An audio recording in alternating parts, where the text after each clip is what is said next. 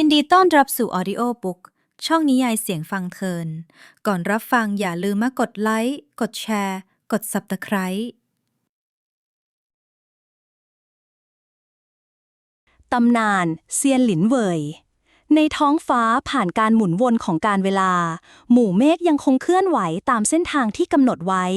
สายลมแห่งความสงบพัดผ่านทิวเขาที่ยังคงหลงเหลือไว้ในความทรงจำของผู้คน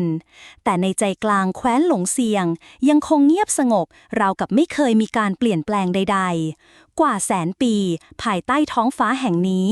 หลินเหวยหญิงสาวผู้เกิดในตระกูลขุนนางเก่าแก่แห่งแคว้นหลงเซียงมีชีวิตที่สงบสุขแม้จะต้องอยู่ในกรอบของสังคมสูงส่งเธอเติบโตมาในตำหนักหลวงที่ตกแต่งด้วยสีทองและแก้วที่สะท้อนแสงระยิบระยับแต่ทว่าใจของหลินเหวยกลับไม่เคยพอใจในชีวิตที่ถูกกำหนดไว้ให้จากสังคมรอบข้างเธอมีฝีมือในการต่อสู้และความสามารถพิเศษที่ไม่ธรรมดาแม้จะไม่เคยแสดงออกมาก่อนแต่กลับเป็นความลับที่ครอบครัวของเธอเองยังไม่สามารถเข้าใจได้เหวยออกมาที่สวนหน่อยสิเสียงของหลินหยูพ่อของเธอดังขึ้นในห้องขนาดใหญ่ที่เต็มไปด้วยความเงียบงันหลินเหวยลุกขึ้นจากที่นั่งและเดินไปตามทางเดินหินที่มีกลิ่นหอมของดอกไม้ลอยมาในอากาศสวนหลังตำหนักเป็นสถานที่ที่หลินเหวยมักจะมาเดินเล่นเมื่อเธอรู้สึกเครียดหรืออยากพักจากการฝึกฝนวันหนึ่งในขณะที่เธอเดินอยู่ท่ามกลางดอกบัวสีขาวที่สะท้อนแสงแดดในยามเช้าร่างหนึ่งก็ปรากฏขึ้นต่อหน้าเธอชายหนุ่มในชุดคลุมสีดำคลับที่มีแถบสีทองสะท้อนแสงในตัวเองเขาดูเหมือนจะไม่ใช่คนในแคว้นหลงเซียงท่าทางของเขาดูราวกับว่าจะเป็นผู้มีพลังสูงส่งที่ไม่ใช่มนุษย์ธรรมดาท่านคือใครหลินเหวยถามด้วยเสียงที่เต็มไปด้วยความสงสัยและไม่กลัวสายตาของเธอจ้องมองไปที่เขาชายหนุ่มยิ้มเล็กน้อยดวงตาของเขาเปล่งประกายเหมือนดวงดาวที่ไร้ขีดจำกัดข้าคือผู้ที่ส่งมาเพื่อปลุกพลังในตัวเจ้าเสียงของชายหนุ่มนั้นราบเรียบแต่เต็มไปด้วยความลึกลับและในคำพูดนั้นมีบางอย่างที่ทำให้หัวใจของหลินเหวยกระตุกเบาๆหลินเหวยรู้สึกได้ถึงแรงบางอย่างที่เริ่มสะท้อนจากภายในร่างกายของเธอแม้จะไม่เคยรู้จักชายหนุ่มผู้นี้แต่กลับมีบางสิ่งในตัวเขาที่เรียกร้องความสนใจจากเธอเหวยออกมาที่สวนหน่อยสิเสียงของหลินหยูพ่อของเธอดังขึ้นในห้องขนาดใหญ่ที่เต็มไปด้วยความเงียบงันหลินเหวยลุกขึ้นจากที่นั่งและเดินไปตามทางเดินหินที่มีกลิ่นหอมของดอกไม้ลอยมาในอากาศสวนหลังตำหนักเป็นสถานที่ที่หลินเหวยมักจะมาเดินเล่นเมื่อเธอรู้สึกเครียดหรืออยากพักจากการฝึกฝนวันหนึ่งในขณะที่เธอเดินอยู่ท่ามกลางดอกบัวสีขาวที่สะท้อนแสงแดดในยามเช้าร่างหนึ่งก็ปรากฏขึ้นต่อหน้าเธอชายหนุ่มในชุดคลุมสีดำคลับที่มีแถบสีทองสะท้อนแสงในตัวเองเขาดูเหมือนจะไม่ใช่คนในแคว้นหลงเซียงท่าทางของเขาดูราวกับว่าจะเป็นผู้มีพลังสูงส่งที่ไม่ใช่มนุษย์ธรรมดาท่านคือใครหลินเหวยถามด้วยเสียงที่เต็มไปด้วยความสงสัยและไม่กลัวสายตาของเธอจ้องมองไปที่เขาชายหนุ่มยิ้มเล็กน้อยดวงตาของเขาเปล่งประกายเหมือนดวงดาวที่ไร้ขีดจำกัดข้าคือผู้ที่ส่งมาเพื่อปลุกพลังในตัวเจ้าเสียงของชายหนุ่มนั้นราบเรียบแต่เต็มไปด้วยความลึกลับและในคำพูดนั้นมีบางอย่างที่ทำให้หัวใจของหลินเหวยกระตุกเบาๆหลินเหวยรู้สึกได้ถึงแรงบางอย่างที่เริ่มสะท้อนจากภายในร่างกายของเธอแม้จะไม่เคยรู้จักชายหนุ่มผู้นี้แต่กลับมีบางสิ่งในตัวเขาที่เรียกร้องความสนใจจากเธอพลังในตัวข้าคือใครข้าคือใครเธอถามด้วยความสนใจลึกๆราวกับพลังบางอย่างในตัวของเธอเพิ่งจะถูกปลุกขึ้นชายหนุ่มยิ้มอีกครั้งก่อนที่จะยื่นมือออกไปเจ้าคือผู้ที่กำหนดชะตากรรมแห่งยุคนี้เหวยในขณะที่คำพูดของเขาดังขึ้นพลังบางอย่างก็เริ่มไหลผ่านร่างของหลินเหวยเหมือนกับว่าทุกอย่างรอบตัวเธอเริ่มหายไปและมองเห็นแสงสว่างที่เจิดจ้าเมื่อแสงนั้นจางหายไปหลินเหวยพบว่าตัวเองยืนอยู่ในที่แห่งหนึ่งที่ไม่เคยเห็นมาก่อน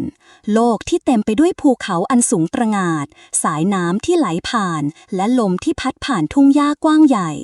ทุกสิ่งทุกอย่างดูเหมือนจะมีชีวิตและพลังบางอย่างที่ไม่อาจอธิบายได้ท่านคือใครเสียงชายหนุ่มดังขึ้นจากท้องฟ้าเหมือนกับเป็นเสียงจากโลกอื่น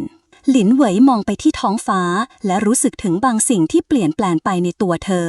ไม่ใช่แค่การฝึกฝนที่เคยทำแต่การเริ่มต้นของการเดินทางที่ไม่อาจย้อนกลับแสงจากท้องฟ้าที่เคยสว่างจ้าเริ่มลดทอนลงและหลินเหวยพบว่าเธอยืนอยู่ในสถานที่ที่ไม่สามารถอธิบายได้ความรู้สึกแปลกประหลาดครอบงำเธอเหมือนกำลังยืนอยู่ในฝันที่ไม่สามารถตื่นได้โลกนี้ไม่เหมือนโลกที่เธอเคยรู้จักทุกสิ่งรอบตัวเหมือนจะมีชีวิตและความหมายที่ลึกซึ้งยิ่งกว่าที่เธอเคยคาดคิดที่นี่คือที่ไหนหลินเหวยถามออกไปเสียงเบาสายตาของเธอจับจ้องไปยังภูเขาสูงที่มีสายหมอกลอยอยู่เหนือยอดเขาและท้องฟ้าที่มีสีทองอารามเหมือนมีการไหลเวียนของพลังบางอย่างที่เธอไม่เคยรู้จักมาก่อนเสียงของชายหนุ่มที่นำทางมาปรากฏขึ้นอีกครั้งจากด้านหลังเธอเสียงที่เต็มไปด้วยความมั่นคงและความลึกลับที่นี่คือภูเขาเงาจันทร์ดินแดนของพลังเซียนที่หลับไหลมานานหลายพันปีหลินเหวยหันไปพบชายหนุ่มในชุดคลุมสีดำคลับที่ยังคงยืนอยู่ไม่ห่างจากเธอเขายังคงยิ้มเล็กน้อยและในดวงตาของเขาเต็มไปด้วยความรู้และความลับที่เธอไม่อาจเข้าใจได้ข้าจะพาเจ้าไปยังป่าลี้ลับซึ่งมีการฝึกฝนพลังที่แท้จริงของเซียนถ้าเจ้าต้องการเรียนรู้เกี่ยวกับพลังที่ซ่อนอยู่ในตัวเธอเขากล่าวและด้วยคำพูดนั้นหลินเหวยรู้สึกถึงความเร่งด่วนในสายตาของเขาทำไมข้าถึงต้องมาที่นี่ข้าคือใครหลินเหวยถามความสงสัยในใจของเธอไม่เคยลดลงเลยแม้จะรู้สึกถึงบางสิ่งที่ไม่คุ้นเคยพลังบางอย่างที่มีอยู่ในตัวเธอแต่เธอก็ยังคงไม่เข้าใจชายหนุ่มยิ้มบางๆแล้วก้าวไปข้างหน้าเจ้าไม่ใช่แค่ผู้หญิงธรรมดาหลินเหวยเจ้าคือผู้ที่ถูกเลือกให้เป็นผู้ที่สามารถปลุกเทพเซียนที่หลับไหลในตัวเธอและทำลายวงจรของพลังมืดที่จะคุกคามโลกนี้คำพูดของเขาทำให้หลินเหวยชะงักไปชั่วครู่ความรู้สึกของการถูกเลือกและความรับผิดชอบที่ตามมาทำให้หัวใจของเธอเต้นแรงขึ้นอย่างไม่สามารถควบคุมได้พลังมืดเธอถามใจของเธอยิ่งสงสัยและเต็มไปด้วยคำถามใช่มีพลังมืดที่อยู่ในโลกนี้ซึ่งเคยถูกปิดบังไว้เป็นพันปีมันจะค่อยๆฟื้นฟูขึ้นมาและเจ้าคือผู้ที่ต้องหยุดมันก่อนที่จะสายเกินไปหลินเหวยหลับตาลงรู้สึกถึงบางสิ่งที่เกิดขึ้นในตัวเธอพลังบางอย่างที่เหมือนจะเริ่มตื่นขึ้นภายในร่างกายของเธอพยายามหายใจเข้าออกอย่างสม่ำเสมอแต่ก็รู้สึกเหมือนหัวใจของเธอกำลังพยายามปลดปล่อยพลังบางอย่างที่เธอไม่สามารถเข้าใจได้ชายหนุ่มเดินไปข้างหน้าแล้วชี้ไปที่เส้นทางที่ทอดยาวไปในป่าลี้ลับที่อยู่เบื้องหน้าการเดินทางของเจ้ากำลังเริ่มต้นขึ้นแล้วหลินเหวยหากเจ้าต้องการเรียนรู้และปลุกพลังในตัวเองเจ้ามีทางเลือกเดียวหลินเหวยมองตามทางเดินที่เต็มไปด้วยความมืดและหมอกหนาสายตาของเธอทอประกายแน่วแน่และเต็มไปด้วยความมุ่งมั่นแม้จะมีความสงสัยในใจแต่เธอก็รู้ว่าไม่มีทางเลือกอื่นข้าจะไปกับท่านหลินเหวยตอบเสียงแน่วแน่แม้จะยังคงไม่เข้าใจทุกสิ่งที่เกิดขึ้นแต่ความรู้สึกในใจบอกเธอว่าเธอไม่มีทางเลือกอื่นชายหนุ่มพยักหน้าแล้วหันหลังเดินไปข้างหน้าเสียงฝีเท้าของเขาดังลอยไปในอากาศที่เปล่าเปลี่ยวหลินเหวยก้าวตามไปรู้สึกถึงบางสิ่งที่เปลี่ยนแปลงไปในตัวเธอทุกย่างก้าวที่เธอก้าวไปเธอรู้สึกถึงพลังที่เริ่มเติบโตในร่างกายของเธอ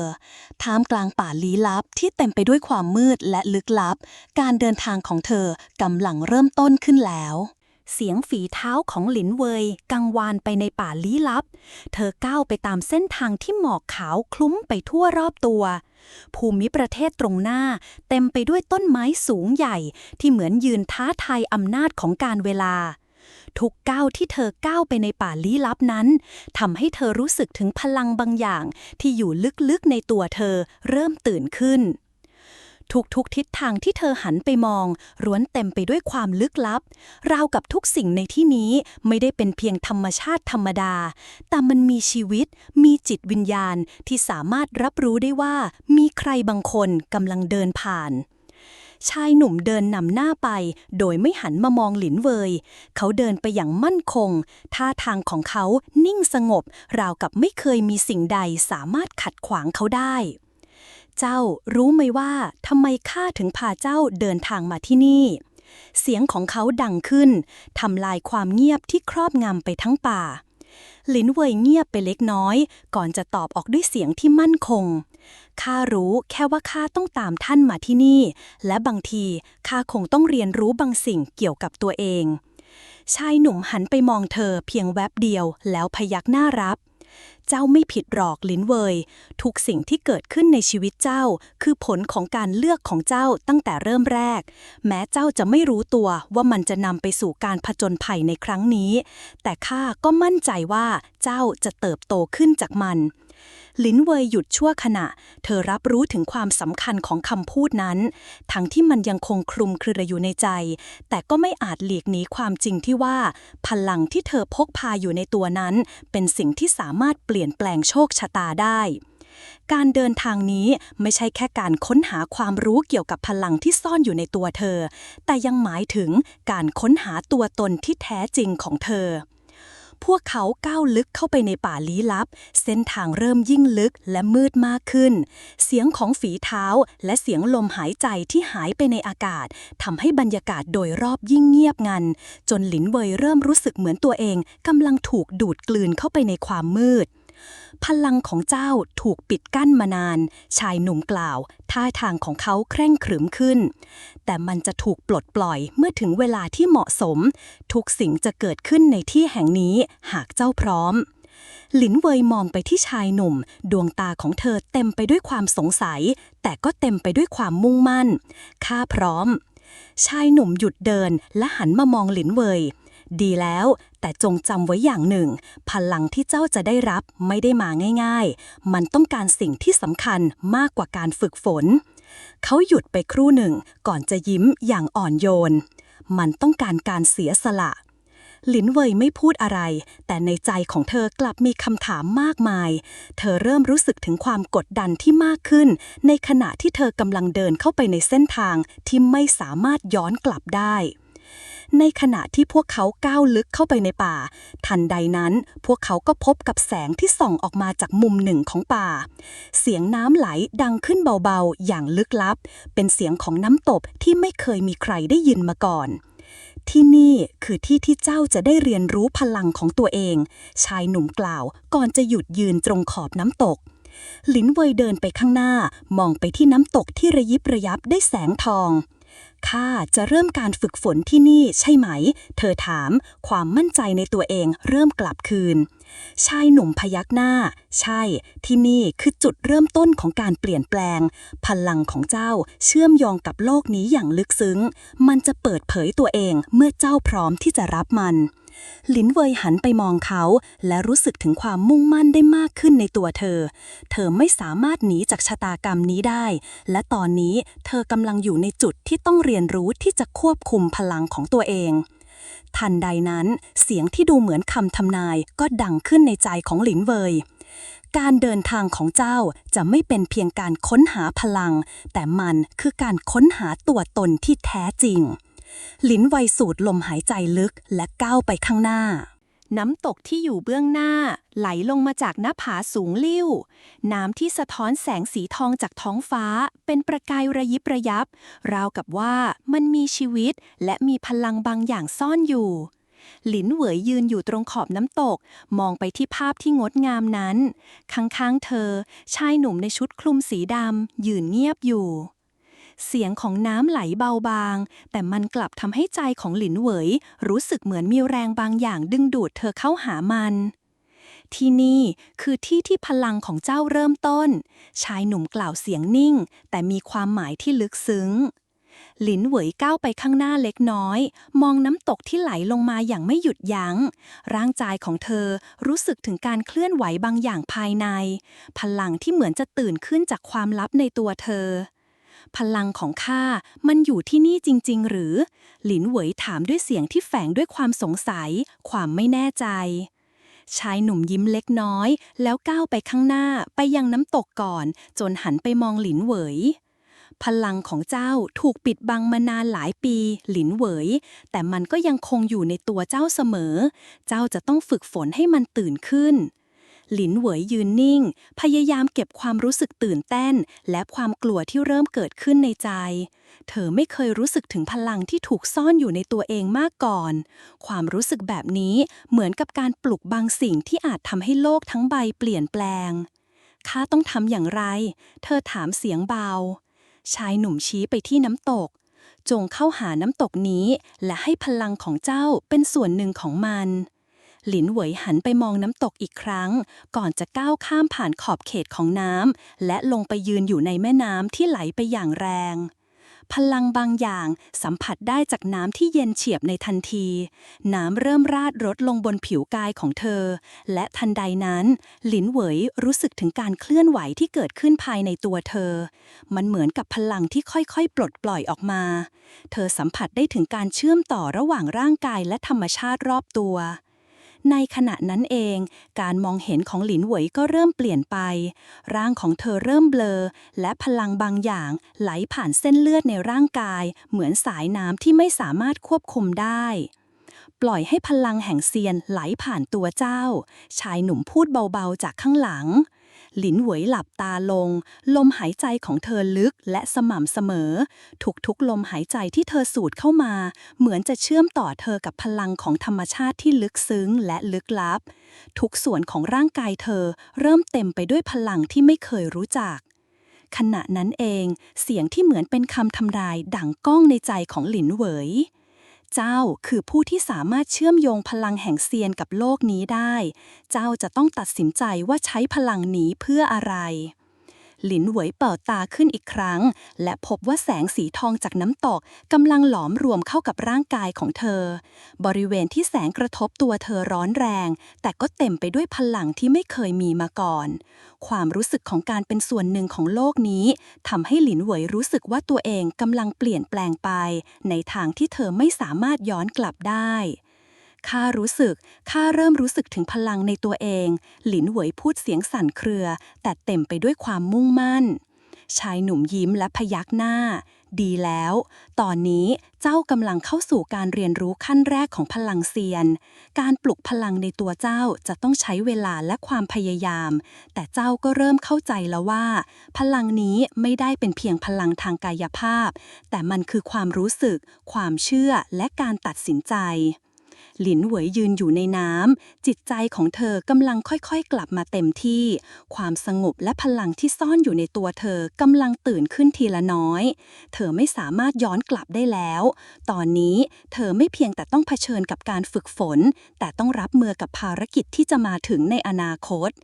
ข้าจะทำให้ดีที่สุดเธอพูดออกมาเบาๆแต่มันเต็มไปด้วยความมุ่งมั่นชายหนุ่มหันไปมองเธอสีหน้าเขาจริงจังขึ้นจงจำไว้หลินเหวยพลังที่เจ้ามีคือดาบสองคมมันสามารถช่วยโลกนี้ได้แต่มันก็อาจทำลายทุกสิ่งได้เช่นกันหลินเหวยมองเขาหัวใจของเธอเต็มไปด้วยคำถามแต่ก็พร้อมที่จะเดินหน้าต่อไปในเส้นทางที่เต็มไปด้วยความลึกลับหลังจากการฝึกฝนที่น้ำตกหลินเหวยรู้สึกถึงพลังบางอย่างที่หลั่งไหลผ่านร่างกายของเธออย่างรวดเร็วเหมือนกับการปลุกพลังที่หลับไหลในตัวเธอมาแสนนานความรู้สึกที่แปลกใหม่นี้ยังคงสั่นสะเทือนอยู่ในทุกส่วนของร่างกายตั้งแต่ปลายนิ้วจนถึงหัวใจเธอเริ่มรู้สึกถึงการเชื่อมโยงที่ลึกซึ้งกับโลกและธรรมชาติรอบตัวตอนนี้เจ้าจะต้องทำการทดสอบเพื่อพิสูจน์ว่าพลังของเจ้าพร้อมที่จะถูกใช้งานจริงเสียงของชายหนุ่มดังก้องขึ้นจากข้างหลังหลินเหวยเขาหันไปมองเธอด้วยสายตาที่จริงจังหลินเหวยหันไปมองชายหนุ่มใจของเธอยิ่งรู้สึกถึงความตื่นเต้นและความกดดันที่จะเกิดขึ้นในไม่ช้าเธอไม่รู้ว่าเขาหมายถึงอะไรแต่เมื่อได้ยินคำว่าทดสอบมันทำให้เธอเข้าใจทันทีว่าเธอกำลังจะเผชิญกับอะไรบางอย่างที่สำคัญทดสอบข้าต้องทำอย่างไรหลินเหวยถามเสียงของเธอเต็มไปด้วยความกังวลแต่ก็มีความแน่วแน่ที่สะท้อนออกมา ชายหนุ่มพยักหน้าทดสอบนี้จะไม่ง่ายแต่มันจำเป็นที่เจ้าต้องทำเพื่อให้พลังของเจ้าเติบโตและพัฒนาขึ้นในโลกแห่งนี้การใช้พลังที่ไม่ผ่านการทดสอบจะไม่สามารถทำให้เจ้ากลายเป็นเซียนที่แท้จริงได้เขายิ้มเล็กน้อยก่อนจะเดินไปข้างหน้าและชี้ไปยังที่ตั้งของยอดเขาสูงที่ตั้งอยู่ในระยะทางไกลเจ้าจะต้องปีนขึ้นไปที่ยอดเขานั่นและค้นหาหินลึกลับที่ซ่อนอยู่บนยอดเขาหลินเหวยมองตามทิศทางที่เขาชี้ไป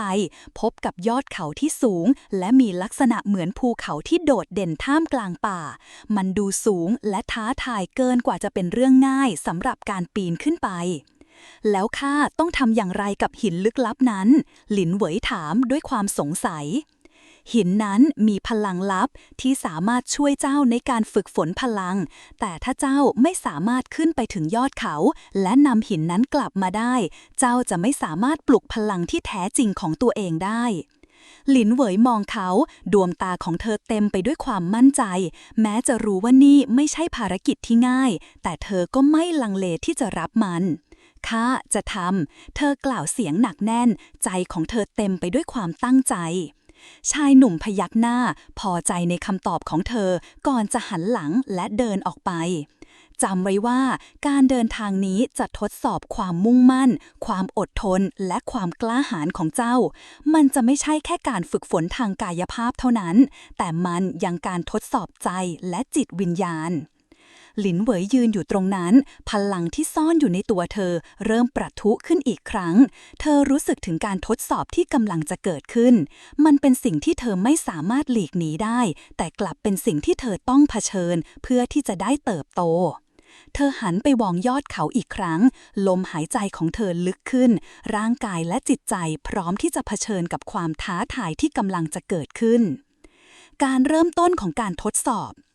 การเดินทางไปยังยอดเขานั้นไม่ได้ง่ายเลยเส้นทางเต็มไปด้วยความยากลำบากหลินเหวยต้องปีนป่ายขึ้นไปตามภูเขาที่สูงชันท่ามกลางต้นไม้และหินขรุขระที่ทำให้ทุกย่างก้าวกลายเป็นความท้าทาย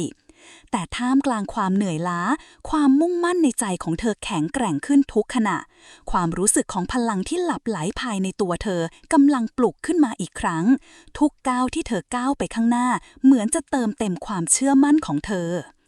ระหว่างการปีนขึ้นไปหลินเหวยพบกับอุปสรรคหลายอย่างทั้งความชันของภูเขาและพลังงานบางอย่างที่เหมือนจะขัดขวางเธอจากการก้าวไปข้างหน้าเธอเจอกับอุปสรรคที่ไม่คาดคิดมังกรหินตัวหนึ่งที่ซ่อนอยู่ในรอยแยกของภูเขา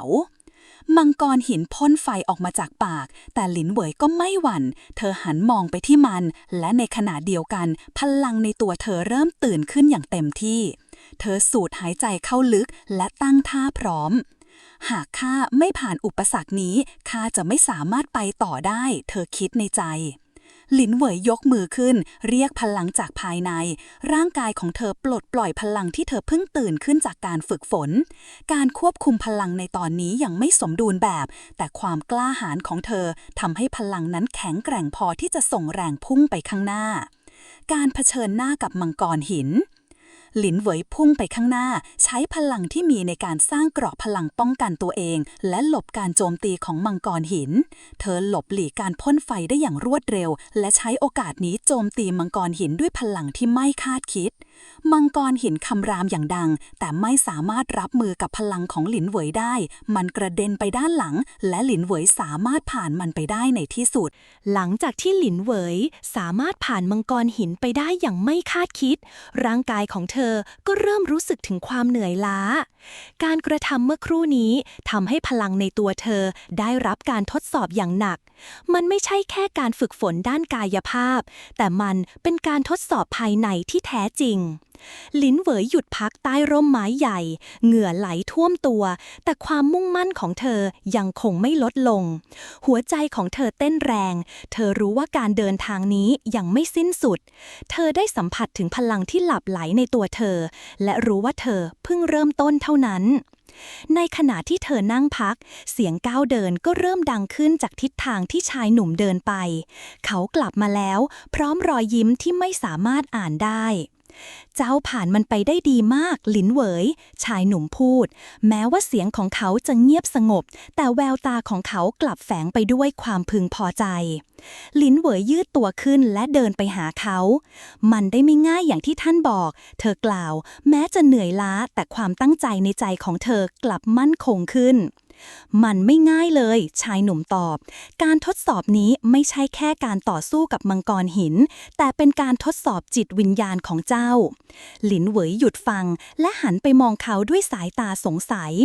ทดสอบจิตวิญญาณหมายความว่าอย่างไรชายหนุ่มยิ้มท่าทางของเขาแสดงให้เห็นถึงความเข้าใจในเรื่องนี้พลังของเจ้ามาจากการเชื่อมโยงกับธรรมชาติและจิตวิญญาณของโลกนี้หากเจ้าสามารถควบคุมและเข้าใจมันได้เจ้าจะสามารถปลุกพลังในตัวเองได้อย่างสมบูรณ์แบบหลินเหวยยืนเงียบฟังคำพูดของเขาและพยายามทำความเข้าใจสิ่งที่เขาพูดนั้นมันไม่ใช่แค่คำพูดธรรมดาแต่มันเหมือนกับให้เธอเห็นมุมมองใหม่เกี่ยวกับพลังที่ซ่อนอยู่ในตัวเธอท่านจะพาข้าไปที่ไหนต่อหลินเหวยถามเตรียมตัวที่จะก้าวไปข้างหน้าชายหนุ่มมองไปยังเส้นทางข้างหน้าเส้นทางที่เต็มไปด้วยหมอกหนาและภูเขาใหญ่เราจะไปยังหุบเขาพิภพแห่งสายลมที่นั่นเป็นที่ที่พลังของเจ้าและพลังแห่งเซียนจะได้รับการทดสอบอีกครั้งลิ้นเหวยพยักหน้าในใจของเธอเต็มไปด้วยคำถามและความสงสัยแต่ก็ไม่สามารถหลีกเลี่ยงการเดินทางนี้ได้หุบเขาพิภพแห่งสายลมเมื่อเดินทางไปถึงหุบเขาพิภพแห่งสายลมหลินเหวยพบว่าเป็นสถานที่ที่เต็มไปด้วยความสงบและความลึกลับภูเขาที่ตั้งอยู่รอบๆหุบเขาเหมือนจะซ่อนตัวเองในหมอกหนาที่หนาแน่นจิตใจของหลินเหวยเริ่มรู้สึกถึงแรงบางอย่างที่กดดันเธอให้ก้าวไปข้างหน้าที่นี่คือที่ที่พลังของเจ้าและพลังแห่งเซียนจะต้องถูกทดสอบชายหนุ่มกล่าวก่อนจะยกมือขึ้นและชี้ไปยังหุบเขาเจ้าต้องเดินเข้าไปในหุบเขานั้นและทดสอบการควบคุมพลังที่แท้จริงในตัวเองหลินเหวยมองเข้าไปในหุบเขาเธอรู้สึกได้ถึงแรงบางอย่างที่กำลังดึงดูดเธอเข้าไปแต่ในขณะเดียวกันก็มีความรู้สึกของการท้าทายที่ไม่อาจหลีกเลี่ยงได้พลังที่เจ้ามีไม่ได้แสดงออกมาอย่างชัดเจนในตอนนี้แต่เจ้าต้องใช้มันให้เป็นประโยชน์ในการเอาชนะอุปสรรคที่อยู่ข้างหน้าหลินเหยสูดลมหายใจลึกแล้วก้าวเข้าไปในหุบเขาการเดินเข้าไปเหมือนการเดินผ่านมิติที่แยกจากโลกที่เธอเคยรู้จักเสียงลมที่พัดผ่านหุบเขาดูเหมือนจะพูดบางอย่างที่เธอไม่สามารถเข้าใจได้การทดสอบที่แท้จริงทันทีที่หลินเหวยก้าวเข้าไปในหุบเขาท้องฟ้าก็เริ่มเปลี่ยนสีจากฟ้าสีฟ้าอ่อนกลายเป็นสีแดงเข้มลมเริ่มแรงขึ้นและพายุที่ไม่มีการเตือนล่วงหน้าก็เริ่มเกิดขึ้นอย่างรวดเร็วทุกสิ่งรอบตัวเธอดูเหมือนจะกลายเป็นความโกลาหลหลินเหวยพยายามตั้งสติใช้พลังที่เธอเพิ่งปลุกขึ้นเพื่อสร้างเกราะป้องกันตัวเองแต่การควบคุมมันยังคงไม่สมบูรณ์เกราะที่เธอสร้างขึ้นเริ่มสั่นสะเทือนและใกล้จะแตกสลายในขณะที่พายุรอบตัวรุ่มแรงขึ้นหลินเหวยรู้สึกถึงบางสิ่งที่ไม่สามารถอธิบายได้เหมือนมีพลังที่มาจากภายในที่ต้องการจะหลุดออกมาแต่ในขณะเดียวกันก็เหมือนมีแรงบางอย่างที่พยายามจะดึงเธอลงไปอย่าหยุดใช้พลังที่แท้จริงเสียงของชายหนุ่มดังก้องในหัวของหลินเหวยมันทำให้เธอรู้สึกถึงการกระตุ้นบางอย่างในตัวเองหลินเหวยปิดตาลงใช้สมาธิทั้งหมดในการเชื่อมต่อกับพลังที่อยู่ภายในร่างกายของเธอรู้สึกถึงการไหลของพลังที่เชื่อมโยงกับธรรมชาติและองค์ประกอบรอบตัวเธอทันใดนั้นแสงสีทองก็เริ่มเปล่งประกายออกจากร่างกายของหลินเหวยการควบคุมพลังเริ่มแข็งแกร่งขึ้นและเกราะพลังที่เธอสร้างขึ้นก็กลายเป็นเกราะที่ไม่สามารถทำลายได้ข้าทำได้แล้วหลินเหวยกระซิบเบาๆในขณะที่พายุรอบตัวเธอเริ่มสงบลงหลังจากการทดสอบที่หุบเขาพิภพแห่งสายลมหลินเหวยยืนอยู่ในใจกลางของพายุที่ค่อยๆสงบลง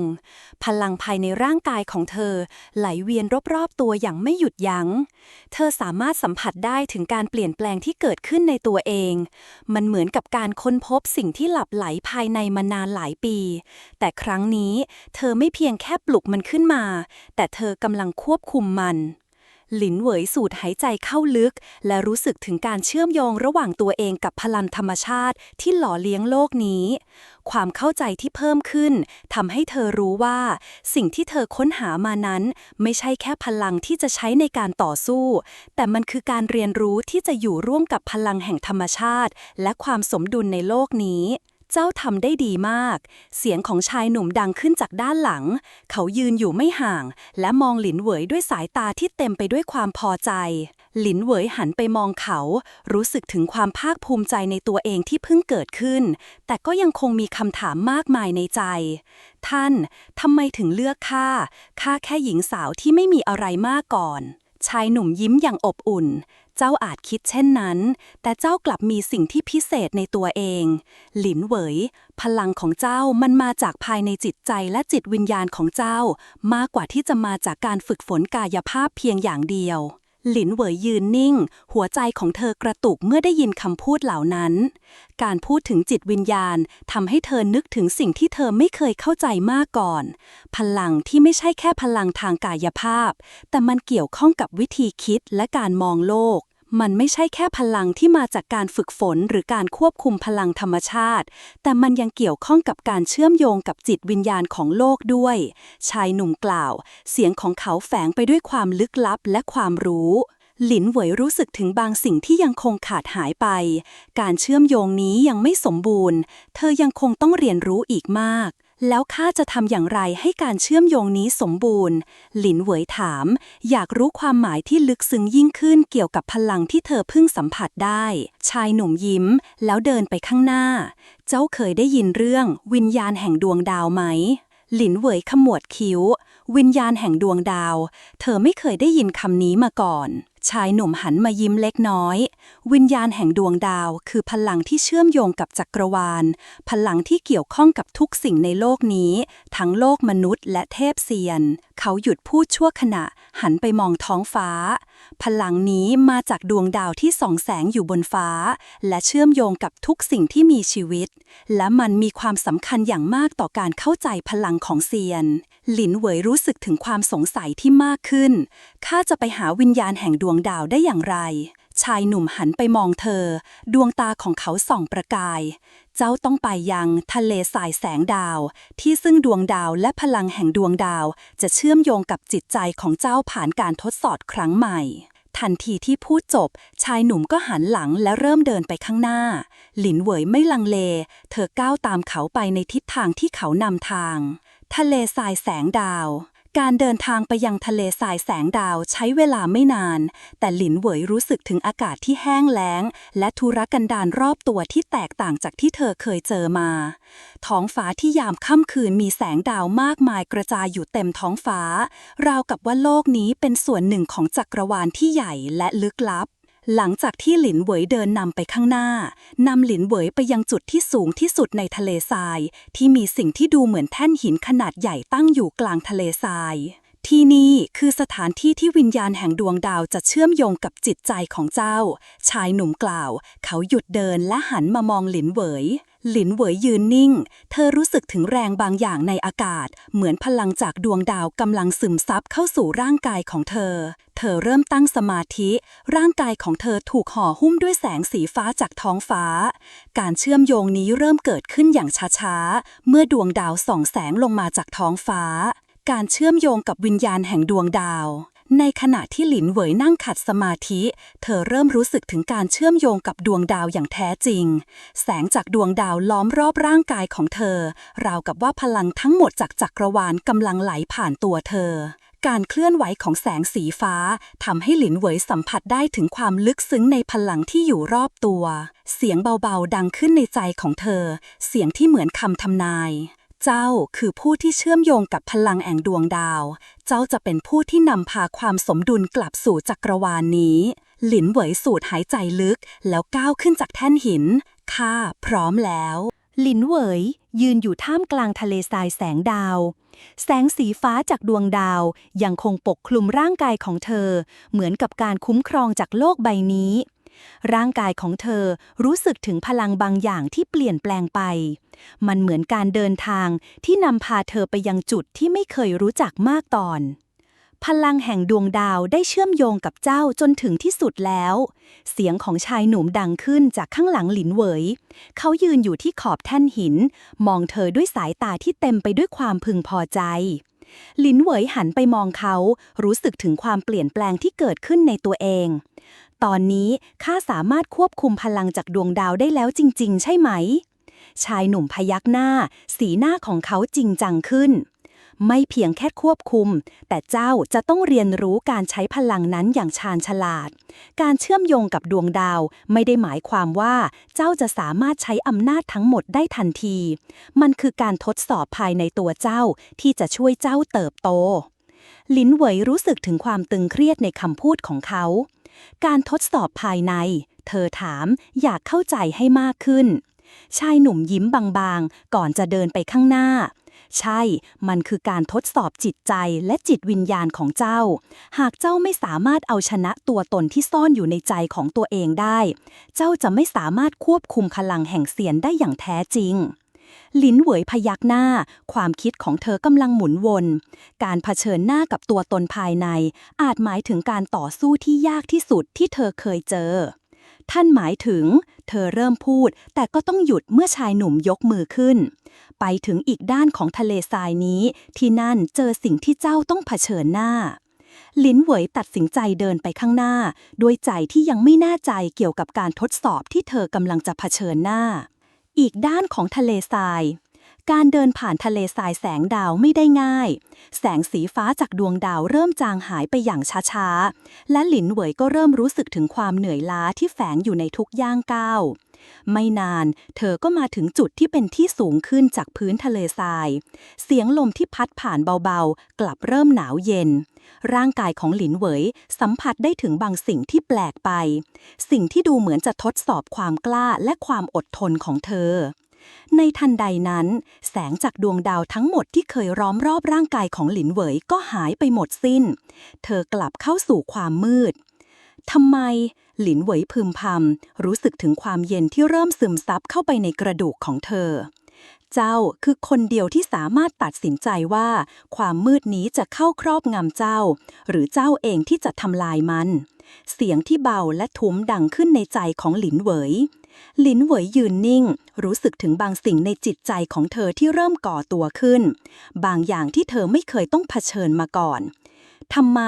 ข้าจะต้องเผชิญกับความมืดนี้เธอถามแม้คำถามนี้จะวนเวียนอยู่ในหัวของเธอแต่ก็ไม่สามารถหาคำตอบได้เพราะความมืดนี้คือส่วนหนึ่งของเจ้าที่ซ่อนอยู่ความกลัวความเครียดความผิดหวังความอ่อนแอทุกสิ่งที่เจ้าพยายามหลีกเลี่ยง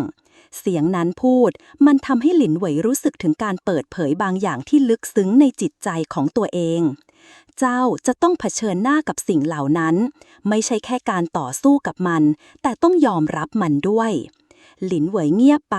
ดวงตาของเธอหลับลงและในความมืดนั้นเธอเห็นตัวเองในขณะที่ยังเป็นเด็กหญิงตัวเล็กๆที่ไม่เคยสามารถปกป้องคนที่เธอรักได้ความผิดหวังในตัวเองที่เธอไม่เคยยอมรับมาก่อนข้าไม่สามารถเอาชนะมันได้ข้าอ่อนแอแต่ในความมืดนั้นเสียงของชายหนุ่มก็ดังขึ้นในใจเธอเจ้าไม่จำเป็นต้องทำลายความอ่อนแอของตัวเองหลินเหวยเจ้าต้องยอมรับมันเพื่อที่จะกลายเป็นคนที่แข็งแกร่งยิ่งขึ้นหลินเหวยสูดหายใจลึกความเจ็บปวดที่ซ่อนอยู่ในใจของเธอกำลังสลายไปความมืดที่เคยครอบงำจิตใจเธอเริ่มสลายไปเช่นกันเธอเริ่มเข้าใจการยอมรับตัวตนของตัวเองทั้งความแข็งแกร่งและความอ่อนแอคือสิ่งที่จะทำให้เธอเติบโตและควบคุมพลังได้อย่างแท้จริงการเผชิญหน้าที่แท้จริงในขณะที่หลินเหวยยืนอยู่ท่ามกลางความมืดการเชื่อมโยงกับพลังแห่งดวงดาวและจิตวิญญาณของเธอเริ่มแข็งแกร่งขึ้นทุกสิ่งที่เธอเคยกลัวและไม่รับรองได้กลายเป็นส่วนของเธอและมันทำให้พลังที่เธอมีแข็งแกร่งยิ่งขึ้นทันใดนั้นแสงสีฟ้าก็เริ่มกลับมาอีกครั้งและหลินเหวยรู้สึกถึงการเปลี่ยนแปลงที่เกิดขึ้นในตัวเองเธอสามารถควบคุมพลังได้อย่างสมบูรณ์พลังแห่งดวงดาวที่เคยทำให้เธอรู้สึกกลัวตอนนี้กลับเป็นพลังที่เธอสามารถเชื่อมโยงกับตัวเองได้อย่างเต็มที่ ข้าพร้อมแล้วหลินเหวยพูดด้วยเสียงที่มั่นคงดวงตาของเธอเปล่งประกายด้วยความมั่นใจชายหนุ่มยิ้มเดินเข้ามาหาเธอเจ้าผ่านมันไปได้แล้วหลินเหวยข้าภูมิใจในตัวเจ้าหลินเหวยยิ้มตอบพร้อมที่จะเผชิญกับการผจญภัยที่รออยู่ข้างหน้าจบพาร์ทที่ 8หลินเหวยยืนอยู่บนเส้นทางที่เต็มไปด้วยความไม่แน่นอนพลังจากดวงดาวที่เชื่อมโยงกับจิตใจของเธอยังคงไหลเวียนอย่างไม่หยุดหย่อนแต่ในขณะเดียวกันความรู้สึกภายในของเธอกลับทวีความซับซ้อนขึ้นเหมือนกับมีสิ่งที่ต้องตัดสินใจอย่างเร่งด่วนชายหนุ่มที่ยืนอยู่ข้างๆหลินเหวยมองเธอด้วยสายตาที่เข้าใจเหมือนจะรู้ว่าเธอกำลังคิดอะไรหลินเหวยเจ้ารู้หรือไม่ว่าเส้นทางข้างหน้าจะไม่ใช่เรื่องง่ายเจ้ามีพลังที่เพียงพอแล้วที่จะทำลายศัตรูแต่เจ้าจะต้องตัดสินใจว่าความสามารถของเจ้าจะใช้เพื่อสิ่งใดชายหนุ่มยิ้มเล็กน้อยสายตาของเขาอ่อนโยนการเลือกเส้นทางของเจ้าจะต้องขึ้นอยู่กับจิตใจของเจ้าความจริงแล้วการใช้พลังที่มีไม่ใช่แค่การสร้างความแข็งแกร่งแต่มันคือการปกป้องสิ่งที่สำคัญที่สุดในชีวิตของเจ้ามากกว่าหลินเหวยเงียบคำพูดของเขากระทบใจเธออย่างแรงหลินเหวยรู้สึกเหมือนมีบางสิ่งในตัวเธอที่สะท้อนคำพูดนี้มันเหมือนการตัดสินใจที่ยากลำบากที่เธอต้องทำแต่เธอไม่สามารถหลีกเลี่ยงมันได้เจ้าต้องถามตัวเองว่าอะไรคือสิ่งที่สำคัญที่สุดในชีวิตของเจ้ามากที่สุดเขาพูดต่อดวงตาของเขามีแสงบางอย่างที่เหมือนจะเข้าใจหลินเหวยเริ่มตั้งคำถามในใจคำตอบที่มาจากจิตใจของเธอไม่ใช่แค่การตอบสนองต่อคำถามแต่คือการค้นพบสิ่งที่เธอต้องการในชีวิตข้ารู้แล้วหลินเหวยพึมพำกับตัวเองดวงตาของเธอส่องแสงอย่างมั่นใจการตัดสินใจของหลินเหวยหลังจากที่ชายหนุ่มพูดจบหลินเหวยรู้สึกถึงการเปลี่ยนแปลงในตัวเองมันเหมือนกับการก้าวข้ามผ่านจุดที่เธอเคยยึดมั่นในอดีตที่เต็มไปด้วยความกลัวและความไม่มั่นคงตอนนี้หลินเหวยรู้สึกถึงความเชื่อมั่นที่ไม่มีใครสามารถทำลายได้ไม่ว่าเธอจะต้องเผชิญกับการต่อสู้ที่ยากลำบากขนาดไหนข้าตัดสินใจแล้วข้าจะใช้พลังนี้เพื่อปกป้องพวกคนที่ข้ารักและเพื่อความยุติธรรมในโลกนี้ข้าจะไม่ให้พลังนี้เป็นเพียงแค่เครื่องมือสำหรับการทำลายหลินเหวยพูดอย่างหนักแน่นร่างกายของเธอกระเพื่อมด้วยพลังที่เข้มข้นชายหนุ่มพยักหน้าสายตาของเขาเต็มไปด้วยความภูมิใจเจ้าทำได้ดีหลินเหวยเจ้ากำลังเดินในเส้นทางที่สำคัญที่สุดเส้นทางที่ไม่ใช่การใช้พลังแต่คือการทำให้พลังนั้นมีความหมายต่อโลกนี้หลินเหวยรู้สึกถึงแรงผลักดันจากภายในความเชื่อมั่นในตัวเองทำให้เธอก้าวไปข้างหน้าอย่างมั่นใจเส้นทางที่อยู่ข้างหน้าอาจจะยากลำบากแต่นั่นคือเส้นทางที่เธอตัดสินใจเดินไปแล้วการเตรียมตัวสำหรับสงครามใหญ่หลังจากการตัดสินใจที่สำคัญนั้นหลินเหวยได้ยินคำบอกกล่าวจากชายหนุ่มอีกครั้งเจ้าจะต้องเตรียมตัวให้พร้อมเพราะสงครามที่ยิ่งใหญ่กำลังจะมาถึงเขาบอกกับเธออย่างจริงจังสงครามหลินเหวยถามรู้สึกถึงการเตรียมตัวที่ไม่เคยมีมาก่อนใช่เป็นสงครามที่เกี่ยวข้องกับจักรวาลและพลังเซียนทั้งหมดความสงบในโลกนี้จะไม่อยู่ได้ตลอดไปการปรากฏตัวของเจ้าและการตัดสินใจของเจ้าจะเป็นกุญแจสำคัญในการต่อสู้ครั้งนี้เขาตอบหลินเหวยรู้สึกถึงความกดดันที่เพิ่มขึ้นในหัวใจแต่ในขณะเดียวกันความมุ่งมั่นก็เริ่มแข็งแกร่งขึ้นข้าจะทำทุกอย่างที่ข้าสามารถทำได้ชายหนุ่มยิ้มอีกครั้งสายตาของเขาแสดงให้เห็นถึงความเชื่อมั่นในตัวหลินเหวยข้ารู้ว่าพลังของเจ้าไม่เพียงพอในตอนนี้แต่เจ้ามีสิ่งที่สำคัญยิ่งกว่าจิตใจที่มุ่งมั่นการฝึกฝนขั้นสูงต่อจากนี้หลินเหวยต้องเผชิญกับการฝึกฝนขั้นสูงที่ยากลำบากยิ่งกว่าเดิมหลังจากการทดสอบที่หุบเขาพิภพแห่งสายลมและทะเลทรายแสงดาวเธอจะต้องพัฒนาความสามารถของตัวเองให้แข็งแกร่งพอที่จะเผชิญกับศัตรูที่มีพลังมหาศาลการฝึกฝนในขั้นนี้จะไม่เพียงแต่ทดสอบพลังของเธอแต่ยังทดสอบวิธีการควบคุมความรู้สึกและการเชื่อมโยงกับพลังที่มาจากดวงดาวและธรรมชาติการรวมพลังกับพันธมิตร ระหว่างการฝึกฝนหลินเหวยได้พบกับพันธมิตรบางคนที่มีพลังในตัวเขาพวกเขาไม่ใช่เพียงแค่ผู้ร่วมฝึกฝนแต่เป็นผู้ที่จะยืนเคียงข้างหลินเหวยในสงครามครั้งใหญ่ที่จะมาถึงคนหนึ่งในนั้นคืออูหยางนักรบสาวที่มีทักษะด้านการต่อสู้และการใช้พลังไฟและอีกคนคือจินเจียนักเวทที่สามารถควบคุมพลังน้ำและดินได้พวกเขาจะเป็นกลุ่มที่สำคัญในการเตรียมตัวเพื่อการต่อสู้ครั้งใหญ่หลังจากการตัดสินใจที่สำคัญหลินเหวยเริ่มฝึกฝนอย่างจริงจังในหุบเขาพิภพแห่งสายลมที่นี่เธอได้รับการฝึกฝนจากชายหนุ่มที่เป็นผู้รู้ในศาสตร์แห่งเซียนและการควบคุมพลังต่างๆทั้งจากธรรมชาติและจักรวาลพลังที่เชื่อมโยงกับดวงดาวกลายเป็นส่วนหนึ่งของร่างกายและจิตใจของหลินเหวยแต่การควบคุมมันกลับไม่ง่ายเลยพลังที่เจ้าได้รับนั้นไม่ใช่แค่สิ่งที่เจ้าเห็นแต่เป็นสิ่งที่เจ้าไม่สามารถมองเห็นได้ชายหนุ่มอธิบายขณะยืนอยู่ข้างหลินเหวยในขณะที่เธอกำลังฝึกการควบคุมลมและน้ำในร่างกายมันคือการควบคุมความสมดุลของทุกสิ่งที่มีอยู่ในโลกนี้รวมทั้งจิตใจของเจ้าเองหลินเหวยยืนตรงมือของเธอลอยอยู่เหนือพื้นดินข้อเท้าและข้อมือสั่นไหวจากพลังที่ไหลเข้าไปในร่างกายของเธอข้าเข้าใจแล้วข้าต้องยอมรับพลังในตัวเองไม่เพียงแต่ใช้มันแต่ต้องให้มันไหลเวียนในตัวเองให้กลมกลืนกับทุกสิ่งชายหนุ่มยิ้มเล็กน้อยพยักหน้าเห็นด้วย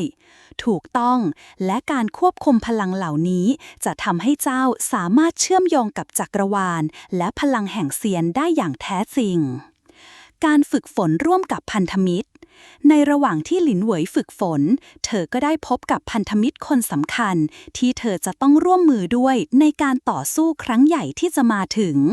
อูหยางนักรบสาวผู้มีพลังไฟที่ร้อนแรงและทักษะในการป้องกันที่ยอดเยี่ยมกลายเป็นพันธมิตรคนแรกที่เข้าร่วมกับหลินเหวยในการฝึกฝนพลังของอูหยางไม่ใช่แค่ความร้อนแรงจากไฟ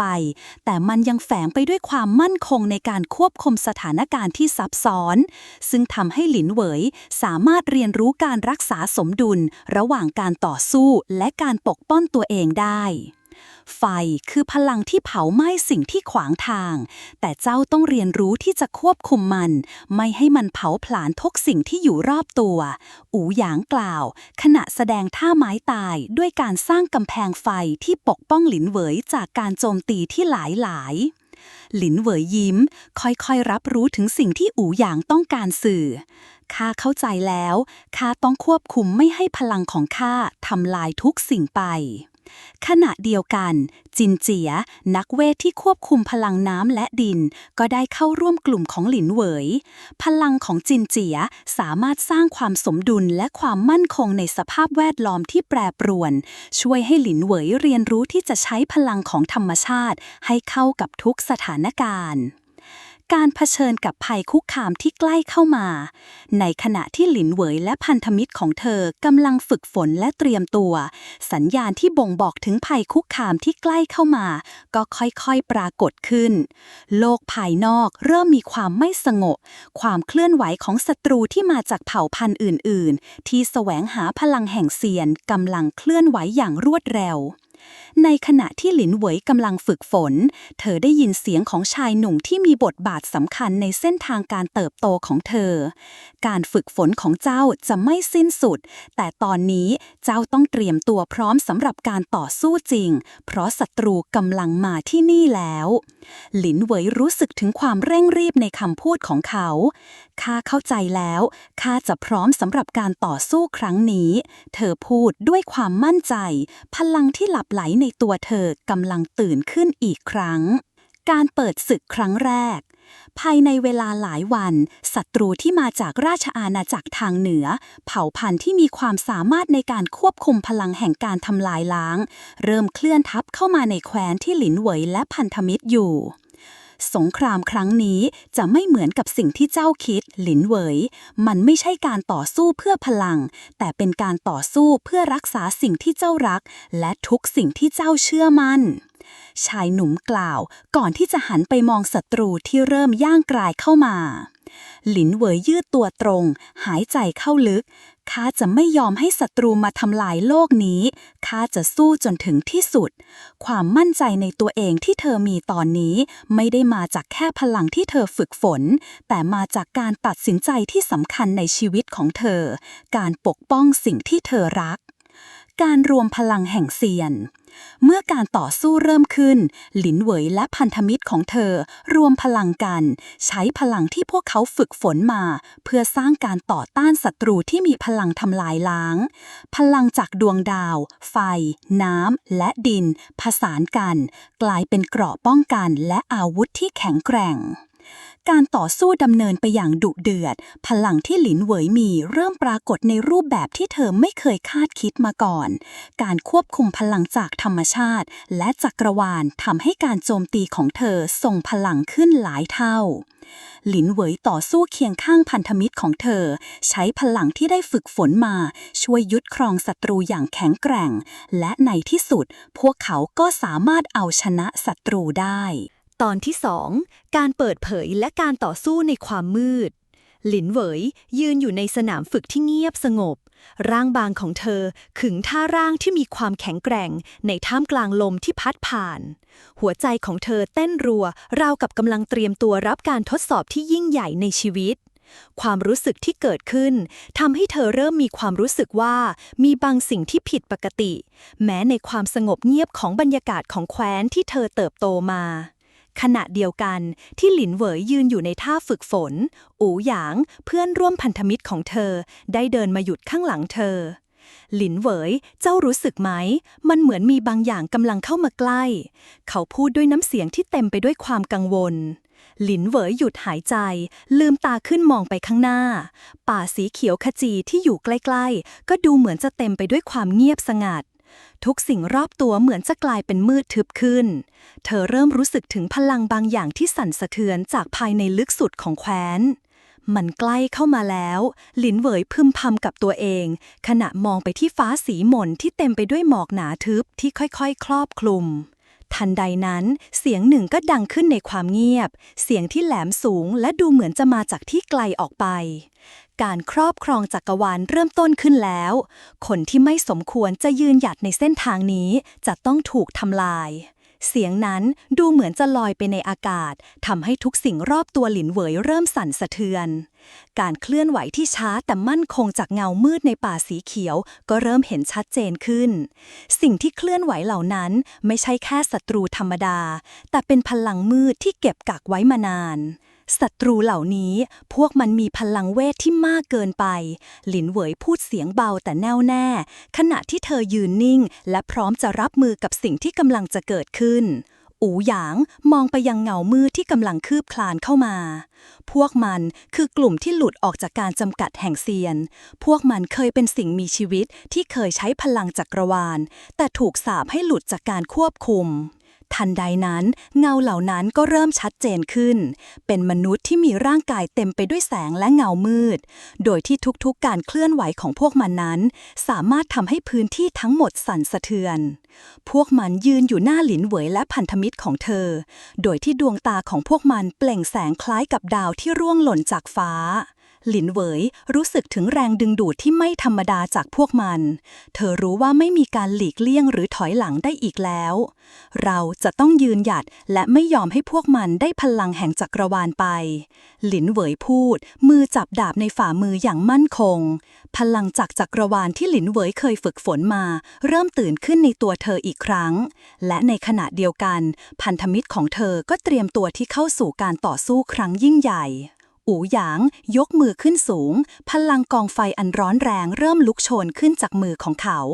พวกเราไม่มีทางเลือกต้องปกป้องจักรวาลนี้เขาตะโกนอย่างมุ่งมั่นการต่อสู้ครั้งนี้ไม่ใช่การป้องกันแคว้นจากการโจมตีแต่ยังเป็นการต่อสู้ที่เกี่ยวข้องกับอำนาจที่สูงส่งพลังแห่งจักรวาลที่ทุกคนต้องพยายามรักษาไว้ให้ได้พลังเวทที่มืดมิดและแข็งแกร่งของศัตรูเริ่มโจมตีทันทีพวกมันเคลื่อนที่อย่างรวดเร็วและเข้าปะทะกับกลุ่มของหลินเหวยขณะที่อู่หยางใช้พลังไฟโจมตีไปยังพวกมันแต่ดูเหมือนว่าพลังจากไฟนั้นไม่สามารถทำอะไรพวกมันได้มากนัก พวกมันดูเหมือนจะไม่มีจุดอ่อนที่สามารถทำลายได้หลินเหวยตัดสินใจใช้พลังแห่งจักรวาลที่เธอฝึกฝนมานานหลายปีเธอยืดตัวให้ตรงตั้งใจแน่วแน่และเริ่มเรียกพลังจากดวงดาวที่ล้อมรอบจักรวาลใบหน้าของหลินเหวยแฝงด้วยความมั่นคงในขณะที่พลังเวทจากดวงดาวเริ่มไหลเข้าสู่ร่างของเธอดวงตาของเธอส่องประกายแสงสีฟ้าสว่างไปทั่วทั้งสนามรบพลังจักรวาลจะต้องเป็นของเราหลินเหวยตะโกนในขณะที่พลังจากดวงดาวและจักรวาลไหลผ่านร่างของเธอ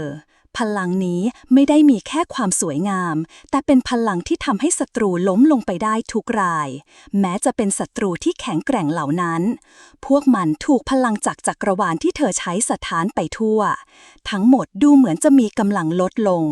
หลินเหวยรู้สึกถึงความตึงเครียดจากการใช้พลังที่สูงส่งนี้แต่ในขณะเดียวกันการกระทำนี้ทำให้เธอรู้ว่าเธอกำลังอยู่ในเส้นทางที่ไม่มีการหวนกลับหลังจากการปล่อยพลังแห่งจักรวาลหลินเหวยรู้สึกถึงการเชื่อมโยงที่ลึกซึ้งยิ่งขึ้นกับพลังที่เธอเรียกใช้มือของเธอสั่นเล็กน้อยเมื่อพลังที่แผ่ออกมาเริ่มสะท้อนในทุกอนูของร่างกายดวงตาของหลินเหวยส่องแสงสว่างและเธอเริ่มปล่อยพลังที่เงียบงันจากภายในออกมามันเป็นพลังที่เธอไม่เคยรู้สึกมาก่อนมันเหมือนกับการปลดปล่อยพันธนาการบางอย่างที่เก็บกักมาเป็นเวลาหลายปีพลังจากจักรวาลพุ่งออกไปในทิศทางที่เธอต้องการกลายเป็นคลื่นแสงที่ส่องสว่างจนทำให้ท้องฟ้าในตอนกลางวันกลายเป็นสีฟ้าสว่างผิดปกติกำแพงแห่งความมืดที่คลุมแคว้นเริ่มแตกสลายไปอย่างรวดเร็วโดยมีแสงจากดวงดาวค่อยๆไหลเข้าสู่พวกมันนี่มันอะไรกันอู่หยางที่กำลังต่อสู้กับศัตรูตัวหนึ่งถามตัวเองอย่างตกใจศัตรูที่เคยดูแข็งแกร่งและไร้ที่ติมีการเคลื่อนไหวที่ช้าลงพวกมันดูเหมือนจะตกใจกับพลังที่ไม่เคยเห็นมาก่อนจากหลินเหวยแต่แม้ว่าพวกมันจะถูกท้าทายด้วยพลังที่มหาศาลเหล่านี้พวกมันยังคงยืนหยัดและโจมตีอย่างไม่ย่อท้อพวกมันไม่ธรรมดาจริงๆหลินเหวยครางเบาๆขณะรู้สึกถึงแรงต้านทานที่เกิดขึ้นจากพวกมันเธอจึงใช้พลังอีกครั้งเพิ่มระดับพลังจากจักรวาลให้สูงขึ้นกว่าเดิมการต่อสู้ครั้งนี้ไม่ใช่แค่การปกป้องแคว้นแต่เป็นการปกป้องพลังที่เกี่ยวข้องกับจักรวาลทั้งใบจินเจียหลินเหวยตะโกนเรียกชื่อพันธมิตรคนหนึ่งที่อยู่ไม่ไกลจากเธอเตรียมใช้พลังของเจ้าเพื่อหยุดพวกมันจินเจียที่ยืนอยู่ข้างๆรีบหมุนตัวและยกมือขึ้นสู่ฟ้าจากนั้นพลังน้ำและดินที่เขาควบคุมได้เริ่มรวมตัวกันกลายเป็นการสร้างปราการที่แข็งแกร่งขึ้นทันทีและการโจมตีของศัตรูก็เริ่มถูกหยุดชะงักข้าจะไม่ยอมให้พวกมันทำลายแคว้นนี้จินเจียกล่าวด้วยเสียงที่หนักแน่นขณะที่พลังน้ำและดินปรากฏขึ้นจากมือของเขาในลักษณะที่ทรงพลังการรวมพลังของหลินเหวยอู่หยางและจินเจียเริ่มกลายเป็นกำลังที่ไม่อาจต้านทานได้ศัตรูเริ่มเห็นว่าพวกเขากำลังต่อสู้กับผู้ที่มีพลังแห่งจักรวาลจริงๆและเริ่มชะลอการเคลื่อนไหวลงพวกเราต้องยุติการต่อสู้ครั้งนี้หลินเหวยพูดด้วยความมุ่งมั่นเธอเรียกพลังจากจักรวาลให้ไหลเข้าสู่ร่างของเธออย่างเต็มที่และจดจ่อไปที่ศัตรูที่อยู่ตรงหน้าเธอรู้ดีว่าถ้าปล่อยให้การต่อสู้ดำเนินไปเรื่อยๆอาจจะมีบางอย่างเสียหายอย่างไม่อาจแก้ไขได้จากนั้นหลินเหวยพุ่งตัวไปข้างหน้าดาบในมือส่องแสงจากพลังที่เธอควบคุมได้อย่างเต็มที่พลังแห่งจักรวาลระเบิดออกจากดาบของเธออย่างรุนแรงพลังนี้ไม่ใช่แค่การโจมตีธรรมดาแต่เป็นการทำลายพลังที่แฝงอยู่ในศัตรูและทำให้พวกมันสูญเสียความมั่นคงนี่คือจุดจบของพวกเจ้าหลินเหวยตะโกนขณะดาบของเธอพุ่งตรงไปที่ศัตรูในที่สุดการโจมตีที่รวดเร็วและแม่นยำทำให้ศัตรูต้องถอยหนีหลินเหวยหยุดพักหายใจได้เพียงไม่นานแต่ก่อนที่เธอจะสามารถเริ่มเตรียมตัวใหม่ได้ก็ได้ยินเสียงต้องกังวานจากทิศทางที่ไม่คาดคิดเจ้าไม่สามารถหนีจากเราไปได้หลินเหวยหันไปมองทันใดนั้นศัตรูอีกกลุ่มหนึ่งที่ดูเหมือนจะมาจากความมืดเริ่มปรากฏตัวพวกมันมีรูปร่างคล้ายกับเงาแต่ดวงตาของมันยังคงส่องแสงสีแดงเรืองรองพลังของพวกมันเหมือนกับว่ามาจากการควบคุมมิติที่แตกต่างออกไปพวกมันยังไม่หมดหลินเหวยพูดอย่างประหลาดใจพวกมันเป็นพวกที่หลุดจากมิติของจักรวาลศัตรูกลุ่มใหม่นี้เริ่มเคลื่อนไหวอย่างรวดเร็วปีกมืดของพวกมันกระพือไปมาขณะที่พวกมันเริ่มโจมตีทั้ง3 คนทันทีโดยไม่มีความลังเล หลินเหวยยืดตัวขึ้นเตรียมตัวใช้พลังต่อสู้กับศัตรูกลุ่มใหม่ที่แข็งแกร่งยิ่งกว่าเดิมสัมผัสได้ถึงความเร่งด่วนในหัวใจของเธอข้าต้องหยุดพวกมันให้ได้หลินเหวยพูดกับตัวเองก่อนจะปลดปล่อยพลังเต็มที่พลังจากจักรวาลยังคงแผ่กระจายออกไปในขณะที่ศัตรูกลุ่มใหม่เริ่มเคลื่อนตัวเข้ามาพลังเวทที่พวกมันใช้มีความซับซ้อนและอันตรายยิ่งกว่าเดิมหลินเหวยรู้ว่าการใช้พลังจากจักรวาลเพียงแค่ปลายแขนของเธอไม่ได้เพียงพอเราไม่สามารถเอาชนะพวกมันได้แค่เพียงพลังเดิมหลินเหวยพูดเสียงต่ำอู่หยางและจินเจียหันไปหาหลินเหวยขณะที่พวกเขารู้ว่าทุกอย่างที่พวกเขาทำอยู่ตอนนี้ไม่ใช่แค่การปกป้องแคว้นแต่เป็นการทดสอบของจักรวาลเป็นการทดสอบความสมดุลของพลังที่พวกเขากำลังใช้หลินเหวยสูดหายใจลึกและเริ่มเปิดทางให้พลังจากจักรวาลให้ไหลเข้าสู่ร่างของเธออย่างเต็มที่ครั้งนี้ไม่ใช่แค่การปกป้องแคว้นหรือชีวิตของเธอแต่คือการรักษาสมดุลของจักรวาลเองหลินเหวยรู้สึกถึงพลังจากจักรวาลที่ไหลเข้าสู่ร่างกายของเธอการรวมตัวของพลังทั้งหลายหลายไม่เพียงแค่ทำให้เธอรู้สึกถึงการควบคุมพลังที่ยิ่งใหญ่แต่ยังรู้สึกถึงความยากลำบากในการจัดการพลังนั้นมันเป็นพลังที่ก้าวข้ามขีดจำกัดของมนุษย์และทำให้ทุกการกระทำของเธอต้องตั้งใจอย่างที่สุดการต่อสู้กับศัตรูกลุ่มใหม่เริ่มรุนแรงขึ้นพวกมันสามารถควบคุมมิติและเคลื่อนไหวในความมืดได้ไร้รอยต่อ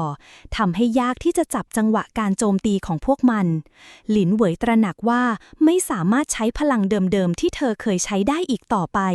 เธอต้องก้าวไปข้างหน้าและปลดปล่อยพลังใหม่ที่เธอเพิ่งค้นพบข้าต้องทำลายมิติของพวกมันหลินเหวยพูดกับตัวเองเสียงเบาในขณะที่เธอเรียกพลังจากจักรวาลที่ยังคงไหลเข้าสู่ร่างของเธอมากขึ้นหลินเหวยยกมือขึ้นสูงพลังจักรวาลเริ่มหมุนวนในอากาศทันใดนั้นการเคลื่อนไหวของศัตรูก็ชะงักลงอย่างน่าประหลาดใจพวกมันรู้สึกถึงแรงดึงดูดที่รุนแรงจากการร่ายเวทของหลินเหวยทุกการเคลื่อนไหวที่พวกมันทำเริ่มสั่นคลอนมันคือการทำลายมิติอู่หยางตะโกนขณะพยายามที่จะสร้างประการจากพลังไฟของเขาพลังจากจักรวาลที่หลินเหวยเรียกขึ้นเริ่มสร้างมิติใหม่ภายในสนามรบเส้นแบ่งระหว่างมิติก่อนหน้าและมิติที่หลินเหวยกำลังสร้างก่อตัวขึ้นอย่างรวดเร็วมันไม่ใช่แค่การโจมตีแต่เป็นการเปิดเส้นทางที่ลึกลับและทรงพลังในการทำลายล้างศัตรูที่เคลื่อนไหวอยู่ในความมืดศัตรูที่เคยดูเหมือนจะมองไม่เห็นการเคลื่อนไหวของพวกมันเริ่มหมดหนทางพวกมันไม่สามารถใช้พลังจากมิติที่ควบคุมได้ในตอนนี้และหลินเหวยรู้ดีว่าเธอกำลังใช้พลังในทางที่ถูกต้องเพื่อหยุดยั้งการคุกคามนี้พวกมันไม่สามารถหนีจากพลังนี้ได้หลินเหวยกล่าวอย่างมั่นใจขณะที่มิติใหม่เริ่มปิดกั้นการเคลื่อนไหวของศัตรูทั้งหมดแต่แม้ว่าศัตรูจะเริ่มถอยหลังแต่หลินเหวยรู้สึกว่าพลังจากจักรวาลเริ่มสั่นคลอนภายในร่างของเธอเริ่มมีการต่อต้านจากการใช้พลังที่มหาศาลนี้สิ่งที่เธอไม่คาดคิดคือพลังจากจักรวาลมีผลกระทบต่อร่างกายของเธอเองเช่นกันข้าต้องควบคุมมันให้ได้หลินเหวยกัดฟันในขณะที่ร่างของเธอสั่นสะท้านแต่เธอไม่ยอมแพ้เธอกลับรวบรวมสติและควบคุมพลังจากจักรวาลให้ไหลเข้าสู่กระแสการควบคุมที่ดียิ่งขึ้นในขณะเดียวกันจินเจียที่อยู่ข้างๆหลินเหวยได้ใช้พลังน้ำและดินของเขามาช่วยหยุดยั้งศัตรูอีกกลุ่มที่กำลังพยายามเข้าโจมตีขณะที่อู่หยางก็คอยช่วยปกป้องจากทุกทิศทางโดยใช้พลังไฟในการทำลายการเคลื่อนไหวของศัตรูเราจะไม่มีทางยอมแพ้จินเจียกล่าวด้วยน้ำเสียงหนักแน่นขณะที่พลังศักดินและน้ำของเขาเริ่มขยายออกไปในทุกทิศทางสร้างกำแพงที่แข็งแกร่งขึ้นเพื่อปกป้องหลินเหวย ศัตรูที่รู้สึกถึงการต่อต้านเริ่มกลับคืนสู่ความมืดพวกมันรู้ว่าไม่สามารถเอาชนะกลุ่มของหลินเหวยได้ง่ายๆแต่พวกมันก็ยังคงเคลื่อนไหวอย่างไม่ยอมแพ้ทุกการโจมตีที่พวกมันปล่อยออกมามีรุนแรงมากขึ้น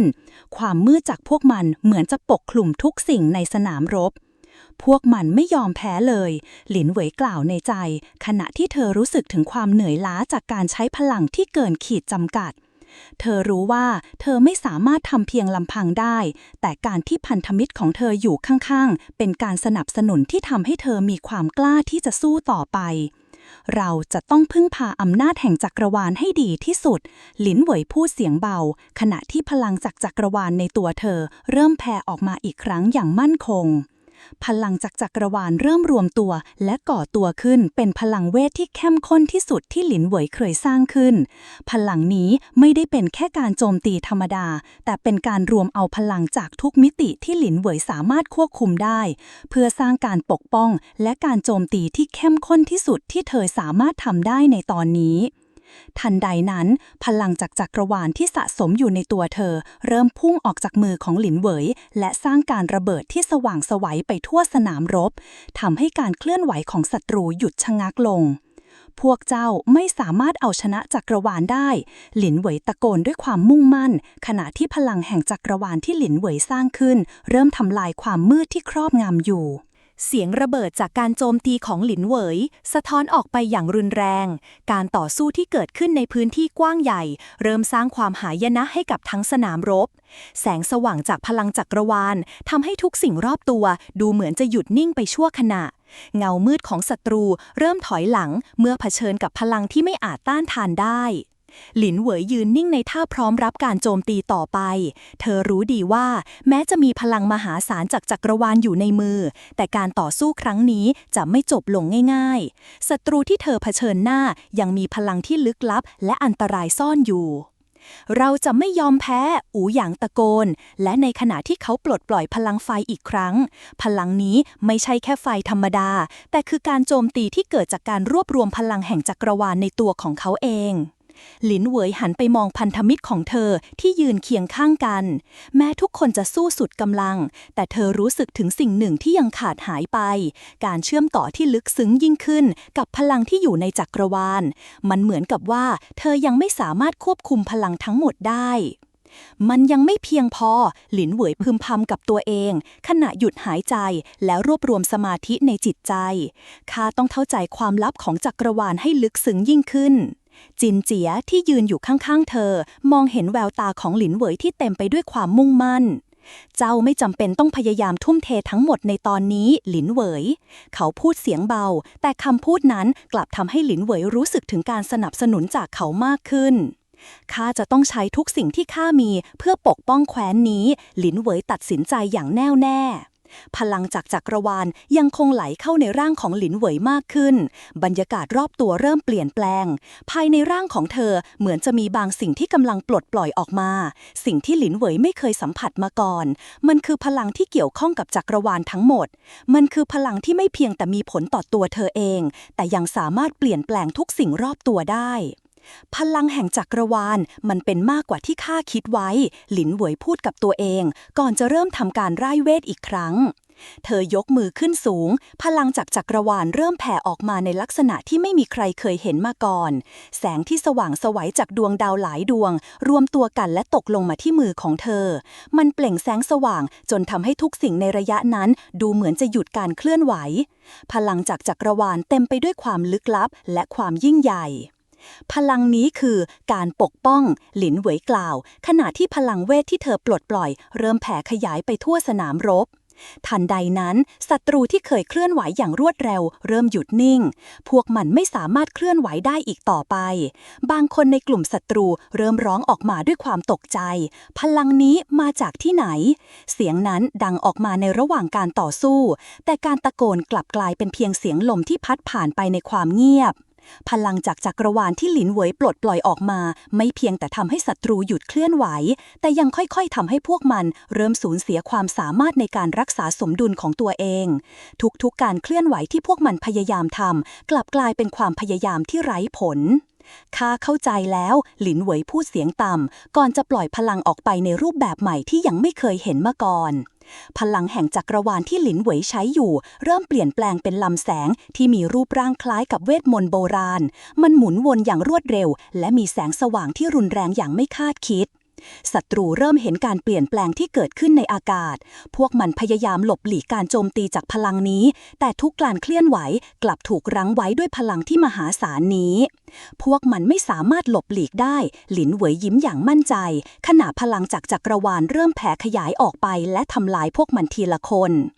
พลังจากจักรวาลที่หลินเหวยเรียกขึ้นเริ่มทำลายล้างศัตรูที่เคยแข็งแกร่งพวกมันไม่สามารถต้านทานได้อีกต่อไป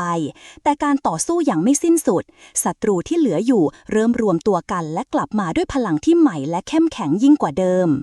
พวกมันจะไม่ยอมแพ้หลินเหวยพูดในใจขณะเตรียมตัวรับการโจมตีที่รุนแรงขึ้นอีกครั้ง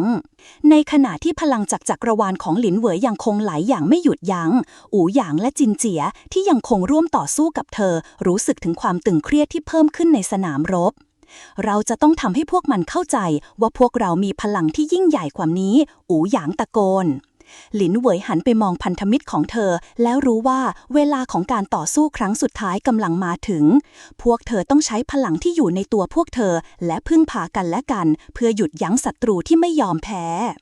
เราจะทำให้จักรวาลนี้สงบสุขหลินเหวยกล่าวด้วยเสียงหนักแน่นและพร้อมที่จะเผชิญหน้ากับการตัดสินใจครั้งสุดท้ายการต่อสู้ในสนามรบยิ่งทวีความรุนแรงขึ้นทุกขณะศัตรูที่เหลืออยู่ไม่ยอมแพ้แม้ว่าพวกมันจะถูกกระหน่ำด้วยพลังแห่งจักรวาลจากหลินเหวยแต่ดูเหมือนว่าพวกมันยังคงมีพลังลับที่ยังไม่เปิดเผยออกมาหลินเหวยรู้สึกถึงความท้าทายที่กำลังเผชิญหนึ่งในศัตรูที่น่ากลัวที่สุดก้าวออกมาจากเงามืดเป็นผู้ที่ดูเหมือนจะเป็นผู้นำของกลุ่มนี้ดวงตาของเขาส่องแสงสีแดงเรืองรองและร่างกายของเขาเต็มไปด้วยพลังที่ไม่สามารถคำนวณได้เจ้าคิดว่าเจ้าจะสามารถหยุดเราได้หรือผู้นำศัตรูพูดด้วยเสียงต่ำและดังก้องเขากล่าวพลางยืดมือออกไปข้างหน้าร่างของเขาเริ่มกลายเป็นแสงที่ส่องไปทั่วทุกมุมของสนามรบหลินเหวยจับดาบในมือแน่นขณะมองตรงไปที่ผู้นำของศัตรูความรู้สึกจากจักรวาลที่เธอเชื่อมโยงเริ่มตื่นขึ้นมาอีกครั้งพลังจากจักรวาลที่เธอใช้ยังคงหมุนวนอยู่ในร่างของเธอแต่ครั้งนี้มันเหมือนกับว่ามันมีบางอย่างที่ขาดหายไปบางอย่างที่หลินเหวยต้องค้นพบและใช้มันอย่างสมบูรณ์แบบข้าจะไม่ยอมให้เจ้าเอาชนะหลินเหวยกล่าวเสียงแข็งพร้อมกระชับดาบให้แน่นขึ้นผู้นำศัตรูยิ้มเยาะเจ้าไม่เข้าใจเจ้าจะไม่มีวันควบคุมพลังแห่งจักรวาลได้จนกว่าจะเข้าใจความลับของมันคำพูดของเขาทำให้หลินเหวยรู้สึกถึงความท้าทายที่ยิ่งใหญ่ขึ้นการควบคุมพลังจักรวาลไม่ใช่เรื่องง่ายและมันยังมีความลับบางอย่างที่หลินเหวยต้องไขออกไปข้าจะเข้าใจมันข้าจะควบคุมมันหลินเหวยตอบเสียงมั่นคงทันใดนั้นพลังจากจักรวาลที่หลินเหวยกำลังควบคุมเริ่มส่องแสงจ้าไปทั่วทั้งสนามรบดวงตาของเธอส่องแสงสีฟ้าเรืองรองและจากการควบคุมพลังแห่งจักรวาลในครั้งนี้ทุกสิ่งรอบตัวเธอเริ่มหมุนวนอย่างรวดเร็วเสียงกระหึ่มดังขึ้นราวกับแรงกดดันจากพลังที่เหนือธรรมชาติเจ้าจะไม่สามารถควบคุมจักรวาลได้ผู้นำศัตรูยกมือขึ้นและส่งพลังมืดกลับมาที่หลินเหวยแสงสว่างและความมืดปะทะกันอย่างรุนแรงพลังจากจักรวาลของหลินเหวยและพลังมืดจากผู้นำศัตรูสั่นสะเทือนอากาศจนทุกสิ่งรอบตัวเริ่มแตกแยกหลินเหวยรู้สึกถึงความตึงเครียดที่เพิ่มขึ้นในจิตใจของเธอขณะที่เธอพยายามที่จะรักษาความมั่นคงของพลังจักรวาลที่เธอเรียกขึ้นมาพลังที่เธอควบคุมเริ่มแตกตัวและส่งผลกระทบกับทุกสิ่งรอบตัวไม่หลินเหวยตะโกนและยกมือขึ้นสู่ฟ้าเพื่อควบคุมพลังจักรวาลให้ไหลกลับเข้าสู่ร่างของเธอพลังแห่งจักรวาลตอบสนองในทันทีการต่อสู้ระหว่างแสงและความมืดเริ่มมุ่งหน้าไปสู่จุดที่สำคัญที่สุดผู้นำศัตรูที่เคยดูแข็งแกร่งเริ่มรู้สึกถึงพลังที่หลินเหวยกำลังควบคุมและในที่สุดเขาก็เริ่มยอมรับความจริงพลังจากจักรวาลนั้นไม่ใช่สิ่งที่ต้านทานได้ง่ายๆไปข้าจะควบคุมมันได้จริงๆผู้นำศัตรูพูดออกมาในขณะที่เขาล่าถอยจากการโจมตีของหลินเหวย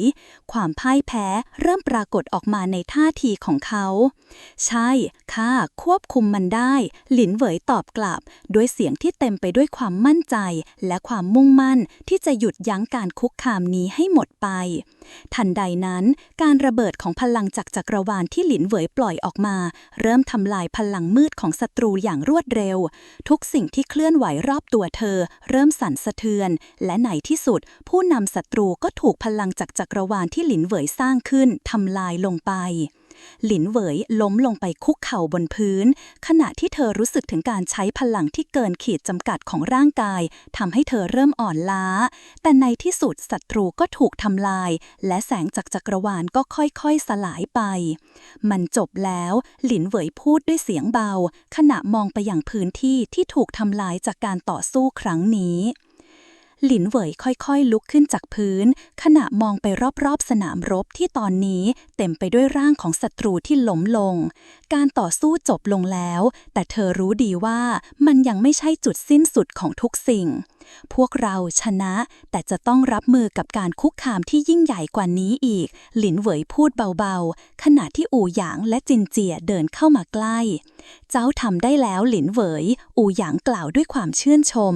ใช่แต่ข้ายังไม่รู้ทั้งหมดหลินเหวยตอบก่อนจะหันมองไปที่ท้องฟ้าที่เริ่มกลับมาเป็นปกติการต่อสู้ครั้งนี้เพียงแค่เป็นจุดเริ่มต้นของการค้นหาความลับของจักรวาลและหลินเหวยรู้ว่าเธอจะต้องเดินทางไปยังสถานที่ที่ลึกซึ้งกว่านี้เพื่อค้นหาคำตอบที่แท้จริงตอนที่ 3 มรณะแห่งจักรวาล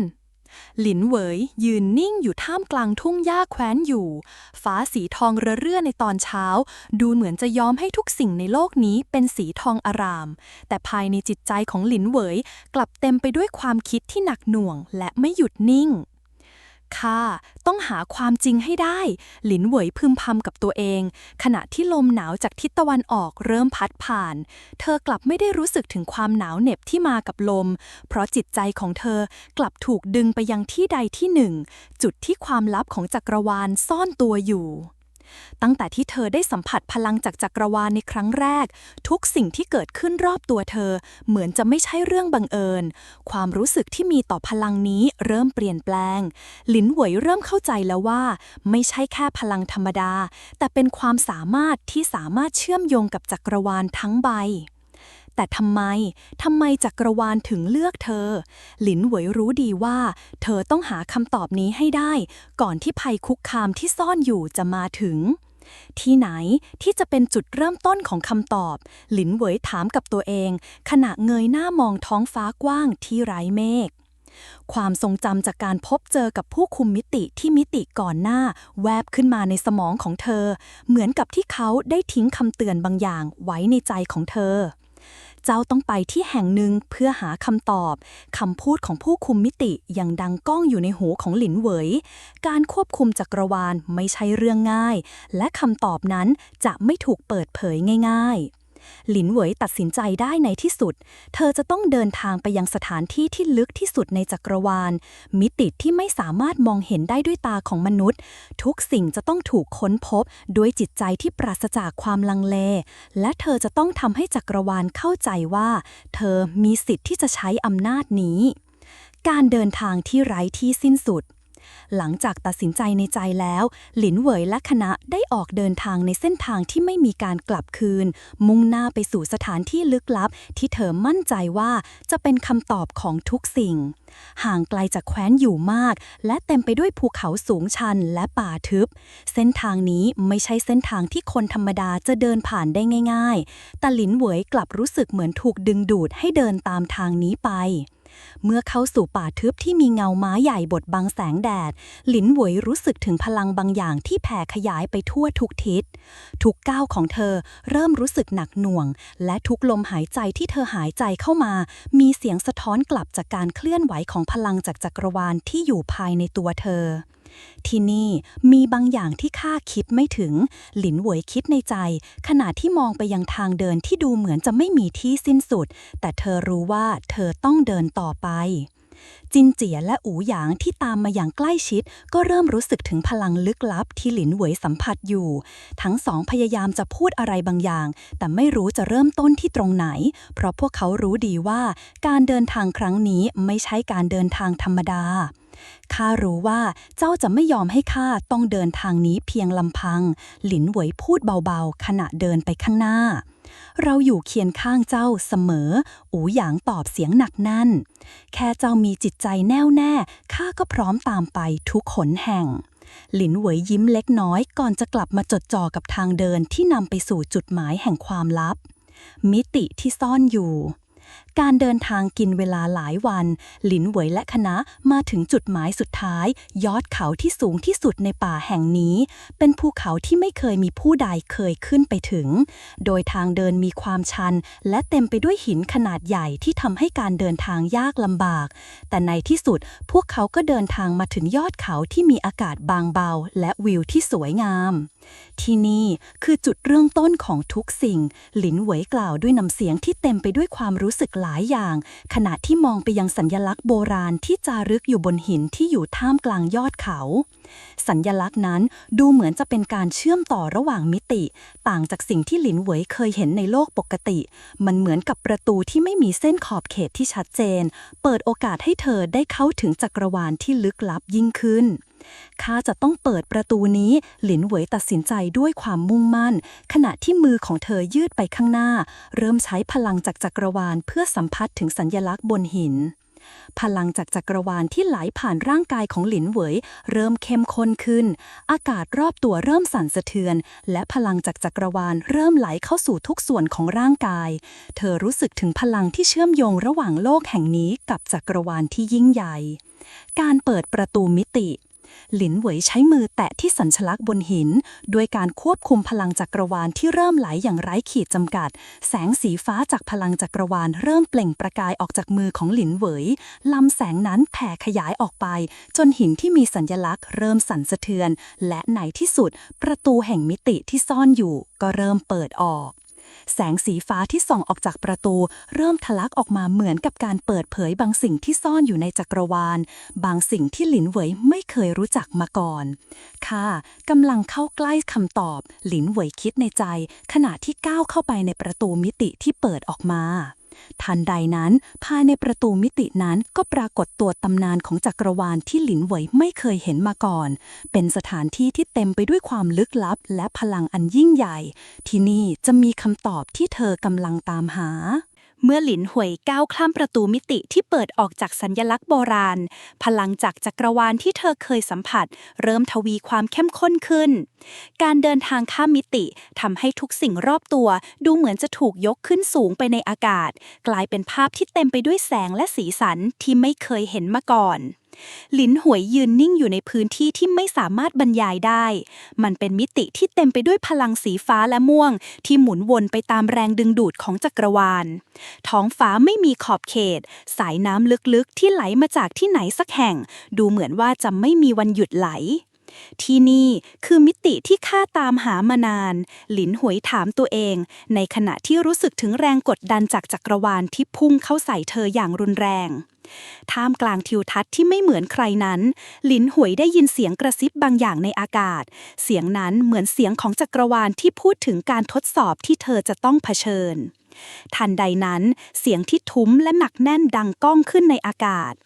เจ้ามาถึงแล้วผู้ที่เลือกจะควบคุมจักรวาลเสียงนั้นกล่าวหลินหวยหันไปมองเธอเห็นร่างของผู้คุมมิติที่ปรากฏขึ้นในที่นั้นร่างของเขาทรงพลังและเต็มไปด้วยความลึกลับท่ามกลางแสงสว่างที่หมุนวนรอบตัวเขาดูเหมือนจะเป็นส่วนหนึ่งของจักรวาลเจ้าคือผู้ที่ต้องฝึกฝนให้สมบูรณ์ก่อนที่จะสามารถควบคุมจักรวาลนี้ได้ผู้คุมมิติกล่าวขณะที่ยื่นมือไปข้างหน้าร่างกายของเขาเริ่มแผ่พลังอันยิ่งใหญ่ออกมาหลินหวยรู้สึกถึงพลังจากมือของผู้คุมมิติที่ไหลผ่านตัวเธอการทดสอบที่จะเกิดขึ้นกำลังเริ่มต้นขึ้นแล้วเจ้าจะต้องเรียนรู้ที่จะเชื่อมต่อกับจักรวาลในหลายๆด้านไม่ใช่แค่การใช้พลังเพื่อสร้างหรือทำลายแต่เพื่อเข้าใจความสมดุลที่แท้จริงผู้คุมมิติเริ่มเดินไปข้างหน้าในขณะที่หลินหวยเดินตามเขาไปพวกเขาไปถึงพื้นที่ที่เต็มไปด้วยออร่าของจักรวาลพื้นที่นี้เป็นเหมือนเวทีแห่งการฝึกฝนข้าจะให้เจ้าฝึกฝนการควบคุมพลังจากจักรวาลผู้คุมมิติกล่าวขณะที่มือของเขาสร้างออร่าที่ ล้อมรอบหลินหวย เจ้าจะต้องเผชิญกับการทดสอบหลายอย่างโดยจะไม่มีการอำนวยความสะดวกให้เจ้าหลินหวยรับรู้ถึงความจริงจากคำพูดของผู้คุมมิติการควบคุมพลังจากจักรวาลไม่ใช่แค่การใช้มันเพื่อผลประโยชน์ส่วนตัวแต่มันการเรียนรู้การเชื่อมโยงกับจักรวาลในทุกๆด้านตั้งแต่การรักษาสมดุลระหว่างชีวิตและความตายจนถึงการเข้าใจพลังที่ซ่อนอยู่ในธรรมชาติทุกสิ่งการฝึกฝนในอาณาจักรแห่งจักรวาลการฝึกฝนเริ่มต้นขึ้นในโลกที่หลินหวยไม่เคยพบเจอมาก่อนทุกย่างก้าวที่เธอในมิติแห่งนี้เหมือนกับการยกระดับจิตวิญญาณของตัวเองให้ก้าวไปข้างหน้าทันทีที่หลินหวยยืนนิ่งๆอยู่ตรงกลางเวทีแห่งการฝึกฝนเธอสามารถสัมผัสได้ถึงการเปลี่ยนแปลงของพลังที่ไหลผ่านตัวเธอจักรวาลมีการเคลื่อนไหวรอบตัวของเธอร่างของหลินหวยเริ่มแผ่พลังจากจักรวาลออกมาด้วยมือขวาที่ยกขึ้นไปยังฟ้าเธอเริ่มสัมผัสถึงการเชื่อมโยงระหว่างทุกสิ่งที่มีชีวิตและไม่มีกับจักรวาลเจ้าจะต้องเรียนรู้ที่จะปล่อยวางผู้คุมมิติพูดอีกครั้งขณะร่ายเวทบางอย่างให้พลังจากจักรวาลไหลเข้าไปในหลินหวยหลินหวยเริ่มพยายามใช้มือของเธอในการสร้างสรรค์สิ่งต่างๆเช่นการทำให้ดินฟูขึ้นจากพื้นการทำให้แสงสว่างขึ้นและแม้กระทั่งการสร้างพลังบางอย่างเพื่อรักษาความสมดุลในพื้นที่รอบๆตัวเธอเริ่มเข้าใจว่าไม่ใช่แค่การควบคุมพลังในการทำลายหรือสร้างแต่การเรียนรู้วิธีที่จะปล่อยพลังออกไปเพื่อให้เกิดผลลัพธ์ที่สมดุลในจักรวาล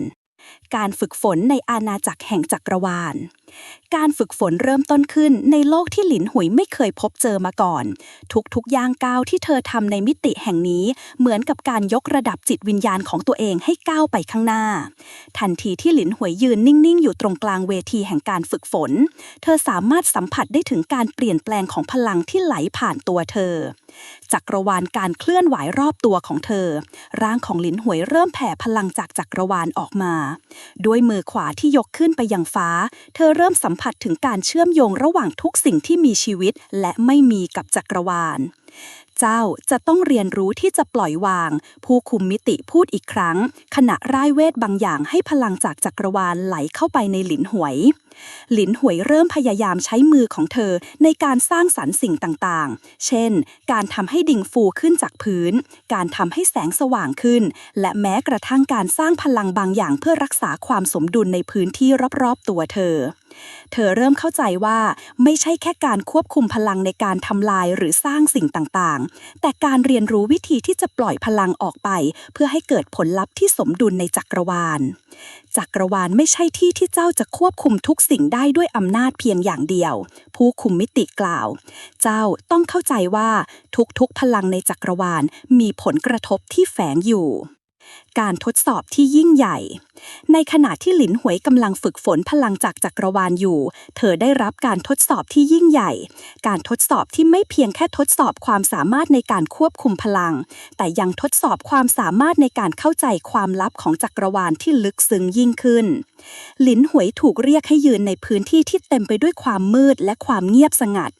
ทุกสิ่งรอบตัวเธอไม่สามารถมองเห็นได้และไม่มีเสียงใดๆที่จะช่วยให้เธอค้นหาทางเจ้าต้องเผชิญหน้ากับความกลัวในใจของเจ้าผู้คุมมิติกล่าวขณะที่อากาศรอบๆหลินหวยเริ่มเปลี่ยนแปลงร่างของหลินหวยต้องเผชิญหน้ากับอุปสรรคที่ยิ่งใหญ่ที่สุดในชีวิตของเธอความกลัวของหลินหวยเริ่มแสดงตัวออกมาความกลัวที่ไม่เคยถูกเปิดเผยมาก่อนความกลัวที่เธอไม่เคยยอมรับในใจของตัวเองแต่หลินหวยก็ไม่ยอมแพ้เธอรวบรวมความกล้าในใจเธอตัดสินใจที่จะเผชิญหน้ากับความกลัวเหล่านั้นข้าจะไม่ยอมแพ้หลินหวยตะโกนทันใดนั้นความมืดที่ล้อมรอบเธอก็เริ่มสลายไปแสงสว่างจากจักรวาลเริ่มแผ่ขยายออกมาและหลินหวยพบว่าเธอสามารถควบคุมความกลัวนั้นได้เมื่อเธอสามารถควบคุมความกลัวในใจของตัวเองได้พลังจากจักรวาลที่เธอเรียกใช้อยู่ก็เพิ่มพูนขึ้นอย่างมหาศาลการเข้าใจจักรวาลในมิติที่ลึกซึ้ง หลังจากผ่านการทดสอบหลายอย่างหลินหวยรู้สึกถึงการเปลี่ยนแปลงที่เกิดขึ้นในตัวเธอพลังจากจักรวาลที่เธอเรียกใช้ไม่ใช่แค่การสร้างหรือทำลายสิ่งต่างๆแต่เป็นการเข้าใจจักรวาลในทุกๆด้านทั้งความสมดุลของชีวิตและความตายความยิ่งใหญ่ของจักรวาลและความเชื่อมโยงระหว่างสิ่งต่างๆเจ้าทำได้แล้วผู้คุมมิติกล่าวเสียงเบาขณะมองหลินหวยที่ยืนอยู่กลางมิติแห่งจักรวาลที่เต็มไปด้วยแสงและพลังหลินหวยรู้สึกถึงความสมดุลในตัวเธอมากขึ้นเธอได้เรียนรู้แล้วว่าจักรวาลไม่ได้เป็นแค่พลังที่ต้องใช้ในการต่อสู้แต่เป็นความเชื่อมโยงระหว่างทุกสิ่งที่มีอยู่หลินหวยรู้สึกถึงพลังที่ไม่เคยรู้สึกมาก่อนสถานที่รอบตัวเธอเริ่มหมุนวนไปตามแรงดึงดูดจากจักรวาลทุกการเคลื่อนไหวของเธอดูเหมือนจะมีผลกระทบที่ลึกซึ้งต่อความสมดุลของจักรวาลในช่วงเวลาที่ผ่านไป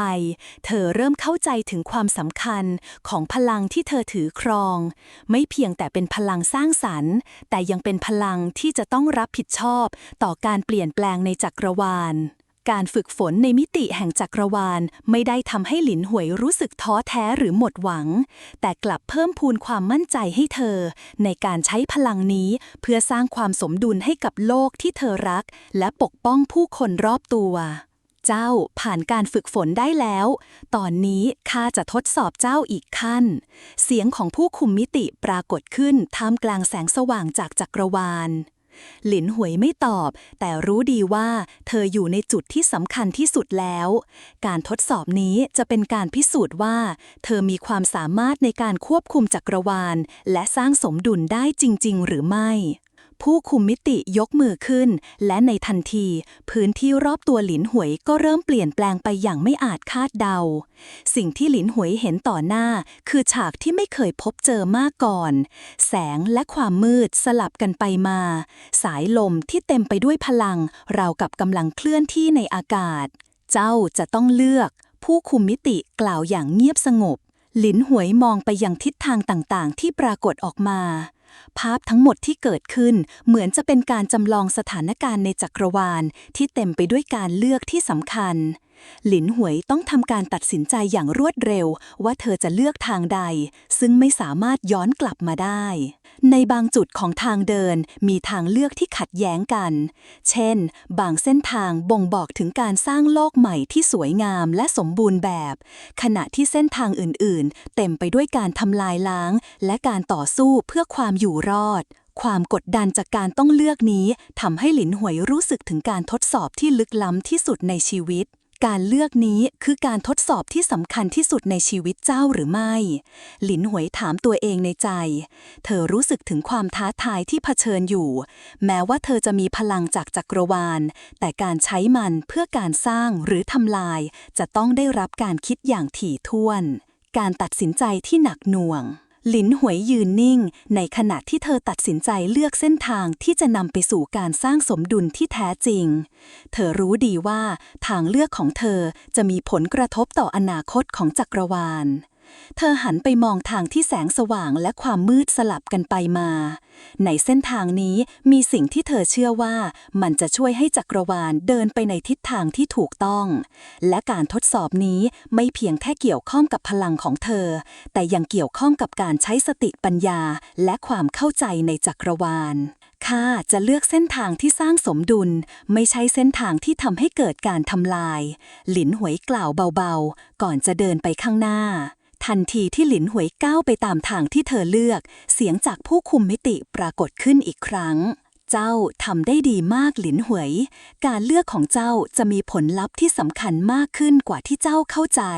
หลินหวยไม่พูดอะไรแต่เธอรู้ว่าการเลือกครั้งนี้ไม่ใช่แค่การตัดสินใจในวันนี้แต่จะต้องได้รับการทบทวนและพัฒนาในอนาคตมันจะเป็นการตัดสินใจที่จะทำให้จักรวาลนี้เดินไปในทิศทางที่ดีที่สุดการฝึกฝนในมิติแห่งจักรวาล หลังจากการเลือกเส้นทางที่หลินหวยทำการฝึกฝนภายในมิติแห่งจักรวาลก็เริ่มเปลี่ยนแปลงไปผู้คุมมิติเริ่มสอนเธอเกี่ยวกับการเข้าใจพลังจากจักรวาลในระดับที่ลึกซึ้งมากขึ้นทุกการฝึกฝนในมิติแห่งนี้ทำให้หลินหวยเรียนรู้ที่จะใช้พลังอย่างระมัดระวังและเชื่อมโยงกับจักรวาลในทุกๆด้านจักรวาลไม่ใช่แค่พลังที่ใช้ในการต่อสู้แต่เป็นพลังที่มีชีวิตผู้คุมมิติอธิบายเจ้าต้องเรียนรู้ที่จะฟังเสียงของจักรวาลและตอบสนองตามมันการฝึกฝนนี้ไม่ใช่แค่การเรียนรู้วิธีการใช้พลังแต่เป็นการเรียนรู้ที่จะเข้าใจจักรวาลในทุกรูปแบบตั้งแต่การสร้างสิ่งใหม่ๆไปจนถึงการทำลายสิ่งที่ไม่เหมาะสมในการดำรงอยู่หลินหวยเริ่มสัมผัสได้ถึงพลังที่มีชีวิตในจักรวาล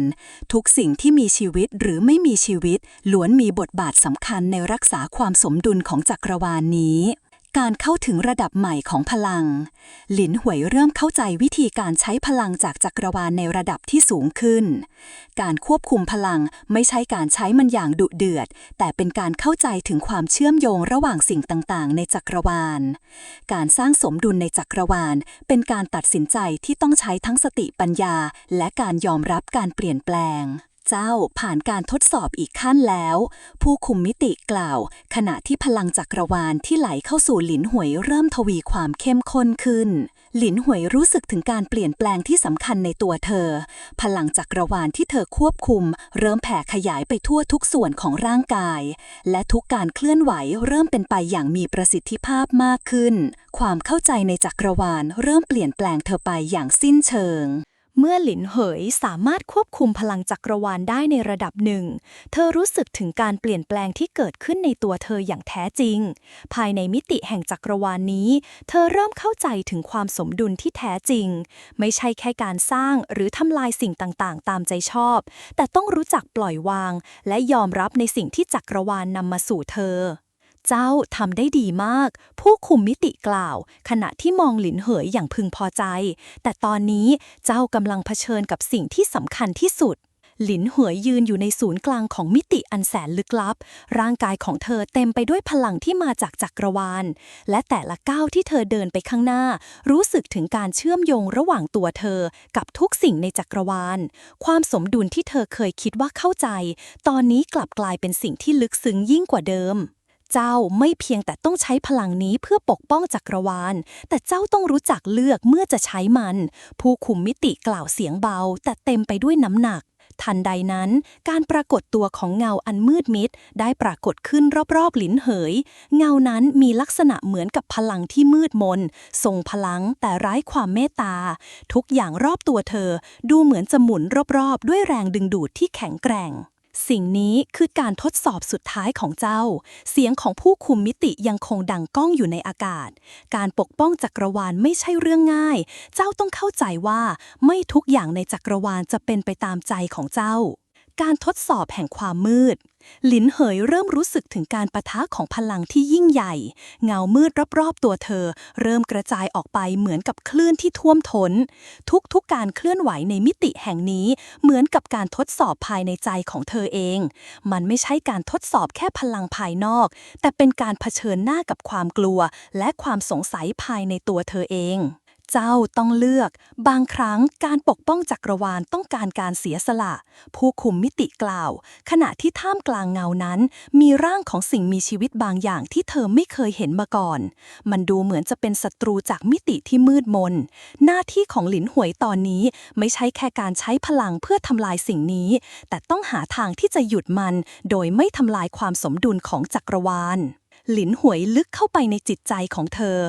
ตระหนักถึงคำพูดของผู้คุมมิติความเข้าใจในจักรวาลไม่สามารถแยกออกจากการเรียนรู้ที่จะให้และรับเธอไม่สามารถทำลายทุกสิ่งได้เธอต้องเลือกเส้นทางที่ดีที่สุดเส้นทางที่ไม่ทำลายความสมดุลของจักรวาลแต่สามารถปกป้องสิ่งที่เธอรักได้ข้าจะต้องหยุดมันแต่จะต้องไม่ทำลายความสมดุลหลินหวยกล่าวเบาๆเมื่อเธอเริ่มรู้สึกถึงพลังที่ซ่อนอยู่ในตัวเธอที่ยังไม่เคยถูกปลดปล่อยออกมา การปลดปล่อยพลังที่แท้จริง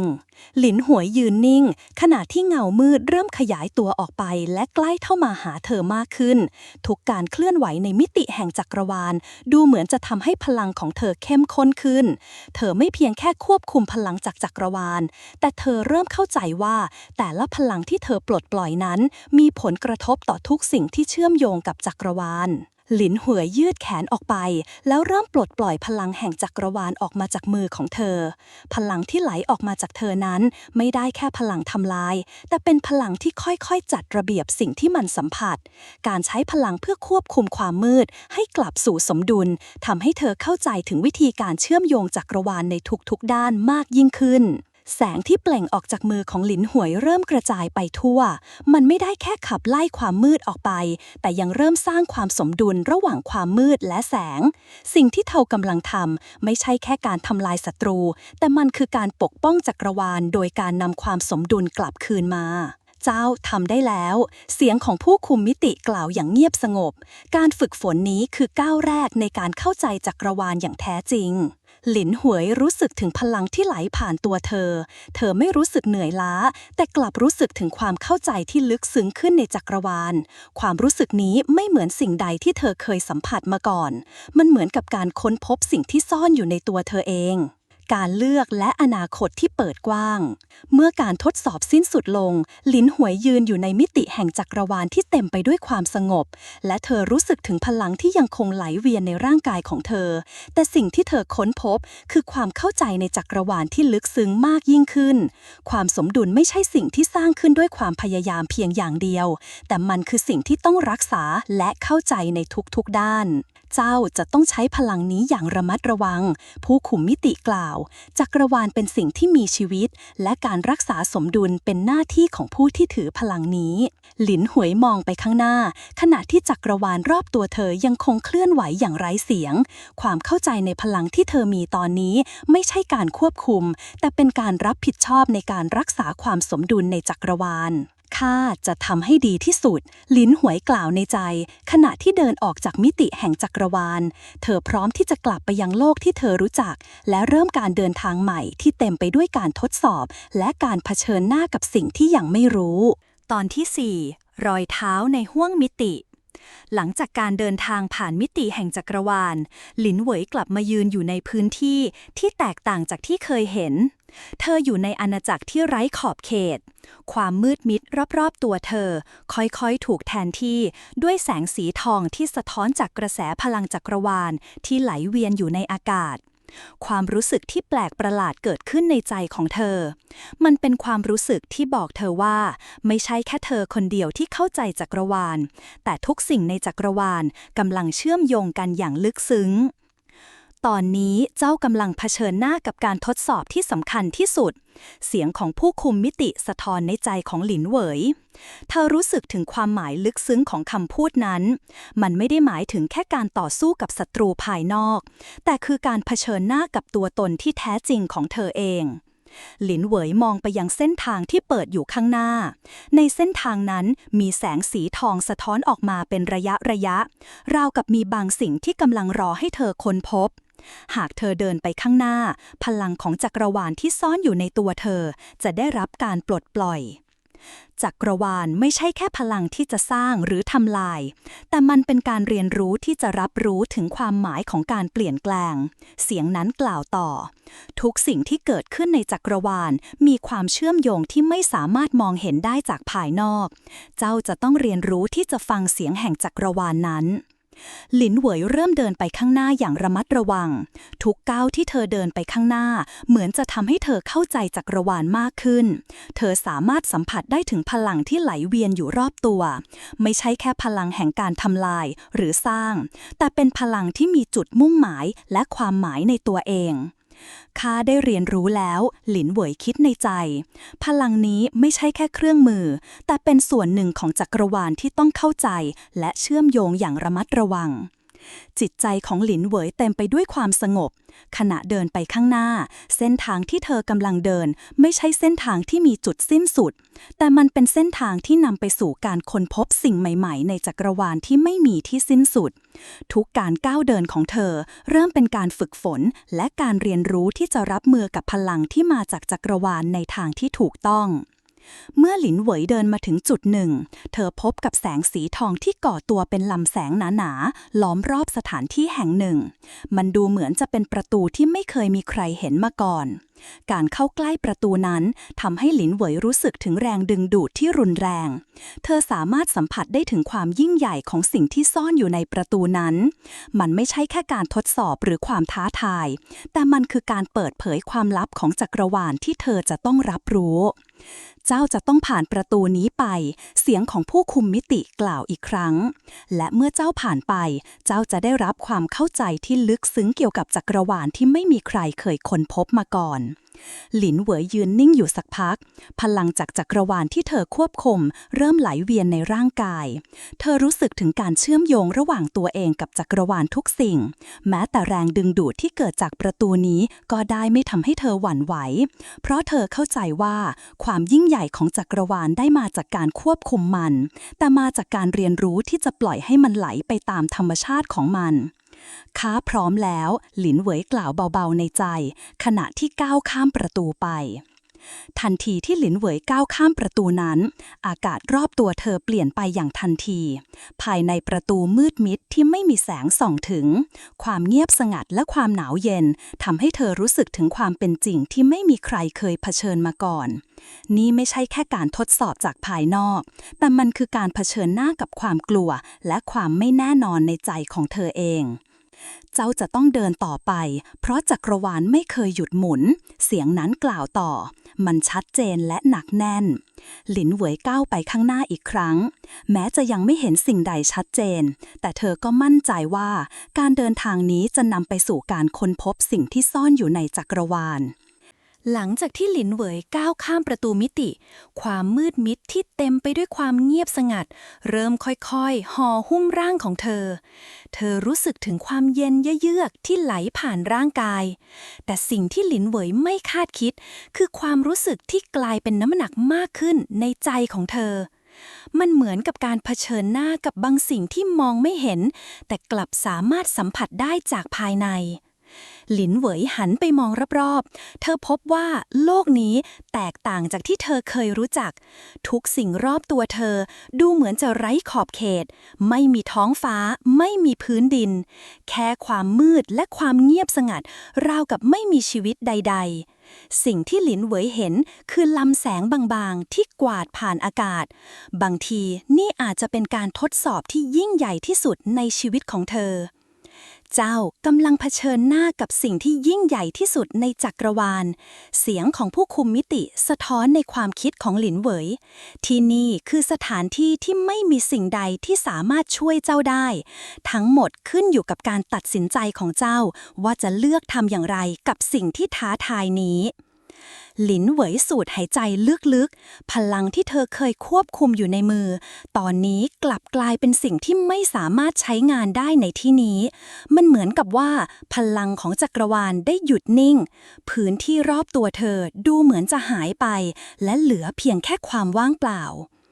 ความว่างเปล่านี้คือการทดสอบหรือเป็นแค่ภาพหลอนหลินเหวยคิดในใจขณะยืนอยู่ท่ามกลางความมืดนั้นจากนั้นหูของเธอได้ยินเสียงแปลกประหลาดเสียงที่ไม่สามารถบอกได้ว่าเป็นเสียงของอะไรมันเหมือนกับการสะท้อนเสียงจากความว่างเปล่าเสียงนั้นดังก้องในจิตใจของหลินเหวยจนทำให้เธอรู้สึกถึงความไม่สงบในจิตใจเจ้าจะต้องเผชิญหน้ากับความว่างเปล่านี้เสียงนั้นกล่าวเสียงที่ดูเหมือนจะมาจากทุกทิศทางและในความว่างเปล่านี้เจ้าจะได้เรียนรู้ถึงความจริงที่จักรวาลต้องการเปิดเผยหลินเหวยเดินไปข้างหน้าอย่างระมัดระวังหัวใจของเธอเต้นแรงเธอไม่รู้ว่าเธอกำลังเดินไปทางไหนหรือจะมีอะไรรออยู่ข้างหน้าแต่อย่างหนึ่งที่เธอรู้ก็คือเธอต้องเดินหน้าต่อไปการค้นพบในความมืด ทันทีที่หลินเหวยก้าวไปข้างหน้าความมืดที่ปกคลุมรอบตัวเริ่มกระจายออกไปและถูกแทนที่ด้วยแสงสีทองอ่อนๆเส้นแสงที่แตกกระจายเหมือนกับรังสีของจักรวาลแต่สิ่งที่หลินเหวยเห็นนั้นไม่ใช่แค่แสงมันเป็นการเปิดเผยถึงความหมายที่ลึกซึ้งหลินเหวยยืนอยู่ในศูนย์กลางของสิ่งที่เหมือนจะเป็นห้องร่างกายของเธอทั้งที่เธอยังยืนอยู่ในความว่างเปล่าแต่กลับรู้สึกถึงความรู้สึกของพลังที่อบอวลไปทั่วทุกอนูของอากาศร่างกายของเธอสัมผัสได้ถึงการเชื่อมโยงของจักรวาลที่ค่อยๆเข้ามาใกล้และทำให้เธอสามารถสัมผัสถึงความลึกซึ้งของสิ่งที่ซ่อนอยู่ในจักรวาลนี้จักรวาลได้ไม่เป็นเพียงพลังที่เราสามารถควบคุมได้เสียงที่ดังขึ้นในใจของหลินเหวยกล่าวมันเป็นการเชื่อมโยงที่ไม่เห็นด้วยตาแต่รู้สึกได้จากภายในความรู้สึกนี้จะทำให้เจ้าสามารถเข้าใจถึงความหมายของชีวิตและความตายทันใดนั้นรู้สึกถึงการเปลี่ยนแปลงในพลังที่ไหลเวียนอยู่ในตัวเธอมันเหมือนกับว่าเธอกำลังเข้าถึงบางสิ่งที่ไม่เคยสัมผัสมาก่อนเส้นทางที่เธอกำลังเดินนั้นไม่ได้มีจุดสิ้นสุดเธอรู้สึกว่าจักรวาลกำลังเปิดเผยตัวตนที่แท้จริงให้เธอเห็นหลินเหวยรู้ว่าเธอกำลังเดินไปในเส้นทางที่สำคัญที่สุดในชีวิตของเธอการเดินทางที่ไม่ใช่การไปสู่ความรู้ทางจักรวาลแต่คือการค้นพบความว่างเปล่าการเรียนรู้ที่จะยอมรับความไม่สมบูรณ์แบบและความไม่แน่นอนที่ซ่อนอยู่ในจักรวาลการเลือกของหลินเหวยทันทีที่หลินเหวยเดินต่อไปเสียงแปลกประหลาดที่ดังจากทุกทิศทางเริ่มทวีความแรงขึ้นราวกับว่าจักรวาลกำลังเรียกร้องให้เธอเลือกอะไรบางอย่างเธอไม่รู้ว่าจะทำอย่างไรดีแต่สิ่งที่เธอรู้คือเธอต้องเลือกเจ้าต้องเลือกเส้นทางที่ถูกต้องเสียงนั้นดังก้องขึ้นมาจักรวาลจะไม่ให้เจ้ามีทางเลือกที่ง่ายดายแต่ทางเลือกที่เจ้าทำจะมีผลกระทบที่ยิ่งใหญ่หลินเหวยรู้สึกถึงความกลัวที่ปะทุขึ้นในใจของเธอสิ่งที่จักรวาลเรียกร้องไม่ใช่การเลือกเส้นทางในมิติแต่คือการตัดสินใจในใจของเธอเองเธอต้องเลือกว่าจะอยู่ในโลกที่ไม่สมบูรณ์แบบหรือจะพยายามแก้ไขสิ่งที่มันเคยเป็นมาหลินเหวยยืนนิ่งอยู่ที่เดิมคำตอบในใจของเธอเริ่มชัดเจนขึ้นจักรวาลไม่ได้มอบคำตอบมาให้เธอแต่มันทำให้เธอเข้าใจว่าความสมดุลของจักรวาลไม่สามารถสร้างขึ้นจากการเลือกเพียงทางเดียวแต่ต้องทำให้การเลือกนั้นเกิดจากความเข้าใจถึงความสมดุลที่แท้จริงข้าจะเลือกที่จะรับผิดชอบหลินเหวยกล่าวในใจไม่ใช่แค่การแก้ไขความผิดพลาดแต่เป็นการเข้าใจและยอมรับความจริงในจักรวาลหลังจากการเลือกที่สำคัญและการเผชิญหน้ากับความว่างเปล่าหลินเหวยรู้สึกถึงการเปลี่ยนแปลงที่ยิ่งใหญ่ในตัวเธอพลังของจักรวาลที่เธอเคยสัมผัสกลายเป็นสิ่งที่ท้าทายความสามารถของเธออย่างไม่หยุดยั้งมันไม่เพียงแค่พลังที่ไหลเวียนภายในร่างกายแต่ยังการทดลองภายในจิตใจที่เธอจะต้องผ่านพ้นไปหลินเหวยเงยหน้าขึ้นมองไปรอบๆบริเวณนี้ยังคงเต็มไปด้วยความมืดแต่มันเริ่มถูกแทนที่ด้วยแสงสีทองที่เปล่งประกายออกจากใจกลางมิติความรู้สึกในตอนนี้เหมือนกับการยืนอยู่ในโลกที่ไม่มีที่สิ้นสุดแต่ภายในจิตใจของเธอกลับรู้สึกถึงบางสิ่งที่ลึกซึ้งเหมือนกับเธอกำลังเข้าถึงขีดจำกัดที่จักรวาลจะให้ได้จักรวาลไม่ได้มีขีดจำกัดเพียงแค่ภายนอกเสียงของผู้คุมมิติแว่วมาอีกครั้งขีดจำกัดที่แท้จริงอยู่ในใจของเจ้าต้องก้าวข้ามมันไปคำพูดนั้นก้องอยู่ในใจของหลินเหวยเธอเริ่มเดินต่อไปในเส้นทางที่ไม่มีขอบเขตสิ่งที่เธอพบคือการทดลองที่ไม่เพียงแต่การใช้พลังแต่ยังการสำรวจจิตใจและความแข็งแกร่งภายในของเธอเองถ้าเจ้าไม่ยอมให้ตัวเองก้าวข้ามไปเจ้าจะไม่มีวันพบความจริงที่จักรวาลต้องการให้เจ้าเข้าใจเสียงนั้นกล่าวเพิ่มขึ้นพร้อมกับการเปลี่ยนแปลงที่เกิดขึ้นรอบๆตัวหลินเหวยท้องฟ้าที่ไม่มีขอบเขตกลายเป็นสีสันหลากหลายสวยงามแต่เต็มไปด้วยความไม่แน่นอนและบางสิ่งที่เธอไม่เคยคาดคิด หลินเหวยรู้สึกถึงพลังที่ระเบิดออกมาจากภายใน เธอไม่เพียงแค่รับรู้พลังจากจักรวาล แต่ตอนนี้มันเหมือนกับการฟื้นคืนชีพจากการหลับไหลในสิ่งที่ไม่มีขีดจำกัด การที่เธอสามารถเข้าใจและเชื่อมโยงกับจักรวาลได้อย่างแท้จริง การท้าทายที่ไม่เคยมีมากขึ้น ในขณะที่หลินเหวยเดินไปข้างหน้า ท้องฟ้ารอบตัวเริ่มมีการเคลื่อนไหว เหมือนกับจักรวาลกำลังตอบสนองต่อการกระทำของเธอ แสงจากจักรวาลที่เคยราบเรียบ เริ่มเปลี่ยนแปลงเป็นคลื่นลมที่ทรงพลัง หลินเหวยรู้สึกถึงความเย็นและความร้อนในเวลาเดียวกัน ที่นี่ไม่มีเส้นแบ่งระหว่างการทำลายและการสร้าง ทุกการเคลื่อนไหวของเธอส่งผลกระทบอย่างใหญ่หลวง จักรวาลนี้ไม่ใช่แค่สิ่งที่ถูกสร้างขึ้นจากกฎธรรมชาติ เสียงของผู้คุมมิติกลับมาอีกครั้ง มันคือสิ่งที่สร้างขึ้นจากการกระทำและการตัดสินใจของเจ้าทุกคน หลินเหวยเริ่มเห็นภาพในจิตใจของเธอ ภาพของสิ่งที่เธอเคยทำในอดีต ภาพของการเลือกที่นำไปสู่การสร้างหรือการทำลาย ทุกการตัดสินใจของเธอล้วนแต่มีผลต่อจักรวาลและทุกชีวิตที่อยู่ในนั้น เธอเริ่มเข้าใจถึงความจริงที่จักรวาลกำลังเปิดเผยให้เธอเห็น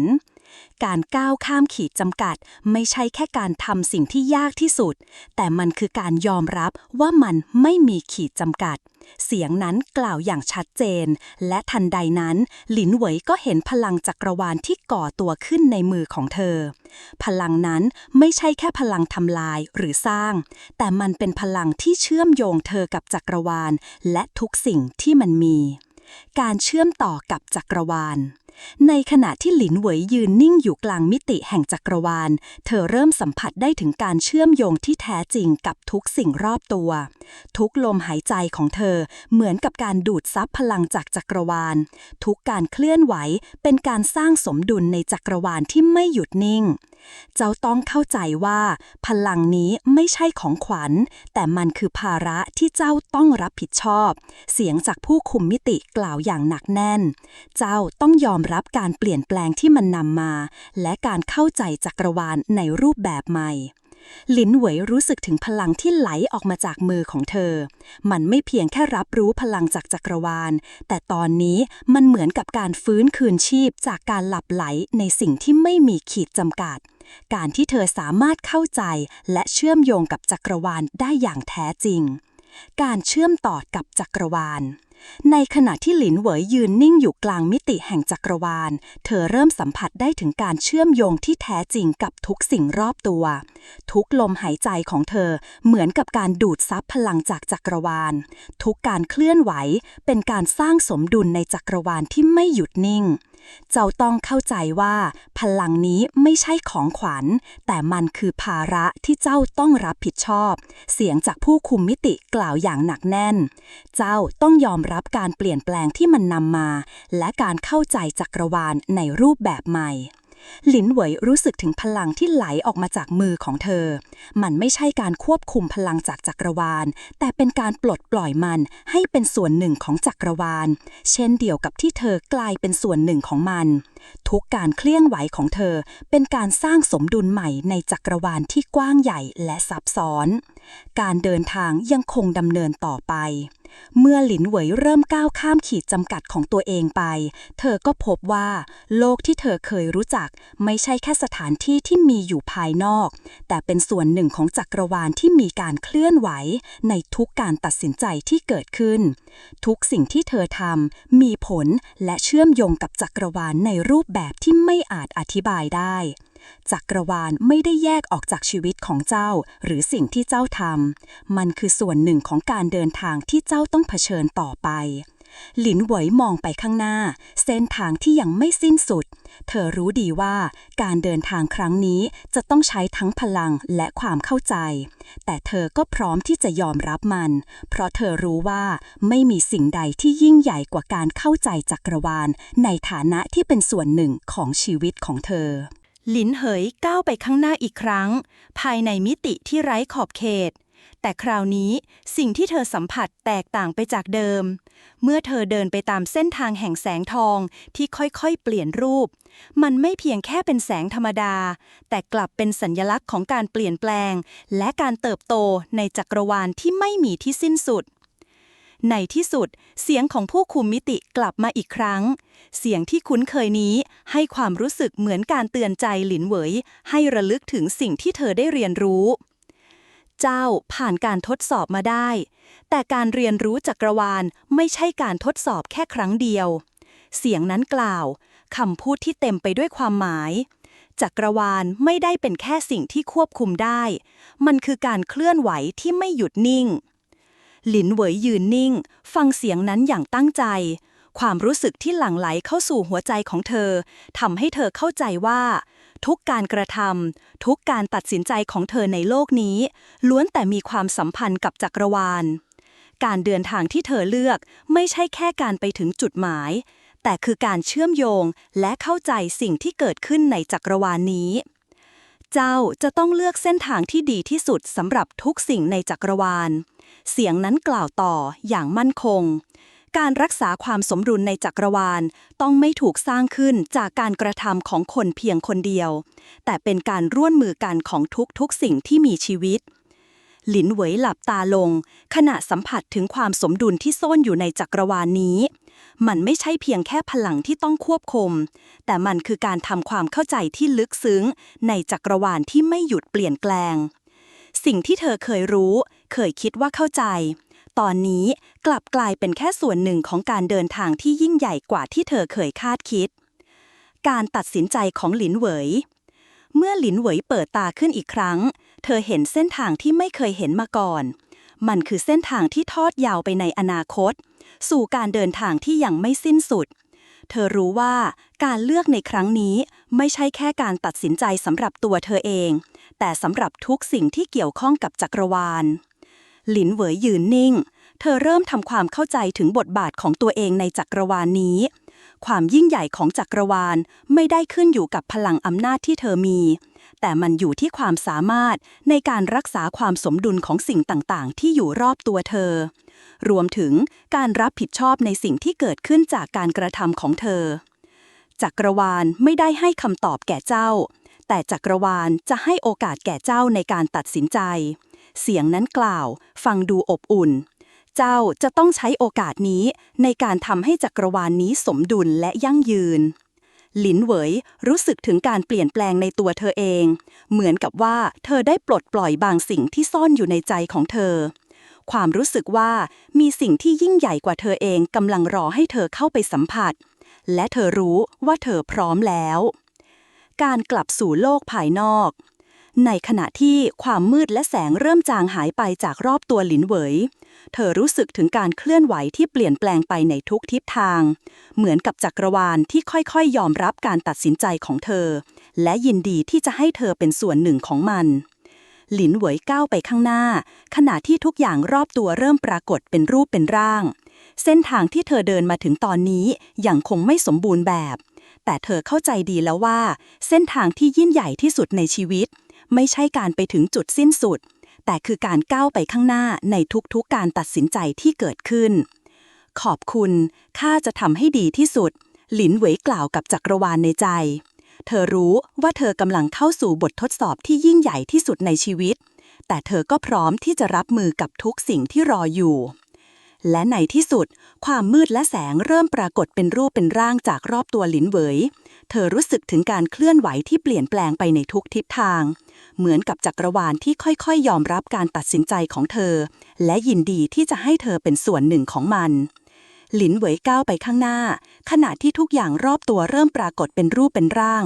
เส้นทางที่เธอเดินมาถึงตอนนี้ยังคงไม่สมบูรณ์แบบ แต่เธอเข้าใจดีแล้วว่า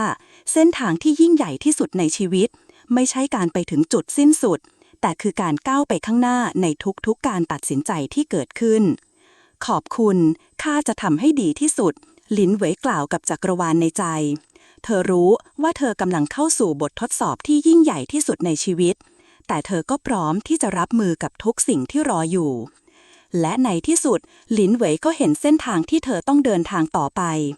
มันไม่ใช่แค่เส้นทางสู่การเข้าใจจักรวาลแต่มันคือเส้นทางที่เธอจะต้องแบกรับความรับผิดชอบที่ยิ่งใหญ่ที่สุดในชีวิตตอนที่ 5 การกลับสู่โลกแห่งความจริงเมื่อหลินเหวยก้าวออกจากมิติแห่งจักรวาลเธอพบว่าตัวเองกลับมาสู่โลกที่เธอเคยรู้จักโลกที่เต็มไปด้วยสีสันและชีวิตที่พลุกพล่าน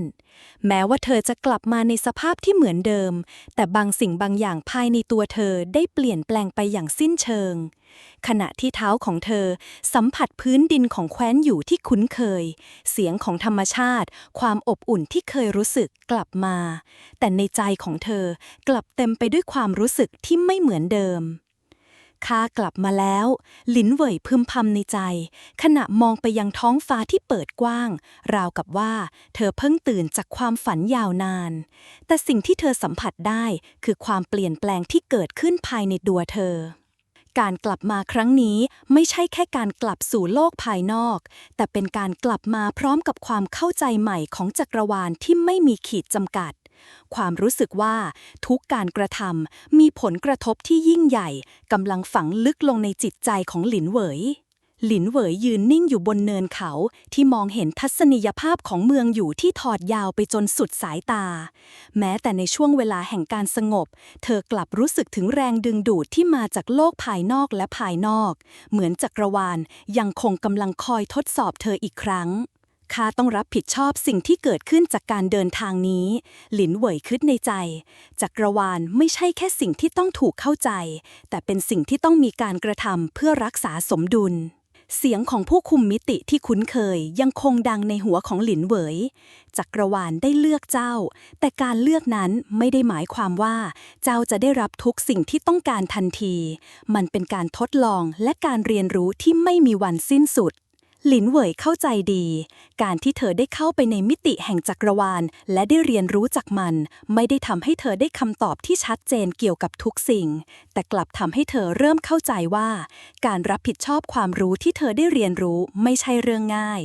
มันจะต้องมีการต่อสู้ภายในตัวเธอเองและการตัดสินใจที่อาจเปลี่ยนแปลงโลกที่เธอรู้จักไปตลอดกาลการกลับสู่แคว้นอยู่เมื่อหลินเหวยเดินลงจากเนินเขาและกลับเข้าสู่เมืองอยู่เสียงคึกคักของผู้คนและกิจกรรมต่างๆรอบตัวทำให้เธอรู้สึกถึงความเป็นจริงที่ยิ่งใหญ่ที่เธอกำลังต้องเผชิญตอนนี้เธอไม่ใช่แค่คนธรรมดาอีกต่อไปเธอได้เรียนรู้ถึงความเชื่อมโยงของจักรวาลและชีวิตแต่ตอนนี้เธออยู่ในโลกที่เต็มไปด้วยความไม่สมดุลและความขัดแย้งทุกอย่างที่ข้าเห็นข้าคงจะต้องหาวิธีที่จะทำให้มันดีขึ้นลิ้นเหวยคิดขณะเดินผ่านผู้คนที่ต่างดำเนินชีวิตไปตามทางของตนเองเธอเห็นความทุกข์ยากและความอิจฉาริษยาในสายตาของบางคนแม้ว่าทุกคนจะไม่รู้ตัวแต่ลิ้นเหวยรู้สึกถึงความไม่สมดุลที่ค่อยๆก่อตัวขึ้นรอบๆตัวการกลับมาครั้งนี้ไม่ใช่การกลับไปสู่ชีวิตที่เคยเป็นแต่เป็นการกลับมาเพื่อทำหน้าที่ที่ยิ่งใหญ่ขึ้นหน้าที่ในการรักษาความสมดุลในจักรวาลและในโลกแห่งความจริงหลินเหวยเดินไปที่พระราชวังหัวใจของเธอเต็มไปด้วยคำถามและความสับสนเธอรู้ว่าเธอไม่สามารถอยู่เฉยๆและปล่อยให้จักรวาลที่เธอเข้าใจกลายเป็นสถานที่ที่เต็มไปด้วยความไม่สมดุลเธอจะต้องทำอะไรบางอย่างแต่เธอก็ยังไม่แน่ใจว่าจะเริ่มจากตรงไหนการเผชิญหน้ากับศัตรูที่ไม่คาดคิดเมื่อหลินเหวยเดินเข้ามาในพระราชวังเธอรู้สึกถึงอำนาจที่แผ่กระจายไปทั่วสถานที่แห่งนี้ทั้งเสียงฝีเท้าที่ดังตามพื้นหินและบรรยากาศที่เปลี่ยนไปสิ่งที่เธอไม่คาดคิดคือเธอพบว่าใครบางคนกำลังรอเธออยู่ในห้องนั้นเจ้าเป็นใครหลินเหวยถามด้วยความสงสัยขณะที่เธอมองไปที่ชายหนุ่มที่ยืนอยู่ในมุมมืดของห้องเขาสวมชุดคลุมสีดำเงาดวงตาของเขาฉายแสงอันแหลมคมแต่สิ่งที่ทำให้หลินเหวยประหลาดใจคือการที่เขารู้จักเธอชายหนุ่มยิ้มออกมาอย่างมีเลสไนข้าไม่ใช่ศัตรูของเจ้าแต่ข้ารู้จักเจ้าดีเขากล่าวเสียงนั้นคุ้นเคยอย่างประหลาดหลินเหวยเริ่มรู้สึกถึงความไม่ปลอดภัยในห้องนี้เธอสามารถสัมผัสได้ถึงบางสิ่งที่ไม่ปกติในพลังของชายหนุ่มคนนี้แต่ก่อนที่เธอจะพูดอะไรต่อไปชายหนุ่มก้าวไปข้างหน้าและกล่าวต่อจักรวาลไม่ได้มีแค่เส้นทางเดียวและการที่เจ้ากลับมานั้นจะมีผลกระทบที่ยิ่งใหญ่กว่าที่เจ้าคิด ลิ้นเหวยจ้องตาของชายหนุ่มขณะที่เธอรู้สึกถึงความตึงเครียดที่เริ่มเกิดขึ้นในอากาศร่างกายของเธอค่อยๆตึงตัวพร้อมรับมือกับสิ่งที่จะเกิดขึ้นต่อไปหลินเหวยยืนนิ่งอยู่ท่ามกลางห้องหินที่เยือกเย็นอารมณ์ของเธอตึงเครียดเมื่อชายหนุ่มในชุดคลุมสีดำเดินเข้ามาใกล้เขาทำท่าทางสงบนิ่งแต่แววตาของเขากลับเต็มไปด้วยความลึกลับราวกับรู้สิ่งที่จะเกิดขึ้นในอนาคต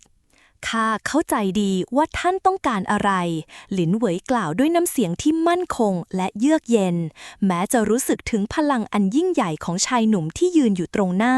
แต่เธอรู้ดีว่าในตอนนี้ความสงบและความมั่นใจในตนเองคือสิ่งที่สำคัญที่สุด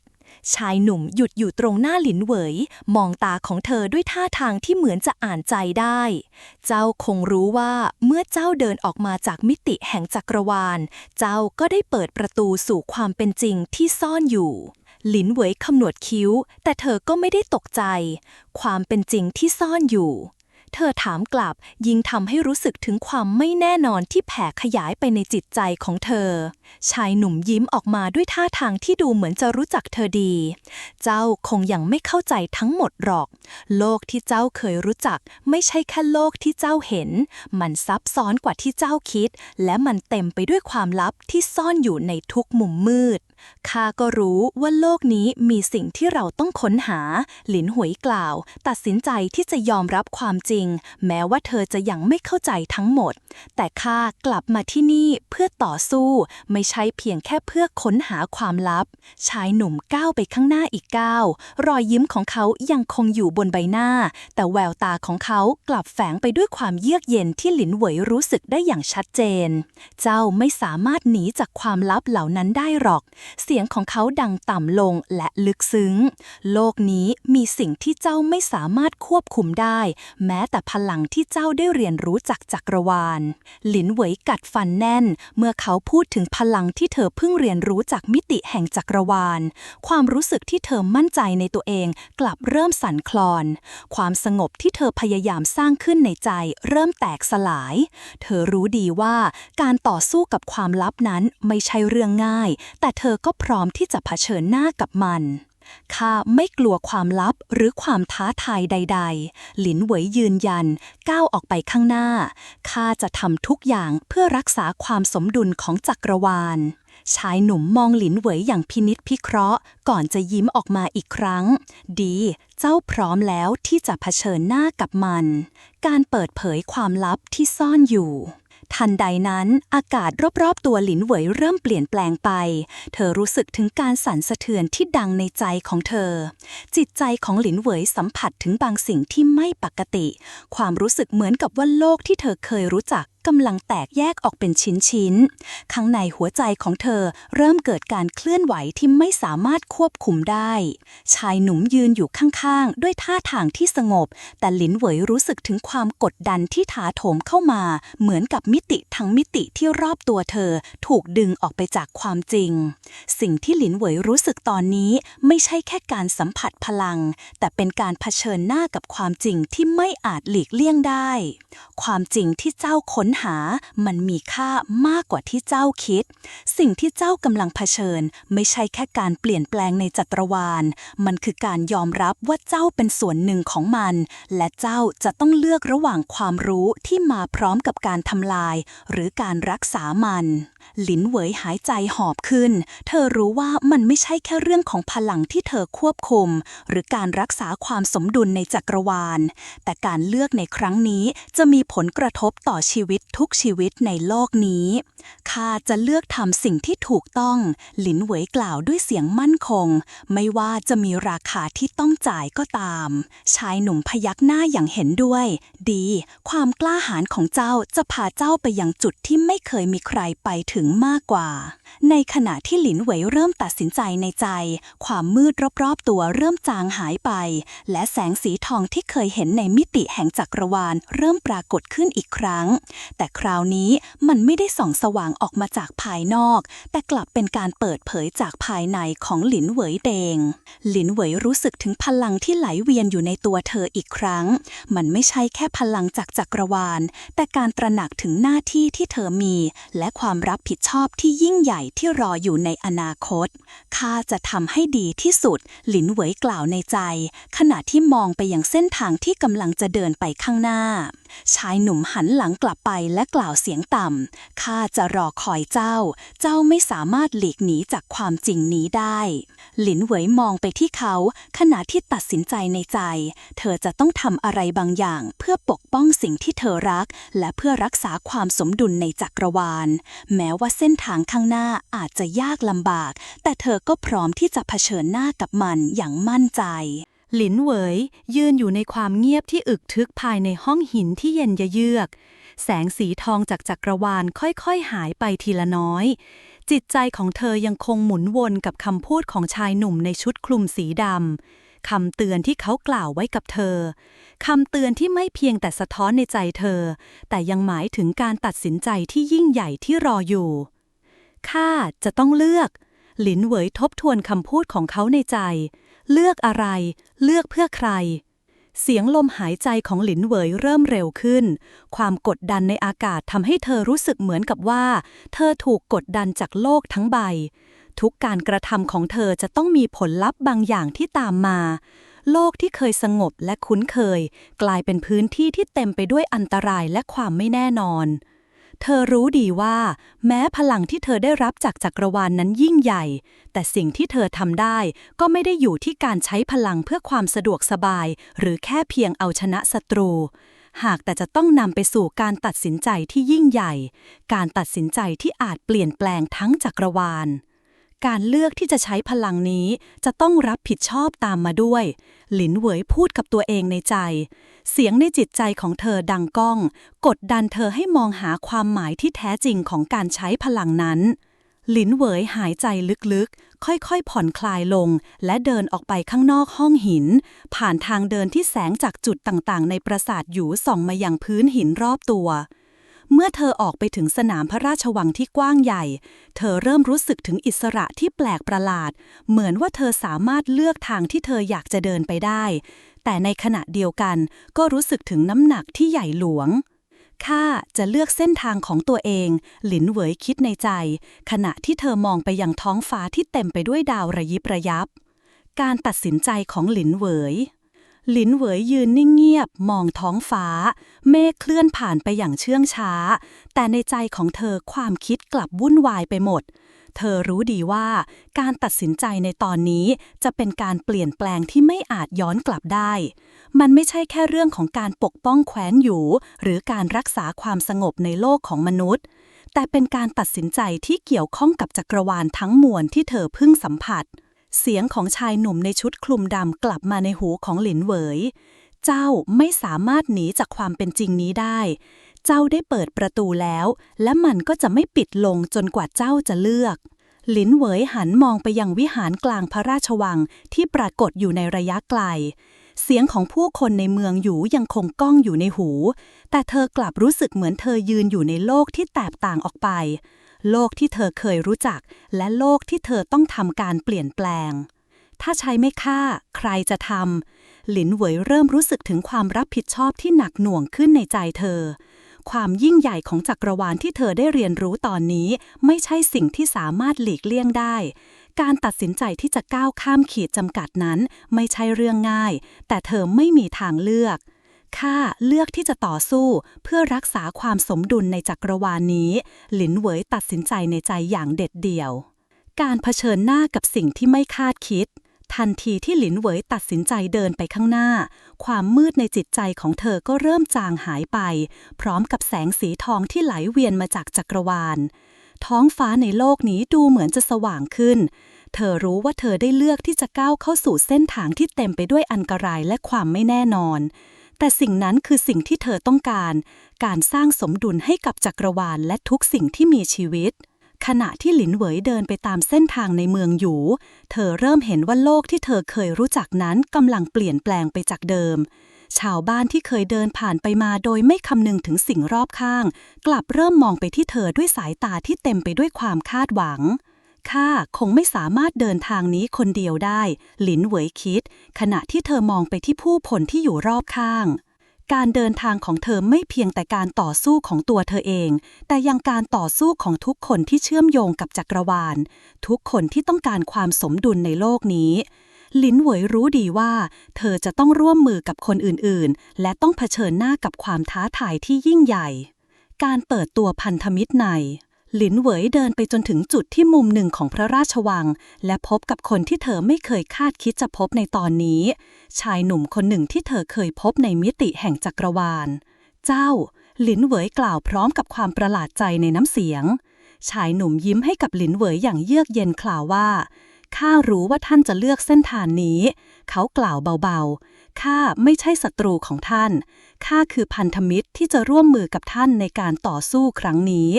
หลินเหวยมองชายหนุ่มอย่างพินิจพิเคราะห์รู้สึกถึงบางสิ่งที่ยังไม่เข้าใจเต็มร้อยแต่ในตอนนี้เธอก็ต้องการพันธมิตรคนนี้ในการเดินทางที่ยิ่งใหญ่ถ้าท่านพร้อมข้าก็พร้อมที่จะเดินไปกับท่านหลินเหวยกล่าวอย่างมั่นใจชายหนุ่มพยักหน้าและทั้งสองก็เริ่มเดินต่อไปตามเส้นทางที่ยังไม่สิ้นสุดการต่อสู้ที่รออยู่ข้างหน้าเต็มไปด้วยอุปสรรคมากมายแต่หลินเหวยรู้ว่าเธอไม่ต้องเดินไปคนเดียวอีกต่อไปการเดินทางของหลินเหวยเริ่มเข้าสู่เส้นทางที่ไม่มีทางย้อนกลับเมื่อเธอได้พบกับพันธมิตรใหม่และตัดสินใจเดินร่วมกันในเส้นทางที่เต็มไปด้วยความท้าทายชายหนุ่มที่เธอพบในพระราชวังนั้นไม่ใช่แค่คนแปลกหน้าที่จะช่วยเหลือเธอในช่วงเวลาที่ยากลำบากแต่เขาคือคนที่รู้จักโลกนี้ในมุมมองที่ลึกซึ้งและการมีเขาข้างกายอาจเป็นกุญแจสำคัญในการเปิดเผยความลับที่จักรวาลซ่อนไว้หลินเหวยเดินเคียงข้างชายหนุ่มท่ามกลางความเงียบสงัดของเมืองหยูในยามค่ำคืนทุกย่างก้าวของเธอในตอนนี้เต็มไปด้วยความมุ่งมั่นที่จะเปิดเผยความจริงและรับผิดชอบต่อสิ่งที่เธอได้เรียนรู้จากจักรวาลการเลือกของเจ้าจะส่งผลกระทบต่อทุกสิ่งชายหนุ่มเอ่ยขึ้นขณะที่มองไปที่เธออย่างใคร่ครวญไม่ใช่แค่การต่อสู้ในโลกนี้แต่มันจะสะเทือนไปยังจักรวาลทั้งหมดหลินเหวยเหลือบมองไปที่เขาแม้ว่าเธอจะมั่นใจในความตัดสินใจของตัวเองแต่คำพูดของชายหนุ่มกลับปลุกเร้าให้เธอพิจารณาถึงความหมายที่ซ่อนอยู่ในแต่ละคำข้าทราบหลินเหวยตอบความมุ่งมั่นในแววตาของเธอกลับยิ่งเพิ่มมากขึ้นแต่นี่คือสิ่งที่ข้าต้องทำข้าจะไม่ยอมให้จักรวาลนี้ถูกทำลายไปจากภายในในขณะที่หลินเหวยเดินออกไปตามถนนที่เงียบสงัดเธอสัมผัสได้ถึงการเปลี่ยนแปลงในบรรยากาศสิ่งที่เธอกำลังจะเผชิญหน้าไม่ใช่แค่ศัตรูภายนอกแต่การต่อสู้ภายในตัวเธอเองการท้าทายต่อความกลัวและความไม่มั่นคงในใจการเปิดเผยความจริงที่รอคอยหลังจากเดินผ่านเมืองหยูไปจนถึงสุดปลายทางที่ลึกที่สุดในพระราชวังหลินเหวยพบกับสถานที่ที่ไม่เคยเห็นมาก่อนห้องมืดที่มีเพียงแสงจันทร์ส่องแสงเลือนๆภายในห้องนั้นมีโต๊ะโบราณซึ่งตั้งอยู่กลางห้องข้างๆมันมีหนังสือโบราณที่ดูเหมือนจะเก่าแก่กว่า100 ปีในที่สุดเจ้าก็มาเสียงหนึ่งดังขึ้นจากมุมห้องเสียงที่หลินเหวยรู้สึกคุ้นเคยจนแทบจะไม่อยากเชื่อหลินเหวยหันไปและพบกับหญิงสาวในชุดขาวที่ยืนอยู่เงียบๆข้างโต๊ะหนังสือโบราณในมือของเธอเผยให้เห็นสัญลักษณ์โบราณที่ไม่เคยเห็นมาก่อนเจ้าคือหลินเหวยถามขณะที่รู้สึกถึงบางสิ่งที่ไม่คุ้นเคยในใจหญิงสาวยิ้มอย่างลึกลับข้าเป็นเพียงผู้รู้ผู้ที่รู้จักความลับในจักรวาลนี้เธอกล่าวก่อนจะวางหนังสือโบราณลงบนโต๊ะเจ้าไม่สามารถเดินทางนี้ไปคนเดียวได้เจ้าต้องเข้าใจความจริงทั้งหมดหลินเหวยหายใจออกมาอย่างหนักรู้สึกถึงน้ำหนักของคำพูดที่เธอได้ยินหญิงสาวในชุดขาวยื่นมือไปข้างหน้าขณะเปิดหนังสือเพื่อเผยแพร่ความลับบางอย่างจักรวาลนี้ไม่ได้สร้างขึ้นเพื่อการต่อสู้มันเป็นการสร้างสมดุลระหว่างพลังที่มีทั้งด้านดีและด้านชั่วหญิงสาวกล่าวเสียงเบาเจ้าคือผู้ที่ต้องสร้างสมดุลนั้นและเลือกว่าจะใช้พลังในทางใด หลินเหวยมองไปที่หน้าหนังสือที่เปิดออกด้านในเต็มไปด้วยภาพต่างๆที่เธอไม่เคยเห็นมาก่อนภาพที่เล่าถึงการต่อสู้ระหว่างแสงและความมืดการแบ่งแยกของจักรวาลที่ถูกสร้างขึ้นจากการต่อสู้ของสิ่งมีชีวิตบนโลกนี้และเรื่องราวของเทพเซียนที่ต่อสู้เพื่อปกป้องและทำลายสิ่งต่างๆด้วยพลังที่เกินกว่าที่มนุษย์จะเข้าใจเจ้าคือคนที่ต้องเลือกการตัดสินใจของเจ้าจะเป็นตัวกำหนดอนาคตหญิงสาวกล่าวเสริมการต่อสู้ภายในและการตัดสินใจสุดท้ายหลินเหวยรู้สึกถึงน้ำหนักที่เพิ่มขึ้นในใจของเธอไม่เพียงแต่ต้องรับผิดชอบต่อการกระทำของตัวเองแต่ยังต้องตัดสินใจเลือกในเส้นทางที่ยิ่งใหญ่ที่จะส่งผลต่อจักรวาลและทุกสิ่งที่อยู่ในนั้นในที่สุดหลินเหวยก็หันไปทางชายหนุ่มที่ยืนอยู่ข้างๆเขาทำท่าทางสงบแต่เธอรู้ว่าเขากำลังรอการตัดสินใจของเธอการตัดสินใจที่จะทำให้โลกและจักรวาลนี้มีความสมดุลหรือจะตกอยู่ในอันตรายข้าจะเลือกต่อสู้เพื่อให้จักรวาลนี้ยังคงมีสมดุลหลินเหวยพูดด้วยความมุ่งมั่นในเสียงของเธอไม่ว่ามันจะมีราคาที่ต้องจ่ายอย่างไรข้าจะยืนหยัดชายหนุ่มยิ้มออกมาใบหน้าของเขาเต็มไปด้วยความเข้าใจและเคารพในคำตัดสินของหลินเหวยเจ้าทำการตัดสินใจที่ถูกต้องแล้วข้าจะอยู่เคียงข้างเจ้าหลินเหวยยืนตรงเต็มไปด้วยความมั่นใจในตัวเองการเดินทางของเธอกำลังจะเริ่มต้นอย่างแท้จริง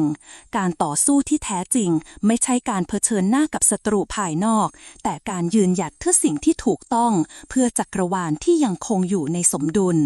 ตอนที่ 6 เส้นทางแห่งการพิสูจน์ท่ามกลางแสงดาวที่ริบหรี่ในยามค่ำคืนหลินเหวยเดินออกจากปราสาทอยู่มุ่งหน้าสู่ทางเดินในป่าแห่งหนึ่งซึ่งเต็มไปด้วยต้นไม้ที่สูงตระหง่านแสงจากจันทร์ส่องหลอดผ่านช่องว่างระหว่างกิ่งไม้สาดส่องให้เห็นพื้นดินที่เต็มไปด้วยใบไม้แห้งความเงียบสงบในป่าทำให้หลินเหวยรู้สึกถึงความลึกลับที่แฝงอยู่ในอากาศเจ้าไปที่ไหนกันเสียงของชายหนุ่มที่เธอเพิ่งเจอเอ่ยขึ้นจากข้างหลังหลินเหวยหันไปมองและพบว่าเขากำลังเดินตามหลังมาอย่างเงียบๆข้ากำลังไปหาความจริงหลินเหวยตอบด้วยเสียงที่มั่นคงแม้จะรู้สึกถึงความไม่แน่นอนในตัวเองแต่ความมุ่งมั่นที่จะค้นหาคำตอบนั้นไม่เคยลดลงชายหนุ่มมองหลินเหวยด้วยท่าทางที่พินิจพิเคราะห์ก่อนจะพูดขึ้นเจ้าคิดว่าแค่การเดินทางในป่าครั้งนี้จะพาคุณไปถึงคำตอบที่เจ้าต้องการได้หรือหลินเหวยนิ่งไปครู่หนึ่งแล้วจึงตอบกลับด้วยน้ำเสียงที่เต็มไปด้วยความมุ่งมั่นข้าไม่รู้ว่าจะได้คำตอบจากที่ไหนแต่ข้าต้องเดินไปหามันถึงแม้ต้องเดินตามทางที่ยากลำบากก็ตามชายหนุ่มยิ้มเล็กน้อยข้ารู้ว่าเจ้าจะไม่ยอมแพ้ง่ายๆหลินเหวยหันไปข้างหน้าอีกครั้งพร้อมก้าวเดินไปข้างหน้าภายในจิตใจของเธอเต็มไปด้วยคำถามเกี่ยวกับจักรวาลและพลังที่เธอได้รับความเข้าใจที่เพิ่มขึ้นจากการเข้าไปในมิติแห่งจักรวาลทำให้เธอเริ่มรู้ว่าทุกสิ่งที่เกิดขึ้นนั้นมีความเชื่อมโยงกันอย่างซับซ้อนทุกการกระทำในโลกนี้มีผลกระทบที่ลึกซึ้งกว่าแค่ผลลัพธ์ที่เห็นภายนอกข้าจะต้องเข้าใจทุกสิ่งที่เกี่ยวข้องกับจักรวาลนี้หลินเหวยคิดในใจขณะที่เธอเดินลึกเข้าไปในป่าการพบกับผู้คุมมิติไม่นานหลังจากนั้นเมื่อหลินเหวยเดินมาถึงกลางป่าเธอพบกับหุบเหวขนาดใหญ่ที่แยกโลกแห่งความจริงออกจากมิติแห่งจักรวาลแสงจากจันทร์ที่สาดส่องลงมายังผืนดินทำให้เห็นผืนหินที่เรียงรายเป็นทางเดินแคบๆไปยังทางที่ยังไม่รู้จักหลินเหวยก้าวไปข้างหน้าแต่ก็รู้สึกถึงพลังบางอย่างที่อัดแน่นอยู่ในอากาศเธอสังเกตเห็นเงาของชายคนหนึ่งยืนอยู่ที่ขอบหุบเหวเขาสวมชุดคลุมสีดำและมีดวงตาที่ราวกับสามารถเห็นผ่านไปถึงจิตใจของเธอเจ้าคือผู้คุมมิติใช่ไหมหลินเหวยถามแม้จะรู้ว่าเขาคือผู้ที่มีอำนาจสูงสุดในจักรวาลแต่เธอก็ไม่รู้สึกกลัวแม้แต่น้อยชายหนุ่มในชุดคลุมสีดำพยักหน้าเล็กน้อยข้าเป็นผู้คุมมิติผู้ที่คอยรักษาสมดุลระหว่างโลกแห่งความจริงและจักรวาลเสียงของเขาเงียบสงบแต่แฝงด้วยอำนาจที่หลินเหวยสัมผัสได้ชัดเจนหลินเหวยกล่าวข้ามาที่นี่เพื่อหาคำตอบข้าไม่สามารถเดินทางนี้ได้ด้วยตัวเองข้าต้องการคำแนะนำจากท่านผู้คุมมิติยิ้มเบาๆคำตอบที่เจ้าต้องการไม่สามารถให้ได้ง่ายๆการค้นหาความจริงไม่ได้เป็นเพียงการเดินทางในมิติแต่มันคือการเผชิญหน้ากับตัวตนของเจ้าที่แท้จริง หลินเหวยก้าวเข้าไปใกล้ข้าพร้อมแล้ว ผู้คุมมิติยืนนิ่งไปครู่หนึ่งก่อนจะยื่นมือไปข้างหน้า เจ้าต้องผ่านการทดสอบข้าจะไม่ให้คำแนะนำจนกว่าเจ้าจะพิสูจน์ให้เห็นว่าพร้อมจะรับสิ่งที่เจ้าได้เรียนรู้จากจักรวาล ทันใดนั้นพลังอันมหาศาลที่แฝงตัวอยู่ในอากาศรอบๆตัวหลินเหวยเริ่มเปลี่ยนแปลงเธอรู้สึกถึงแรงดึงดูดที่ทวีความรุนแรงขึ้นและสั่นสะเทือนร่างกายของเธอท่านต้องการให้ข้าทำอะไรหลินเหวยถามด้วยความมั่นใจผู้คุมมิติไม่ตอบคำถามทันทีแต่กระแสพลังที่ออกจากมือของเขาทำให้เกิดแสงสว่างขึ้นในหุบเหวและโลกทั้งใบดูเหมือนจะหยุดนิ่งอยู่ในชั่วขณะหนึ่งเจ้าต้องเลือกว่าจะให้พลังของเจ้าควบคุมโลกนี้หรือจะให้มันทำลายมันไปเสียงของผู้คุมมิติเต็มไปด้วยความหนักแน่นนี่คือการทดสอบที่แท้จริงการตัดสินใจในครั้งนี้จะเป็นตัวกำหนดเส้นทางของเจ้าการทดสอบของหลินเหวยยืนนิ่งอยู่ในหุบเหวมองดูพลังที่หลั่งไหลออกจากมือของผู้คุมมิติอย่างไม่วางใจในความรู้สึกของเธอทุกสิ่งรอบตัวกลายเป็นการทดสอบที่สำคัญที่สุดในชีวิตของเธอข้าจะใช้พลังนี้เพื่อปกป้องจักรวาลไม่ใช่เพื่อทำลายหลินเหวยคิดในใจพร้อมกับยืดหยุ่นความมั่นใจในตัวเองเธอเริ่มปล่อยพลังภายในออกมาปล่อยให้มันหมุนวนและเชื่อมโยงไปทั่วโลกรู้สึกถึงการเปลี่ยนแปลงในตัวเธอและในจักรวาลการเชื่อมโยงระหว่างโลกภายนอกและภายในทันใดนั้นแสงจากพลังของหลินเหวยก็เริ่มสว่างขึ้นและการทดสอบของเธอก็เริ่มมีผลเจ้าทำได้ผู้คุมมิติกล่าวพร้อมรอยยิ้มเจ้าผ่านการทดสอบนี้ไปแล้วหลินเหยยืนอยู่ท่ามกลางแสงอันเจิดจ้าจากการทดสอบของผู้คุมมิติร่างกายของเธอยังคงสั่นสะท้านจากพลังที่เธอปลดปล่อยออกมาความรู้สึกที่ปะทะเข้ามานั้นไม่ต่างจากการถูกฉีกออกจากภายในแต่มันก็ทำให้เธอมั่นใจในความสามารถของตัวเองมากขึ้นแสงนั้นค่อยๆจางหายไปและเธอก็พบว่าผู้คุมมิติยังคงยืนอยู่ตรงหน้าอย่างไม่เคลื่อนไหวสีหน้าของเขายังคงนิ่งสงบและไม่ได้แสดงความรู้สึกใดๆต่อผลของการทดสอบเจ้าเลือกได้ถูกต้องเสียงของผู้คุมมิติแฝงด้วยความลึกซึ้งเจ้าผ่านการทดสอบนี้ไปแล้วแต่นี่ไม่ใช่จุดจบมันเป็นเพียงแค่จุดเริ่มต้นของเส้นทางที่ยากลำบากหลินเหยหายใจออกมาอย่างหนักพลังที่เธอปลดปล่อยออกมาไม่ได้ทำให้เธอรู้สึกถึงชัยชนะแต่อย่างใดแต่กลับรู้สึกเหมือนกับว่าโลกทั้งหมดกำลังตั้งคำถามกับความตั้งใจของเธอข้าพร้อมที่จะเดินทางต่อหลินเหยตอบเสียงหนักแน่นผู้คุมมิติพยักหน้าเล็กน้อยเจ้าจะต้องเผชิญกับการทดสอบที่ยิ่งใหญ่กว่านี้มันจะทดสอบไม่แค่พลังของเจ้าแต่ยังรวมถึงจิตใจและวิสัยทัศน์ของเจ้าหลินเหยรู้ดีว่าเธอยังไม่เข้าใจทุกสิ่งที่เกิดขึ้นแต่เธอก็ไม่ย่อท้อเพราะภารกิจของเธอยังไม่เสร็จสิ้นข้าจะทำทุกอย่างเพื่อปกป้องจักรวาลนี้หลินเหยยืนยันข้าจะไม่ยอมให้มันถูกทำลายโดยสิ่งที่มองไม่เห็นผู้คุมมิติยิ้มอย่างน้อยๆก่อนจะยกมือขึ้นและชี้ไปยังทางเดินที่ลึกเข้าไปในป่าเส้นทางที่เจ้าเลือกจะพาเจ้าข้ามขีดจำกัดของตัวเองมันจะไม่ง่ายแต่เจ้าอาจจะได้พบกับคำตอบที่เจ้าตามหามาตลอดการเดินทางเริ่มต้นหลินเหยก้าวไปข้างหน้าอีกครั้งและครั้งนี้เธอไม่อยู่คนเดียวชายหนุ่มในชุดคลุมดำที่เธอเคยพบตั้งแต่ตอนแรกก็เดินตามมาเงียบๆเขายังคงเงียบสงบและดูเหมือนจะเป็นเพียงแค่เงาของเธอแต่หลินเหยรู้สึกถึงพลังบางอย่างที่เชื่อมโยงระหว่างพวกเขาทั้งสองคนเจ้าพร้อมแล้วหรือชายหนุ่มถามเสียงของเขาดูเรียบง่ายแต่มีน้ำหนักอยู่ในคำถามนั้นหลินเหยหยุดก้าวไปสักครู่ก่อนจะหันมามองเขาพร้อมแล้วเธอตอบเขาพยักหน้าอย่างพอใจดีทั้งสองเดินไปข้างหน้าด้วยกันเสียงใบไม้แห้งกรอบใต้สีเท้าของพวกเขาดังก้องในป่าทึบทุกย่างก้าวเต็มไปด้วยความหมาย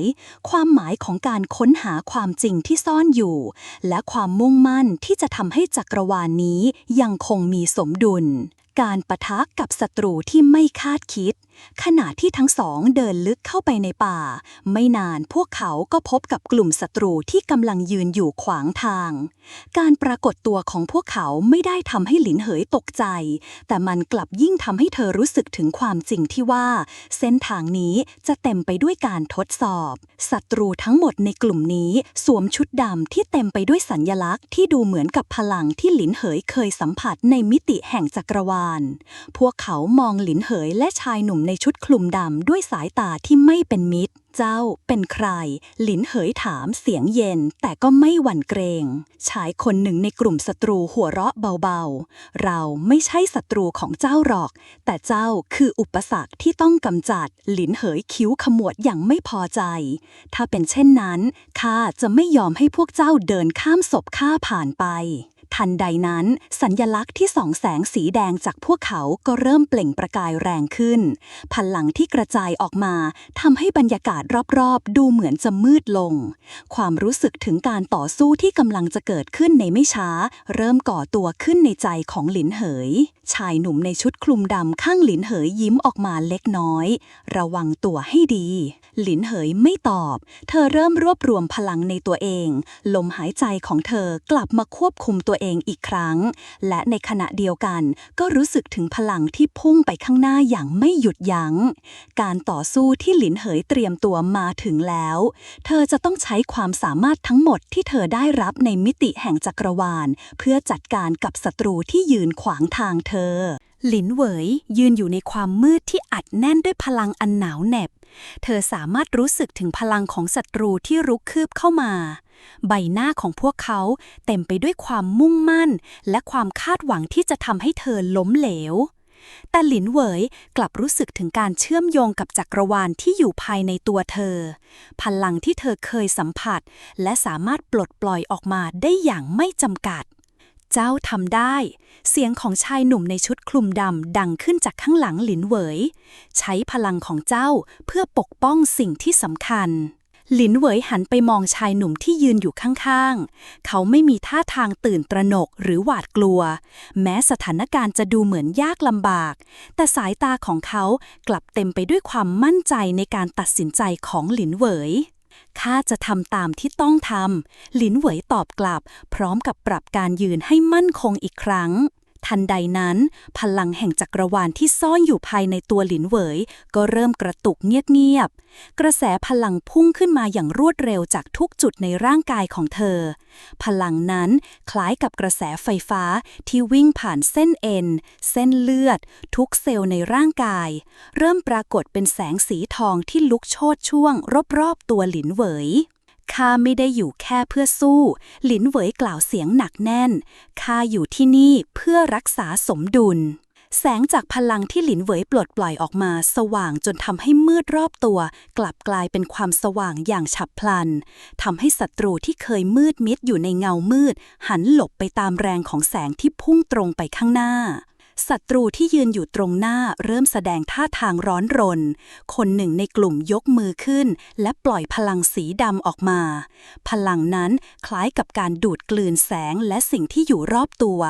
บังคับให้หลินเหวยต้องใช้พลังเต็มที่ในการต่อต้านมันจะไม่ง่ายอย่างที่เจ้าคิดศัตรูคนหนึ่งกล่าวและเริ่มปลดปล่อยพลังออกมาเป็นลูกไฟขนาดมหึมาหลินเหวยมองไปยังลูกไฟนั้นที่กำลังพุ่งตรงมาหาเธอด้วยความเร็วที่ไม่อาจหลบลี้ได้เธอตัดสินใจใช้พลังจักรวาลที่ซ่อนอยู่ในตัวเธอปลดปล่อยมันออกมาเป็นเกราะพลังสีทองที่ล้อมรอบตัวเธออย่างทันที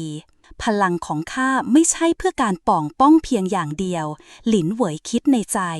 ขณะที่พลังจักรวาลของเธอเริ่มขยายตัวออกไปและกลายเป็นลูกบอลพลังขนาดใหญ่ที่ลอยอยู่ในอากาศลูกไฟของศัตรูประทะกับเกราะพลังของหลินเหวยอย่างรุนแรงเสียงระเบิดดังก้องไปทั่วบริเวณแต่หลินเหวยยืนมั่นอยู่ในจุดเดียวรู้สึกถึงการเปลี่ยนแปลงที่เกิดขึ้นในพลังของเธอทำไมข้าจะไม่ยอมแพ้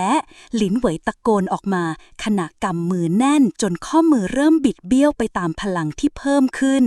เธอรวบรวมพลังจักรวาลในตัว และในที่สุดลูกบอลพลังสีทองก็พุ่งออกไปอย่างรวดเร็วเข้าประทะกับลูกไฟของศัตรูซึ่งทำให้เกิดการระเบิดที่รุนแรงขึ้นอีกครั้งแต่คราวนี้แสงสีทองที่หลินเหวยปลดปล่อยออกมาค่อยๆล้อมรอบศัตรูทั้งหมดศัตรูเริ่มกระจายตัวออกจากกันท่าทางของพวกเขาเต็มไปด้วยความตกใจหลินเหวยรู้ดีว่าเธอสามารถปราบพวกเขาได้แต่การต่อสู้ครั้งนี้ไม่ใช่แค่การใช้พลังเพื่อเอาชนะเธอจำเป็นต้องควบคุมพลังของตัวเองให้ได้ก่อนเจ้าทำได้ดีเสียงของชายหนุ่มในชุดคลุมดำดังขึ้นมาอีกครั้งเขายิ้มเล็กน้อยแต่ยังไม่ถึงจุดสิ้นสุดหลินเหวยหันมามองเขาและในทันใดนั้นเธอรู้สึกถึงสิ่งที่อยู่ภายในตัวเธอพลังจักรวาลที่มันยังไม่สมบูรณ์เธอยังต้องเรียนรู้และเข้าใจมันให้ดียิ่งขึ้นข้าต้องควบคุมพลังนี้ให้ได้ข้าจะต้องเป็นผู้ที่สามารถรักษาความสมดุลได้ไม่ใช่แค่การทำลายสิ่งที่ขัดขวางข้าการกลับมาของผู้คุมมิติเมื่อศัตรูทั้งหมดถูกสลายไปในแสงหลินเหวยก็ยืนนิ่งในที่เดิมขณะนั้นผู้คุมมิติที่ได้หายตัวไปก่อนหน้านี้กลับมาอีกครั้งเขาปรากฏตัวตรงหน้าหลินเหวยในทันทีเจ้าได้ผ่านการทดสอบสำคัญแล้วผู้คุมมิติกล่าวเสียงหนักแน่นแต่การทดสอบที่แท้จริงยังไม่มาถึงหลินเหวยหันมามองเขาด้วยความสงสัยการทดสอบข้าไม่เข้าใจผู้คุมมิติยิ้มอย่างมีเล่ห์ในข้าไม่ได้หมายถึงการต่อสู้ทางกายภาพ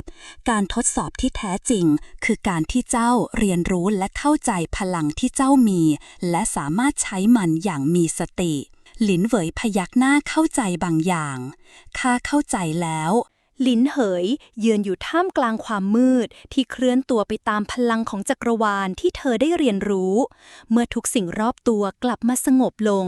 ความสั่นสะเทือนในอากาศค่อยๆหยุดเหลือไว้เพียงแค่ความเงียบสงบที่หนักแน่นและเสียงลมหายใจของหลินเหยที่ค่อยๆคลายความตึงเครียดเธอหันไปมองชายหนุ่มในชุดคลุมดำที่ยืนอยู่ข้างๆเขายิ้มให้เธออย่างมีความหมายก่อนจะพูดออกมาเสียงเบาเจ้าได้เลือกแล้วแต่การเลือกของเจ้าไม่ได้ง่ายเพียงแค่การต่อสู้หลินเหยยังคงรู้สึกถึงพลังที่ยังค้างอยู่ในตัวเธอแม้จะรู้สึกว่าเธอสามารถควบคุมมันได้บ้างแล้วแต่การจะใช้มันอย่างเต็มที่และไม่ให้มันย้อนกลับมาเป็นภัยนั้นยังเป็นเรื่องที่ท้าทายข้ายังไม่รู้ว่าข้าจะทำได้ดีแค่ไหนหลินเหยตอบด้วยน้ำเสียงที่เคร่งเครียดข้ากลัวว่าข้าจะทำให้จักรวาลนี้พังทลายชายหนุ่มมองเธอด้วยสายตาที่สงบและไม่กล่าวอะไรไปในทันทีเขาค่อยๆเดินไปข้างหน้าก่อนที่จะหยุดและหันกลับมามองเธอความกลัวไม่ได้ทำให้เจ้าก้าวหน้าเขากล่าวมันเป็นแค่สิ่งที่เจ้าต้องเผชิญหน้าและเอาชนะหลินเหยยืนนิ่งอยู่กับคำพูดของเขาสิ่งที่เธอรู้สึกในตอนนี้ไม่ใช่แค่ความกลัวแต่เป็นความเข้าใจในตัวเองมากขึ้นว่าเธอต้องเติบโตเพื่อที่จะก้าวข้ามขีดจำกัดของตัวเองการเดินทางในครั้งนี้จะไม่ง่ายแต่เธอไม่สามารถหยุดยั้งได้อีกแล้วข้าจะใช้พลังนี้ให้ดีที่สุดหลินเหยพึมพำกับตัวเองขณะที่เธอก้าวไปข้างหน้าอย่างมั่นใจข้าจะไม่ยอมให้ความกลัวหยุดยั้งข้าทันใดนั้นความเงียบที่แผ่ปกคลุมทั่วป่าก็ถูกทำลายด้วยเสียงบางอย่างที่ดังขึ้นจากความมืด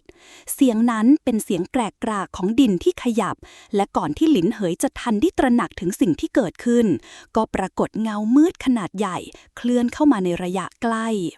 มันคืออะไรหลินเหยถามอย่างตกใจแต่ก่อนที่ชายหนุ่มในชุดคลุมดำจะตอบอะไรเงามืดนั้นก็พุ่งตรงมาหาเธอทันใดนั้นร่างของหลินเหยก้าวออกไปข้างหน้าอย่างรวดเร็วพลังจักรวาลในตัวเธอกระจายออกมาอีกครั้งรอบๆตัวเธอปรากฏเป็นแสงสีทองที่ปกคลุมทั่วพื้นที่นั้นทุกสิ่งที่เข้ามาในรัศมีนั้นถูกหยุดชะงักทันที ข้าไม่ให้พวกเจ้ามาทำลายความสมดุลนี้หลินเหยตะโกนออกมาด้วยความโกรธและความมุ่งมั่นในใจร่างของเธอเต็มไปด้วยพลังที่รุนแรงและมั่นคงเงามืดนั้นค่อยๆหยุดชะงักก่อนจะสลายไปในความมืดอีกครั้งมันไม่สามารถรับมือกับพลังของหลินเหยได้จนในที่สุดทุกสิ่งก็กลับมาสงบลง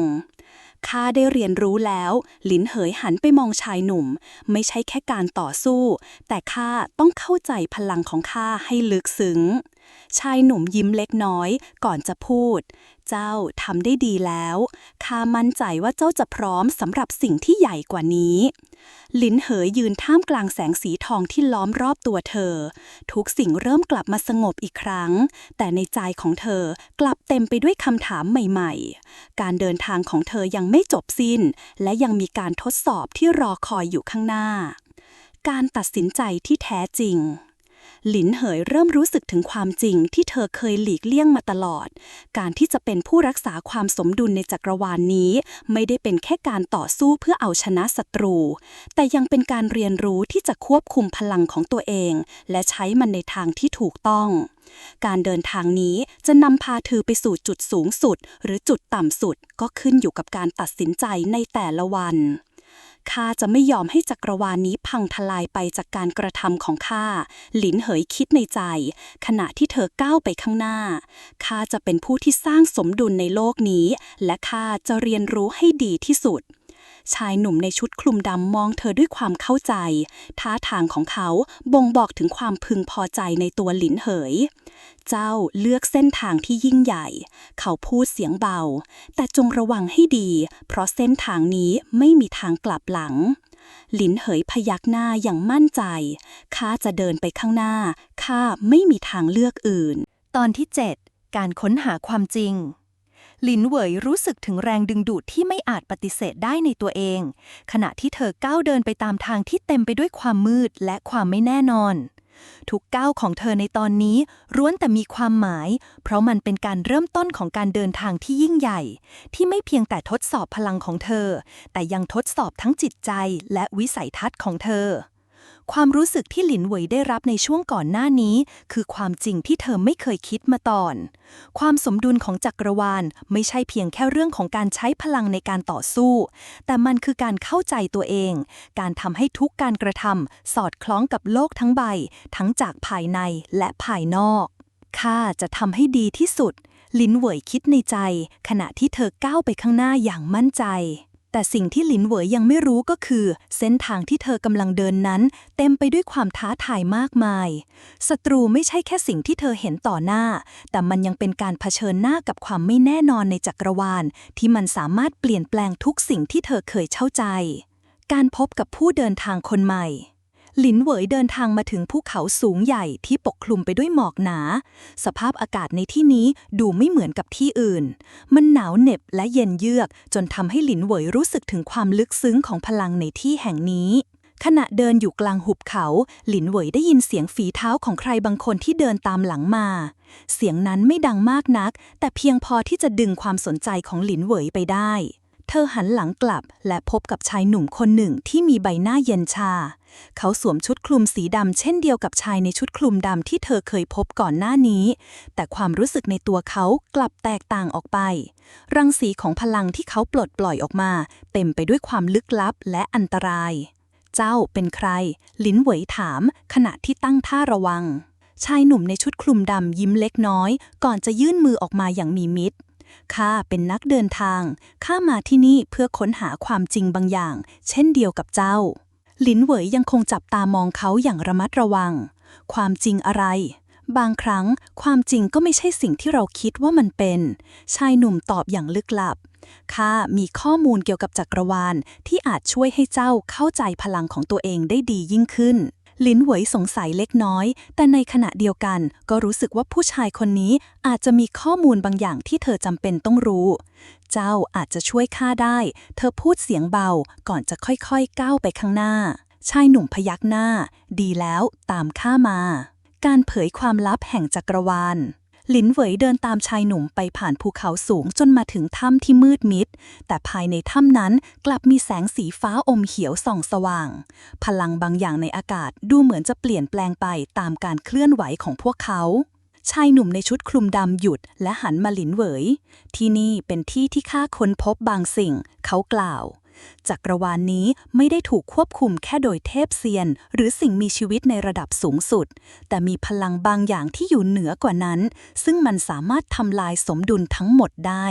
หลินเหวยมองรอบๆถ้ำและรู้สึกถึงความลึกลับในทุกสิ่งที่อยู่ในนั้นพลังอะไรชายหนุ่มเดินไปหาหินก้อนใหญ่ที่อยู่กลางถ้ำเขายกมือขึ้นและสัมผัสกับมันพื้นหินเริ่มสั่นสะเทือนและแสงจากด้านในหินเริ่มเปล่งประกายออกมานี่คือกุญแจชายหนุ่มกล่าวกุญแจที่จะเปิดเผยความลับของจักรวาลทั้งหมดและเป็นเครื่องมือที่สามารถควบคุมหรือทำลายสมดุลหลินเหวยรู้สึกได้ถึงความสำคัญของสิ่งนี้พลังที่เคยรู้จักในตอนนี้ดูเหมือนจะเป็นแค่ส่วนเล็กๆของบางสิ่งที่ยิ่งใหญ่กว่าเจ้าจะต้องระมัดระวังชายหนุ่มพูดกุญแจนี้ไม่ได้มาให้เจ้าควบคุมมันแต่มันจะทดสอบเจ้าหลินเหวยจับมือบนหินและรู้สึกถึงพลังที่สั่นสะเทือนจากภายในหินนั้นยังคงส่องแสงระยิบระยับจนทำให้การหายใจของเธอลำบากขึ้น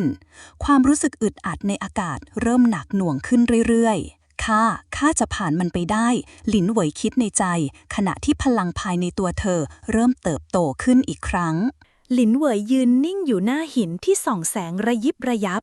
ความรู้สึกที่เหมือนจะเป็นพลังที่ถูกปิดผนึกไว้นั้นแผ่กระจายไปทั่วร่างกายของเธอยิ่งสัมผัสกับหินมากขึ้นยิ่งรู้สึกถึงพลังที่แปลกประหลาดและไม่เคยสัมผัสมาก่อนความรู้สึกนั้นทำให้หลินเหวยรู้สึกถึงการมีอยู่ของบางสิ่งที่อยู่เหนือกว่าพลังที่เธอเคยเรียนรู้จากผู้คุมมิติข้าไม่สามารถควบคุมมันได้หลินเหวยคิดในใจขณะที่มือของเธอสั่นเล็กน้อยจากพลังที่รุนแรงชายหนุ่มในชุดคลุมดำที่ยืนอยู่ข้างหลินเหวยมองไปที่หินด้วยสายตาที่เต็มไปด้วยความเคารพและความเข้าใจมันไม่ใช่พลังที่เจ้าคุ้นเคยเขากล่าวนั่นคือพลังที่มาจากอาณาจักรความจริงซึ่งเป็นแหล่งกำเนิดของจักรวาลนี้หลินเหวยหันไปมองเขาและถามอย่างสงสัยอาณาจักรความจริงเจ้าหมายถึงอะไรชายหนุ่มยิ้มออกมาอย่างเข้าใจทุกสิ่งที่เกิดขึ้นในจักรวาลนี้มีแหล่งกำเนิดจากที่นี่แม้แต่เทพเซียนและพลังที่เจ้าคุ้นเคยก็ล้วนแล้วแต่เป็นผลลัพธ์จากพลังแห่งความจริงนี้หลินเหวยฟังเขาอย่างตั้งใจพยายามที่จะเข้าใจสิ่งที่เขากำลังพูดแม้จะยังรู้สึกถึงความงุนงงในใจแล้วข้าจะทำยังไงชายหนุ่มหันมามองหลินเหวยอย่างลึกซึ้งเจ้าจะต้องเรียนรู้การเชื่อมต่อกับพลังนี้ข้าไม่สามารถบอกได้ทั้งหมดเพราะมันเป็นสิ่งที่ทุกคนต้องค้นพบด้วยตัวเองแต่เจ้าจะต้องตัดสินใจเขาหยุดพูดและเดินไปข้างหน้าหินเจ้าจะเลือกใช้พลังนี้เพื่อรักษาความสมดุลหรือจะใช้มันเพื่อทำลายทุกสิ่งหลินเหวยรู้สึกถึงแรงกดดันในคำพูดของเขาและในขณะเดียวกันก็รู้สึกถึงการเปลี่ยนแปลงในตัวเองที่ลึกซึ้งมากขึ้นพลังในตัวเธอไม่ใช่สิ่งที่จะใช้โดยไม่คิดให้ดีเธอเริ่มเข้าใจแล้วว่าเส้นทางนี้ไม่ใช่แค่การต่อสู้ทางกายภาพแต่เป็นการเข้าใจความจริงที่ซ่อนอยู่ภายในทุกสิ่งข้าไม่อยากเป็นผู้ทำลายหลินเหวยพึมพำออกมาข้าจะรักษาความสมดุลของจักรวาลนี้ชายหนุ่มพยักหน้าด้วยความพอใจเจ้าเลือกได้ดีแล้วแต่เจ้าต้องพร้อมที่จะรับมือกับสิ่งที่รออยู่ข้างหน้า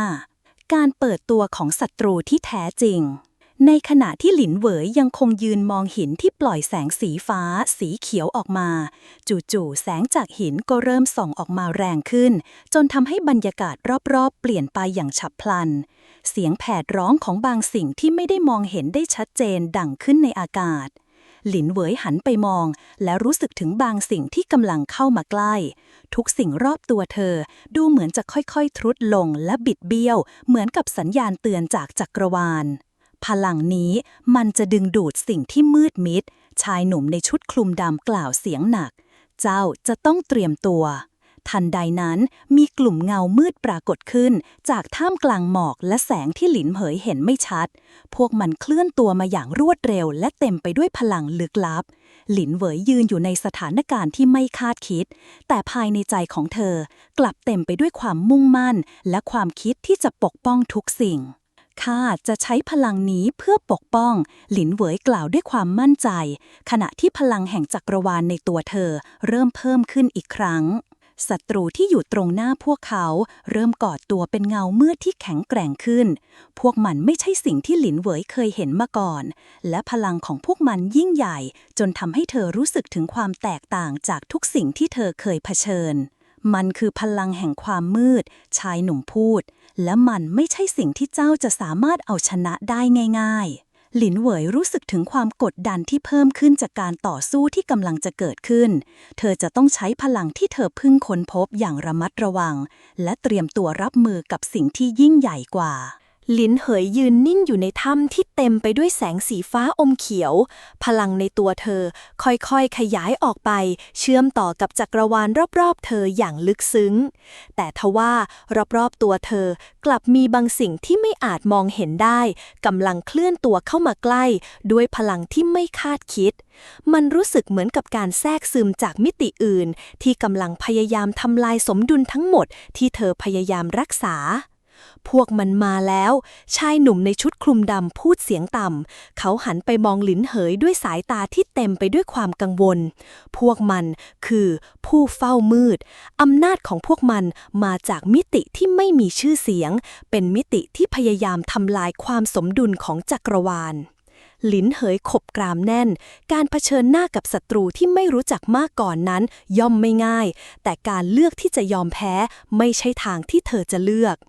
ข้าจะต่อสู้กับพวกมันหลินเหยพูดเสียงหนักแน่นพลังจักรวาลในตัวเธอพุ่งขึ้นมารอบตัวอย่างรวดเร็วสายตาของเธอมองไปยังเงามืดที่เริ่มปรากฏตัวออกมาพวกมันดูเหมือนจะเป็นเงาของความมืดเองรูปร่างของมันคล้ายกับสิ่งมีชีวิตที่ไม่มีรูปทรงชัดเจนราวกับมวลของความมืดที่ถูกสร้างขึ้นจากพลังลึกลับที่หลินเหยไม่เคยพบมาก่อนเงามืดเหล่านั้นไม่สามารถสัมผัสได้แต่หลินเหยสัมผัสถึงพลังที่แฝงอยู่ในตัวมันได้เจ้าต้องระวังชายหนุ่มในชุดคลุมดำเตือนพวกมันไม่สามารถต่อสู้ได้ด้วยพลังที่เราเคยรู้จักแต่สามารถดูดกลืนพลังของเจ้าได้หลินเหยเข้าใจทันทีความมืดที่ล้อมรอบเธอไม่ใช่เพียงแค่การปะทะทางกายภาพแต่เป็นการทดสอบจิตใจและการควบคุมพลังในตัวของเธอให้สมบูรณ์แบบเธอจะต้องยับยั้งพวกมันโดยไม่ให้มันลบล้างพลังของตัวเองให้ได้การเผชิญหน้าที่เริ่มต้นเงามืดเริ่มเคลื่อนที่เร็วขึ้นและพุ่งเข้ามาใกล้หลินเหยแต่เธอก็ยืนมั่นในตำแหน่งของตัวเองสายตาจับจ้องไปยังศัตรูที่กำลังเคลื่อนตัวมาพร้อมกับรวบรวมพลังจักรวาลในร่างกายของเธอให้เต็มที่เงามืดยกมือขึ้นและสร้างเกราะพลังสีทองที่ล้อมรอบตัวเองไว้มันเป็นเกราะที่เธอสร้างขึ้นจากการควบคุมพลังจักรวาลที่เธอได้รับมาแต่ครั้งนี้มันต้องแข็งแกร่งและมั่นคงกว่าครั้งใดๆเงามืดพุ่งเข้าชนเกราะพลังของหลินเหยอย่างแรงเสียงระเบิดดังขึ้นในหุบเขาความสั่นสะเทือนจากการปะทะนั้นทำให้พื้นดินแตกออกและฝุ่นคลุ้งไปทั่วหลินเหยใช้พลังจักรวาลของเธอในการรักษาความสมดุลของเกราะแต่เธอก็รู้สึกถึงพลังที่กำลังพยายามทำลายมันจากภายในมันพยายามดูดกลืนพลังของข้าหลินเหยคิดในใจถ้าข้าปล่อยให้มันดูดซับไปมากกว่านี้ข้าจะไม่เหลือพลังพอที่จะต่อสู้เธอตัดสินใจปลดปล่อยพลังในตัวออกมาด้วยความเร็วที่มากขึ้นเธอเริ่มโฟกัสไปที่การควบคุมการไหลของพลังจักรวาลพลังสีทองในตัวเธอเริ่มขยายออกไปทำลายเงามืดที่พยายามล้อมรอบเธอทีละชิ้นเงามืดเหล่านั้นไม่สามารถต่อสู้กับพลังจักรวาลที่หลินเหยปลดปล่อยออกมาได้พวกมันเริ่มสลายตัวไปทีละส่วนแต่ทว่าสิ่งที่หลินเหยไม่คาดคิดก็เกิดขึ้นเงามืดหนึ่งรูปแบบที่ใหญ่กว่าปกติเริ่มมีชีวิตขึ้นและเริ่มเคลื่อนตัวเร็วขึ้นมันไม่ใช่แค่เงามืดธรรมดาแต่เป็นการรวมพลังจากมิติที่มืดมิดและลึกลับมันคือผู้เฝ้ามืดที่แท้จริงชายหนุ่มในชุดคลุมดำกล่าว ล่าวเจ้าต้องระวังมันให้ดีหลินเหยรู้สึกถึงการกดดันจากพลังของศัตรูที่แผ่ออกมาแรงขึ้นการต่อสู้ครั้งนี้ไม่ใช่แค่การใช้พลังเท่านั้นแต่เป็นการใช้สติปัญญาและการควบคุมพลังจักรวาลในตัวของเธอให้สมบูรณ์แบบการเปิดเผยจุดอ่อนของผู้เฝ้ามืดหลินเหยยกมือขึ้นและรวมพลังทั้งหมดของเธอไว้ที่จุดหนึ่งในร่างกายก่อนที่เธอจะปล่อยออกไปในทิศทางที่เงามืดที่แข็งแกร่งที่สุดกำลังเคลื่อนที่มาพลังจักรวาลที่เธอรวบรวมพุ่งตรงไปยังศัตรูพร้อมกับแสงสีทองที่เจิดจ้าการโจมตีครั้งนี้ไม่เพียงแต่ทำให้พลังของเงามืดถูกทำลายแต่ยังส่งผลให้เงามืดเกิดการบิดเบี้ยวและสลายไปทีละส่วนหลินเหยเริ่มเห็นความจริงในสิ่งที่เธอเคยสงสัยการใช้พลังจักรวาลต้องทำจากภายในและต้องคำนึงถึงความสมดุลที่ละเอียดอ่อนข้าทำได้หลินเหยพูดในใจขณะที่เงามืดเริ่มสลายไปจนหมดชายหนุ่มในชุดคลุมดำยิ้มออกมาเล็กน้อยเจ้าทำได้ดีแล้วเขากล่าวแต่เจ้าจะต้องเผชิญหน้ากับสิ่งที่ยากกว่านี้ในการเดินทางของเจ้าหลินเหยพยักหน้าเธอรู้ดีว่านี่เป็นแค่การเริ่มต้นของการเดินทางที่ยิ่งใหญ่และยังมีท้าทายมากมายที่รอคอยอยู่ข้างหน้าหลินเหวยยืนอยู่ท่ามกลางความเงียบสงัดหลังจากการต่อสู้ที่หนักหน่วงเงามืดที่เคยล้อมรอบตัวเธอและพยายามดูดกลืนพลังของเธอได้สลายไปสิ้นแล้วเหลือเพียงแต่แสงสีทองจากพลังจักรวาลที่ยังคงลอยวนรอบๆร่างของหลินเหวยเธอหอบหายใจหนักๆจากการใช้พลังอย่างเต็มที่แม้ว่าผลลัพธ์จะออกมาในทางที่ดีแต่เธอก็รู้สึกถึงความอ่อนล้าภายในจิตใจ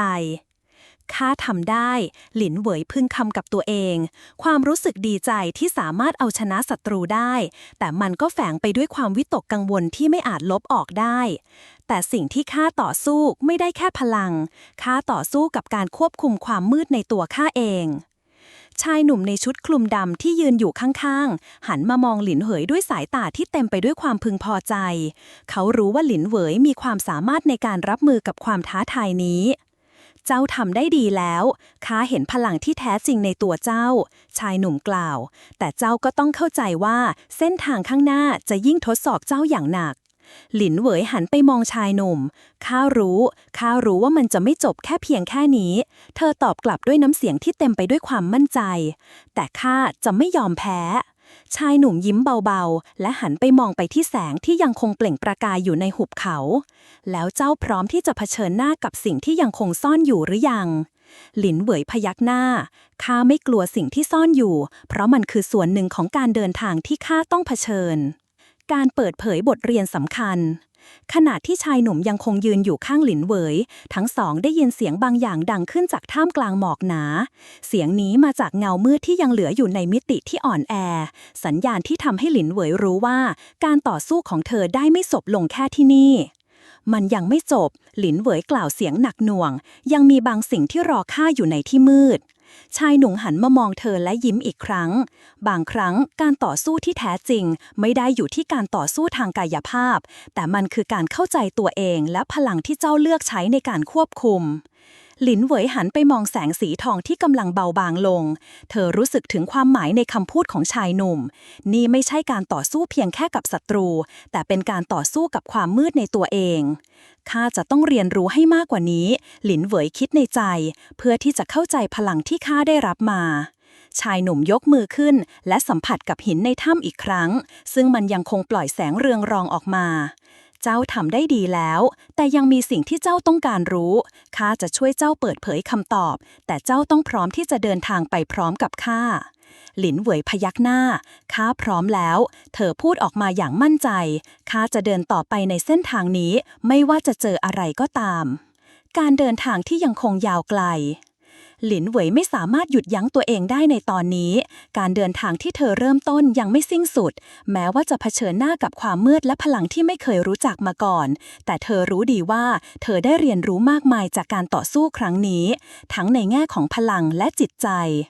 ข้าจะต้องรู้จักการควบคุมตัวเองให้ดีขึ้นการรักษาความสมดุลของจักรวาลไม่ได้อยู่แค่การใช้พลังที่แข็งแกร่งแต่ยังเกี่ยวกับเข้าใจพลังนั้นอย่างลึกซึ้ง ชายหนุ่มในชุดคลุมดำเดินนำทางออกจากถ้ำเจ้าพร้อมแล้วเขากล่าวเสียงเบาเราไปกันต่อหลินเหวยกล้าตามเขาไปขณะที่เธอรู้ว่าเส้นทางที่รออยู่ข้างหน้าไม่ใช่แค่การเผชิญหน้ากับศัตรูแต่ยังเป็นการค้นหาความหมายที่แท้จริงของจักรวาลและพลังที่เธอได้รับตอนที่ 8 เส้นทางป้ายหมอกเมคาสำนักเทียนอวินกับการฝึกฝนขั้นลึกแสงอรุณอ่อนจางหลอดผ่านม่านหมอกขาวที่ปกคลุมเหนือหุบเขาสูงเสียดฟ้าภูเขาแห่งนี้ไม่มีชื่อปรากฏอยู่บนแผนที่ใดในล่าและไม่ปรากฏแก่ตาเปล่าของผู้มีใจวุ่นวายมันถูกขนานนามอย่างลับๆในหมู่ผู้ฝึกเซียนว่าเทียนอวินดินแดนซึ่งเป็นที่ตั้งของสำนักลึกลับผู้ฝึกวิธีแห่งฟ้าหลินเหวยเดินเคียงคู่มากับชายในชุดคลุมดำที่เธอเพิ่งรู้จักมิกซ์ระหว่างมิตรและครูการเดินทางสู่เทียนอวินต้องผ่านสะพานไร้เงาที่ทอยาวกลางอากาศโดยไม่มีเสาไม่มีราวและไม่มีปลายทางที่ตาเปล่ามองเห็นแต่เมื่อพลังในใจมั่นคงพลังจักรวาลจะเปิดทางให้ก้าวต่อไปได้สถานที่นี้คือจุดเริ่มต้นของการฝึกระดับสูงอย่างแท้จริงชายคลุมดำกล่าวก่อนที่ชื่อของเขาจะหลุดจากปากเป็นครั้งแรกข้าชื่อไบหลงเฟิงชื่อที่แฝงด้วยความแข็งกร้าวสง่างามและเสียงจากพลังระดับสูงดังก้องอยู่เบื้องหลังราวกับนามนี้ไม่ได้เอ่ยขึ้นเฉยๆแต่เป็นคำสาปหรือสัญญาอย่างใดอย่างหนึ่งหลินเหวยพยักหน้าช้าๆเจ้าช่วยข้ามากข้าจะไม่ลืมชื่อของเจ้าเธอกล่าวอย่างแน่วแน่บทฝึกแรกพลังระดับ 5 กำเนิดจิตจักรวาลในลานฝึกขนาดใหญ่ที่ปูด้วยหินอาคอมสีขาวหลินเหวยยืนกลางวงเวทที่วาดด้วยลวดลายซับซ้อนแผ่นยันประหลาดลอยเหนือศีรษะเธอบ่งบอกว่าเวลานี้คือช่วงแยกจิตปัจจุบันออกจากอดีตการเพื่อให้เข้าสู่ขั้นที่ 5 กำเนิดจิตจักรวาลลำดับขั้นพลังเลเวล 5 เริ่มต้นชี่รวมแก่นพลังหลอมวิญญาณเปิดเส้นมิติกำเนิดจิตจักรวาลเชื่อมโยงโลกฟ้าเกลือนมิติผนึกวิถีสร้างสัจธรรมเป็นหนึ่งเดียวกับเต๋าการเข้าสู่ขั้นที่ 5 ไม่ใช่การควบคุมพลังภายนอกแต่คือการยอมรับพลังจักรวาลเข้ามาภายในหัวใจต้องกลวงจิตต้องแน่วแน่และอดีตต้องไม่เป็นภาระหลินเหวยหลับตาลมหายใจของเธอแน่นนิ่งโลกทั้งใบเงียบลงและแล้วความทรงจำเก่าราวกับมีดบังเฉียบฟื้นคืนเสียงกรีดร้องของแม่ในหุบเขาน้ำตาที่หลั่งไหลข้างร่างไร้ลมหายใจของพ่อเงาแห่งเพลิงและเสียงหัวเราะของใครบางคนทิ้งอดีตมิใช่ลืมแต่ต้องให้อดีตยอมรับว่าเจ้าจะไม่เป็นเหยื่อของมันอีกเสียงของไปหลงเฟิงเอ่ยดังก้องในจิตใจของเธอหลินเหวยกัดฟันแน่นพลังกระแสใหม่เริ่มปะทุจากภายในร่างเธอคล้ายแสงทองที่แตกกระจายเป็นหมื่นสายเส้นลมปราณเริ่มเปล่งประกายอย่างเสถียรและราบรื่นเธอเห็นเส้นทางที่ทอยาวออกจากใจกำเนิดจิตจักรวาลเริ่มขึ้นแล้วสายตาที่จับจ้องจากเงามืดณมุมหนึ่งของสำนักเทียนอวินที่ปกคลุมด้วยศิลารูปเทพโบราณแตกหักเงาเงียบงันของใครบางคนลืมตาขึ้นเสียงกระซิบเบาๆดังขึ้นในสายลมนางคือผู้ถือครองจักรวาลดีแล้วที่นางมาสู่ที่นี่ในดวงตาคูนั้นมีรอยดำที่หมุนวนราวกับหลุมมิติเสียงอันไร้ตัวตนกระซิบอีกครั้งในใจมันถึงเวลาปลุกคำสาปแห่งความว่างเปล่าพลังแห่งความสัมพันธ์สายใยที่ไม่อาจปฏิเสธเมื่อการฝึกเสร็จสิ้นหลินเหวยทรุดตัวลงกับพื้นเหงื่อเย็นผุดเต็มหน้าผากแต่เธอยังยิ้มบางๆได้เมื่อเห็นไปหลงเฟิงยื่นมือมาหาหล่อนจับมือเขาไว้และรู้สึกถึงบางสิ่งที่มากกว่าแค่พลังประหลาดมันคือความเข้าใจความอบอุ่นและความผูกพันบางอย่างที่เธอไม่กล้าเอ่ยชื่อหากเจ้าเหนื่อยข้าจะเป็นเสาให้เจ้าอิงไปหลงเฟิงพูดเบาๆดวงตาเขาแน่วแน่ไม่มีรอยล้อเล่นลิ้นเหวยเบื่อหน้าเล็กน้อยแต่หัวใจของเธอกลับเต้นไม่เป็นจังหวะกลางคืนในสำนักเทียนอวินนั้นสงบเกินกว่าปกติดวงจันทร์สีเงินแขวนอยู่เหนือม่านเมฆบางแสงจันทร์ตกกระทบยอดเขาราวกับแสงเทียนบนน้ำหอคอยทั้ง7ของสำนักยังคงยืนตระหง่านเงียบงัน ขณะที่หลินเหวยนั่งขัดสมาธิอยู่ในกระท่อมไม้หลังเล็กด้านในเขตปีกขวาของลานฝึก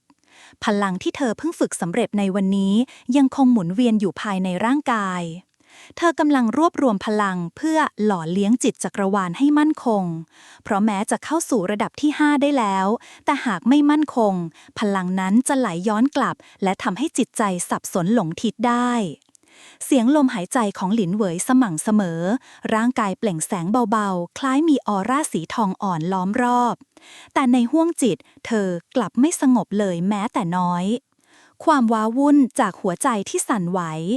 ภาพของไบหลงเฟิงผุดขึ้นในจิตอย่างไม่อาจห้ามรอยยิ้มของเขามืออุ่นๆที่ยื่นมาดึงเธอขึ้นน้ำเสียงที่แผ่วเบาแต่มั่นคงราวกับกระซิบปลุกพลังจากอดีตทำไมข้าถึงคิดถึงเขาขนาดนี้เขาเป็นเพียงคนที่พาข้ามาฝึกเท่านั้นแต่หลินเหวยก็รู้ดีว่าเสียงในใจของตนนั้นปฏิเสธความรู้สึกไม่สำเร็จอาการจิตสั่นนี้ไม่เหมาะต่อการฝึกพลังเลยแม้แต่น้อยเธอพยายามสงบใจแต่กลับเกิดแรงกระเพื่อมในลมหายใจชี้ในร่างเธอเริ่มหมุนกลับตึงพลังแตกกระจายอย่างรุนแรงในภายในจิตหลินเหวยลืมตาอย่างฉับพลันเลือดไหลออกจากมุมปากเล็กน้อยข้ายังไม่พร้อมจะมั่นคงเพราะใจข้ายังแกว่งการปรากฏของภัยลับ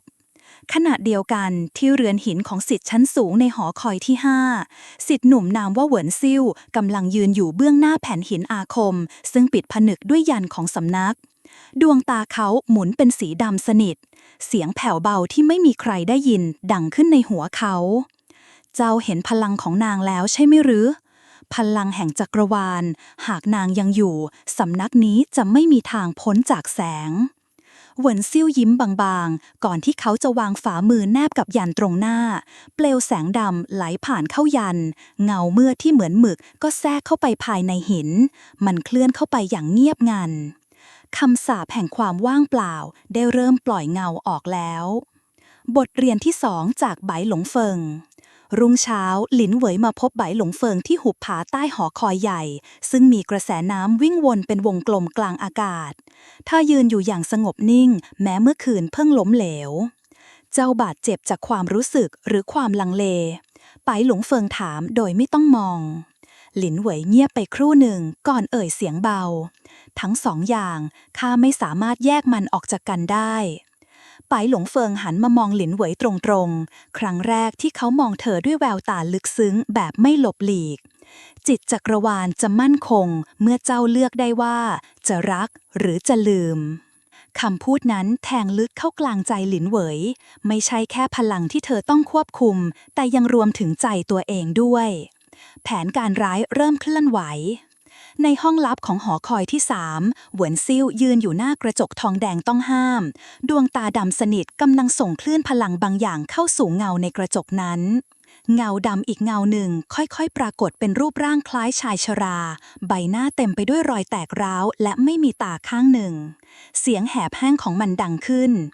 ถึงเวลาตื่นเทียนอวินต้องล่มสลายจากภายในและเด็กสาวนั่นต้องถูกดูดกลืนก่อนจะเข้าสู่ขั้นที่6ท้องฟ้ายามสายปกคลุมด้วยหมอกบางที่ลอยวนเหนือหุบผากลิ่นหอมอ่อนของดอกหอมหมื่นลี่ลอยตามสายลมผ่านสนามฝึกแห่งที่2ของสำนักเทียนอวินหลินเหวยยืนอยู่กลางสนามในชุดฝึกสีเงินอ่อนเส้นผมถูกรวบขึ้นสูงอย่างเรียบร้อยใบหน้าของนางดูสงบนิ่งแต่แววตากลับลึกและสั่นเล็กน้อยวันนี้นางจะฝึกวิชาขั้นต่อไปในระดับ5ควบรวมจิตกับธาตุแห่งใจเป็นวิชาที่เสี่ยงต่อความบิดเบือนของอารมณ์และความรู้สึกหากผิดพลาดจิตอาจหลุดและแตกสลายเงามืดที่แฝงในร่มไม้เหวินซิ่วยืนอยู่ใต้ต้นไม้ใหญ่ใกล้สนามฝึกจ้องมองหลินเหวยอย่างไร้ความรู้สึกใบหน้าเรียบเฉยแต่เงาของเขากลับขยับผิดธรรมชาติเหมือนจะยาวและแตกหน่อออกมาใต้พื้นดินโดยไม่มีแสงแดดในเงานั้นเสียงกระซิบของคำสาปแห่งความว่างเปล่าดังขึ้นอย่างแผ่วเบาสั่นคลอนจิตของนางทำให้หัวใจนางเลือกไม่ได้เหวินซิ่วยิ้มจางๆและทำเพียงยกมือขึ้นเล็กน้อยพลังมืดบางเบาแพร่กระจายออกไปในอากาศ ทันใดนั้นท้องฟ้าก็เริ่มเปลี่ยนสีอย่างช้าๆเมฆที่เคยขาวกลับแปลเป็นสีเทาควันพลังจิตของสนามฝึกเริ่มแปรปรวนโดยที่ไม่มีใครร่วงรู้การฝึกที่เดิมพันด้วยจิตไปหลงเฟิงยืนอยู่เบื้องหน้าหลินเหวยแสงอ่อนจากยันวงเวทที่ลอยรอบร่างนางกำลังเริ่มหมุนอย่างสม่ำเสมอหลับตาตั้งใจฟังเสียงของใจเจ้าเองไม่ใช่เสียงใครอื่นไปหลงเฟิงกล่าวช้าๆหลินเหวยหลับตาเสียงเต้นของหัวใจเธอดังชัดขึ้นแต่พร้อมกันนั้นเธอกลับได้ยินเสียงอื่นปนเข้ามาเสียงแม่ที่ร้องไห้เสียงหัวเราะของฆาตกรในความทรงจำเสียงไปหลงเฟิงที่เอ่ยชื่อของนางด้วยความอ่อนโยนเท่านั้นเสียงทั้งหมดปะปนกันใจของหลินเหวยเริ่มสับสนจิตเริ่มสั่นไหววงเวทรอบกายเริ่มหมุนแรงเกินควบคุมพลังในร่างไหลกลับชั่วขณะหนึ่งเส้นลมปราณเกิดอาการร้อนวาบการแทรกแซงของเงาทันใดนั้นเงาบางๆที่มองไม่เห็นเริ่มเล็ดลอดเข้าสู่เขตสนามฝึกคล้ายหมอกดำที่ล่องลอยโดยไม่มีที่มาพลังจิตของหลินเหวยเริ่มถูกกดทับโดยไม่รู้ตัวร่างกายเริ่มสั่นสีหน้าซีดลงเรื่อยๆข้าไม่อาจต้านเสียงในใจของเธอสั่นเธอไม่แน่ใจว่ารู้สึกอย่างไรกับไปหลงเฟิงความกลัวความรักความแค้นปะปนไปหมดทันใดนั้นเสียงของไปหลงเฟิงก็ดังขึ้นโดยไม่มีการส่งพลังเขาเอ่ยเบาๆแต่ชัดเจนเจ้าคือเจ้าไม่ใช่เสียงของอดีตไม่ใช่เสียงของข้าหรือใครหลินเหวยเบิกตาขึ้นข้าจะเป็นข้าเองนางตัดจิตจากทุกเสียงความรู้สึกทั้งหมดและเข้าสู่ภาวะใจว่างแต่มั่นคงในเสี้ยววินาทีพลังทั้งหมดที่แปรปรวนพลันหยุดพลังจิตจักรวาลของนางประสานกับพลังธาตุแห่งใจแสงสีทองที่สะท้อนประกายฟ้าผ่านหมอกหนาพลันประทุออกจากกลางอกเงาถอยแต่ยังไม่จบเงาดำที่แทรกซึมค่อยๆสลายไปเหวินซิ่วที่ยืนมองหรี่ตาลงสีหน้าเรียบเฉยแต่ในใจเริ่มกระวนกระวายนางต้านพลังคำสาปได้อย่างไรต้องหาวิธีอื่นขณะเดียวกันไปหลงเฟิงเดินเข้ามาหาหลินเหวยที่ยังหอบเหนื่อยจากการฝึกเขาไม่พูดอะไรเพียงยื่นผ้าเช็ดหน้าผืนเล็กให้นางหลินเหวยรับมันมาและยิ้มเบาๆเป็นครั้งแรกในรอบหลายวันหัวใจของนางสงบลงแม้เพียงชั่วขณะค่ำวันนั้นในสำนักเทียนอวินฟ้าปิดสนิทราวกับหมอกเหนือขุนเขาทุกลูกกำลังกลั่นกรองแผ่นดินให้เงียบสงบเกินจริงหลินเหวยนั่งเงียบอยู่บนกระดานไม้ของศาลาริมสระดอกบัวกลิ่นน้ำชาจางๆลอยคลอในอากาศจากถ้วยเบื้องหน้าแต่นางไม่แตะต้องหลังจากวันที่เธอฝึกขั้นที่2ของระดับ5ควบรวมจิตกับธาตุแห่งใจได้สำเร็จความเงียบในใจกลับไม่ได้เกิดขึ้นถาวรมีบางอย่างทำให้เธอรู้สึกว่าพลังของสำนักกำลังถูกเบียดบังจากบางสิ่งที่ไม่มีตัวตนสัญญาณที่ไม่ควรมีณศาลากลางสำนักเทียนอวินผู้คุมวิญญาณหนึ่งในผู้อาวุโสของสำนักขมวดคิ้วขณะตรวจสอบแท่นพลังของหอคอยที่3พลังมืดบางจางถูกค้นพบฝังอยู่ในยันกันเงา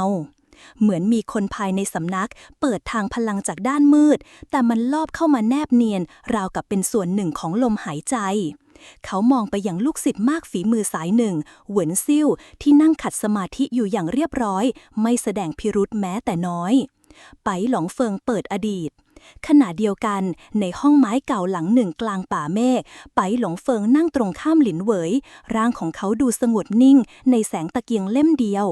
เจ้าสงสัยอะไรในข้าใช่ไหมเขาถามตรงๆหลินเหวยเงียบไปครู่หนึ่งก่อนจะตอบว่าข้าไม่รู้ว่าเหตุใดเจ้าจึงรู้เรื่องพลังในตัวข้ามากนักหรือแม้แต่ทางเข้าสำนักนี้ข้าสงสัยว่าเจ้าอาจไม่ใช่ศิษย์หรือแม้แต่มนุษย์ธรรมดาไปหลงเฟิงหัวเราะเบาๆเสียงหัวเราะของเขาไม่ได้เย้ยหยันแต่แฝงความเหน็ดเหนื่อยข้าก็เคยเป็นเหมือนเจ้าเคยเป็นศิษย์ของเทียนอวินเมื่อ100 กว่าปีก่อนแต่ข้าถูกขับออกจากที่นี่เพราะเดินเข้าสู่พลังเงาโดยไม่ตั้งใจ หลินเหวยเบิกตาข้าสัมผัสพลังของความว่างเปล่าและเกือบกลายเป็นเงาที่เจ้ากำลังสู้ด้วยแต่ข้ารอดเพราะจิตของข้าเลือกจะกลับมาเป็นแสงแม้จะต้องสูญเสียทุกอย่างเขามองตรงมายังหลินเหวยแววตาไม่ต่างจากครั้งที่เขาช่วยนางฝึกจิตตอนนั้นข้าไม่มีใครแต่เจ้ายังมีโอกาสเลือกก่อนจะสายเกินไปไผ่เริ่มเผยตัวในหอคอยที่3เหวินซิ่วเดินเข้ามาในห้องของศิษย์สายลับอีกคนชื่อหลานเฟิงถึงเวลาแล้วเขากระซิบปล่อยพลังสลายยันระลอกแรกพรุ่งนี้ลานกลางจะเปิดทางให้พลังเงาไหลเข้ามาโดยไม่มีใครรู้หลานเฟิงพยักหน้าเบาๆดวงตาของเขาเริ่มเปลี่ยนเป็นสีดำหมุนวนชัดเจนว่าเขาไม่ใช่คนเดิมอีกต่อไปเงาที่ใกล้เข้ามาความสัมพันธ์ที่เริ่มแน่นแฟ้น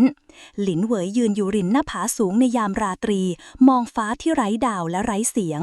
ไปหลงเฟิงยืนข้างๆอย่างเงียบงันเจ้าคิดว่าศัตรูจะมาในรูปแบบใดเธอถามสิ่งที่น่ากลัวที่สุดไม่ใช่เงาแต่คือใจของคนที่เราเคยไว้ใจเขาถามโดยไม่หันกลับมาหลินเหวยหันมามองเขาจ้องนิ่งอยู่ครู่หนึ่งก่อนจะถามเบาๆแล้วเจ้าไว้ใจข้าหรือไม่ไปหลงเฟิงนิ่งไปก่อนพยักหน้าเพียงเล็กน้อยข้าไม่เคยไว้ใจใครจนได้พบเจ้าตอนที่9ก้าวข้ามสายหมอกลมเช้าพัดผ่านป่าชั้นในของเขตเหนือสำนักเทียนอวินดอกเหมยสีขาวโปรยปลายเหนือเส้นทางหินที่คดเคี้ยวขึ้นสู่อารามหมื่นจิตสถานที่ที่แม้แต่ผู้อาวุโสของสำนักยังยำเกรงพลังวิญญาณในอากาศนั้นหนักแน่นจนเส้นลมปราณของศิษย์ระดับต่ำไม่อาจทานทนได้หลินเหวยและไบหลงเฟิงเดินเคียงกันอย่างเงียบงันระหว่างทางมีเพียงเสียงใบไม้เสียดสีเบาๆกับเสียงฝีเท้าแผ่วเบาที่ราวกับไม่มีน้ำหนักที่นี่คือสถานที่ที่เจ้าจะฝึกพลังขั้นที่6ไบหลงเฟิงกล่าวขึ้นอย่างนิ่งเรียบแต่ไม่ใช่เพียงการฝึกที่นี่จะทดสอบจิตใจและอดีตของเจ้าหลินเหวยขมวดคิ้วเล็กน้อยอดีตของข้าประตูสู่จิตวิญญาณเบื้องหน้าคือประตูไม้บานใหญ่ที่มีอักษรโบราณสลักไว้ว่าวานเนียนกุยยวนหมื่นจิตคืนสู่ต้นกำเนิดเมื่อพวกเขาก้าวเข้าสู่ภายในเสียงวังแวงของระฆังโบราณดังกังวานขึ้นมาโดยไม่มีใครแตะต้องคลื่นเสียงสั่นสะเทือนจนพลังวิญญาณทั่วร่างของหลินเหวยสั่นไหวห้องโถงภายในอารามมีแท่นหินกลางห้องวงเวทขนาดมหึมาถูกสลักลึกลงในพื้นหินรอบขอบวงเวทคือยันวิญญาณระดับสูงที่ไม่มีผู้ใดในยุคนี้เขียนได้อีกแล้วหากเจ้าเข้าสู่วงนี้เจ้าจะถูกดึงเข้าสู่ดินแดนของจิตวิญญาณตนเองไบหลงเฟิงเตือนไม่ใช่แค่ความกลัวของเจ้าแต่แม้แต่สิ่งที่เจ้าปิดบังจากตัวเองก็จับปรากฏสอเราะบททดสอบสายเลือดการตื่นรู้ของเธอหลินเหวยนั่งลงกลางวงเวทดวงตาหลับลงช้าๆทันใดนั้นพลังเย็นเยือกก็แผ่ผ่านเข้าทุกเส้นลมปราณนางรู้สึกเหมือนตนเองกำลังร่วงหล่นลงสู่ห้วงว่างสีเทาไม่มีพื้นดินไม่มีท้องฟ้ามีเพียงหมอกและเสียงกระซิบแผ่วเบาเหตุใดเจ้าจึงยังมีชีวิตเจ้าคือผู้สืบสายเลือดต้องห้ามเจ้าคือบุตรของผู้ทรยศหลินเหวยเบิกตากว้างเบื้องหน้าคือเงาของมารจิ้งจอกที่เคยบุกหมู่บ้านนางในอดีตแต่เงานั้นกลับกลายเป็นแม่ของนางที่ก้มหน้าร้องไห้เหวยเจ้าต้องอยู่ต่อแม้จะไม่ใช่เลือดบริสุทธิ์ของมนุษย์เสียงสะอื้นดังสะท้อนซ้ำไปซ้ำมาจิตใจของหลินเหวยเริ่มแตกแยกพลังที่กดทับมากขึ้นเรื่อยๆจนแทบจะระเบิดออกจากร่างไฟแสงหนึ่งในหมอกพลังของตนเองทันใดนั้นเสียงหนึ่งจากเบื้องลึกในจิตใจของนางดังขึ้นไม่ใช่เสียงของใครอื่นแต่เป็นเสียงของตัวเธอเองในวัยเด็กที่ยังไร้พลังเจ้าคือข้าที่รอดมาได้ทุกคราเลือดของใครก็ไม่สำคัญเท่าใจเราเองแสงสีทองระเบิดออกจากกลางอกของหลินเหวยพลังจิตในวงเวทเริ่มตอบสนองยันรอบแท่นหินลุกเป็นไฟสีเงินหมอกเริ่มสลายจิตของนางรวมกลับเป็นหนึ่งอีกครั้งก้าวข้าวพลังใหม่ขั้นที่6ประสานจิตเหนือร่าง เมื่อหลินเหวยลืมตาขึ้นวงเวทใต้ร่างกลายเป็นลวดลายใหม่ที่ซับซ้อนขึ้นไบหลงเฟิงมองด้วยแววตาเปลี่ยนไปเจ้าแท้จริงแล้วไม่ใช่แค่สืบสายเลือดพิเศษแต่เป็นหนึ่งในผู้ที่ถูกดวงดาวหมายตากลางวันในอารามหมื่นจิตไม่ต่างจากกลางคืนหมอกยังปกคลุมอากาศนิ่งงันหลินเหวยนั่งขัดสมาธิอยู่บนแผ่นหินเย็นพลังจากการตื่นรู้ยังหมุนเวียนภายในขณะที่นางกำลังตั้งสมาธิไปหลงเฟิงเดินเข้าใกล้พร้อมกับม้วนตำราขนาดบางหนึ่งเล่มในมือหากเจ้าคิดจะควบคุมพลังประสานจิตเหนือร่างได้สมบูรณ์เจ้าต้องเรียนรู้การแบ่งจิตให้เป็นอิสระจากกายหลินเหวยรับตำรามาด้วยความสงสัยจิตของเราจะแยกออกจากร่างได้จริงหรือใช่แต่เฉพาะผู้ที่ผ่านบททดสอบแห่งตนเท่านั้นผู้ล้มเหลวจิตจะถูกกลืนโดยภพเงาไม่สามารถกลับคืนบทเรียนใหม่วิชาจิตส่องสำนึกหลินเหวยเปิดตำราตัวอักษรโบราณเรืองแสงจางๆนี่ไม่ใช่ตัวอักษรธรรมดาหากไม่ผ่านการเปิดจิตระดับขั้น6จะมองไม่เห็นแม้แต่หน้าแรกวิชานี้เป็นศาสตร์หายากของเทพเซียนในตำนานไปหลงเฟิงกล่าวเสียงต่ำบรรพชนสำนักเคยใช้เพื่อส่งจิตเข้าไปสอดแนมสนามรบหรือแม้แต่เข้าไปในความฝันของผู้อื่นหลินเหวยหลับตาฝึกตามบทแรกนางรวมพลังจิตไว้ที่ศูนย์กลางอกใช้ใจสั่งพลังหมุนช้าๆจนเกิดเสียงสะท้อนจากด้านในศีรษะในชั่วพริบตาร่างหลินเหวยยังนั่งนิ่งแต่จิตของนางกลับยืนอยู่ด้านนอกราวกับเงาโปร่งใสมีชีวิตที่แยกจากร่างนี่คือจิตข้านางกระซิบไม่ใช่เพียงจิตแต่คือกระจกของสำนึกทั้งหมดของเจ้าไปหลงเฟิงตอบขณะมองจิตแฝงของนางที่ลอยออกมาเบาๆอีกด้านหนึ่งของสำนักเงาลับเริ่มก่อตัวณหอคอยพิธีกรรมด้านใต้ของสำนักเทียนอวินเหวินซิ่วเดินผ่านสิทธิเวรยามโดยไม่มีผู้ใดเอะใจเขาก้าวเข้าสู่วงเวทเก่าแก่ที่ถูกผนึกมานานพิธีคืนเงาจะเริ่มในอีกไม่ช้าเขาพึมพำพร้อมหยิบหยกดำรูปจิ้งจอกออกจากอกเสื้อทันใดนั้นเงาเบื้องหลังของเขาขยายออกอย่างผิดธรรมชาติรูปเงากลายเป็นหลานเฟิงศิษย์ผู้เงียบขรึมแต่ดวงตาของเขากลับเป็นสีดำสนิทไม่มีแววชีวิตพร้อมหรือยังที่จะสั่นคลอนเสาหลักของเทียนอวินเสียงเย็นเยือกดังจากเงาเจ้าเพียงชี้เป้าส่วนจิตพวกนั้นข้าจะดึงมันเองการฝึกที่แหลมคมขึ้นความเชื่อมั่นระหว่างหลินเหวยกับไปหลงเฟิงหลังจากฝึกแยกจิตจนเชี่ยวชาญในเวลาอันสั้นหลินเหวยมองไปยังไปหลงเฟิงที่เฝ้านางอย่างเงียบงันข้ารู้ว่าเจ้าซ่อนอะไรไว้ในใจแต่ข้าจะไม่ถามไปหลงเฟิงยิ้มมุมปากบางความลับถ้าเปิดออกจะเปลี่ยนทุกสิ่งแต่ถ้าต้องเลือกอีกครั้งข้าก็ยังจะช่วยเจ้าสายตาของทั้งสองสบกันในความเงียบไม่ใช่ความโรแมนติกชัดเจนแต่เป็นความผูกพันที่หลอมจากพลังและความจริงใจขอตอนท้ายเปลวเพลิงเล็กที่เริ่มลุกในเงากลางดึกในอารามหมื่นจิตเทียนดวงหนึ่งดับลงเองโดยไม่มีลมในเงามืดมุมห้องมีเงาหนึ่งคืบคลานอยู่จ้องมองหลินเหวยที่หลับอย่างสงบเจ้าคือผู้ถูกเลือกงั้นหรือเสียงกระซิบที่ไม่มีผู้ใดได้ยินแสงจันทร์ครึ่งเสี้ยวทอประกายอยู่เหนือยอดอารามหมื่นจิตคืนนี้เงียบกว่าทุกคืนราวกับทั้งสำนักกำลังกลั้นลมหายใจหลินเหวยนั่งนิ่งใต้ต้นหลิวร่างแนบเงาสะท้อนของผืนน้ำเบื้องหน้ามือข้างหนึ่งวางบนหัวเข่าอีกข้างวางทาบที่กลางอกพลังจิตไหลเวียนอย่างนิ่งลึกจิตของข้าต้องเบาเท่าเงาต้องแนบเนียนเท่าแสงต้องเร็วเท่าความคิดนางหลับตาลงพลังจิตแยกออกจากร่างอีกครั้งเงาร่างโปร่งใสลอยขึ้นเหนือพื้นดินและหายลับไปในสายลมสอดแนมความมืดวิญญาณเงาของหลินเหวย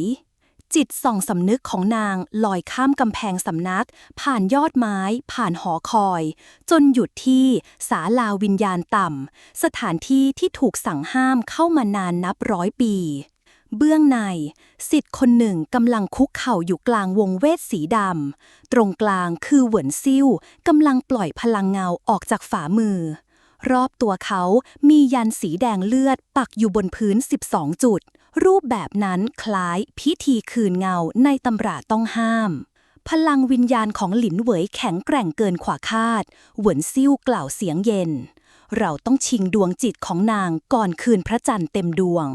ปะทะใจผ่านจิตหลินเหวยพบความจริงในชั่วขณะจิตของหลินเหวยที่ซ่อนตัวอยู่เริ่มถูกรู้ตัวมวลพลังเงาแผ่กระจายจากใจกลางพิธีหมอกดำพวยพุ่งไล่จิตของนางอย่างรวดเร็วใครกันผู้แอบฟังเสียงเย็นเยียบแว่วจากเบื้องหลังนั่นคือหลานเฟิงในร่างเงาหลินเหวยตกใจพยายามหลบหนีโดยใช้วิชาย้อนจิตกลับกายทันทีแต่ระหว่างทางก่อนจิตจะหายกลับเข้าสู่ร่างเธอกลับเห็นสิ่งหนึ่งต้นเงาที่ไม่ควรอยู่ตรงนั้นเป็นเงาของไบหลงเฟิงยืนอยู่ในเงามุมหนึ่งของพิธีไม่จริงเสียงของหลินเหวยสะท้อนอยู่ในหัวเขาอยู่ที่นั่นทำไมสายกลับร่างความลังเลระเบิดภายในจิตของหลินเหวยกลับเข้าสู่ร่างทันเวลาแต่ใจของนางไม่สงบนิ่งอีกต่อไป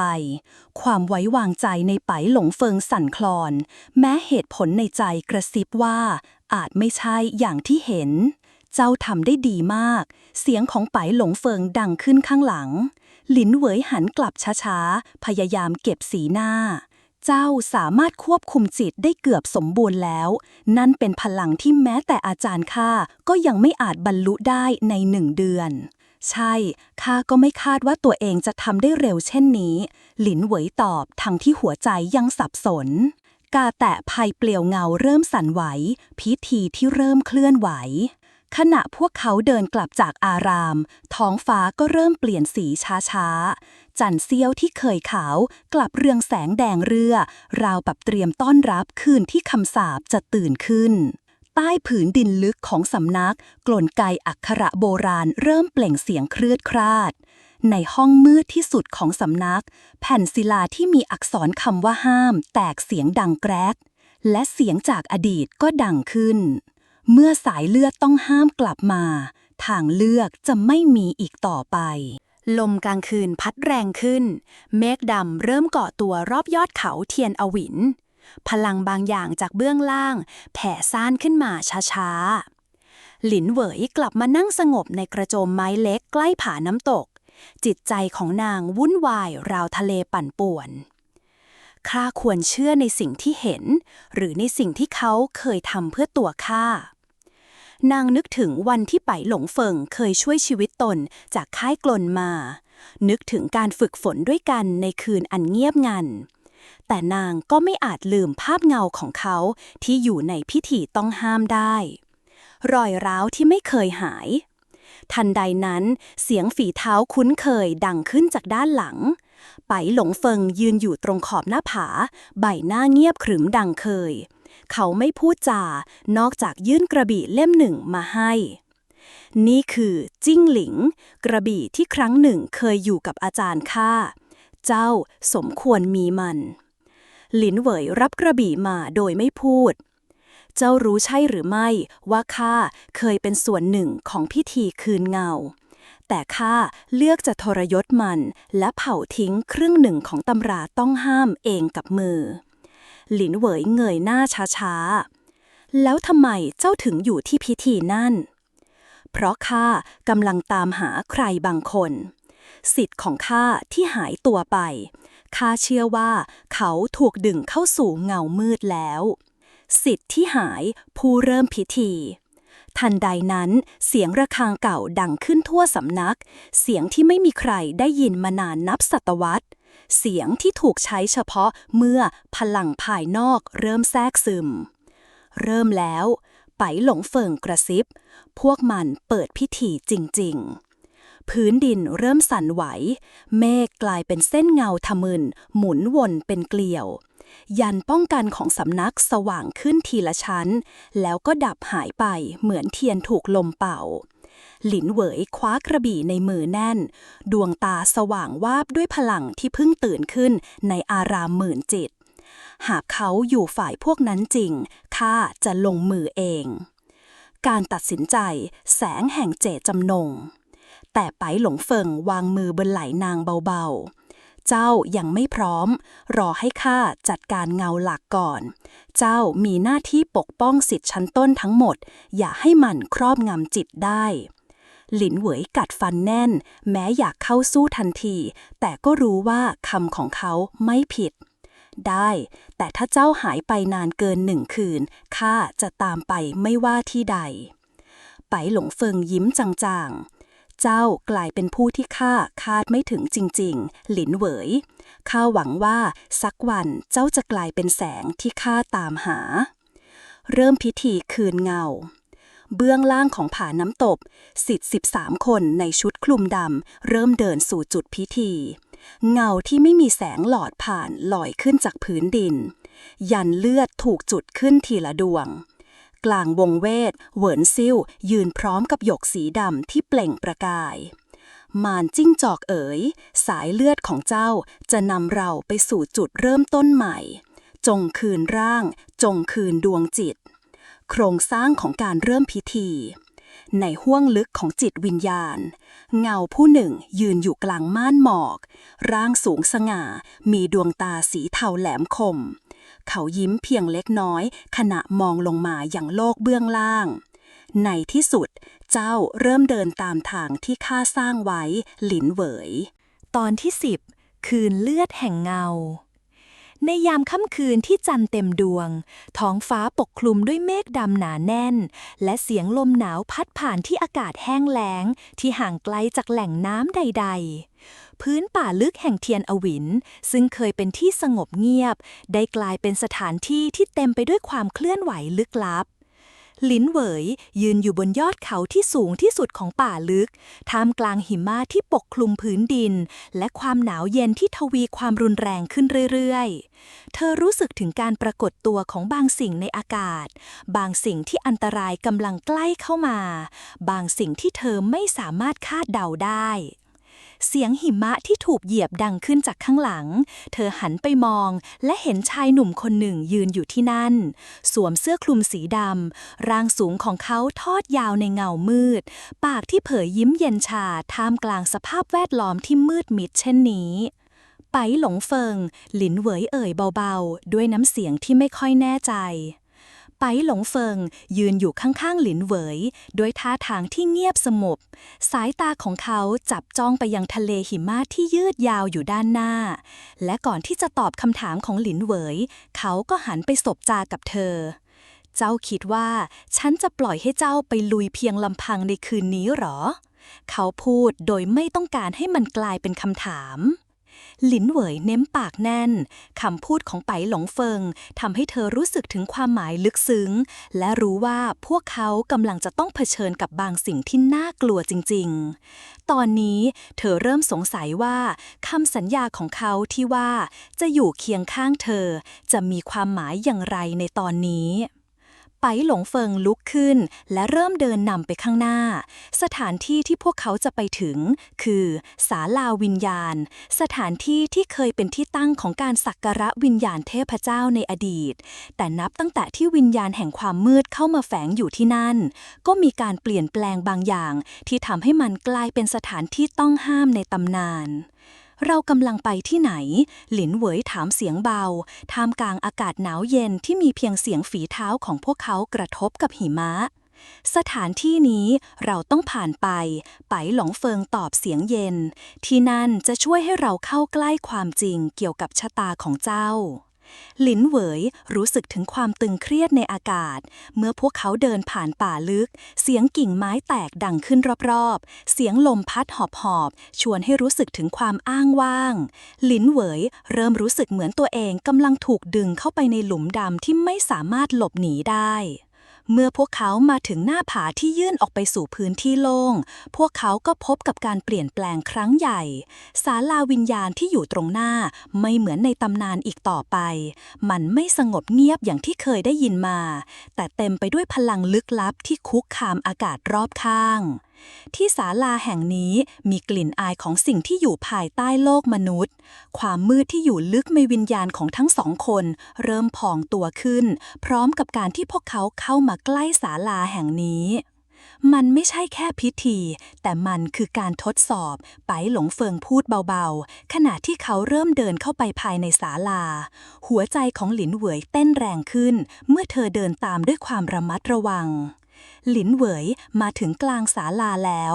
เธอสังเกตเห็นบรรยากาศที่แปลกประหลาดที่นี่ไม่มีแสงจากดวงจันทร์เหมือนที่เธอเคยเห็นในช่วงแรกแต่กลับเต็มไปด้วยเงามืดที่เหมือนจะเคลือบคลานเข้ามาทุกทิศที่ศาลามีสัญลักษณ์ลึกลับที่ทอแสงเจิดจ้าบนผนังหินมืดหนึ่งในนั้นคือสัญลักษณ์แห่งการเชื่อมต่อซึ่งเป็นสัญลักษณ์ที่เคยได้ยินในตำนานการเชื่อมต่อระหว่างโลกวิญญาณและโลกมนุษย์จะทำยังไงดีหลินเหวยถามไปหลงเฟิงขณะที่เธอหันไปมองเขาไปหลงเฟิงไม่ตอบคำถามแต่เดินไปข้างหน้าขณะที่เขาฉีกผ้าม่านที่ปกคลุมท่ามกลางความมืดเปิดเผยสิ่งที่ซ่อนอยู่ภายในการเห็นวัตถุโบราณที่แผ่รังสีแห่งพลังในที่นี้ทำให้หลินเหวยเริ่มรู้สึกถึงพลังที่ไม่สามารถเข้าใจได้ในศาลาวิญญาณที่เงียบสงัดแห่งนี้สภาพแวดล้อมรอบข้างเต็มไปด้วยความมืดและความลึกลับทุกสิ่งในศาลาดูเหมือนจะมีชีวิตของมันเองเงาที่เคลื่อนไหวอยู่ในมุมมืดของห้องที่ไม่ได้รับแสงจากดวงจันทร์หรือแม้แต่แสงไฟจากโคมที่ติดตั้งอยู่ข้างฝาทุกอย่างในที่นี้ถูกปกคลุมด้วยความลึกลับที่ไม่สามารถอธิบายได้หลินเหวยยืนนิ่งอยู่ตรงกลางห้องข้างกายของเธอไปหลงเฟิงก็ยืนอยู่เช่นกันเขาทำเพียงแค่ยิ้มเย็นๆและมองไปยังสิ่งที่หลินเหวยกำลังเผชิญเจ้าคิดว่าจะทำได้ไหมเสียงของไปหลงเฟิงดังขึ้นท่ามกลางความมืดความสงบที่อยู่รอบตัวกลับทำให้เสียงเขามีอิทธิพลมากยิ่งขึ้นหลินเหวยหันไปมองเขาและพบว่ามีแสงแห่งความท้าทายแฝงอยู่ในสายตาของเขาข้าไม่แน่ใจหลินเหวยตอบกลับด้วยความไม่มั่นใจแม้จะพยายามทำใจให้แข็งแกร่งก็ตามแต่หัวใจของเธอกลับเต้นเร็วขึ้นอย่างไม่อาจควบคุมในขณะเดียวกันพลังที่ลึกลับจากรอบข้างเริ่มรั่วไหลเข้าไปในร่างกายของเธอรู้สึกเหมือนกับว่ามีบางสิ่งที่รอคอยจะถูกปลดปล่อยจากภายในไม่ว่าจะเป็นพลังจากอดีตหรือวิญญาณที่ต้องการการปลดปล่อยหลินเหวยเคยได้ยินเรื่องราวของการปลดปล่อยวิญญาณในตำนานและในคืนนี้การกระทำนี้จะเป็นจุดเริ่มต้นของการปลดปล่อยสิ่งที่น่าสะพรึงกลัวเสียงของการเคลื่อนไหวในความมืดทำให้หลินเหวยต้องหันไปมองอย่างตกใจพื้นศาลาเริ่มร้าวและเสียงเหมือนแผ่นดินสะเทือนดังขึ้นจากด้านล่างระวังเสียงของไปหลงเฟิงดังขึ้นเมื่อเห็นพื้นกำลังพังทลายลงไปข้างล่างก่อนที่หลินเหวยจะได้ยินเสียงกู่ร้องจากร่างเงามืดที่กำลังปรากฏขึ้นท่ามกลางควันหนาทึบหลินเหวยรีบกระโดดไปข้างหน้าพยายามหลบหลีกความมืดที่กำลังพุ่งเข้าหาเธอแต่เธอรู้สึกว่ามีบางอย่างที่ไม่ถูกต้องพลังของเธอเริ่มหมุนวนเหมือนจะระเบิดออกมาในทุกทิศทางในขณะนั้นเองหลินเหวยสัมผัสได้ถึงการเปลี่ยนแปลงบางอย่างในตัวเองร่างกายของเธอถูกห่อหุ้มด้วยพลังแห่งแสงสีทองซึ่งเริ่มเจิดจ้าและขับไล่ความมืดออกไปพลังนี้หลินเหวยพึมพำด้วยความสงสัยขณะที่เธอพยายามควบคุมมันให้ได้แต่เพียงไม่นานพลังแห่งความมืดกลับเริ่มแข็งแกร่งขึ้นมันเหมือนกับว่าแต่ละรอยร้าวที่ปรากฏในพื้นศาลาคือการเปิดทางให้กับการกลับมาของบางสิ่งที่ถูกขังเอาไว้นานนับพันปีหลินเหวยรู้สึกถึงอันตรายที่ใกล้เข้ามาขณะที่เธอพยายามรวมพลังทั้งหมดในตัวเองเพื่อป้องกันความมืดนั้นข้าไม่ยอมให้เจ้าครอบงำข้าเธอพูดเสียงแข็งแกร่งไปหลงเฟิงยืนนิ่งอยู่ข้างหลังและจ้องไปที่หลินเหวยด้วยสายตาที่ราบเรียบจงทำตามหัวใจของเจ้าจะต้องเผชิญกับความจริงอย่างที่มันเป็นคำพูดของไปหลงเฟิงเหมือนจะตอกย้ำความจริงที่หลินเหวยรู้ดีเธอต้องปลดปล่อยพลังที่เธอไม่สามารถเข้าใจได้หากจะเอาชนะความมืดที่อยู่ในใจเธอการทดสอบแห่งวิญญาณ ขณะที่หลินเหวยยืนอยู่กลางห้องในศาลาความมืดเริ่มเข้ามาห้อมล้อมเธออย่างรวดเร็ววิญญาณมืดที่เริ่มปรากฏขึ้นในตัวเธอมีพลังที่ไม่สามารถควบคุมได้การระเบิดของพลังในตัวเธอทำให้ทุกสิ่งรอบตัวเริ่มสั่นสะเทือนขณะที่การทดสอบจริงเริ่มขึ้นหลินเหวยรู้สึกเหมือนกับว่าตัวเองถูกส่งไปยังโลกอีกใบโลกที่เต็มไปด้วยความมืดและเสียงกรีดร้องที่น่าสะพรึงกลัวเธอเห็นภาพของตัวเองในอดีตตอนที่เธอยังเป็นเด็กในหมู่บ้านชีวิตที่เต็มไปด้วยความรักและความอบอุ่นแต่ตอนนี้ทุกสิ่งได้กลายเป็นแค่ความทรงจำการเห็นภาพนี้ทำให้หลินเหวยรู้สึกเจ็บปวดใจราวกับว่าเธอกำลังถูกดึงกลับไปยังจุดเริ่มต้นของการสูญเสียแต่เธอไม่ยอมแพ้เธอรู้ดีว่าเธอต้องเดินหน้าต่อไปเจ้าจะต้องลุกขึ้นอีกครั้งเสียงของอาจารย์เก่าของเธอดังขึ้นในใจขณะที่หลินเหวยสะบัดหัวและหายใจลึกๆเพื่อเรียกสติกลับมาการต่อสู้ในโลกวิญญาณเริ่มขึ้นและหลินเหวยก็ต้องเผชิญกับการทดสอบครั้งใหญ่ที่สุดในชีวิตของเธอการปลดปล่อยพลังในขณะที่หลินเหวยพยายามจะควบคุมพลังของตัวเองเธอรู้สึกถึงแรงกดดันที่เพิ่มขึ้นในร่างกายเธอสามารถสัมผัสได้ถึงพลังที่ค่อยๆเพิ่มขึ้นจากภายในมันเหมือนกับการปลดปล่อยบางสิ่งที่ซ่อนอยู่ในตัวเธอมาเนิ่นนานข้าไม่ยอมให้มันควบคุมข้าหลินเหวยตะโกนในใจขณะที่พลังที่เพิ่มขึ้นในร่างกายระเบิดออกมาในลักษณะที่ไม่เคยเกิดขึ้นมาก่อนแสงสีทองเริ่มพุ่งออกจากร่างของหลินเหวยและพลังนี้ก็เริ่มขับไล่ความมืดรอบตัวออกไปทีละน้อยก่อนที่ทุกสิ่งรอบข้างจะกลับคืนสู่ความสงบเมื่อหลินเหวยยืนอยู่กลางศาลาความมืดที่เคยปกคลุมก็เริ่มหายไปเธอรู้สึกถึงพลังที่สงบลงและควบคุมได้ในที่สุดการรับมือกับคำสัญญาหลินเหวยหันไปมองไปหลงเฟิงที่ยืนอยู่ข้างหลังเขามองเธอด้วยสายตาที่ไม่คาดคิดเจ้าได้เรียนรู้แล้วเจ้าควบคุมมันได้หลินเหวยนิ่งเงียบและพยักหน้าข้าจะไม่ให้มันมาครอบงำข้าเธอตอบด้วยความมั่นใจแต่ในใจของเธอหลินเหวยรู้ดีว่าแม้เธอจะสามารถควบคุมพลังได้แต่เธอยังต้องเผชิญกับการทดสอบที่ยิ่งใหญ่กว่าที่เธอสามารถคาดเดาได้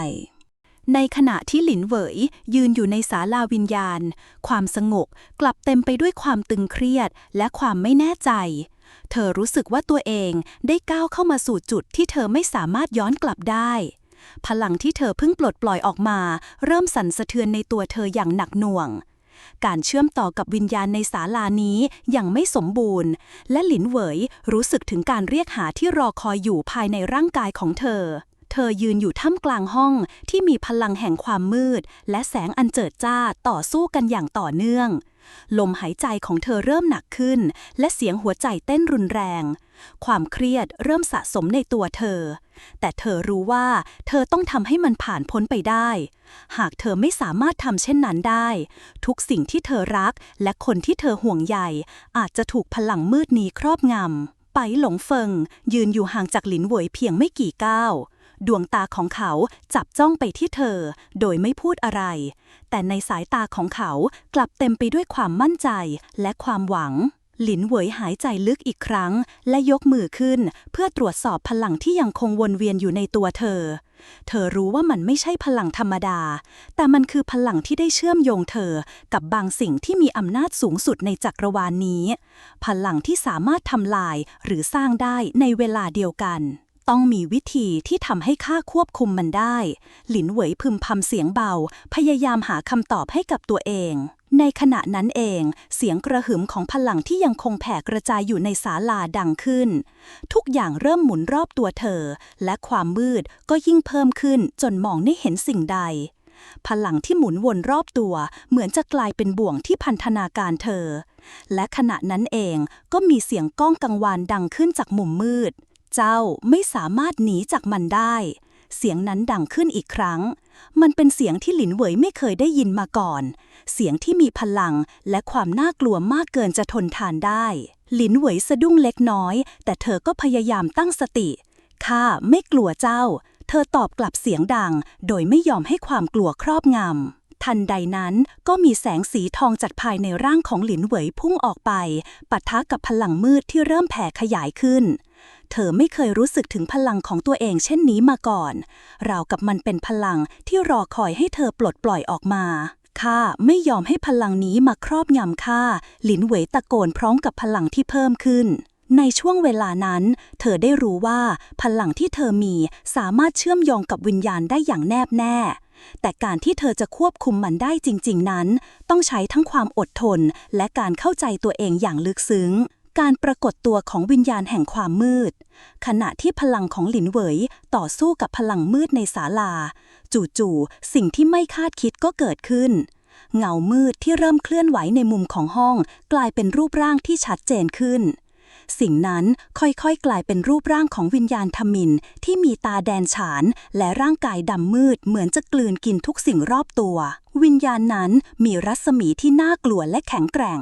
พลังของมันคล้ายกับพลังที่หลินเหวยกำลังพยายามควบคุม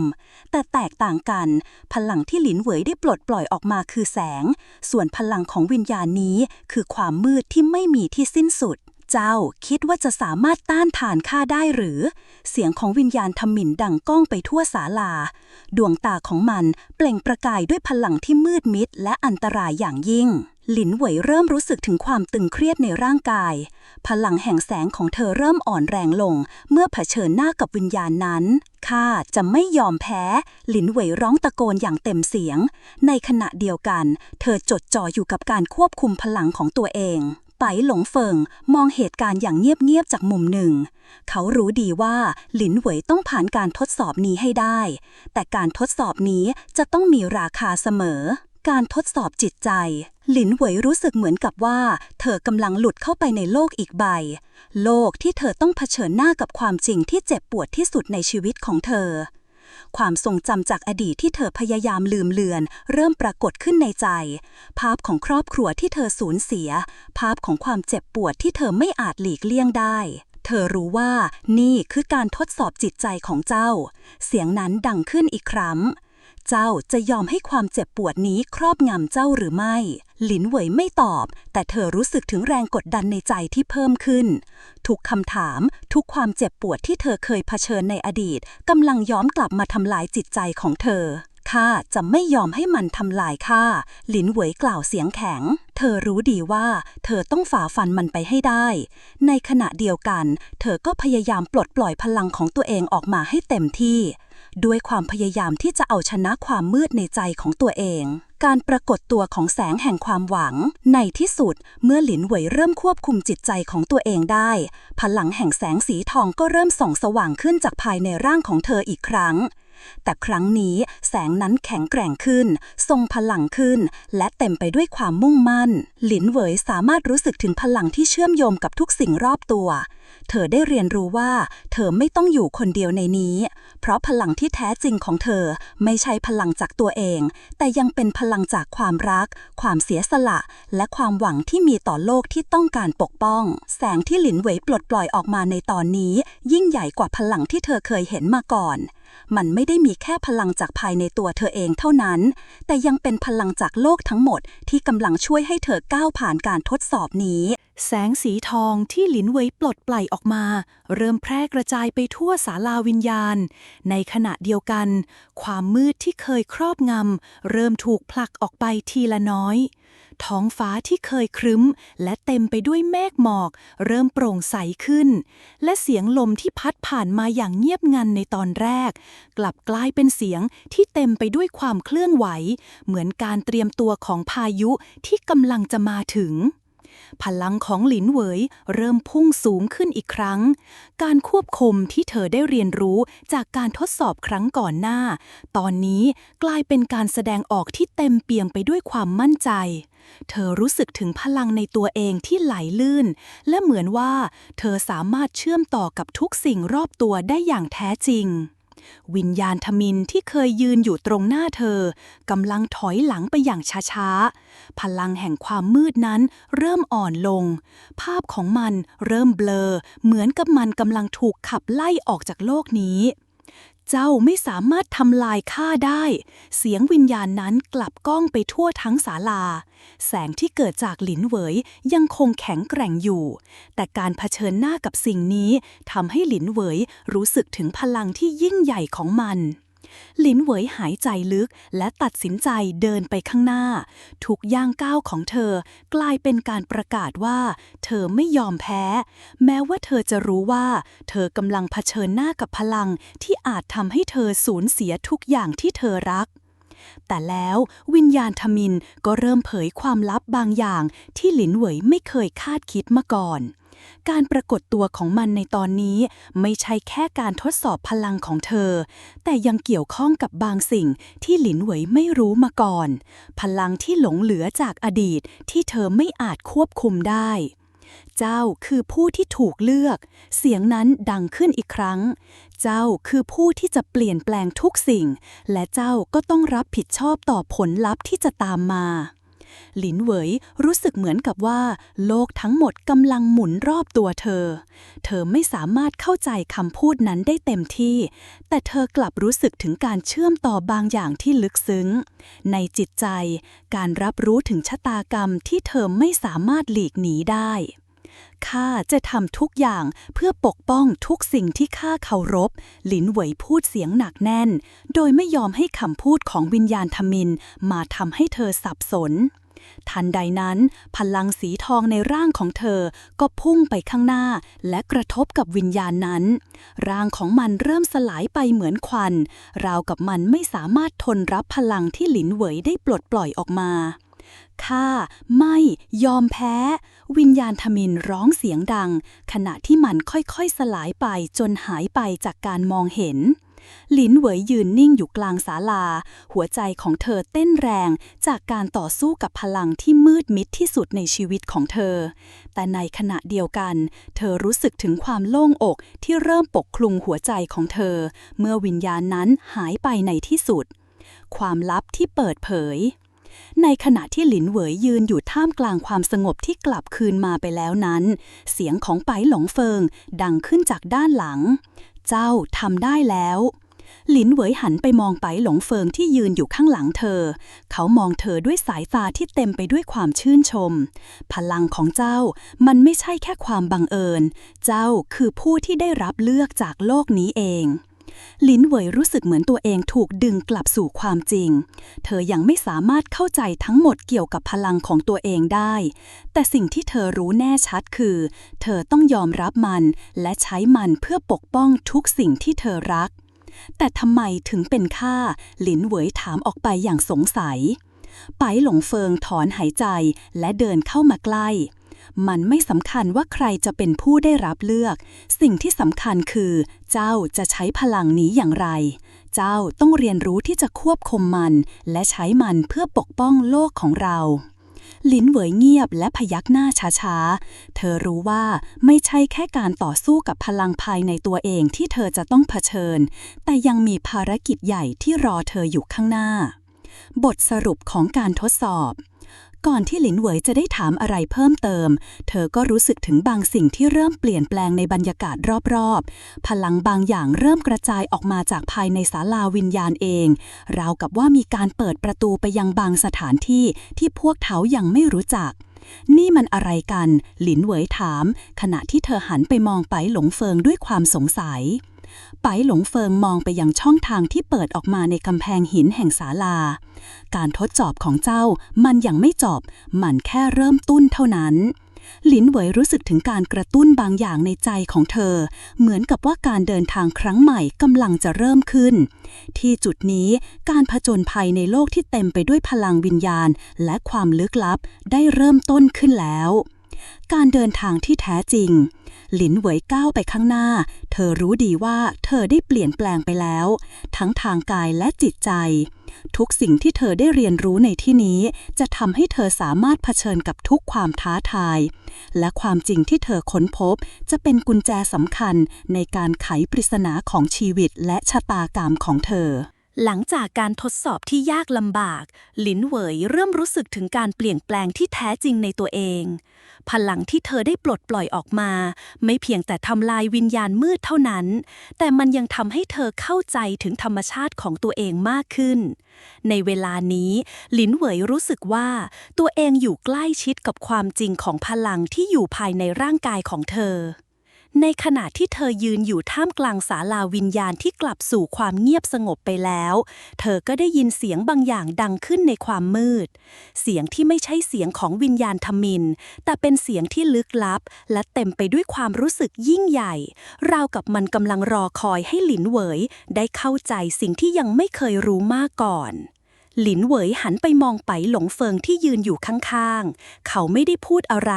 แต่อย่างไรก็ตามการมองของเขากลับสะท้อนถึงความคาดหวังที่สูงส่งและความจริงที่ว่าเขารู้ดีว่าเธอยังต้องเดินทางต่อไปเจ้าทำได้แล้วไปหลงเฟิงพูดอย่างเรียบเฉยแต่นี่เป็นแค่การเริ่มต้นข้ายังคงต้องการให้เจ้าควบคุมพลังนี้ให้ได้อย่างแท้จริงหลินเหวยมองไปอย่างหน้าผากเขาเธอสามารถรู้สึกได้ถึงความจริงจังในคำพูดของเขาแต่ท่ามกลางความรู้สึกสงบที่อยู่รอบตัวเธอก็ได้รู้ว่าเธอยังไม่เข้าใจพลังที่แท้จริงของตัวเองมากพอแล้วข้าจะต้องทำอย่างไรต่อไปหลินเหวยถามด้วยน้ำเสียงที่เต็มไปด้วยความสงสัยแต่ในใจเธอแฝงไปด้วยความตั้งใจแน่วแน่ไปหลงเฟิงมองไปยังห้องที่เงียบสงบและสลายไปพร้อมกับพลังมืดเขาพยักหน้าอย่างมั่นใจเจ้าต้องฝึกฝนพลังที่เจ้ามีไม่ใช่พลังธรรมดามันเป็นพลังที่เชื่อมโยงกับธรรมชาติของจักรวาลมีความสามารถในการสร้างและทำลายสิ่งที่เจ้าต้องการตอนนี้คือการเข้าใจพลังนี้และเรียนรู้ที่จะควบคุมมันให้สมบูรณ์หลินเหวยฟังคำพูดของไปหลงเฟิงอย่างตั้งใจทุกคำที่เขาพูดราวกับเป็นคำสั่งที่ทำให้เธอตระหนักถึงสิ่งที่กำลังรอเธออยู่ในอนาคตเธอเข้าใจดีว่าไม่มีทางเลือกอื่นนอกจากจะต้องฝึกฝนและพัฒนาตนเองให้ก้าวหน้าไปข้างหน้าข้าพร้อมแล้วที่จะเรียนรู้ข้าจะทำให้มันสมบูรณ์หลินเหวยพูดออกไปอย่างมั่นใจโดยไม่ได้แสดงความลังเลแม้แต่น้อยการฝึกฝนที่ศาลาแห่งพลังการฝึกฝนครั้งนี้ไม่ได้เป็นเรื่องง่ายแต่หลินเหวยก็เริ่มเรียนรู้จากไปหลงเฟิงเกี่ยวกับวิธีควบคุมพลังของตัวเองเมื่อไปหลงเฟิงพาเธอมาที่สถานที่ลับซึ่งเต็มไปด้วยพลังโบราณศาลาแห่งพลังนี้ตั้งอยู่ในมุมลึกของภูเขาสูงตรงที่ไม่มีใครสามารถเข้าไปได้ง่ายๆหลินเหวยยืนอยู่ในห้องที่เต็มไปด้วยการตกแต่งโบราณผนังของห้องมีภาพและสัญลักษณ์ลึกลับที่แสดงถึงพลังต่างๆเธอรู้สึกว่ามันเหมือนกับการยืนยันการเชื่อมต่อระหว่างตัวเธอกับจักรวาลและเธอจะต้องเรียนรู้ที่จะควบคุมพลังนั้นในสถานที่นี้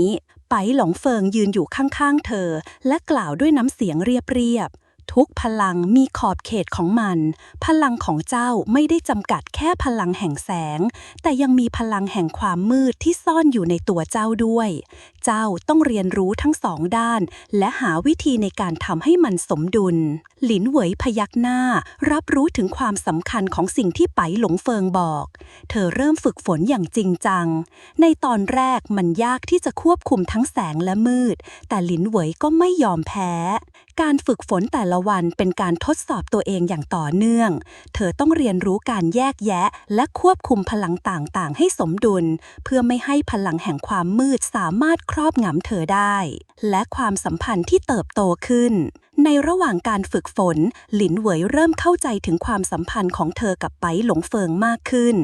เขาไม่ได้แค่เป็นครูผู้สอนแต่เขายังเป็นผู้ที่ดูแลและคอยแนะนำให้เธอก้าวไปข้างหน้าการที่ไปหลงเฟิงสามารถเข้าใจเธอได้ดีขนาดนี้มันทำให้หลินเหวยรู้สึกถึงความสนิทสนมที่มากขึ้นในบางครั้งเมื่อการฝึกฝนหนักน่อนเกินไป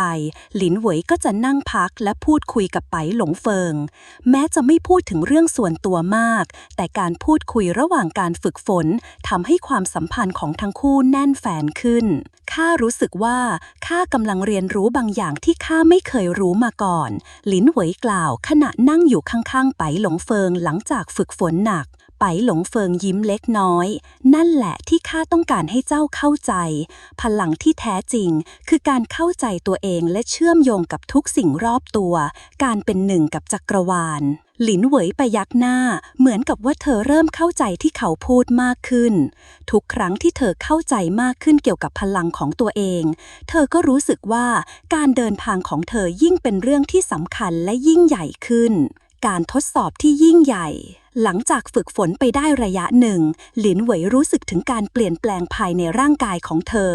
เมื่อพลังแห่งแสงและมืดเริ่มสมดุลกันมากขึ้นการควบคุมพลังของเธอก็กลายเป็นเรื่องที่ง่ายขึ้น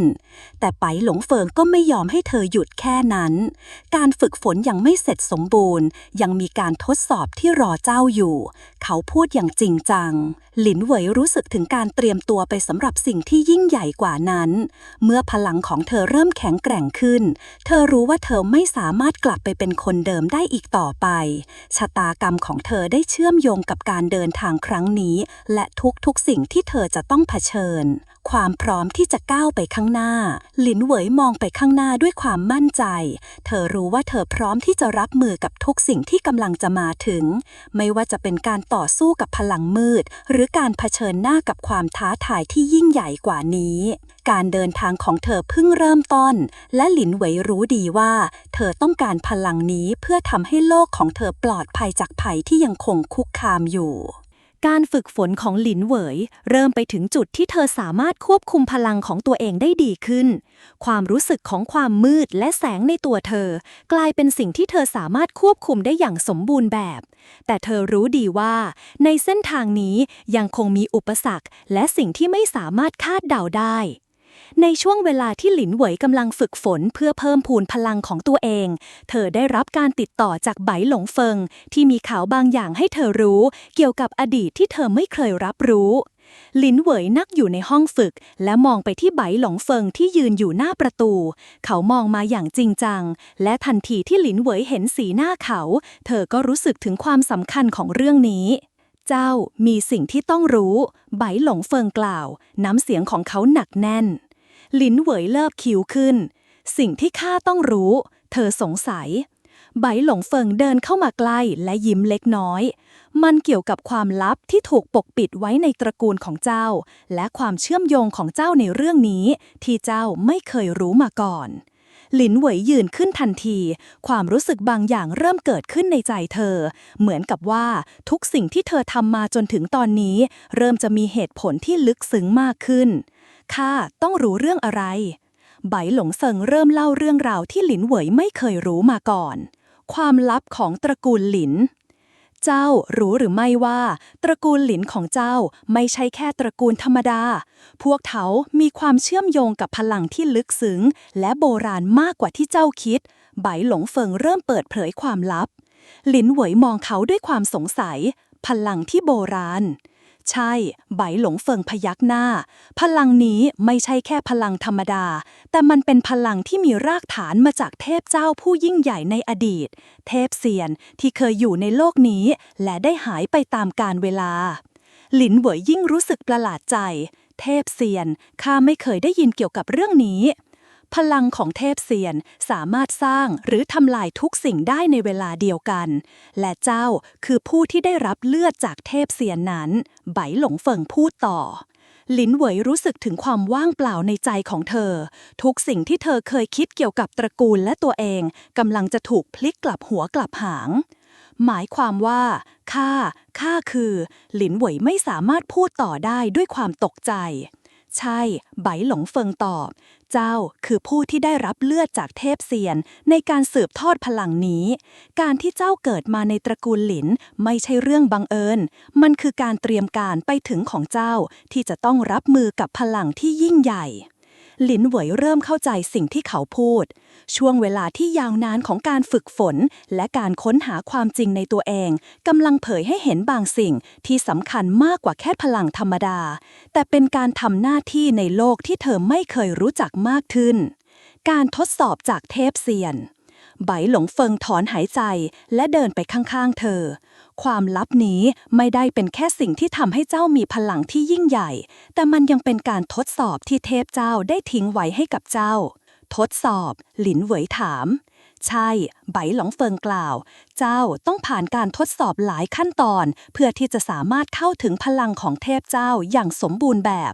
มันไม่ใช่แค่การควบคุมพลัง แต่ยังเกี่ยวกับการพิสูจน์ความจริงใจและจิตวิญญาณของเจ้าด้วย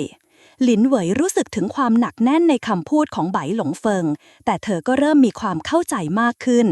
ถึงแม้ว่าเธอจะไม่แน่ใจในความหมายทั้งหมดที่เขาพูดแต่การที่เธอได้รับพลังจากเทพเจ้านั่นหมายความว่าเธอมีหน้าที่สำคัญในโลกนี้และข้าจะต้องทำอย่างไรต่อไปหลินเหวยถามด้วยเสียงที่เต็มไปด้วยความแน่วแน่ไบหลงเฟิงมองเธอด้วยสายตาที่ลึกซึ้งการเดินทางของเจ้ากำลังจะเริ่มต้นขึ้นจริงๆแล้วเจ้าไม่ได้แค่จะต้องปกป้องโลกนี้จากพลังมืดแต่ต้องพบกับการทดสอบจากเทพเจ้าเองและเจ้าจะต้องพิสูจน์ว่าคุณสมบัติที่เจ้ามีคือสิ่งที่คู่ควรกับพลังนี้ไปหลงเฟิงเริ่มขึ้นตรงและมองไปยังทะเลทรายที่อยู่เบื้องหน้าในระยะไกลรู้สึกถึงการเดินทางที่ยิ่งใหญ่ที่กำลังรออยู่ข้างหน้าข้าพร้อมแล้วข้าจะพิสูจน์ว่าข้าคู่ควรกับพลังนี้พูดด้วยความมั่นใจพร้อมกับเตรียมตัวก้าวไปข้างหน้าผ่านการทดสอบที่จะมาถึงการเริ่มต้นใหม่หลังจากที่ได้รับรู้ถึงความลับในตระกูลหลินและภารกิจที่เธอต้องรับผิดชอบหลินเหวยจึงตัดสินใจเดินหน้าไปสู่การทดสอบที่ยิ่งใหญ่ที่รอคอยอยู่ข้างหน้าความเข้าใจที่เธอได้รับในตอนนี้ทำให้เธอรู้สึกมั่นใจมากขึ้นในพลังของตัวเองและในทางเดียวกันก็รู้สึกถึงความรับผิดชอบที่ต้องแบกรับขณะที่หลินเหวยกำลังก้าวออกจากศาลาวิญญาณนั้นไบหลงเฟิงเดินมาข้างๆและพูดอย่างจริงจังเจ้าจะต้องพบกับศัตรูที่ร้ายกาจและความท้าทายที่ไม่เคยคาดคิดมากกว่านี้แต่ข้าจะอยู่เคียงข้างเจ้าตราบเท่าที่เจ้ายังต้องการคำแนะนำหลินเหวยหันไปมองเขาและยิ้มออกมาอย่างจริงใจขอบคุณข้าจะไม่ทำให้ท่านผิดหวังเธอก้าวไปข้างหน้ารู้ดีว่าการเดินทางของเธอเริ่มต้นขึ้นแล้วและไม่มีทางหวนกลับได้อีกการเดินทางของหลินเหวยในช่วงเวลานี้ไม่ได้ง่ายดายเลยแม้แต่น้อยความลึกลับที่เธอค้นพบในตระกูลของเธอยิ่งทำให้เธอรู้สึกว่าโลกนี้เต็มไปด้วยความซับซ้อนที่เกินกว่าที่เธอจะทำความเข้าใจได้หมดทั้งพลังเทพเซียนที่ยังไม่สามารถควบคุมได้เต็มที่และภารกิจที่เธอต้องเผชิญแม้จะอยู่ในสภาพที่ไม่มั่นคงแต่หลินเหวยยังคงยืนหยัดในจุดยืนของตัวเองเพื่อความยุติธรรมและเพื่อปกป้องทุกสิ่งที่เธอรัก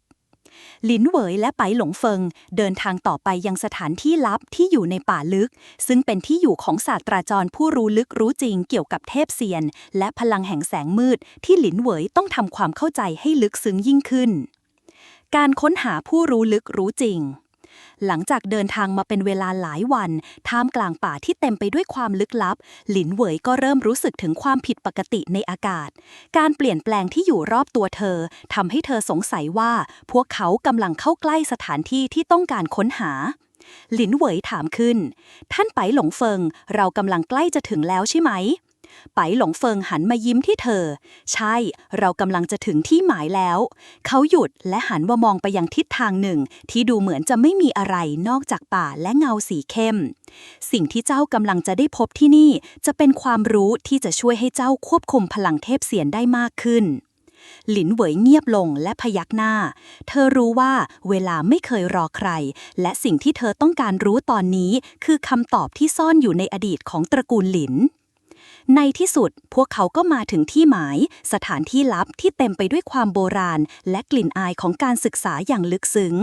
ที่นี่เป็นที่ที่ศาสตราจารย์ผู้รู้เกี่ยวกับเทพเซียนและศาสตร์โบราณหลบซ่อนตัวอยู่ศาสตราจารย์ท่านนี้เคยเป็นผู้ที่เรียนรู้พลังจากเทพเซียนในอดีตและทำหน้าที่สำคัญในช่วงเวลาที่สงครามแห่งพลังเกิดขึ้นในโลกพบกับศาสตราจารย์แห่งพลังศาสตราจารย์เป็นชายสูงวัยที่ใบหน้าหล่อเหลายังไม่ถูกเวลาเอาชนะเขามีดวงตาที่ลึกล้ำและดูเหมือนจะเข้าใจสิ่งต่างๆมากมายจากแค่การมองและสัมผัสแสงสว่างจากประตูห้องแหลมยาวขับเน้นเงาของเขาทำให้เขาดูเหมือนผู้มีอำนาจและลึกลับท่านคือหลินเหวยเสียงของศาสตราจารย์เรียบเฉยแต่มันกลับมีน้ำหนักและความลึกซึ้งท่านมีพลังที่เชื่อมโยงกับเทพเซียนที่หายไปมันไม่ใช่เรื่องบังเอิญที่ท่านเกิดมาในตระกูลหลิน หลินเหวยยืนเงียบในขณะที่ศาสตราจารย์นั่งลงที่โต๊ะที่ตั้งอยู่กลางห้องแสงที่ลอดเข้ามาจากหน้าต่างใหญ่ทำให้ห้องนั้นเต็มไปด้วยบรรยากาศลึกลับท่านต้องการให้ข้าช่วยอะไรหลินเหวยถามอย่างระมัดระวังศาสตราจารย์หันมองไปยังหลินเหวยและยิ้มเบาๆเจ้าคือผู้ที่ได้รับเลือกให้ทำหน้าที่ที่ยิ่งใหญ่การเดินทางของเจ้าจะไม่ได้ง่ายดายมันเต็มไปด้วยอุปสรรคและความท้าทายที่เจ้าต้องผ่านไปให้ได้หลินเหวยนิ่งเงียบรู้สึกถึงความหนักหน่วงของคำพูดนั้นเธอไม่สามารถหลีกเลี่ยงชะตากรรมนี้ได้และมันก็กำลังค่อยๆปรากฏออกมาความรู้จากอดีตและปริศนาศาสตราจารย์เริ่มเล่าเรื่องราวที่เชื่อมโยงกับเทพเซียนพลังโบราณที่มีความสามารถในการสร้างและทำลายสิ่งที่หลินเหวยต้องทำคือเรียนรู้ที่จะควบคุมพลังนี้ให้สมบูรณ์ซึ่งจะต้องเผชิญกับการทดสอบที่ยากลำบากและพิสูจน์ว่าเธอสามารถรับผิดชอบพลังนี้ได้ข้าเคยศึกษาเรื่องนี้มาหลายปีแม้จะมีคำบอกเล่าจากรุ่นก่อนๆว่าพลังของเทพเซียนสามารถเปลี่ยนแปลงโชคชะตาของโลกได้แต่ไม่ใช่ทุกคนที่จะสามารถรับมือกับมันได้ศาสตราจารย์กล่าวด้วยน้ำเสียงหนักแน่นพลังนี้ต้องการความเสียสละและความรับผิดชอบหากเจ้าล้มเหลวมันจะทำลายทุกสิ่งที่เจ้ารักหลินเหวยได้ยินคำพูดเหล่านั้นและรู้สึกถึงความจริงจังของมันทุกการตัดสินใจที่เธอจะต้องทำในอนาคตอาจนำไปสู่การเปลี่ยนแปลงครั้งใหญ่ทั้งในโลกนี้และในจิตใจของเธอการทดสอบความสามารถของหลินเหวยศาสตราจารย์พาหลินเหวยไปยังห้องฝึกที่ตั้งอยู่ในห้องลับใต้ดินซึ่งเต็มไปด้วยสัญลักษณ์โบราณและเครื่องมือที่ใช้ในการควบคุมพลังโบราณต่างๆการทดสอบแรกคือการควบคุมพลังของเจ้าให้สมดุลระหว่างแสงและมืดเขาบอกเจ้าต้องแสดงให้เห็นว่ามีความสามารถในการควบคุมทั้งสองพลังนี้ไม่ให้มันล่วงล้ำกันเองหลินเหวยยืนในห้องนั้นข้อมือของเธอเริ่มเปล่งแสงสีทองและจิตใจของเธอเริ่มรวมพลังเพื่อควบคุมมันในขณะเดียวกันเงามืดเริ่มลอยขึ้นจากพื้นและพยายามจะล้อมรอบเธอแต่หลินเหวยตั้งใจแน่วแน่ในที่สุดแสงสีทองและความมืดที่ล้อมรอบตัวเธอเริ่มสมดุลกันศาสตราจารย์มองเธอด้วยความพึงพอใจเจ้าทำได้ดีมากหลินเหวยพลังของเจ้าควบคุมได้สมบูรณ์หลินเหวยรู้สึกถึงความภาคภูมิใจที่เกิดขึ้นในใจของเธอกำลังเริ่มเข้าใจพลังที่เธอมีมากขึ้นและรู้ว่าเธอจะสามารถรับมือกับสิ่งที่ต้องการจะทำในอนาคตได้การตัดสินใจที่สำคัญหลินเหวยตัดสินใจแล้วจะทำตามคำแนะนำของศาสตราจารย์เธอจะต้องเรียนรู้และพัฒนาพลังของตัวเองให้สูงขึ้นเพื่อที่เธอจะสามารถเผชิญกับความมืดและความท้าทายที่จะมาถึงและเพื่อที่จะรักษาความสงบในโลกนี้ให้ยาวนานที่สุดหลังจากการฝึกฝนที่ยาวนานแล้วการทดสอบที่หนักหน่วงหลินเหวยรู้สึกถึงการเปลี่ยนแปลงในตัวเธอเองพลังของเทพเซียนที่เธอได้รับมานั้นไม่เพียงแต่ทำให้เธอแข็งแกร่งขึ้นแต่ยังทดสอบทั้งจิตใจและวิญญาณของเธอเองในที่สุดทุกอย่างเริ่มรวมตัวกันกลายเป็นสิ่งที่เธอสามารถควบคุมได้อย่างสมบูรณ์แบบแต่ทุกสิ่งที่เธอได้เรียนรู้จากการฝึกฝนและการทดสอบกลับทำให้เธอตระหนักถึงความรับผิดชอบที่ยิ่งใหญ่ที่รออยู่ข้างหน้าการตัดสินใจที่เธอจะต้องทำในครั้งนี้จะมีผลกระทบต่อโลกและทุกชีวิตที่เธอรักการมาถึงของภัยใหม่ในขณะที่หลินเหวยและไปหลงเฟิงกำลังเดินทางกลับจากสถานที่ลับที่ซึ่งศาสตราจารย์ผู้รู้ลึกรู้จริงเกี่ยวกับพลังเทพเซียนได้สอนหลินเหวยเกี่ยวกับการควบคุมพลังและวิธีที่จะรักษาความสมดุลระหว่างแสงและมืดพวกเขาก็ได้รับข่าวร้ายจากทั่วทุกมุมโลกวิญญาณมืดที่ถูกกักขังในยุคอดีตกลับมามีอำนาจอีกครั้งมันกำลังเติบโตและสามารถลบล้างความเป็นจริงได้อย่างรวดเร็วพลังของมันเริ่มรุกคืบเข้ามาใกล้สู่ดินแดนที่หลินเหวยอาศัยอยู่พลังนี้มันกลับมาแล้วไปหลงเฟิงกล่าวด้วยน้ำเสียงหนักแน่นขณะมองไปยังท้องฟ้าที่เริ่มมีเงาแปลกประหลาดปรากฏขึ้นหลินเหวยหันไปมองไปหลงเฟิงและรู้สึกถึงความกดดันที่อยู่ในอากาศมันกลับมาทำไมตอนนี้ไปหลงเฟิงยืนนิ่งสักพักก่อนจะตอบมันกำลังใช้ช่วงเวลาที่เจ้าฝึกฝนเพื่อสร้างความสมดุลเป็นโอกาสในการกลับมามันต้องการพลังของเจ้าเพื่อทำให้โลกนี้ล่มสลาย หลินเหวยไม่สามารถยอมรับสิ่งนั้นได้ การที่วิญญาณมืดกลับมามีอำนาจอีกครั้ง หมายความว่าโลกที่เธอรู้จักจะต้องเปลี่ยนไปตลอดกาลข้าจะต้องหยุดมัน หลินเหวยประกาศเสียงดัง รู้สึกถึงการปลดปล่อยพลังที่หลอมรวมกันจากการฝึกฝนทั้งหมด ไปหลงเฟิงหันมามองเธอและยิ้มอย่างมองเห็นถึงความกล้าหาญของหลินเหวย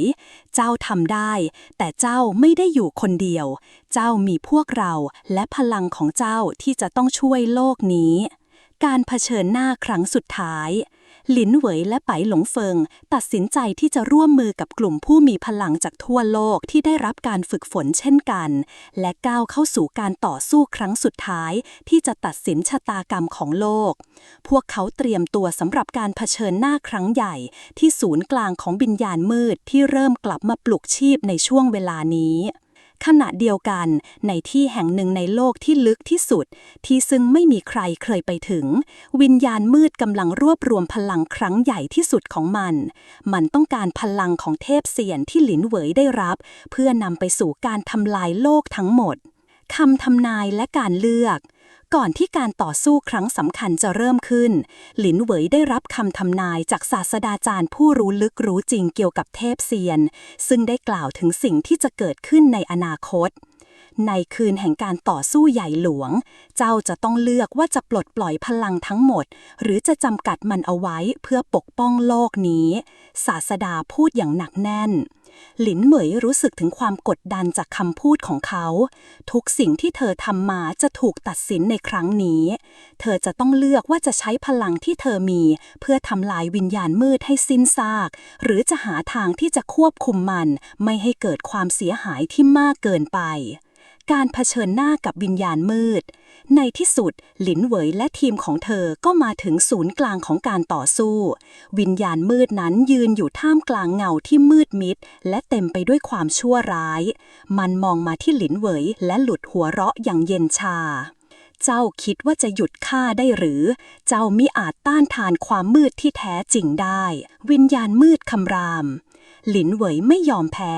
ถึงแม้ภายในจิตใจของเธอจะรู้สึกถึงความกลัวแต่เธอรู้ว่าเธอไม่ได้อยู่คนเดียวข้าไม่กลัวเจ้าหลินเหวยตะโกนออกไปพร้อมกับเรียกพลังทั้งแสงและมืดออกมาการต่อสู้ครั้งนี้ไม่ได้เป็นแค่การใช้พลังแต่ยังเป็นการทดสอบจิตใจและความตั้งใจของหลินเหวยเธอต้องฝ่าฟันสิ่งที่ยากลำบากที่สุดและพิสูจน์ว่าเธอสามารถควบคุมพลังของตัวเองได้อย่างสมบูรณ์การตัดสินใจที่เปลี่ยนโลก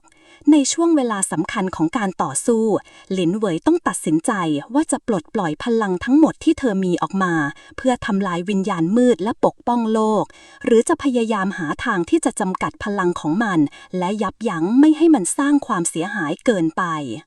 ในที่สุดหลินเหวยเลือกที่จะปลัดปล่อยพลังทั้งหมดเธอตั้งใจจะปกป้องทุกสิ่งที่เธอรักจากภัยอันตรายที่กำลังจะมา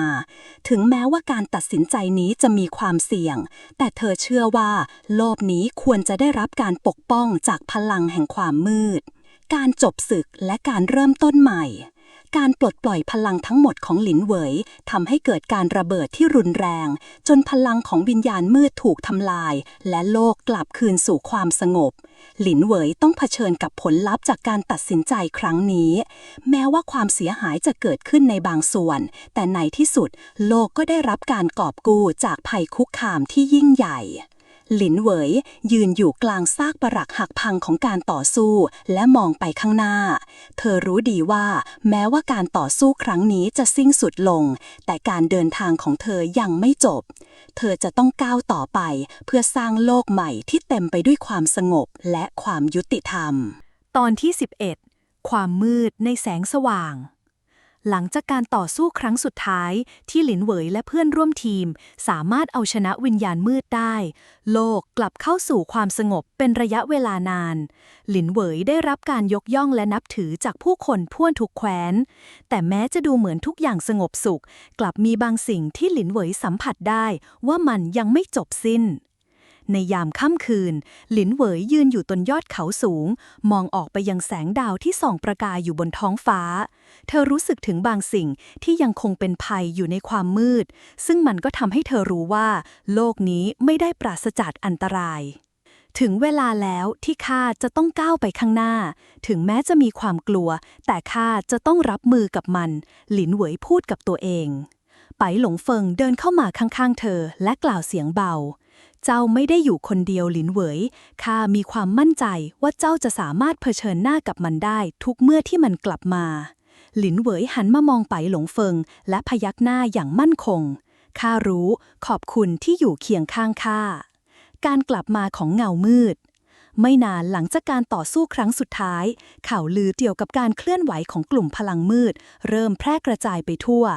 ทุกแคว้นต่างเริ่มรู้สึกถึงความไม่สงบที่กำลังจะมาเยือนอีกครั้งผู้คนเริ่มหวาดกลัวจากการกระทำของกลุ่มที่ไม่มีชื่อเสียงแต่มีพลังลึกลับและอันตรายแฝงอยู่ในตัวหลินเหวยได้รับข่าวสำคัญจากผู้ส่งสารที่มาจากแคว้นไกลโพ้นซึ่งบอกเล่าเกี่ยวกับการเคลื่อนไหวแปลกประหลาดในดินแดนทางใต้ที่ซึ่งมีสัญญาณของการฟื้นคืนชีพของความมืดที่ยังหลบซ่อนอยู่ข้ารู้สึกเหมือนความมืดนั้นกำลังเติบโตขึ้นในมุมมืดแห่งโลกนี้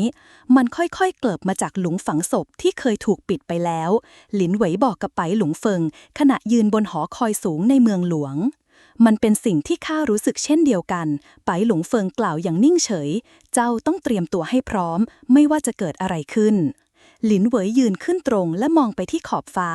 ข้าจะไปตามหาความจริงและหยุดยั้งมันก่อนที่มันจะกลายเป็นภัยใหญ่หลวงอีกครั้งการเดินทางสู่ดินแดนทางใต้หลินเหวยและทีมของเธอออกเดินทางไปยังดินแดนทางใต้ซึ่งเป็นที่ตั้งของสัญญาณแปลกประหลาดที่หลินเหวยได้รับข่าวสารความมืดที่หลบซ่อนอยู่ในพื้นที่นั้นได้เริ่มแผ่ขยายออกไปมันส่งผลให้ทุกสิ่งทุกอย่างในบริเวณนั้นเริ่มเปลี่ยนแปลงอย่างผิดปกติในระหว่างการเดินทางพวกเขาผ่านป่าและภูเขาที่ซึ่งความมืดและแสงสว่างดูเหมือนจะมีการปะทะกันเป็นระยะหลินเหวยรู้สึกถึงพลังบางอย่างที่ซ่อนเร้นอยู่ในทุกๆก้าวที่เธอก้าวเดินข้ารู้สึกได้ถึงพลังที่ไม่คุ้นเคยหลินเหวยพูดเบาๆไปหลงเฟิงมองไปยังท้องฟ้าหม่นหมองมันกำลังมุ่งหน้ามาที่นี่ปริศนาที่ยังคงซ่อนอยู่เมื่อมาถึงดินแดนทางใต้หลินเหวยพบกับหมู่บ้านที่ถูกทิ้งร้างพื้นที่นี้เต็มไปด้วยสัญญาณของการต่อสู้ที่เคยเกิดขึ้นสิ่งที่เกิดขึ้นที่นี่ไม่ได้เป็นแค่การโจมตีของฝ่ายศัตรูแต่มันเป็นการเปลี่ยนแปลงบางอย่างที่เกี่ยวข้องกับพลังโบราณที่หลินเหวยยังไม่สามารถเข้าใจได้ทั้งหมดในหมู่บ้านแห่งนี้หลินเหวยได้พบกับหญิงสาวคนหนึ่งที่กล่าวว่าเธอเคยสัมผัสกับสิ่งที่เกิดขึ้นในอดีตและได้เห็นการปรากฏตัวของพลังมืดที่หลบซ่อนตัวในดินแดนนี้มานานหลายปี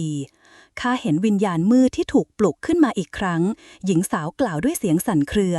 มันไม่ใช่แค่การคืนชีพของวิญญาณมืดทั่วไปแต่การกลับมาของพลังที่ยิ่งใหญ่และน่าสะพรึงกลัวหลินเหวยมองหญิงสาวอย่างตั้งใจมันคืออะไรใครที่อยู่เบื้องหลังมันหญิงสาวเงียบไปสักพักก่อนที่จะตอบข้ารู้เพียงว่ามันคือพลังที่ต้องการทำลายทุกสิ่งและสร้างโลกใหม่ที่มีแต่ความมืดการต่อสู้กับความจริงที่รออยู่หลินเหวยรู้สึกถึงความกดดันที่ถาโถมเข้ามาใหม่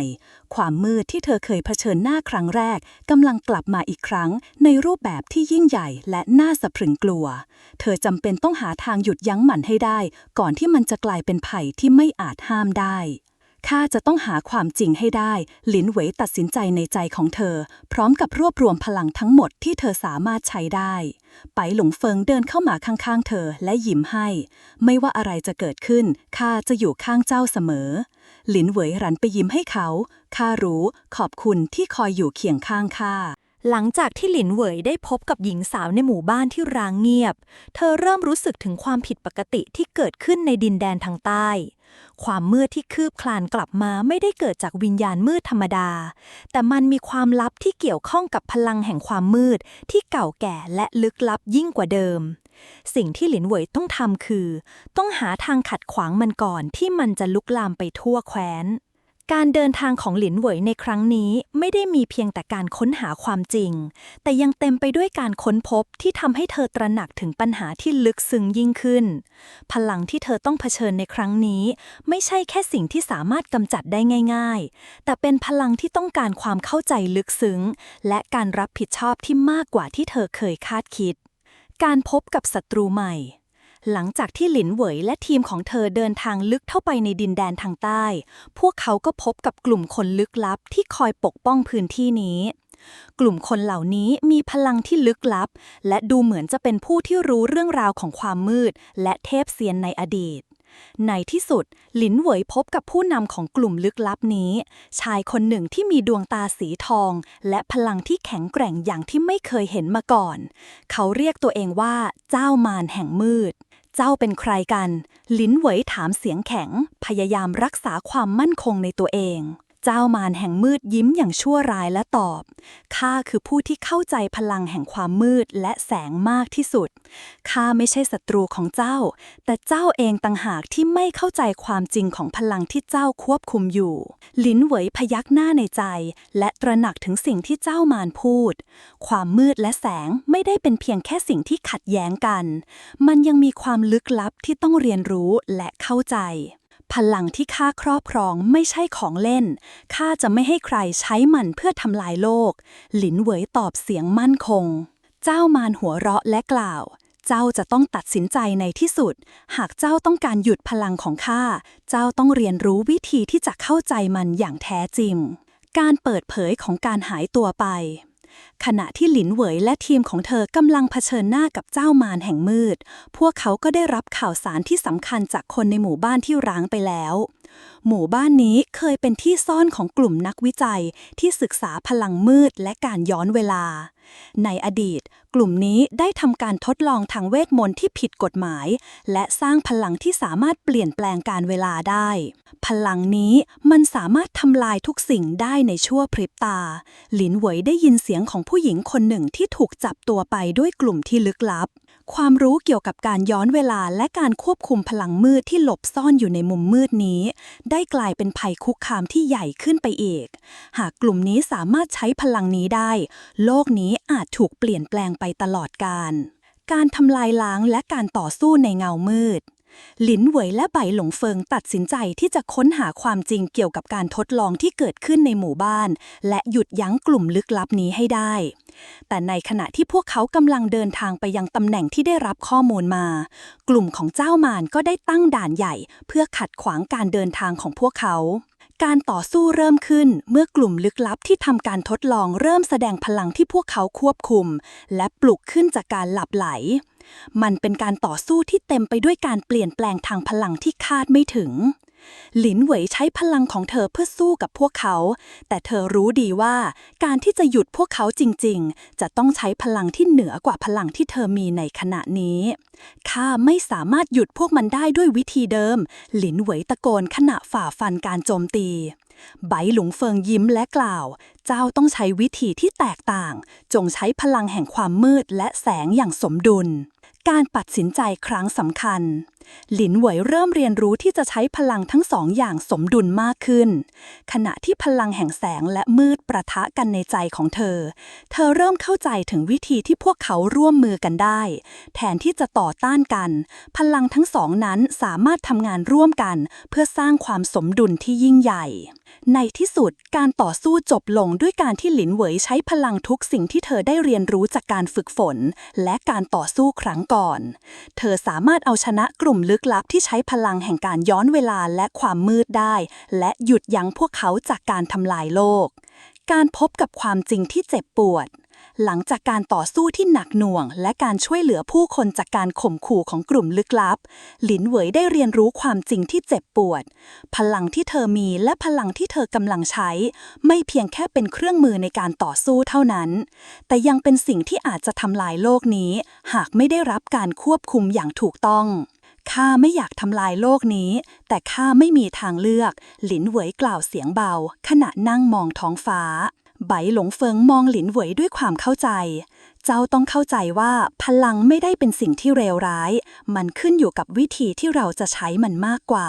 หลินเหวยพยักหน้าและตัดสินใจว่าเธอจะใช้พลังของเธอเพื่อปกป้องโลกและทำให้มันกลับมามีความสงบอีกครั้งการเผชิญหน้ากับกลุ่มลึกลับที่ครอบครองพลังแห่งการย้อนเวลาและความมืดทำให้หลินเหวยและเพื่อนร่วมทีมเริ่มเห็นภาพที่ชัดเจนขึ้นเกี่ยวกับภัยคุกคามที่แท้จริง การต่อสู้ที่พวกเขาผ่านมามีผลอย่างมากต่อจิตใจของทุกคน โดยเฉพาะหลินเหวยที่ต้องจัดการกับพลังที่ยังคงท้าทายทั้งภายนอกและภายในตัวเธอเอง หลังจากการต่อสู้ที่ยืดเยื้อหลินเหวยก็สามารถเอาชนะกลุ่มลึกลับนั้นได้ แต่เธอก็รู้ดีว่าภัยที่แท้จริงยังไม่ได้ถูกกำจัดออกไป ทุกสิ่งที่เกิดขึ้นแสดงให้เห็นว่าความมืดนั้นไม่ได้เกิดจากกลุ่มลึกลับเพียงอย่างเดียว แต่ยังมีบางอย่างที่ลึกซึ้งกว่าซ่อนอยู่ในโลกใบนี้ การเปิดเผยของเทพเซียนโบราณในช่วงเวลาที่การต่อสู้สงบลงหลินเหวยได้พบกับหนึ่งในเทพเซียนโบราณที่ถูกกล่าวถึงในตำนานเทพเซียนที่ล่วงลับไปนานแล้วเจียงเทียนเทพเซียนผู้มีพลังสูงสุดและเป็นผู้ที่มีบทบาทสำคัญในการควบคุมความสมดุลระหว่างแสงและมืดเจียงเทียนกล่าวว่าความมืดที่เจ้ารู้จักไม่ใช่ทั้งหมดมันมีรากฐานลึกซึ้งที่เกี่ยวข้องกับการเริ่มต้นของโลกหลินเหวยรู้สึกทึ่งและตระหนักถึงสิ่งที่เจียงเทียนพูดข้าจะต้องรู้ทั้งหมดนี้เพื่อที่จะหยุดมันใช่หรือไม่เจียงเทียนพยักหน้าใช่เจ้าต้องเรียนรู้วิธีที่จะควบคุมมันและรู้ถึงต้นตอของความมืดที่เจ้ากำลังเผชิญการค้นหาต้นตอของพลังมืดหลินเหวยและไปหลงเฟิงตัดสินใจที่จะตามล่าหาข้อมูลเพิ่มเติมเกี่ยวกับความมืดที่ไม่สามารถอธิบายได้การเดินทางของพวกเขาพาไปยังดินแดนโบราณที่เต็มไปด้วยปริศนาสถานที่ที่เคยเป็นที่พักพิงของเทพเซียนเก่าแก่ที่มีความรู้เรื่องความมืดในยุคสมัยก่อนที่ดินแดนแห่งนี้พวกเขาพบกับวิหารที่เก่าแก่และถูกลืมเลือนสิ่งที่อยู่ภายในนั้นไม่เพียงแค่คำทำนายเก่าแก่แต่ยังมีอักษรโบราณที่ถูกเขียนขึ้นโดยเทพเซียนที่เคยปกป้องโลกจากการล่มสลายของความมืดหลินเหวยนำเอาตำราผลึกความรู้และสัญญาณต่างๆที่พวกเขาค้นพบและเริ่มเชื่อมโยงข้อมูลต่างๆที่เกี่ยวข้องกับการฟื้นคืนของพลังมืด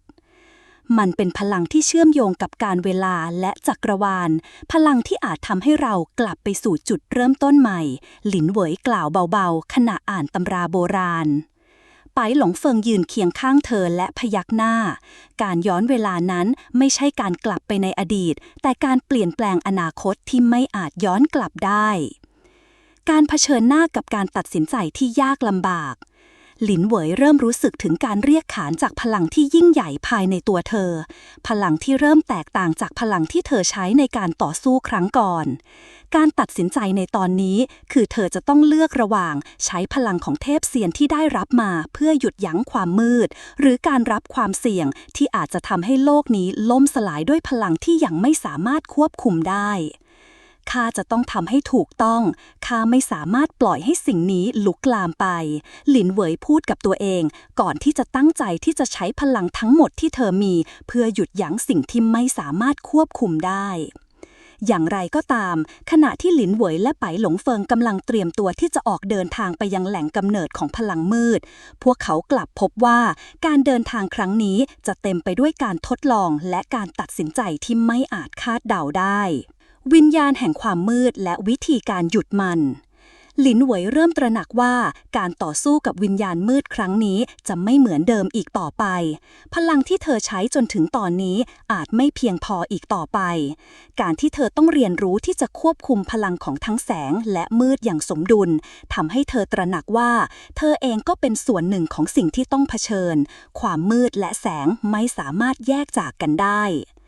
การเดินทางในครั้งนี้จะเป็นการต่อสู้กับศัตรูที่มีพลังลึกลับซับซ้อนและในขณะเดียวกันหลินเหวยก็ต้องค้นหาวิธีที่จะพัฒนาตัวเองและให้พลังของเธอแข็งแกร่งขึ้นการที่จะหยุดยั้งความมืดนี้เธอจะต้องเข้าใจถึงต้นกำเนิดของมันและหาทางทำลายมันไปพร้อมกันถึงเวลาแล้วที่ข้าจะต้องใช้ทุกสิ่งที่ข้ามีหลินเหวยตัดสินใจอย่างเด็ดขาดก่อนจะออกเดินทางต่อไปพร้อมกับไปหลงเฟิงการเดินทางของหลินเหวยและเพื่อนร่วมทางได้พาพวกเขามาถึงขั้นตอนสำคัญในการค้นหาความจริงเกี่ยวกับพลังมืดและแสงที่กำลังแผ่ขยายออกไป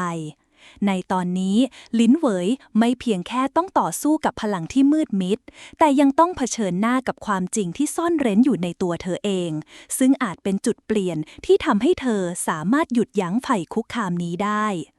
หลินเหวยเริ่มรู้สึกถึงการเปลี่ยนแปลงในตัวเอง เธอสัมผัสได้ถึงพลังที่แปลกประหลาดในร่างกาย พลังที่มีความเกี่ยวข้องกับเทพเซียนโบราณ และการควบคุมความมืดและแสงอย่างลึกซึ้ง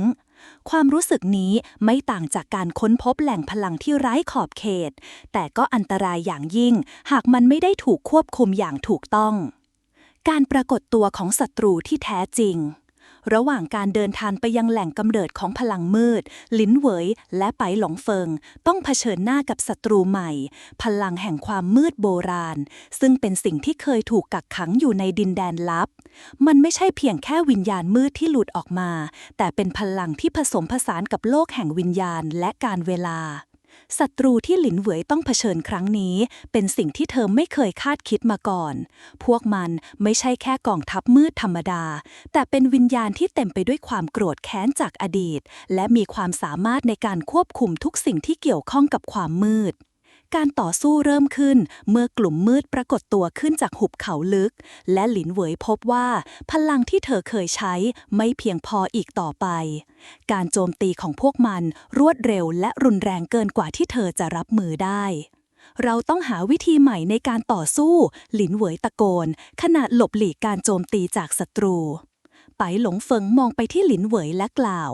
เจ้าต้องใช้พลังทั้งแสงและมืดร่วมกันเจ้าจะต้องควบคุมมันอย่างสมดุลหลินเหวยพยักหน้าและเริ่มฝึกการควบคุมพลังทั้งสองอย่างพร้อมกัน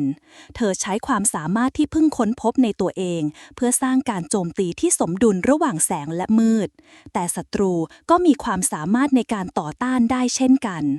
การควบคุมพลังแห่งแสงและมืดหลินเหวยเริ่มรู้สึกถึงความยากลำบากในการควบคุมพลังที่ผสมผสานกันทั้งแสงและมืดแม้ว่าเธอจะพยายามอย่างสุดความสามารถพลังที่มืดก็ยังคงท้าทายเธออยู่เสมอความสมดุลระหว่างแสงและมืดคือสิ่งที่หลินเหวยต้องค้นหาให้ได้ไปหลงเฟิงยืนอยู่ข้างๆและพูดด้วยเสียงที่มั่นคงเจ้าต้องเชื่อมั่นในตัวเองเมื่อทั้งสองพลังนี้ร่วมกันมันจะยิ่งใหญ่กว่าที่เจ้าคิดหลินเหวยหันไปมองไปหลงเฟิงและรู้สึกถึงความมั่นคงในคำพูดของเขาขอบคุณข้าจะไม่ยอมแพ้ด้วยความตั้งใจที่มั่นคงหลินเหวยเริ่มใช้พลังแห่งแสงและมืดเพื่อสร้างการโจมตีที่สมดุลมากขึ้นแต่สิ่งที่เธอค้นพบคือพลังที่ผสมนี้ไม่เพียงแค่ใช้ในการโจมตีแต่ยังสามารถใช้ในการปกป้องและรักษาความสมดุลในโลกได้ด้วยการเข้าใจลึกซึ้งหลินเหวยเริ่มเข้าใจแล้วว่าพลังที่เธอควบคุมไม่ได้เป็นสิ่งที่มืดหรือสว่างเพียงอย่างเดียวมันคือการเข้าใจว่าทั้งแสงและมืดสามารถอยู่ร่วมกันในความสมดุลได้โดยที่ไม่มีฝ่ายใดฝ่ายหนึ่งที่โดดเด่นหรือข่มขีอีกฝ่ายหนึ่งความสมดุลนี้ไม่ใช่การควบคุมพลังแต่เป็นการเชื่อมต่อกับธรรมชาติและจักรวาลที่ทุกสิ่งทุกอย่างต้องพึ่งพากันและกันความรู้สึกนี้หลินเหวยรู้ว่าเธอต้องก้าวไปข้างหน้าและรับมือกับความมืดที่ยังหลบซ่อนอยู่แต่เธอก็เข้าใจแล้วว่าการใช้พลังทั้งสองนี้อย่างสมดุลจะทำให้เธอมีพลังในการสร้างความสงบในโลกได้ข้าจะใช้พลังของข้าเพื่อปกป้องโลกนี้และทำให้ทุกสิ่งกลับมามีความสมดุลอีกครั้งหลินเหวยพูดด้วยความมั่นใจไปหลงเฟิงยิ้มและตอบข้าเชื่อว่าเจ้าจะทำได้การปะทะครั้งสุดท้ายหลังจากที่หลินเหวยสามารถควบคุมพลังแห่งแสงและมืดได้อย่างสมดุลเธอและทีมของเธอก็เดินทางมาถึงจุดที่พวกเขาต้องเผชิญหน้ากับพลังมืดในที่สุดจุดหมายสุดท้ายนี้เป็นแหล่งที่มาของพลังมืดสถานที่ที่เคยเป็นศูนย์กลางของเทพเสียนในอดีตแต่ตอนนี้มันถูกปกคลุมด้วยพลังที่ชั่วร้ายและมืดมิด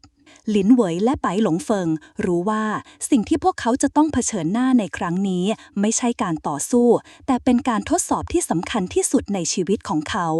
พลังที่พวกเขาจะใช้จะต้องมีความสมดุลที่สุดในทุกการกระทำและการตัดสินใจในครั้งนี้จะกำหนดชะตาของโลก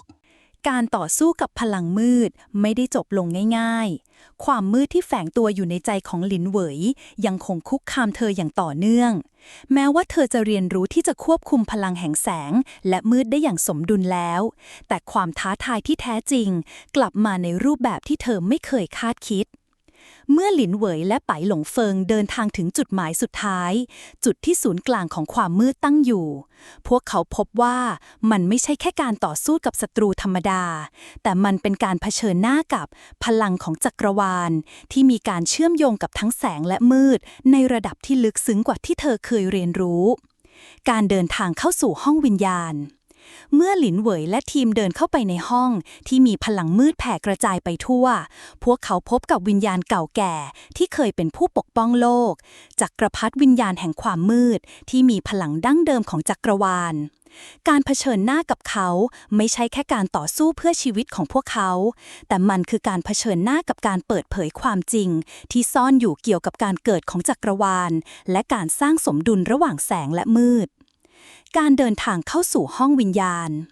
เมื่อหลินเหวยและทีมเดินเข้าไปในห้องที่มีพลังมืดแผ่กระจายไปทั่ว พวกเขาพบกับวิญญาณเก่าแก่ที่เคยเป็นผู้ปกป้องโลกจักรพรรดิวิญญาณแห่งความมืดที่มีพลังดั้งเดิมของจักรวาล การเผชิญหน้ากับเขาไม่ใช่แค่การต่อสู้เพื่อชีวิตของพวกเขา แต่มันคือการเผชิญหน้ากับการเปิดเผยความจริงที่ซ่อนอยู่เกี่ยวกับการเกิดของจักรวาลและการสร้างสมดุลระหว่างแสงและมืด การเดินทางเข้าสู่ห้องวิญญาณ เมื่อหลินเหวยและทีมเดินเข้าไปในห้องที่มีพลังมืดแผ่กระจายไปทั่ว พวกเขาพบกับวิญญาณเก่าแก่ที่เคยเป็นผู้ปกป้องโลกจักรพรรดิวิญญาณแห่งความมืดที่มีพลังดั้งเดิมของจักรวาล การเผชิญหน้ากับเขาไม่ใช่แค่การต่อสู้เพื่อชีวิตของพวกเขา แต่มันคือการเผชิญหน้ากับการเปิดเผยความจริงที่ซ่อนอยู่เกี่ยวกับการเกิดของจักรวาลและการสร้างสมดุลระหว่างแสงและมืด จักรพรรดิวิญญาณแห่งความมืดมองไปที่หลินเหวยและกล่าวเสียงทุ้ม เจ้าคิดว่ามันจะง่ายดายขนาดนั้นหรือ พลังที่เจ้าใช้กำลังจะกลายเป็นภัยร้ายที่ยิ่งใหญ่เกินกว่าที่เจ้าคิด หลินเหวยมองเขาอย่างไม่ยอมแพ้ ข้าจะหยุดเจ้าและข้าจะทำให้ความสมดุลกลับมาครองโลกนี้อีกครั้ง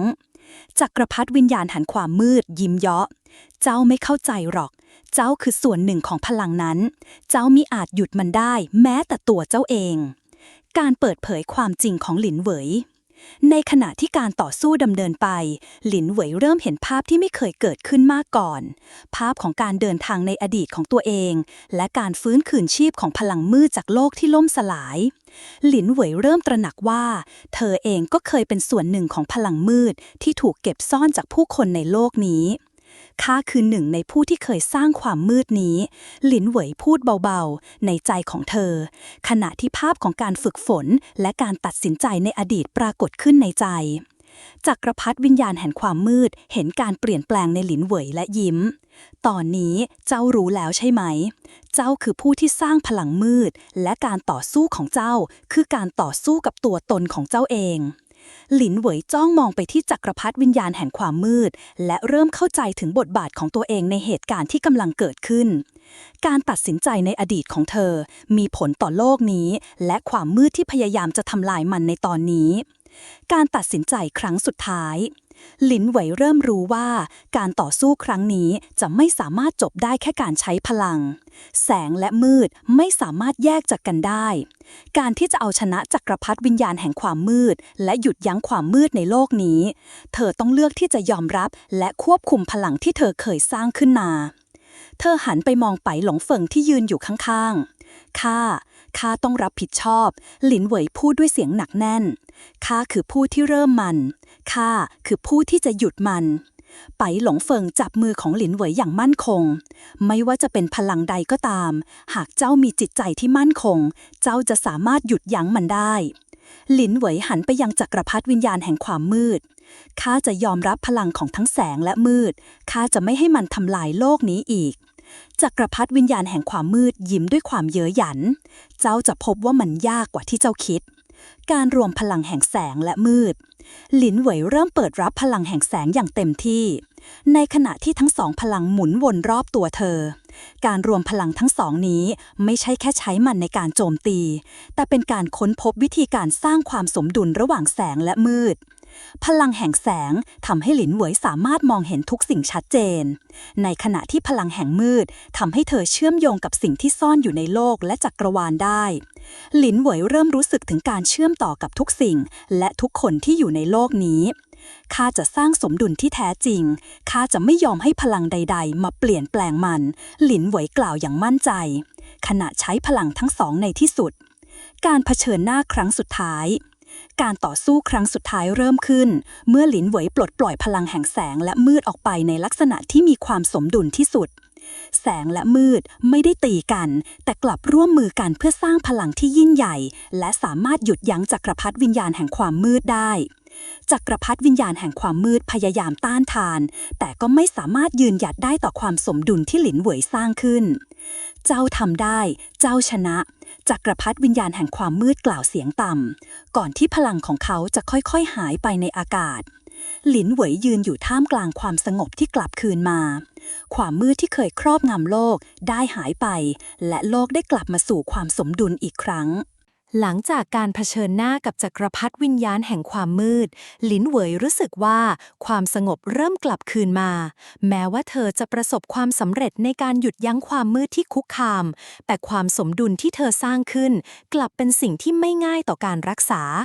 การที่หลินเหวยใช้พลังแห่งแสงและมืดร่วมกันอย่างสมดุลไม่ได้หมายความว่าทุกอย่างจะกลับมาง่ายๆโลกยังคงมีแผลที่ต้องการการเยียวยาการรักษาแผลของโลกหลินเหวยและเพื่อนร่วมทางเดินทางกลับไปยังสถานที่ที่เคยเป็นพื้นที่สงบก่อนการมาถึงของความมืดวิหารแสงแห่งการคืนชีพที่เคยเป็นแหล่งของพลังแห่งแสงและความรู้ของเทพเซียนโบราณหลินเหวยรู้ดีว่าเธอจะต้องใช้พลังที่ได้เรียนรู้มาในการฟื้นฟูและรักษาโลกที่เคยถูกทำลายจากการปะทะของแสงและมืดวิหารแสงนี้มีพลังในการเชื่อมโยงกับทุกสิ่งในจักรวาลและสามารถเรียกคืนพลังที่สูญเสียไปหลินเหวยเริ่มทำพิธีฟื้นฟูโลกโดยใช้พลังที่ผสมผสานระหว่างแสงและมืดเพื่อคืนสมดุลให้กับธรรมชาติและชีวิตทั้งหมดที่เคยได้รับผลกระทบจากการต่อสู้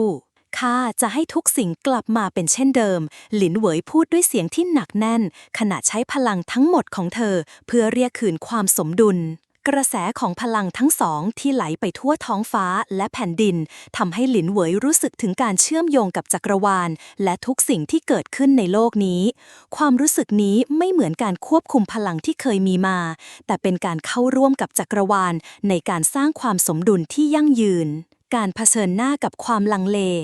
แม้ว่าการฟื้นฟูโลกจะเป็นการทำสิ่งที่ดีแต่หลินเหวยยังคงรู้สึกถึงความลังเลในใจของเธอรู้ดีว่าทุกสิ่งที่เกิดขึ้นไม่สามารถเปลี่ยนแปลงได้ในชั่วข้ามคืนการคืนความสมดุลไม่ได้แปลว่าทุกอย่างจะกลับเป็นปกติทันทีหลินเหวยต้องทำให้การฟื้นฟูนี้เป็นสิ่งที่ยั่งยืนและสามารถป้องกันไม่ให้ความมืดกลับมาอีกครั้งข้าจะต้องดูแลทุกสิ่งที่ข้าได้ทำให้มันดีขึ้นข้าจะไม่ยอมให้สิ่งนี้ล่มสลายไปอีกหลินเหวยคิดในใจขณะยืนอยู่ท่ามกลางการฟื้นฟูโลกที่กำลังเกิดขึ้นไบหลงเฟิงยืนเคียงข้างเธอและพูดการฟื้นฟูโลกนี้ไม่ง่ายเจ้าจะต้องปกป้องมันและข้าจะยืนเคียงข้างเจ้าคำพูดของไบหลงเฟิงทำให้หลินเหวยรู้สึกถึงความมั่นคงในใจถึงแม้การคืนสมดุลเป็นสิ่งที่ยากลำบากแต่เธอก็ไม่ได้อยู่เพียงลำพัง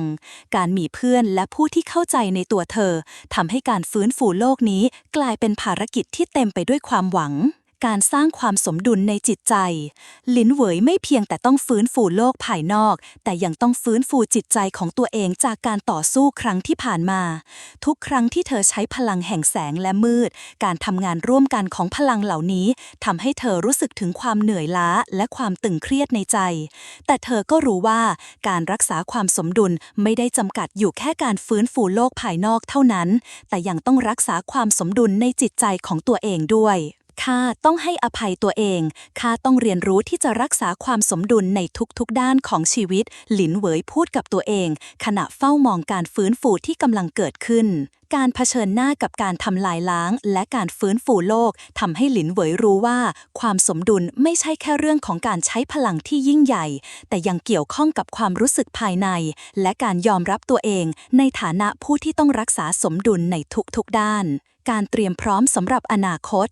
ในขณะที่โลกเริ่มฟื้นฟูขึ้นมาหลินเหวยและทีมของเธอตระหนักดีว่าการต่อสู้กับความมืดยังไม่จบลงสิ่งที่เกิดขึ้นในครั้งนี้อาจจะเป็นแค่การเริ่มต้นของการเปลี่ยนแปลงครั้งยิ่งใหญ่หลินเหวยต้องเตรียมตัวรับมือกับสิ่งที่จะเกิดขึ้นในอนาคต ข้าต้องเตรียมตัวให้พร้อมสำหรับสิ่งที่ยังไม่รู้หลินเหวยกล่าวขณะมองไปที่อนาคตที่เต็มไปด้วยความท้าทายไปหลงเฟิงพูดขึ้นเราจะต้องร่วมมือกันเสมอข้าจะยืนเคียงข้างเจ้าในการต่อสู้ครั้งนี้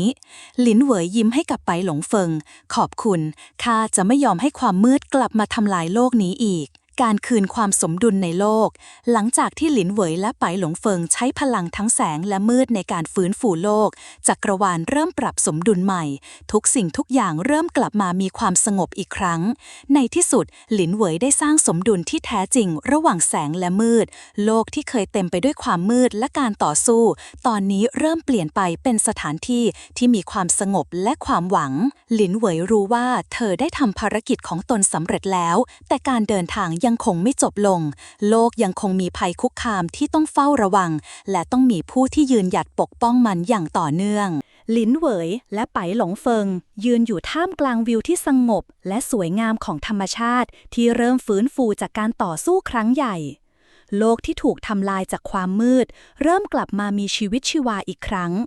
แต่ในใจของหลินเหวยกลับเต็มไปด้วยคำถามที่ยังคงหาคำตอบไม่ได้เธอได้สร้างความสมดุลระหว่างแสงและมืดแต่กลับรู้สึกว่า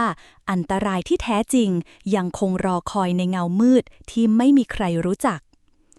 การเปลี่ยนแปลงที่เกิดขึ้นในโลกเป็นเพียงการเริ่มต้นของการเดินทางครั้งใหม่หลินเหวยรู้ดีว่าไม่สามารถหยุดพักได้ถ้าหากเธอไม่ยอมรับความจริงที่ซ่อนอยู่ในโลกนี้โลกอาจตกอยู่ในอันตรายอีกครั้งการค้นหาความจริงที่ซ่อนอยู่หลินเหวยเริ่มตั้งคำถามในใจว่าอะไรคือความหมายที่แท้จริงของการควบคุมทั้งแสงและมืดพลังที่เธอได้ใช้ในการฟื้นฟูโลกอาจจะไม่ใช่แค่เครื่องมือในการรักษาความสมดุลระหว่างแสงและมืดแต่ยังเชื่อมโยงกับการเข้าใจความจริงที่ลึกซึ้งเกี่ยวกับการเกิดและจุดจบของจักรวาลพลังที่เธอมีอยู่ในตอนนี้อาจจะเป็นกุญแจในการค้นหาความหมายของชีวิตและการคงอยู่ของโลกข้ารู้สึกเหมือนว่าโลกนี้ยังมีอะไรบางอย่างที่ซ่อนอยู่หลินเหวยพูดกับไปหลงเฟิงขณะที่ยืนมองไปยังท้องฟ้าที่โปร่งใสและทิวทัศน์ที่สดใสไปหลงเฟิงหันไปมองเธอและกล่าวข้ารู้โลกนี้ไม่เคยมีการสิ้นสุดที่แท้จริงทุกอย่างล้วนมีความเชื่อมโยงกันหากเราไม่ตามหาความจริงเราจะไม่สามารถรักษาความสมดุลได้หลินเหวยพยักหน้าอย่างเข้าใจข้าเชื่อว่าเราอาจจะต้องเดินทางไปยังที่เราไม่เคยคิดถึงมาก่อนการเตรียมตัวสำหรับการเดินทางครั้งใหม่แม้ว่าโลกจะเริ่มฟื้นฟูขึ้นมาแต่หลินเหวยรู้ดีว่าไม่สามารถเพิกเฉยต่อสิ่งที่อาจจะเกิดขึ้นในอนาคตได้จากคำพูดของไปหลงเฟิงและการเรียนรู้ที่เธอได้รับเธอเข้าใจว่าโลกนี้ยังคงมีบางสิ่งที่ถูกซ่อนไว้และยังไม่ถูกค้นพบการเดินทางครั้งใหม่ของหลินเหวยเริ่มต้นขึ้นเมื่อเธอตัดสินใจเดินทางไปยังแหล่งที่ไม่รู้จักดินแดนแห่งความลับที่เชื่อกันว่าเป็นสถานที่ที่เก็บซ่อนความลับสำคัญเกี่ยวกับพลังที่หลินเหวยใช้และอาจจะเป็นที่ตั้งของคำตอบที่เธอเฝ้ารออยู่เราต้องไปที่ดินแดนแห่งความลับเราจะไม่สามารถหาคำตอบได้หากไม่ไปที่นั่นหลินเหวยกล่าวด้วยความมุ่งมั่นขณะเริ่มเตรียมตัวเดินทางไปหลงเฟิงและทีมเดินทางของเธอต่างพร้อมใจกันที่จะร่วมเดินทางไปกับหลินเหวยไม่มีใครในทีมที่ยอมให้เธอเดินทางไปตามลำพังข้าจะไปกับเจ้าทุกที่หลินเหวยเราจะค้นหาความจริงด้วยกันไปหลงเฟิงกล่าวด้วยท่าทางมั่นคงการเดินทางไปสู่ดินแดนแห่งความลับการเดินทางที่ยากลำบากเริ่มต้นขึ้นทีมของหลินเหวยต้องเดินทางผ่านป่าลึกและภูเขาที่สูงชันดินแดนแห่งความลับตั้งอยู่ในที่ที่ไม่มีใครเคยไปถึงมาก่อนทางเดินเต็มไปด้วยอุปสรรคและสิ่งมีชีวิตที่พวกเขาต้องเผชิญขณะเดินทางแต่หลินเหวยมั่นใจว่าไม่มีอุปสรรคใดที่เธอไม่สามารถฝ่าฟันไปได้ในระหว่างการเดินทางหลินเหวยเริ่มสัมผัสถึงพลังบางอย่างที่ลึกลับและเต็มไปด้วยความเยือกเย็นเหมือนว่ามีอะไรบางอย่างกำลังตามรอพวกเขาอยู่ในดินแดนแห่งนี้ข้าไม่รู้ว่าที่นี่คืออะไรแต่ข้ารู้ว่าเราจะต้องไปให้ถึงหลินเหวยกล่าวด้วยความแน่วแน่ขณะที่เธอก้าวไปข้างหน้า ทีมของหลินเหวยยังคงเดินทางต่อไปแม้จะมีความเหนื่อยล้าและการต่อสู้กับศัตรูใหม่ๆหลินเหวยไม่ยอมให้การเดินทางนี้จบลงเพียงแค่ความกลัวที่เกิดขึ้นในใจของเธอการเปิดเผยของดินแดนแห่งความลับในที่สุดทีมของหลินเหวยก็ถึงจุดหมายที่ดินแดนแห่งความลับการเปิดประตูแห่งนี้ทำให้พวกเขาได้เข้าไปในห้องลับที่เต็มไปด้วยโบราณวัตถุและสัญลักษณ์ของเทพเซียนการสัมผัสกับสิ่งเหล่านี้ทำให้หลินเหวยรู้สึกถึงความเชื่อมโยงกับพลังที่เธอใช้ในการฟื้นฟูโลก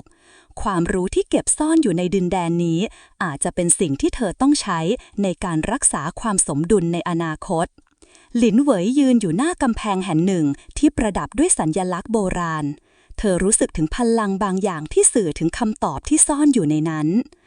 นี่คือคำตอบข้าต้องเข้าใจสิ่งนี้ให้ลึกซึ้งก่อนที่โลกจะถูกทำลายอีกครั้งหลินเหวยคิดในใจขณะที่เธอกำลังค้นหาเบาะแสใหม่ๆที่เกี่ยวข้องกับการใช้งานพลังของเธอหลินเหวยยืนอยู่ท่ามกลางห้องลับในดินแดนแห่งความลับซึ่งเต็มไปด้วยสัญลักษณ์โบราณและพลังลึกลับที่เก่าแก่กว่าอายุของโลกนี้สิ่งที่เธอกำลังค้นหานั้นไม่ใช่แค่ความจริงเกี่ยวกับพลังของตนเองแต่ยังเกี่ยวข้องกับการทำความเข้าใจในสิ่งที่ลึกลับและซับซ้อนที่สุดในจักรวาลความหมายของแสงและมืดในจักรวาลเมื่อหลินเหวยและทีมของเธอเดินผ่านห้องต่างๆและค้นพบสิ่งต่างๆที่เก็บซ่อนไว้จากยุคโบราณเธอรู้สึกถึงการเชื่อมโยงลึกซึ้งระหว่างพลังที่เธอใช้ความลับที่แฝงอยู่ในโลกนี้ขณะที่มือของเธอแตะสัมผัสกับแท่นบูชาหินขนาดใหญ่ที่มีสัญลักษณ์ของเทพเซียนโบราณหลินเหวยรู้สึกถึงการสะท้อนพลังบางอย่างที่รู้สึกคุ้นเคยแต่ไม่สามารถเข้าใจได้ในทันทีนี่มันอะไรหลินเหวยถามเสียงต่ำขณะมองไปยังแสงที่เริ่มระยิบระยับจากสัญลักษณ์บนหินทันใดนั้นเสียงที่ลึกลับและดังออกจากส่วนลึกของห้องก้องกังวานเจ้าได้มาถึงที่นี่แล้วเจ้าเองก็เป็นส่วนหนึ่งของมันเสียงนี้เป็นเสียงที่ไม่ได้มาจากมนุษย์แต่เป็นเสียงของจักรวาลเสียงที่เหมือนจะสะท้อนมาจากทุกมุมมองของโลกและยังเชื่อมโยงกับความมืดและแสงที่หลินเหวยพยายามควบคุมอยู่การเปิดเผยของพลังที่ยิ่งใหญ่หลินเหวยรู้สึกถึงการตอบสนองของโลกเมื่อเธอถามคำถามนั้นโลกและจักรวาลเหมือนจะรู้ว่าเธอเป็นผู้ที่สามารถสัมผัสและเข้าใจความจริงนี้ได้พลังทั้งสองแสงและมืดไม่ได้เป็นแค่สองฝ่ายที่แตกต่างกันแต่พวกมันคือส่วนหนึ่งของวงจรชีวิตที่เชื่อมโยงกันในจักรวาลเจ้าคือผู้ที่ได้รับพลังนี้เพราะเจ้าเองคือจักรวาลเสียงนั้นพูดออกมาอีกครั้งขณะที่พลังที่เธอถือครองเริ่มขยายตัวไปทั่วห้องและสัมผัสกับจิตใจของหลินเหวยหลินเหวยรู้สึกถึงความรู้สึกอันลึกลับและขลังที่ไหลเวียนในร่างกายของเธอพลังแห่งแสงและมืดในตัวของเธอไม่ใช่แค่สิ่งที่เธอเคยควบคุมแต่มันคือสิ่งที่เชื่อมโยงเธอกับจักรวาลอย่างลึกซึ้งพลังเหล่านี้ไม่ได้มีแค่ในตัวเธอเองแต่ยังมีอยู่ในทุกสิ่งที่เธอเห็นในทุกสรรพสิ่งในจักรวาลที่เกิดขึ้นและหายไปข้าคือจักรวาลถามเสียงเบาขณะที่รู้สึกถึงพลังที่กระจายออกจากตัวเธอ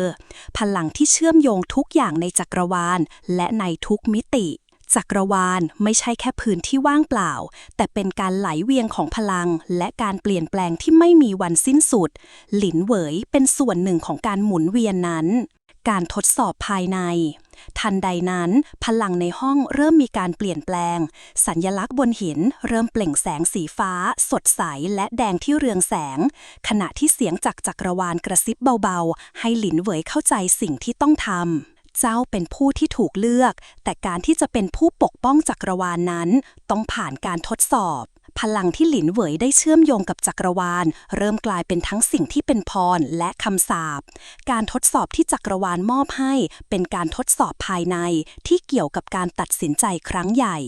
หลินเหวยต้องทำการเลือกเธอสามารถเลือกที่จะเก็บพลังไว้ในตัวเองเพื่อประโยชน์ส่วนตัวหรือใช้มันเพื่อปกป้องและรักษาความสมดุลในจักรวาลแม้ว่าการใช้พลังเพื่อรักษาความสมดุลอาจทำให้เธอต้องสูญเสียสิ่งที่สำคัญที่สุดในชีวิต การตัดสินใจนี้ไม่ใช่เรื่องง่ายหลินเหวยรู้ดีว่าเธอสามารถใช้พลังนี้เพื่อสร้างโลกใหม่โลกที่ไม่มีความมืดหรือการต่อสู้แต่สิ่งนี้อาจทำให้จักรวาลเกิดความไม่สมดุลได้เช่นกันข้าจะเลือกปกป้องจักรวาลข้าจะเลือกความสมดุลแม้ว่ามันจะหมายถึงการสูญเสียส่วนสำคัญของตัวเองหลินเหวยพูดกับตัวเองขณะยืนต่อหน้าการทดสอบที่กำลังจะเกิดขึ้นการทดสอบสุดท้ายการเสียสละการทดสอบสุดท้ายของหลินเหวยเกิดขึ้นในรูปแบบที่หลินเหวยไม่เคยคาดคิดเธอต้องเผชิญหน้ากับตัวตนในอดีตของตัวเองภาพของหญิงสาวผู้เคยเป็นนักรบที่เต็มไปด้วยความเกลียดชังและความต้องการที่จะครอบครองพลังทุกความกลัวและความลังเลในตัวเธอได้กลับมาแสดงตัวอีกครั้งเจ้าจะเลือกอะไรเสียงในใจของหลินเหวยถามขณะที่ภาพในอดีตปรากฏขึ้นหลินเหวยต้องเลือกที่จะปล่อยวางความโกรธและความต้องการในอดีตเพื่อทำการเสียสละบางสิ่งที่สำคัญที่สุดความปรารถนาในความยิ่งใหญ่และการควบคุมพลังของจักรวาลในที่สุดหลินเหวยตัดสินใจเลือกที่จะเสียสละส่วนหนึ่งของพลังที่มีเพื่อสร้างความสมดุลและสันติภาพให้กับจักรวาลแม้จะมีการสูญเสียบางสิ่งแต่เธอรู้ว่าการเลือกนี้จะทำให้เธอสามารถปกป้องโลกและจักรวาลจากความมืดและความไม่สมดุลในอนาคตการฟื้นฟูและการเดินทางใหม่เมื่อการทดสอบเสร็จสิ้นหลินเหวยรู้สึกถึงพลังที่เปลี่ยนแปลงในตัวเธอและในจักรวาลโลกเริ่มฟื้นฟูอย่างแท้จริงเธอรู้ว่าการเดินทางของเธอไม่ได้สิ้นสุดลงที่นี่การปกป้องจักรวาลและความสมดุลคือภารกิจที่ไม่มีวันจบลงข้าจะไม่ยอมให้จักรวาลนี้ล่มสลายข้าจะปกป้องมันต่อไปหลินเหวยกล่าวด้วยความมุ่งมั่นขณะมองไปยังโลกที่ยังคงเต็มไปด้วยความหวังตอนที่ 12 การคืนชีพของจักรวาลหลินเหวยและทีมของเธอเดินทางกลับจากดินแดนแห่งความลับหลังจากการได้รับคำตอบเกี่ยวกับพลังแห่งแสงและมืดที่เธอใช้อยู่แต่ในหัวของหลินเหวยกลับเต็มไปด้วยคำถามใหม่เมื่อเธอรู้ว่าความสมดุลที่เธอพยายามสร้างขึ้นนั้นยังคงเป็นเพียงแค่ส่วนหนึ่งของเรื่องราวที่ใหญ่กว่ามากอันตรายที่ซ่อนอยู่ในจักรวาลยังคงรอคอยที่จะเปิดเผยตัวออกมาการเดินทางของเรายังไม่จบลงหลินเหวยกล่าวเสียงต่ำขณะยืนอยู่บนภูเขาสูงมองออกไปที่ท้องฟ้าที่เริ่มมีการเปลี่ยนแปลงอย่างแปลกประหลาดเสียงลมที่พัดผ่านพามาพร้อมกับลางร้ายบางอย่างหลินเหวยรู้สึกถึงบางสิ่งที่ผิดปกติในจักรวาลนี้ความรู้สึกไม่ปลอดภัยเริ่มเพิ่มขึ้นและเธอรู้สึกว่าไม่ว่าเธอจะทำอะไรก็ตามโลกนี้ยังคงมีบางอย่างที่เธอไม่สามารถคาดเดาได้หลินเหวยข้ารู้สึกถึงการเปลี่ยนแปลงที่ยิ่งใหญ่ไปหลงเฟิงพูดขณะที่มองไปที่ท้องฟ้าที่เต็มไปด้วยเมฆหมอกมืดสิ่งที่เราค้นพบในดินแดนแห่งความลับนั้นยังไม่สมบูรณ์เราจะต้องเตรียมพร้อมสำหรับสิ่งที่กำลังจะมาหลินเหวยพยักหน้าเธอเข้าใจดีว่าความสงบที่ดูเหมือนจะเกิดขึ้นแค่เพียงชั่วคราวแม้โลกจะฟื้นฟูขึ้นมาแต่บางสิ่งที่เธอพบในดินแดนแห่งความลับกลับทำให้เธอไม่สามารถละทิ้งความรู้สึกไม่มั่นคงในใจได้การค้นหาผู้ที่ซ่อนตัวอยู่ทีมของหลินเหวยเดินทางกลับมาที่เมืองใหญ่ในแคว้นของพวกเขาเพื่อรวบรวมข้อมูลเกี่ยวกับสถานการณ์ที่กำลังเกิดขึ้นในทุกแคว้นเธอรู้ดีว่าพวกเขาจะต้องทำการค้นหาและหาคำตอบเกี่ยวกับสิ่งที่เกิดขึ้นในจักรวาลขณะที่เมืองต่างๆเริ่มกลับคืนสู่สภาพเดิมหลินเหวยรู้สึกถึงการเคลื่อนไหวในที่มืดสิ่งที่หลบซ่อนอยู่ในเงามืดกำลังค่อยๆเปิดเผยตัวการค้นหาผู้ที่อาจจะรู้ถึงความลับที่หลินเหวยยังไม่สามารถเข้าใจได้นั้นทำให้เธอและทีมตัดสินใจเดินทางไปยังวิหารแห่งท้องฟ้า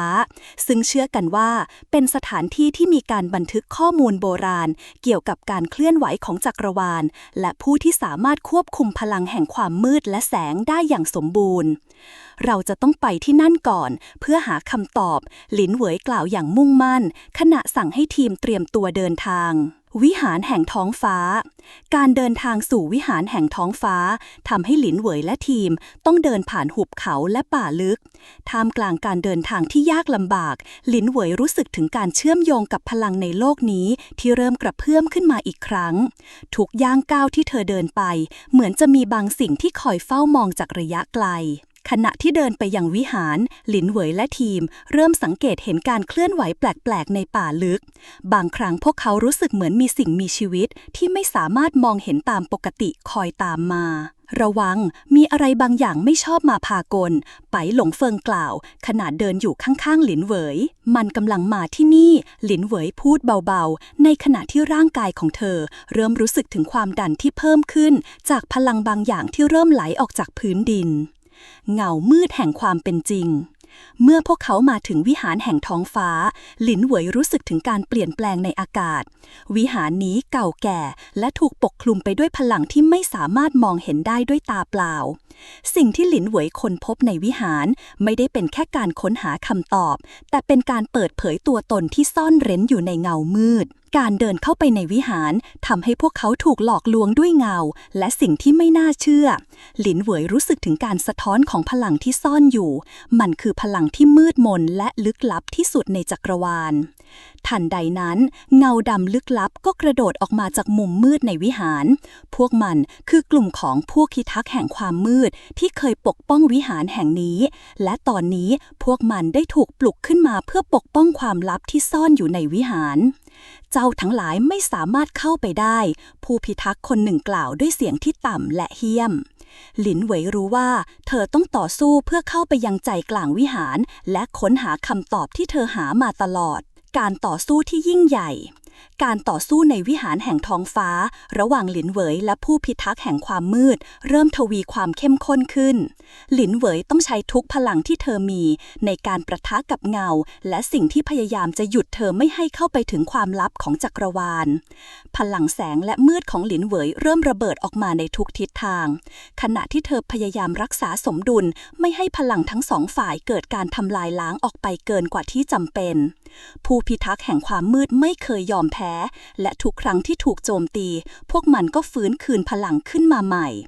ข้าไม่สามารถปล่อยให้พวกมันชนะได้หลินเหวยพูดในใจขณะพยายามรวบรวมพลังในการโจมตีครั้งสุดท้ายในที่สุดหลินเหวยสามารถทำลายผู้พิทักษ์แห่งความมืดได้แต่ไม่ใช่ด้วยการใช้พลังทำลายแต่ด้วยการใช้ความสมดุลของพลังแสงและมืดที่เธอได้เรียนรู้มาเพื่อปล่อยให้พวกเขากลับคืนสู่การพักรักษาตามธรรมชาติของจักรวาลการค้นพบความจริงที่ซ่อนอยู่ในที่สุดหลินเหวยได้เข้าไปถึงใจกลางวิหารและพบกับแผ่นจารึกแห่งจักรวาลซึ่งบันทึกคำตอบเกี่ยวกับการเคลื่อนไหวของพลังในจักรวาลและการต่อสู้ระหว่างแสงและมืดอย่างแท้จริงหลินเหวยค้นพบว่าเธอไม่ได้เป็นเพียงแค่ผู้รับพลังแสงและมืดแต่ยังเป็นผู้รักษาความสมดุลของจักรวาลผู้ที่ถูกเลือกมาเพื่อปกป้องจักรวาลจากการล่มสลายข้าจะต้องรักษาความสมดุลนี้ข้าคือผู้ที่ต้องคอยปกป้องจักรวาลนี้จากความมืดที่ยังคงซ่อนอยู่หลังจากการเปิดเผยแผ่นจารึกแห่งจักรวาลหลินเหวยและทีมของเธอก็เริ่มศึกษาคำบอกเล่าที่ซ่อนอยู่ในนั้นอย่างละเอียด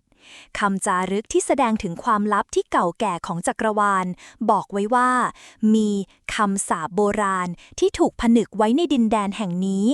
คำสาปที่เกิดขึ้นจากการต่อสู้ระหว่างเทพเซียนและอำนาจแห่งมืดในอดีตการและคำสาปนี้ถูกกำหนดให้มีการฟื้นคืนในยุคปัจจุบันเมื่อพลังที่เคยถูกผนึกไว้กลับมาแสดงตัวหลินเหวยรู้สึกถึงอันตรายที่เกิดขึ้นจากคำสาปนี้ขณะที่พลังในจักรวาลเริ่มขยายตัวและทวีความเข้มข้นขึ้นทุกขณะทุกการเคลื่อนไหวของเธอทำให้เธอเริ่มสัมผัสได้ถึงการเคลื่อนไหวของความมืดที่ไม่สามารถมองเห็นได้ด้วยตาเปล่ามันกำลังกลับมามันคงจะไม่ใช่แค่คำสาปธรรมดาหลินเหวยกล่าวเสียงต่ำขณะยืนมองแผ่นจารึกที่เริ่มส่องแสงเรืองรองไปหลงเฟิงเดินมาข้างๆและมองไปยังแผ่นจารึกด้วยความสงสัยเจ้าหมายความว่าอะไร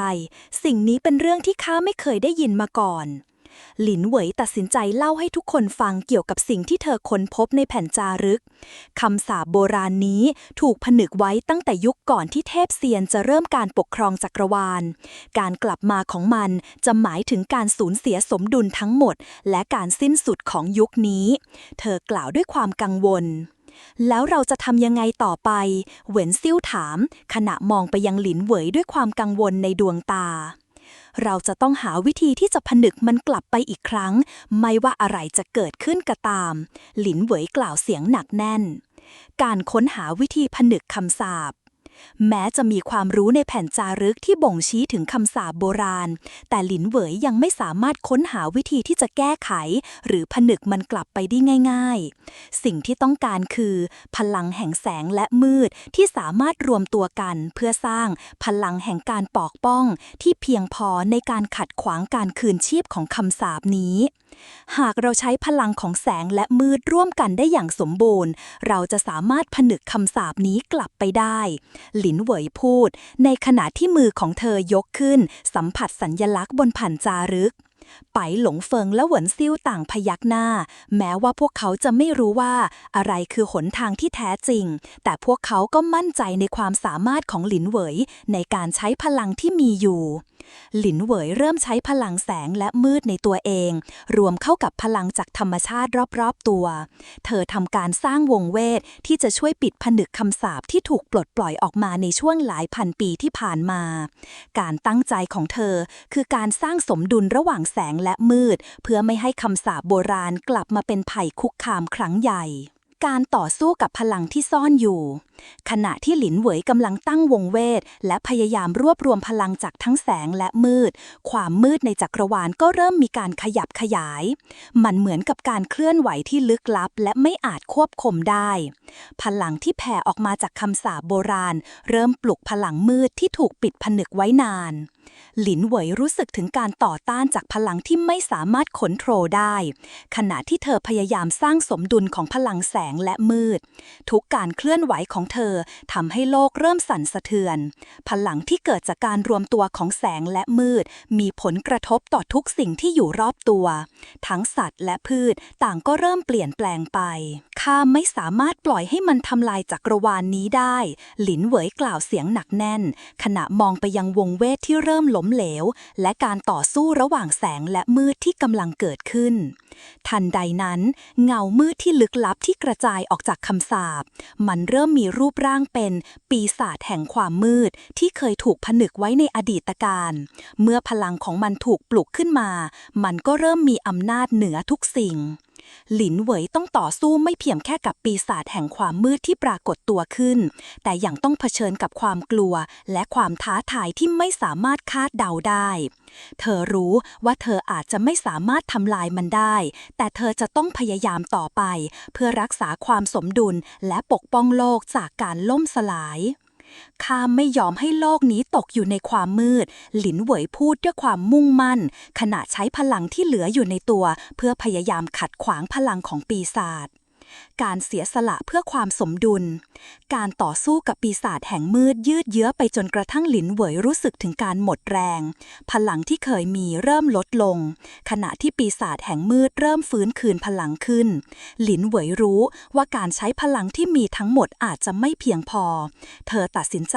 ที่จะใช้พลังทุกสิ่งที่เหลืออยู่ในการเสี่ยงผนึกคำสาปนี้ให้หมดไป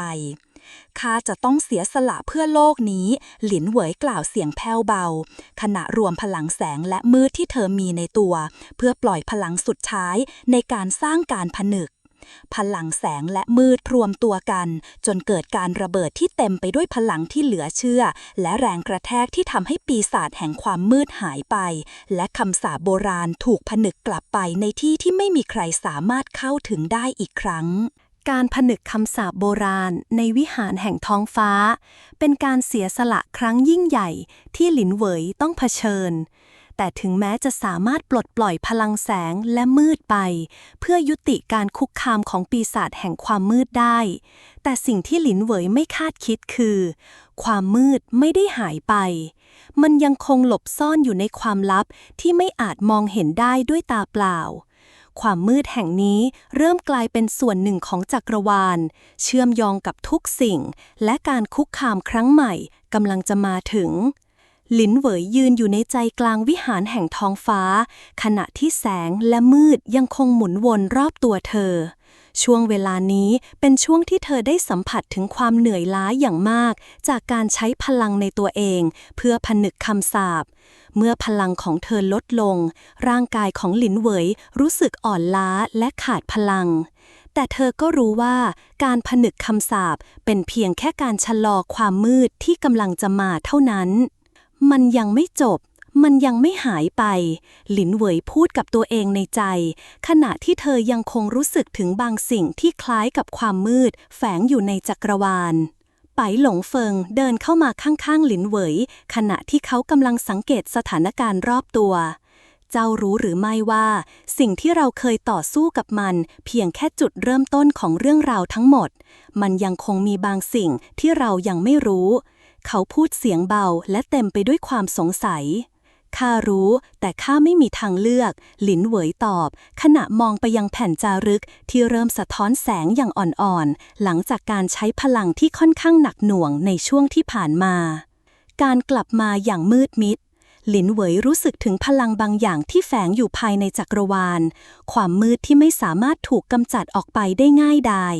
มันเหมือนจะซ่อนตัวในมุมมืดของโลกรอคอยเวลาที่มันจะกลับมาฟื้นคืนชีพอีกครั้งขณะที่หลินเหวยกำลังตัดสินใจว่าจะทำอย่างไรต่อไปทุกอย่างรอบตัวก็เริ่มแปลเปลี่ยนความเงียบที่ไม่เคยมีมาก่อนเริ่มแผ่ปกคลุมวิหารแห่งท้องฟ้าในทันทีแสงสีฟ้าจากแผ่นจารึกเริ่มรุนแรงขึ้นและลมร้อนก็พัดโหมออกมาอย่างแรงบริเวณรอบๆวิหารเริ่มถูกพัดด้วยกระแสพลังงานที่มองไม่เห็นหลินเหวยรู้สึกถึงการมาของความมืดที่ซ่อนอยู่ในโลกนี้ที่ซึ่งไม่มีใครสามารถคาดเดาได้ว่าจะปรากฏตัวในรูปแบบใดไปหลงเฟิงที่ยืนอยู่ข้างๆหลินเหวยรู้สึกถึงความไม่ปกติมันกลับมาแล้วเขาตะโกนออกมาขณะก้าวถอยหลังพร้อมเตรียมตัวรับมือกับสิ่งที่กำลังจะเกิดขึ้นหลินเหวยรู้ว่าไม่มีทางหลบหนีจากสิ่งที่กำลังจะมาถึงได้และเธอเริ่มรวบรวมพลังของตัวเองอีกครั้งโดยใช้พลังแสงและมืดที่อยู่ในตัวเป็นพลังสุดท้ายในการเผชิญหน้ากับความมืดนี้การเปิดเผยของศัตรูที่แท้จริงในขณะที่หลินเหวยและทีมของเธอกำลังเตรียมตัวเพื่อเผชิญหน้ากับภัยคุกคามใหม่ความมืดที่เคยถูกผนึกไว้ก็ได้เผยตัวออกมาในที่สุดมันไม่ใช่เพียงแค่พลังมืดที่เป็นปีศาจแต่มันคือ Entity แห่งความมืดที่เป็นตัวแทนของการทำลายล้างทุกสิ่งในจักรวาลร่างของ Entity แห่งความมืดนั้นประกอบด้วยเงามืดที่เคลื่อนไหวตลอดเวลาร่างกายของมันมีการเคลื่อนไหวเหมือนคลื่นที่ไม่มีจุดจบมันสามารถแทรกซึมเข้าไปในทุกสิ่งไม่ว่าจะเวลาสถานที่หรือแม้แต่จิตใจของผู้ที่อยู่ใกล้เคียงข้าคือความมืดที่ไม่มีวันตายข้าคือสิ่งที่ถูกลืมในจักรวาลนี้เสียงของ Entity แห่งความมืดก้องกังวานในหัวของหลินเหวยขณะที่มันยืนอยู่ตรงหน้าหลินเหวยและทีมของเธอหลินเหวยรู้ว่าเธอต้องยุติความมืดนี้ให้ได้แต่การทำเช่นนั้นจะต้องใช้พลังทั้งหมดที่เธอมีและอาจจะต้องเสียสละสิ่งที่สำคัญที่สุดในชีวิตของเธอการเสียสละที่แท้จริงการต่อสู้กับ Entity แห่งความมืดไม่ได้เกิดขึ้นในแบบที่หลินเหวยคาดหวังเธอพยายามใช้พลังแสงและมืดเพื่อสร้างสมดุลในการต่อสู้แต่ความมืดนั้นกลับสามารถดูดซับพลังทุกประเภทที่เธอปล่อยออกไปได้ทำให้การต่อสู้เริ่มมีความยากลำบากขึ้นเรื่อยๆไปหลงเฟิงและเหวินซิ่วพยายามที่จะช่วยเหลือหลินเหวยในทุกทางที่ทำได้แต่พลังของ Entity แห่งความมืดนั้นมีความแข็งแกร่งยิ่งกว่าพวกเขาต่างรู้ดีว่าไม่มีทางที่จะเอาชนะมันได้ถ้าไม่มีกำลังจากหลินเหวยหลินเหวยตัดสินใจว่าเธอจะต้องใช้พลังทั้งหมดที่เธอมีเพื่อสร้างพลังสุดท้ายที่จะทำให้ Entity แห่งความมืดถูกทำลายไปตลอดกาลแม้ว่าเธอจะต้องเสี่ยงกับการสูญเสียตัวตนเองในกระบวนการนี้ข้าจะทำเพื่อโลกนี้ข้าจะไม่ยอมให้ความมืดปกคลุมจักรวาลนี้หลินเหวยกล่าวเสียงแผ่วขณะรวบรวมพลังแสงและมืดในตัวเธอจนเต็มที่พลังของหลินเหวยเริ่มระเบิดออกมาเป็นแสงสว่างที่ส่องสว่างไปทั่วท้องฟ้าพลังที่เธอปล่อยออกไปกลายเป็นแสงแห่งการชำระล้างซึ่งสามารถทำลาย Entity แห่งความมืดได้ในที่สุดแต่การกระทำนี้ก็ทำให้หลินเหวยเสียสละพลังที่มีทั้งหมดไปพร้อมๆกันผลของการเสียสละ เมื่อการระเบิดพลังแห่งการชำระล้างสิ้นสุดลงความมืดในจักรวาลก็เริ่มสลายไปแสงที่มาจากหลินเหวยได้ทำลายเอนทิตี้แห่งความมืดแล้วและส่งมันกลับไปในมิติที่ไม่มีวันสามารถกลับมามีอิทธิพลได้อีกต่อไปหลินเหวยล้มลงบนพื้นห้องวิหารเหมือนเธอจะสูญเสียพลังชีวิตไปหลังจากการใช้พลังครั้งสุดท้ายขณะที่ทั้งไปหลงเฟิงและเหวินซิ่ววิ่งเข้ามาเพื่อช่วยเหลือข้าไม่รู้ว่าข้าจะทำอย่างไรหลินเหวยกล่าวเสียงอ่อนแอขณะมองไปยังพวกเขาไปหลงเฟิงจับมือของหลินเหวยอย่างแน่นหนาเจ้าไม่ต้องกลัวเราจะทำให้เจ้ากลับมาฟื้นฟูเราจะช่วยกันการต่อสู้กับเอนทิตี้แห่งความมืดยังคงค้างอยู่ในความทรงจำของหลินเหวยแม้ว่าเธอจะสามารถผนึกมันกลับไปในมิติที่ห่างไกลได้แต่พลังของความมืดยังคงแฝงตัวอยู่ในจักรวาลเธอรู้ดีว่าแม้ตอนนี้โลกจะดูเหมือนสงบสุขแต่การฟื้นตัวของพลังมืดนั้นอาจเกิดขึ้นได้ในทุกเมื่อหากไม่มีใครคอยปกป้องความสมดุลในจักรวาลนี้อย่างแท้จริงหลังจากการเสียสละพลังไปในครั้งนั้นหลินเหวยต้องใช้เวลาหลายวันเพื่อฟื้นตัวจากความเหนื่อยล้าทางจิตใจและร่างกายเธอไม่ได้แค่สูญเสียพลังที่มีแต่ยังรู้สึกถึงความเครียดที่กดดันจากภาระอันยิ่งใหญ่ที่เธอต้องแบกรับข้ารู้สึกเหมือนกำลังจะสูญเสียทุกสิ่งที่ข้ารับหลินเหวยพูดกับตัวเองขณะนั่งอยู่ในสวนหลังวิหารแห่งท้องฟ้าดวงตาของเธอสว่างขึ้นอีกครั้งแต่เต็มไปด้วยความกังวลไปหลงเฟิงมานั่งข้างๆและวางมือบนไหล่ของหลินเหวยเจ้าทำสิ่งที่ยิ่งใหญ่ที่สุดแล้วหลินเหวยพลังที่เจ้าสร้างขึ้นนั้นไม่ได้หายไปมันยังอยู่ในจักรวาลนี้และมันจะช่วยให้เราผ่านพ้นทุกอุปสรรคไปได้หลินเหวยมองไปที่ท้องฟ้าที่เริ่มเปลี่ยนสีจากความมืดเป็นแสงสว่างที่อบอุ่นความรู้สึกที่เคยหนักอึ้งในใจของเธอเริ่มเบาบางลงแต่เธอก็รู้ว่าโลกนี้ยังคงต้องการการปกป้องจากพลังที่ไม่สามารถมองเห็นได้แต่ยังมีอีกมากที่ต้องทำเราจะไม่สามารถอยู่เฉยได้จนกว่าเราจะมั่นใจว่าจักรวาลนี้จะปลอดภัยจากความมืดหลินเหวยกล่าวเสียงหนักแน่นการค้นหาความช่วยเหลือจากพันธมิตรใหม่หลินเหวยตัดสินใจที่จะไม่ยอมแพ้และเดินหน้าต่อไปเพื่อต่อสู้กับความมืดที่ยังคงแฝงตัวอยู่ในจักรวาลเธอรู้ดีว่าคำสาปโบราณไม่ได้ถูกทำลายไปอย่างสมบูรณ์แม้ว่าเธอจะสามารถผนึกมันชั่วคราวแต่จักรวาลนี้ยังคงต้องการพลังจากพันธมิตรใหม่ที่สามารถช่วยเธอในรักษาความสมดุลเราต้องหาความช่วยเหลือจากผู้ที่มีพลังพิเศษและรู้ลึกเกี่ยวกับจักรวาลนี้หลินเหวยพูดขณะหันไปมองไปหลงเฟิงและเหวินซิ่วที่ยืนข้างๆพยักหน้าข้าคิดว่าเราอาจจะต้องไปยังดินแดนแห่งปัญญาโบราณที่ห่างไกลซึ่งเชื่อกันว่าเป็นที่ซ่อนของผู้ที่มีพลังในการควบคุมจักรวาลได้ดินแดนแห่งปัญญาโบราณข้ามีความรู้เกี่ยวกับที่นั่นบ้างไปหลงเฟิงกล่าวมันคือสถานที่ที่เต็มไปด้วยการศึกษาพลังจักรวาลและมีปริศนาเกี่ยวกับการควบคุมพลังแห่งแสงและมืดมากมายหลินเหวยมองไปที่เพื่อนของเธอทั้งสองขณะที่พลังจากภายในของเธอยังไม่ฟื้นตัวเต็มที่แต่ก็มีความมุ่งมั่นที่จะเดินหน้าเพื่อปกป้องโลกนี้เราไม่มีทางเลือกเราจะต้องไปที่นั่นเพื่อหาวิธีแก้ไขเรื่องนี้การเดินทางไปยังดินแดนแห่งปัญญาโบราณ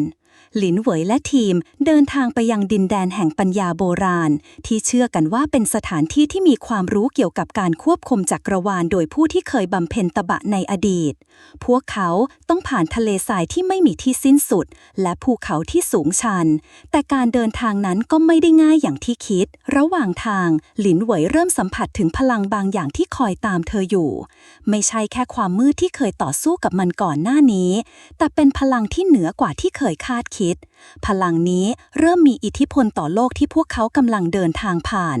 ทุกสิ่งที่พวกเขาพบเจอเหมือนจะมีการเคลื่อนไหวและการเปลี่ยนแปลงในรูปแบบที่ไม่สามารถควบคุมได้ค่ะไม่ชอบที่กำลังเกิดขึ้นมีบางอย่างที่ไม่ถูกต้องหลินเหวยกล่าวขณะพยายามสัมผัสถึงความเคลื่อนไหวรอบตัวไปหลงเฟิงหันไปมองหลินเหวยระวังเรากำลังเข้าใกล้ดินแดนแห่งปัญญาโบราณแล้วแต่เราก็ไม่รู้ว่ามันจะต้อนรับเราหรือไม่เหวินเซี่ยวมองไปรอบๆและรู้สึกถึงการเคลื่อนไหวที่แปลกประหลาดในอากาศ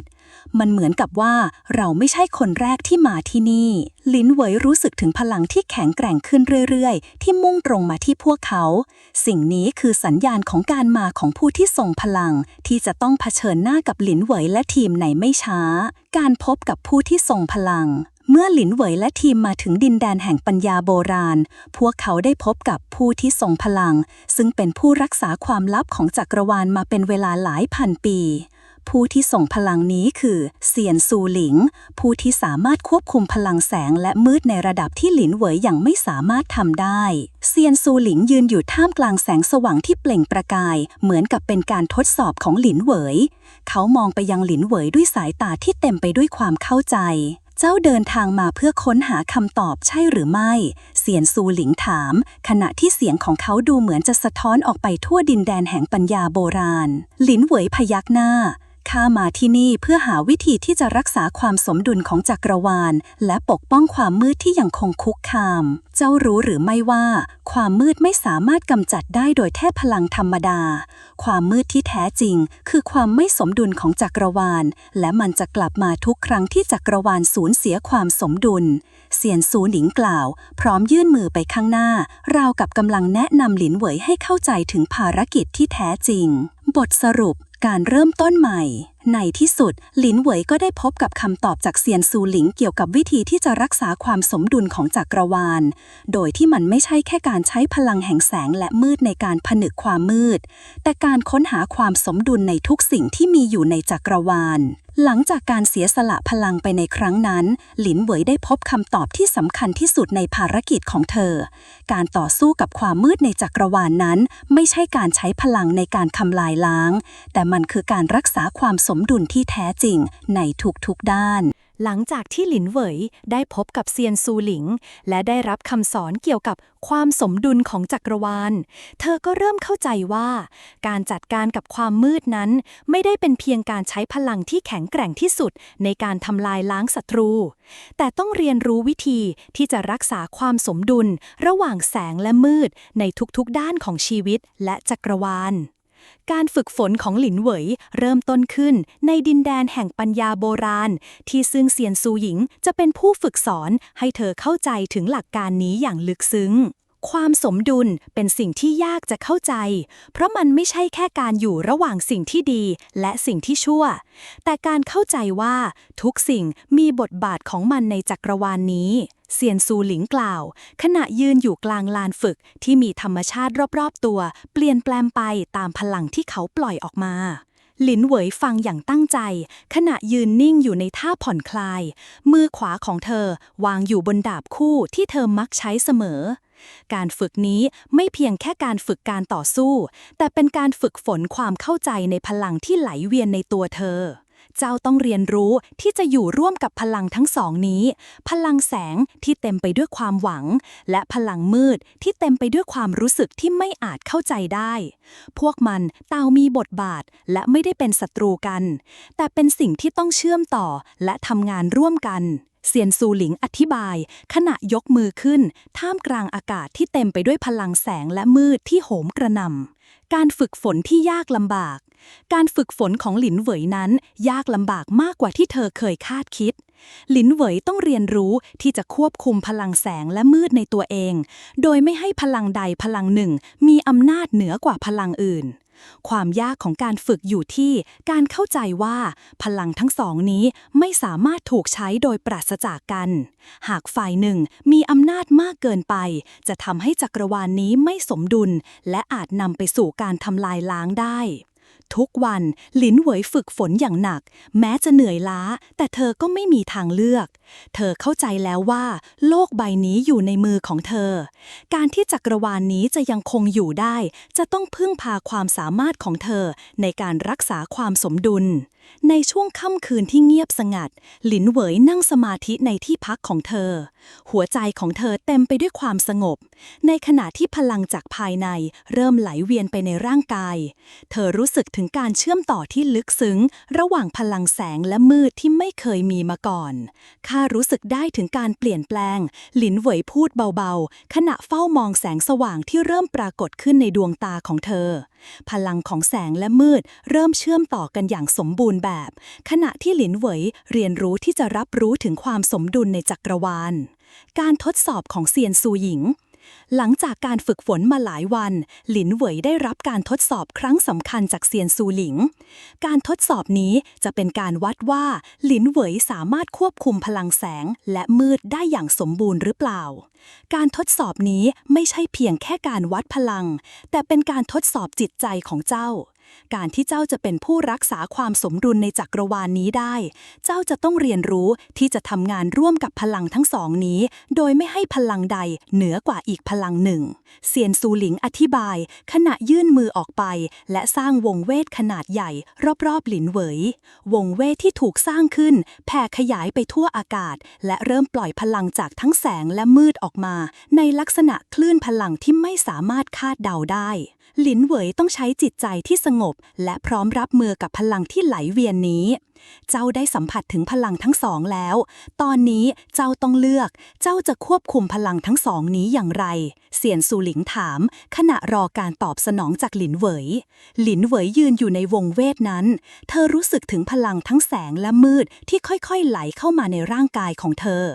ความรู้สึกนั้นเต็มไปด้วยความท้าทาย แต่หลินเหวยก็รู้ว่าหากเธอไม่ยอมรับความท้าทายนี้จักรวาลก็จะไม่มีวันได้รับความสมดุลที่แท้จริง เธอรวมพลังทั้งสองในตัวเองข้าจะไม่ให้พลังใดพลังหนึ่งมีอำนาจเหนือกว่าพลังอื่นข้าจะรักษาความสมดุลในทุกสิ่งหลินเหวยกล่าวเสียงมั่นคงขณะใช้พลังของแสงและมืดที่หลอมรวมเป็นหนึ่งเดียวการผสมผสานของพลังแสงและมืดเริ่มเป็นรูปเป็นร่างโดยมีผลกระทบต่อโลกในทันทีท้องฟ้าเริ่มปรากฏแสงและเงาที่สลับซับซ้อนราวกับความสมดุลในจักรวาลกำลังถูกทดสอบหลินเหวยรู้สึกถึงการควบคุมพลังนี้อย่างแท้จริงพลังทั้งสองไม่ขัดแย้งกันอีกต่อไปแต่กลายเป็นส่วนหนึ่งของกันและกันที่สร้างความสมดุลในจักรวาลนี้การยอมรับพลังแห่งการสมดุลการทดสอบของหลินเหวยสิ้นสุดลงด้วยผลสำเร็จทุกสิ่งในจักรวาลเริ่มกลับมาสู่สภาวะที่สมดุลมากขึ้นเมื่อหลินเหวยสามารถควบคุมพลังแห่งแสงและมืดได้อย่างสมบูรณ์พลังที่ทั้งสองฝ่ายไม่เคยขัดแย้งกันอีกต่อไปแต่กลายเป็นส่วนหนึ่งของกันและกันที่สร้างความสมดุลในจักรวาลนี้การยอมรับพลังแห่งการสมดุลการทดสอบของหลินเหวยสิ้นสุดลงด้วยผลสำเร็จทุกสิ่งในจักรวาลเริ่มกลับมาสู่สภาวะที่สมดุลมากขึ้นเมื่อหลินเหวยสามารถควบคุมพลังแห่งแสงและมืดได้อย่างสมบูรณ์พลังที่ทั้งสองฝ่ายไม่ขัดแย้งกันอีกต่อไปแต่กลายเป็นส่วนหนึ่งของกันและกันที่สร้างความสมดุลในจักรวาลนี้เซียงซูหลิงยิ้มอย่างพอใจเจ้าได้ทำสำเร็จแล้วหลินเหวยเจ้าคือผู้ที่สามารถรักษาความสมดุลในจักรวาลได้เจ้าคือผู้ที่จะนำพาจักรวาลนี้ไปสู่อนาคตที่สมบูรณ์แบบหลินเหวยรู้สึกถึงความมั่นใจในตัวเองที่เพิ่มขึ้นมากมายในที่สุดเธอก็สามารถเข้าใจพลังทั้งสองไม่เพียงแค่ช่วยในการทำลายล้างแต่ยังสามารถสร้างความสมดุลในทุกๆด้านของชีวิตการเดินทางต่อไปหลังจากการทดสอบที่สำเร็จหลินเหวยและทีมของเธอเริ่มเดินทางต่อไปเพื่อเผชิญกับความท้าทายใหม่ๆที่อาจเกิดขึ้นแต่ตอนนี้หลินเหวยรู้ดีว่าเธอได้ค้นพบพลังที่แท้จริงในการรักษาความสมดุลและเธอก็พร้อมที่จะเผชิญหน้ากับความมืดที่อาจกลับมาครั้งแล้วครั้งเล่าการต่อสู้ยังไม่จบแต่ข้าไม่กลัวอีกแล้วหลินเหวยกล่าวพร้อมยิ้มอย่างมั่นใจขณะมองไปยังโลกที่เต็มไปด้วยความหวังใหม่หลังจากที่หลินเหวยเรียนรู้ที่จะควบคุมพลังทั้งแสงและมืดได้อย่างสมบูรณ์การเดินทางของเธอก็เริ่มเข้าสู่บททดสอบที่ยิ่งใหญ่ยิ่งขึ้นไม่ใช่แค่การเผชิญหน้ากับความมืดที่เคยคุกคามจักรวาลแต่ยังเป็นการเผชิญหน้ากับศัตรูใหม่ที่เกิดจากภายในตัวเธอเองการต่อสู้กับความลังเลใจและความกลัวที่ไม่อาจหลีกเลี่ยงได้แม้จะควบคุมพลังแห่งความสมดุลได้หลินเหวยก็ยังคงรู้สึกถึงความว่างเปล่าภายในจิตใจเธอรู้ว่าเธอต้องเผชิญกับความท้าทายใหญ่โตต่อไปแต่ในที่สุดสิ่งที่หลินเหวยต้องทำคือการยอมรับว่ามีบางสิ่งในตัวเธอที่ยังไม่สมบูรณ์บางสิ่งที่อาจเป็นการทดลองที่เธอต้องผ่านไปให้ได้เจ้ามีความสงบในพลังของเจ้าหรือไม่เซียนซูหลิงถามขณะมองหลินเหวยด้วยสายตาที่แฝงไปด้วยความเข้าใจอย่างลึกซึ้งหลินเหวยตอบเสียงเบา ข้าไม่แน่ใจ ข้ารู้สึกว่ามีบางสิ่งภายในข้าที่ไม่สามารถควบคุมได้ ข้ากลัวว่าเมื่อถึงเวลาสำคัญ ข้าจะไม่สามารถควบคุมพลังนี้ได้อย่างสมบูรณ์ เซียนซูหลิงพยักหน้าและยิ้มบางๆ นี่คือการทดสอบที่แท้จริง การควบคุมพลังไม่ใช่แค่การบังคับมัน แต่เป็นการยอมรับว่าเราทุกคนมีแสงและมืดในตัวเอง หากเจ้าสามารถยอมรับสิ่งนี้ได้ เจ้าจะสามารถควบคุมพลังนั้นได้ในที่สุด การปรากฏตัวของศัตรูใหม่หลินเหวยเริ่มที่จะเผชิญกับความกลัวภายในตัวเองอย่างแท้จริงขณะที่พลังของแสงและมืดในตัวเธอยังคงเชื่อมโยงกันความรู้สึกแปลกๆที่เธอไม่สามารถบรรยายออกมาได้เริ่มปรากฏขึ้นในตัวเธอมันเหมือนกับว่าความมืดในตัวเธอกำลังค่อยๆปะทุขึ้นมาพร้อมกับความรู้สึกที่ไม่สามารถควบคุมได้ระหว่างที่หลินเหวยกำลังนั่งฝึกสมาธิอย่างหนักเพื่อควบคุมพลังของตัวเองอยู่นั้นอยู่ๆฟ้าก็เกิดการเปลี่ยนแปลงแสงจากดวงอาทิตย์เริ่มมืดลงและดินแดนแห่งปัญญาโบราณที่เคยเงียบสงบกลับเต็มไปด้วยพลังบางอย่างที่ไม่คุ้นเคยมันกลับมาแล้วไบหลงเฟิงกล่าวเสียงเครียดขณะที่มองไปยังท้องฟ้าที่เริ่มมืดหมองในขณะเดียวกันเสียงคำรามที่แผ่ไปทั่วโลกก้องไปในอากาศเป็นเสียงที่ไม่เหมือนใครมันดังเหมือนการเตรียมพร้อมของพลังมืดที่กำลังจะครอบงำโลกอีกครั้งความมืดที่หลินเหวยคิดว่าเธอได้ผนึกไปแล้วกลับปรากฏตัวขึ้นมาอีกครั้งทันใดนั้นเอนคิตี้แห่งความมืดก็ปรากฏตัวออกมาในร่างของชายหนุ่มผู้มีใบหน้าหล่อเหลาที่เต็มไปด้วยพลังมืดและลึกลับเขาสวมชุดคลุมสีดำลายทองที่ดูหรูหราและสะท้อนแสงในลักษณะที่ไม่เหมือนใครร่างกายของเขาล่องลอยไปในอากาศเจ้าทำได้แค่ชะลอข้าได้ไม่หยุดข้าเสียงของเขาดังก้องออกมาอย่างไร้ความรู้สึกข้าเป็นส่วนหนึ่งของจักรวาลนี้ข้าเป็นส่วนที่ขาดไม่ได้หลินเหวยรู้สึกถึงพลังที่ลึกลับและแข็งแกร่งที่ออกมาจากเขาแม้จะรู้ว่าเขาคือ Entity แห่งความมืดที่พยายามจะครอบงำจักรวาลแต่มันก็ทำให้หลินเหวยรู้สึกถึงบางสิ่งที่ไม่อาจอธิบายได้ข้าจะหยุดเจ้าได้หลินเหวยตะโกนขณะรวบรวมพลังของแสงและมืดในตัวเองเพื่อต่อสู้กับเขาแต่ร่างของ Entity แห่งความมืดก็เริ่มหดตัวและกลายเป็นเงามืดที่เคลื่อนไหวอย่างรวดเร็วเจ้าคงยังไม่เข้าใจเจ้าคือเครื่องมือในการฟื้นฟูข้าไม่ต้องการการต่อสู้แต่ข้าต้องการความสมบูรณ์ของจักรวาล Entity แห่งความมืดหัวเราะเย็นชาการเผชิญหน้าที่ไม่อาจหลีกเลี่ยงหลินเหวยรู้ว่าการต่อสู้ครั้งนี้ไม่สามารถใช้พลังแสงและมืดเพียงอย่างเดียวเพื่อเอาชนะได้เธอจำเป็นต้องเข้าใจการยอมรับความสมดุลในตัวเองซึ่งเป็นคำสอนที่เซียนซูหลิงให้ไว้สิ่งที่ข้ากลัวคือพลังที่ไม่มีการควบคุมข้าจะต้องเรียนรู้ที่จะใช้ความมืดภายในตัวข้าให้เป็นพลังที่สร้างสรรค์ไม่ใช่ทำลายหลินเหวยพูดกับตัวเองขณะที่เธอพยายามรวมพลังทั้งสองในตัวเองให้เป็นหนึ่งเดียว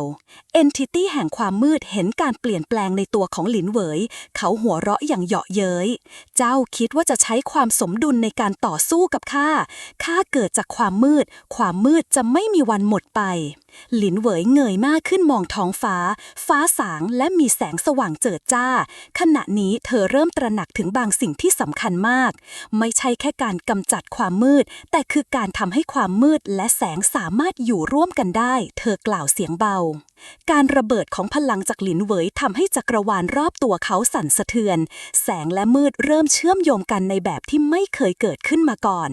การต่อสู้ครั้งนี้ไม่ใช่การเผชิญหน้ากับ Entity แห่งความมืดแต่เป็นการทดสอบพลังของหลินเหวยในการสร้างความสมดุลแท้จริงในจักรวาลการเสียสละที่แท้จริงการต่อสู้กับ Entity แห่งความมืดกำลังจะมาถึงจุดสูงสุดหลินเหวยต้องใช้พลังแห่งความสมดุลทั้งหมดที่เธอมีในการยุติการคุกคามครั้งนี้แต่สิ่งที่เธอไม่รู้คือมันจะต้องมีการเสียสละบางสิ่งเพื่อให้จักรวาลกลับมาสู่สภาวะสมดุลข้าจะต้องเสียสละอะไรบางอย่างเพื่อให้ทุกอย่างกลับมาเป็นปกติหลินเหวยพูดกับตัวเองขณะรวบรวมพลังสุดท้ายของตัวเองเพื่อจะต่อสู้กับ Entity แห่งความมืดการต่อสู้กับ Entity แห่งความมืดได้เข้าสู่จุดวิกฤตหลินเหวยรู้ดีว่าเธอไม่สามารถใช้พลังทั้งหมดของตัวเองในการทำลายความมืดที่ยิ่งใหญ่ได้ การต่อสู้ครั้งนี้ไม่ใช่แค่เรื่องของการพิชิตพลังมืดแต่เป็นการเข้าใจและยอมรับการเปลี่ยนแปลงที่เกิดขึ้นภายในตัวเองขณะที่พลังแสงและมืดหลอมรวมกันในตัวหลินเหวยทุกสิ่งรอบตัวเธอเริ่มเปลี่ยนไปท้องฟ้าดูเหมือนจะสะท้อนการต่อสู้ภายในจิตใจของหลินเหวยเธอรู้สึกถึงพลังที่พุ่งออกมาจากภายในซึ่งทำให้จักรวาลทั้งหมดเริ่มเคลื่อนไหวตามข้าไม่สามารถให้มันอยู่ภายในตัวข้าไปตลอดหลินเหวยพึมพำขณะที่พลังจากภายในของเธอเริ่มร้อนแรงขึ้นเธอรู้ว่าการปกป้องจักรวาลนั้นต้องการความเสียสละและเธอพร้อมที่จะเผชิญหน้ากับการสูญเสียที่ยิ่งใหญ่ที่สุดการต่อสู้ครั้งนี้ไม่ใช่แค่การทำลายล้างแต่คือการฟื้นฟูหลินเหวยกล่าวด้วยเสียงที่มั่นคงและแน่วแน่พร้อมใช้พลังแห่งแสงและมืดในการสร้างสมดุลใหม่ให้กับจักรวาลการตัดสินใจครั้งยิ่งใหญ่การรวมพลังทั้งสองนี้ไม่ได้ทำให้ Entity แห่งความมืดสลายไปได้ง่ายๆพลังของความมืดยังคงหลอกหลอนหลินเหวยและเธอรู้ว่าถ้าเธอยังพยายามใช้มันเพื่อทำลายล้างความมืดนั้นจะไม่เคยหายไปจนกว่าจะมีการเสียสละที่แท้จริงในขณะที่ Entity แห่งความมืดพยายามขัดขวางทุกความพยายามของหลินเหวยเขาแสดงให้เห็นถึงพลังที่ไม่อาจทำลายได้เจ้าคิดว่าการเสียสละของเจ้าจะทำให้ข้าอ่อนแอลงหรือเสียงของ Entity แห่งความมืดดังก้องไปทั่วร่างกายของหลินเหวยหลินเหวยตอบด้วยเสียงที่แข็งแกร่งการเสียสละของข้าจะทำให้จักรวาลนี้ฟื้นฟูไม่ใช่แค่การทำลายล้างแต่เป็นการให้ชีวิตใหม่แก่ทุกสิ่งที่ถูกทำลายไปเธอได้ทำการตัดสินใจครั้งสำคัญการเสียสละพลังแห่งชีวิตของตัวเองเพื่อฟื้นฟูจักรวาลนี้อีกครั้งโดยการใช้พลังทั้งหมดที่เธอสะสมในระหว่างการฝึกฝนและการต่อสู้การเชื่อมโยงพลังแห่งชีวิตหลินเหวยเริ่มระดมพลังทั้งหมดที่เธอมีออกมาในรูปแบบของพลังแห่งชีวิตที่อ่อนโยนแต่ทนพลังนี้ไม่ใช่การทำลายล้างแต่เป็นพลังที่สามารถฟื้นฟูสิ่งที่ถูกทำลายและคืนสมดุลให้กับจักรวาลพลังแห่งชีวิตนี้ได้ไหลผ่านร่างกายของหลินเหวยและกระจายออกไปในทุกมุมของจักรวาลแสงสีทองสว่างจ้าออกมาจากร่างของหลินเหวยขณะที่พลังของเธอเริ่มไหลไปตามเส้นทางแห่งความสมดุลมันทำให้ทุกสิ่งที่เคยถูกทำลายกลับมาใหม่ฟื้นฟูดินแดนที่ถูกทำลายให้กลับสู่สภาวะเดิมโลกที่เคยเต็มไปด้วยความมืดเริ่มกลับคืนสู่แสงสว่าง Entity แห่งความมืดเริ่มสั่นสะเทือนขณะที่พลังแห่งชีวิตเข้ามาบดขยี้พลังของเขาเจ้ากำลังทำอะไรเสียงของเขาดังขึ้นขณะพยายามขัดขวางพลังแห่งชีวิตนั้นหลินเหวยยืนอยู่กลางแสงทองสัญญาณแห่งการเสียสละที่เธอเลือกได้ส่งผลให้จักรวาลเริ่มกลับสู่สภาวะสมดุลอย่างแท้จริงข้าเลือกที่จะให้ชีวิตและความหวังแก่โลกนี้ไม่ใช่การทำลายล้างหลินเหวยกล่าวเสียงเบาขณะที่พลังแห่งชีวิตไหลออกจากตัวเธอจนหมดสิ้นการคืนชีพของจักรวาลเมื่อพลังแห่งชีวิตของหลินเหวยเต็มตัวจักรวาลสิ่งที่เคยถูกทำลายกลับคืนมาด้วยความงามและพลังใหม่ๆดินแดนที่เคยรกร้างกลับมามีชีวิตพืชพันธุ์และสัตว์ต่างๆที่เคยสูญหายกลับมาอีกครั้งโลกที่เคยเต็มไปด้วยความมืดกลับสู่สภาวะแห่งแสงที่อบอุ่นและยิ่งใหญ่หลินเหวยล้มลงในสภาพที่หมดแรงพลังของเธอถูกใช้หมดไปแล้วเธอรู้ดีว่าเธอไม่อาจกลับมามีชีวิตเหมือนเดิมแต่การเสียสละของเธอก็ได้ทำให้จักรวาลนี้กลับมาเป็นปกติจักรวาลนี้จะจำเจ้าตลอดไปไบหลงเฟิงกล่าวด้วยน้ำเสียงที่เศร้าหมองขณะยืนอยู่ข้างหลินเหวยข้าจะไม่ลืมการเสียสละของเจ้าตลอดไปหลินเหวยเหวินซิ่วยืนอยู่ข้างๆด้วยน้ำตาที่เงียบงันข้าเข้าใจแล้วการเสียสละที่แท้จริงไม่ได้หมายถึงการสูญเสียแต่คือการให้ชีวิตแก่จักรวาลและทุกสิ่งที่อยู่ในนั้นหลินเหวยยิ้มบางๆก่อนที่เธอจะปิดตาลงข้าไม่เสียใจข้าได้ทำทุกสิ่งเพื่อจักรวาลนี้การฟื้นฟูจักรวาลและการเริ่มต้นใหม่เมื่อจักรวาลได้กลับสู่สภาวะสมดุลอีกครั้งความมืดที่เคยคุกคามก็เริ่มจางหายไปอย่างถาวรจักรวาลนี้ได้รับการฟื้นฟูและเสริมสร้างขึ้นใหม่หลินเหวยไม่สามารถกลับมามีชีวิตเหมือนเดิมแต่การเสียสละของเธอได้สร้างอนาคตที่สดใสและเต็มไปด้วยความหวัง ในตอนท้ายของการต่อสู้การคืนชีพของจักรวาลหลินเหวยได้กลายเป็นตำนานแห่งความสมดุลและความเสียสละผู้ที่ทุกคนในจักรวาลจะไม่ลืมเลือนและโลกใบนี้จะยังคงเดินหน้าต่อไปด้วยความมั่นคงและความหวังที่ใหม่หลังจากที่จักรวาลกลับมาสู่สภาวะสมดุลได้สำเร็จหลินเหวยที่ได้เสียสละพลังทั้งหมดของตัวเองก็นอนหลับไปอย่างสงบความมืดที่เคยครอบงำจักรวาลเริ่มสลายไปจนหมดสิ้นและแสงสว่างได้กลับคืนสู่ทุกมุมของโลกใหม่อีกครั้งโลกนี้ได้รับการฟื้นฟูขึ้นจากการเสียสละอันยิ่งใหญ่ของหลินเหวยทุกสิ่งที่เคยเสียหายได้รับการฟื้นฟูฟ้าสว่างขึ้นดอกไม้ผลิบานและทะเลทรายที่เคยแห้งแล้งก็กลับมาเป็นที่อุดมสมบูรณ์อีกครั้งธรรมชาติได้กลับมามีชีวิตชีวาอีกครั้งตามที่หลินเหวยได้คาดหวังเอาไว้ขณะนี้ทุกอย่างที่เคยสูญหายกลับคืนมาการทิ้งคำสอนและมรดกหลังจากที่หลินเหวยได้ทำการเสียสละเธอทิ้งคำสอนที่สำคัญไว้ให้กับผู้ที่มีชีวิตอยู่ต่อไปเธอได้สอนให้เห็นว่าความสมดุลในจักรวาลไม่สามารถถูกสร้างขึ้นได้โดยการทำลายล้างเพียงอย่างเดียวแต่มันต้องมีการยอมรับและเข้าใจในพลังทั้งสองพลังแห่งแสงและมืดนั้นต้องสามารถอยู่ร่วมกันได้หากปราศจากพลังมืดจักรวาลจะสูญเสียความสมดุลและหากปราศจากแสงจักรวาลก็จะขาดความหวังหลินเหวยทิ้งมรดกให้กับผู้ที่เดินต่อไปโดยเฉพาะไบหลงเฟิงและเหวินซิ่ว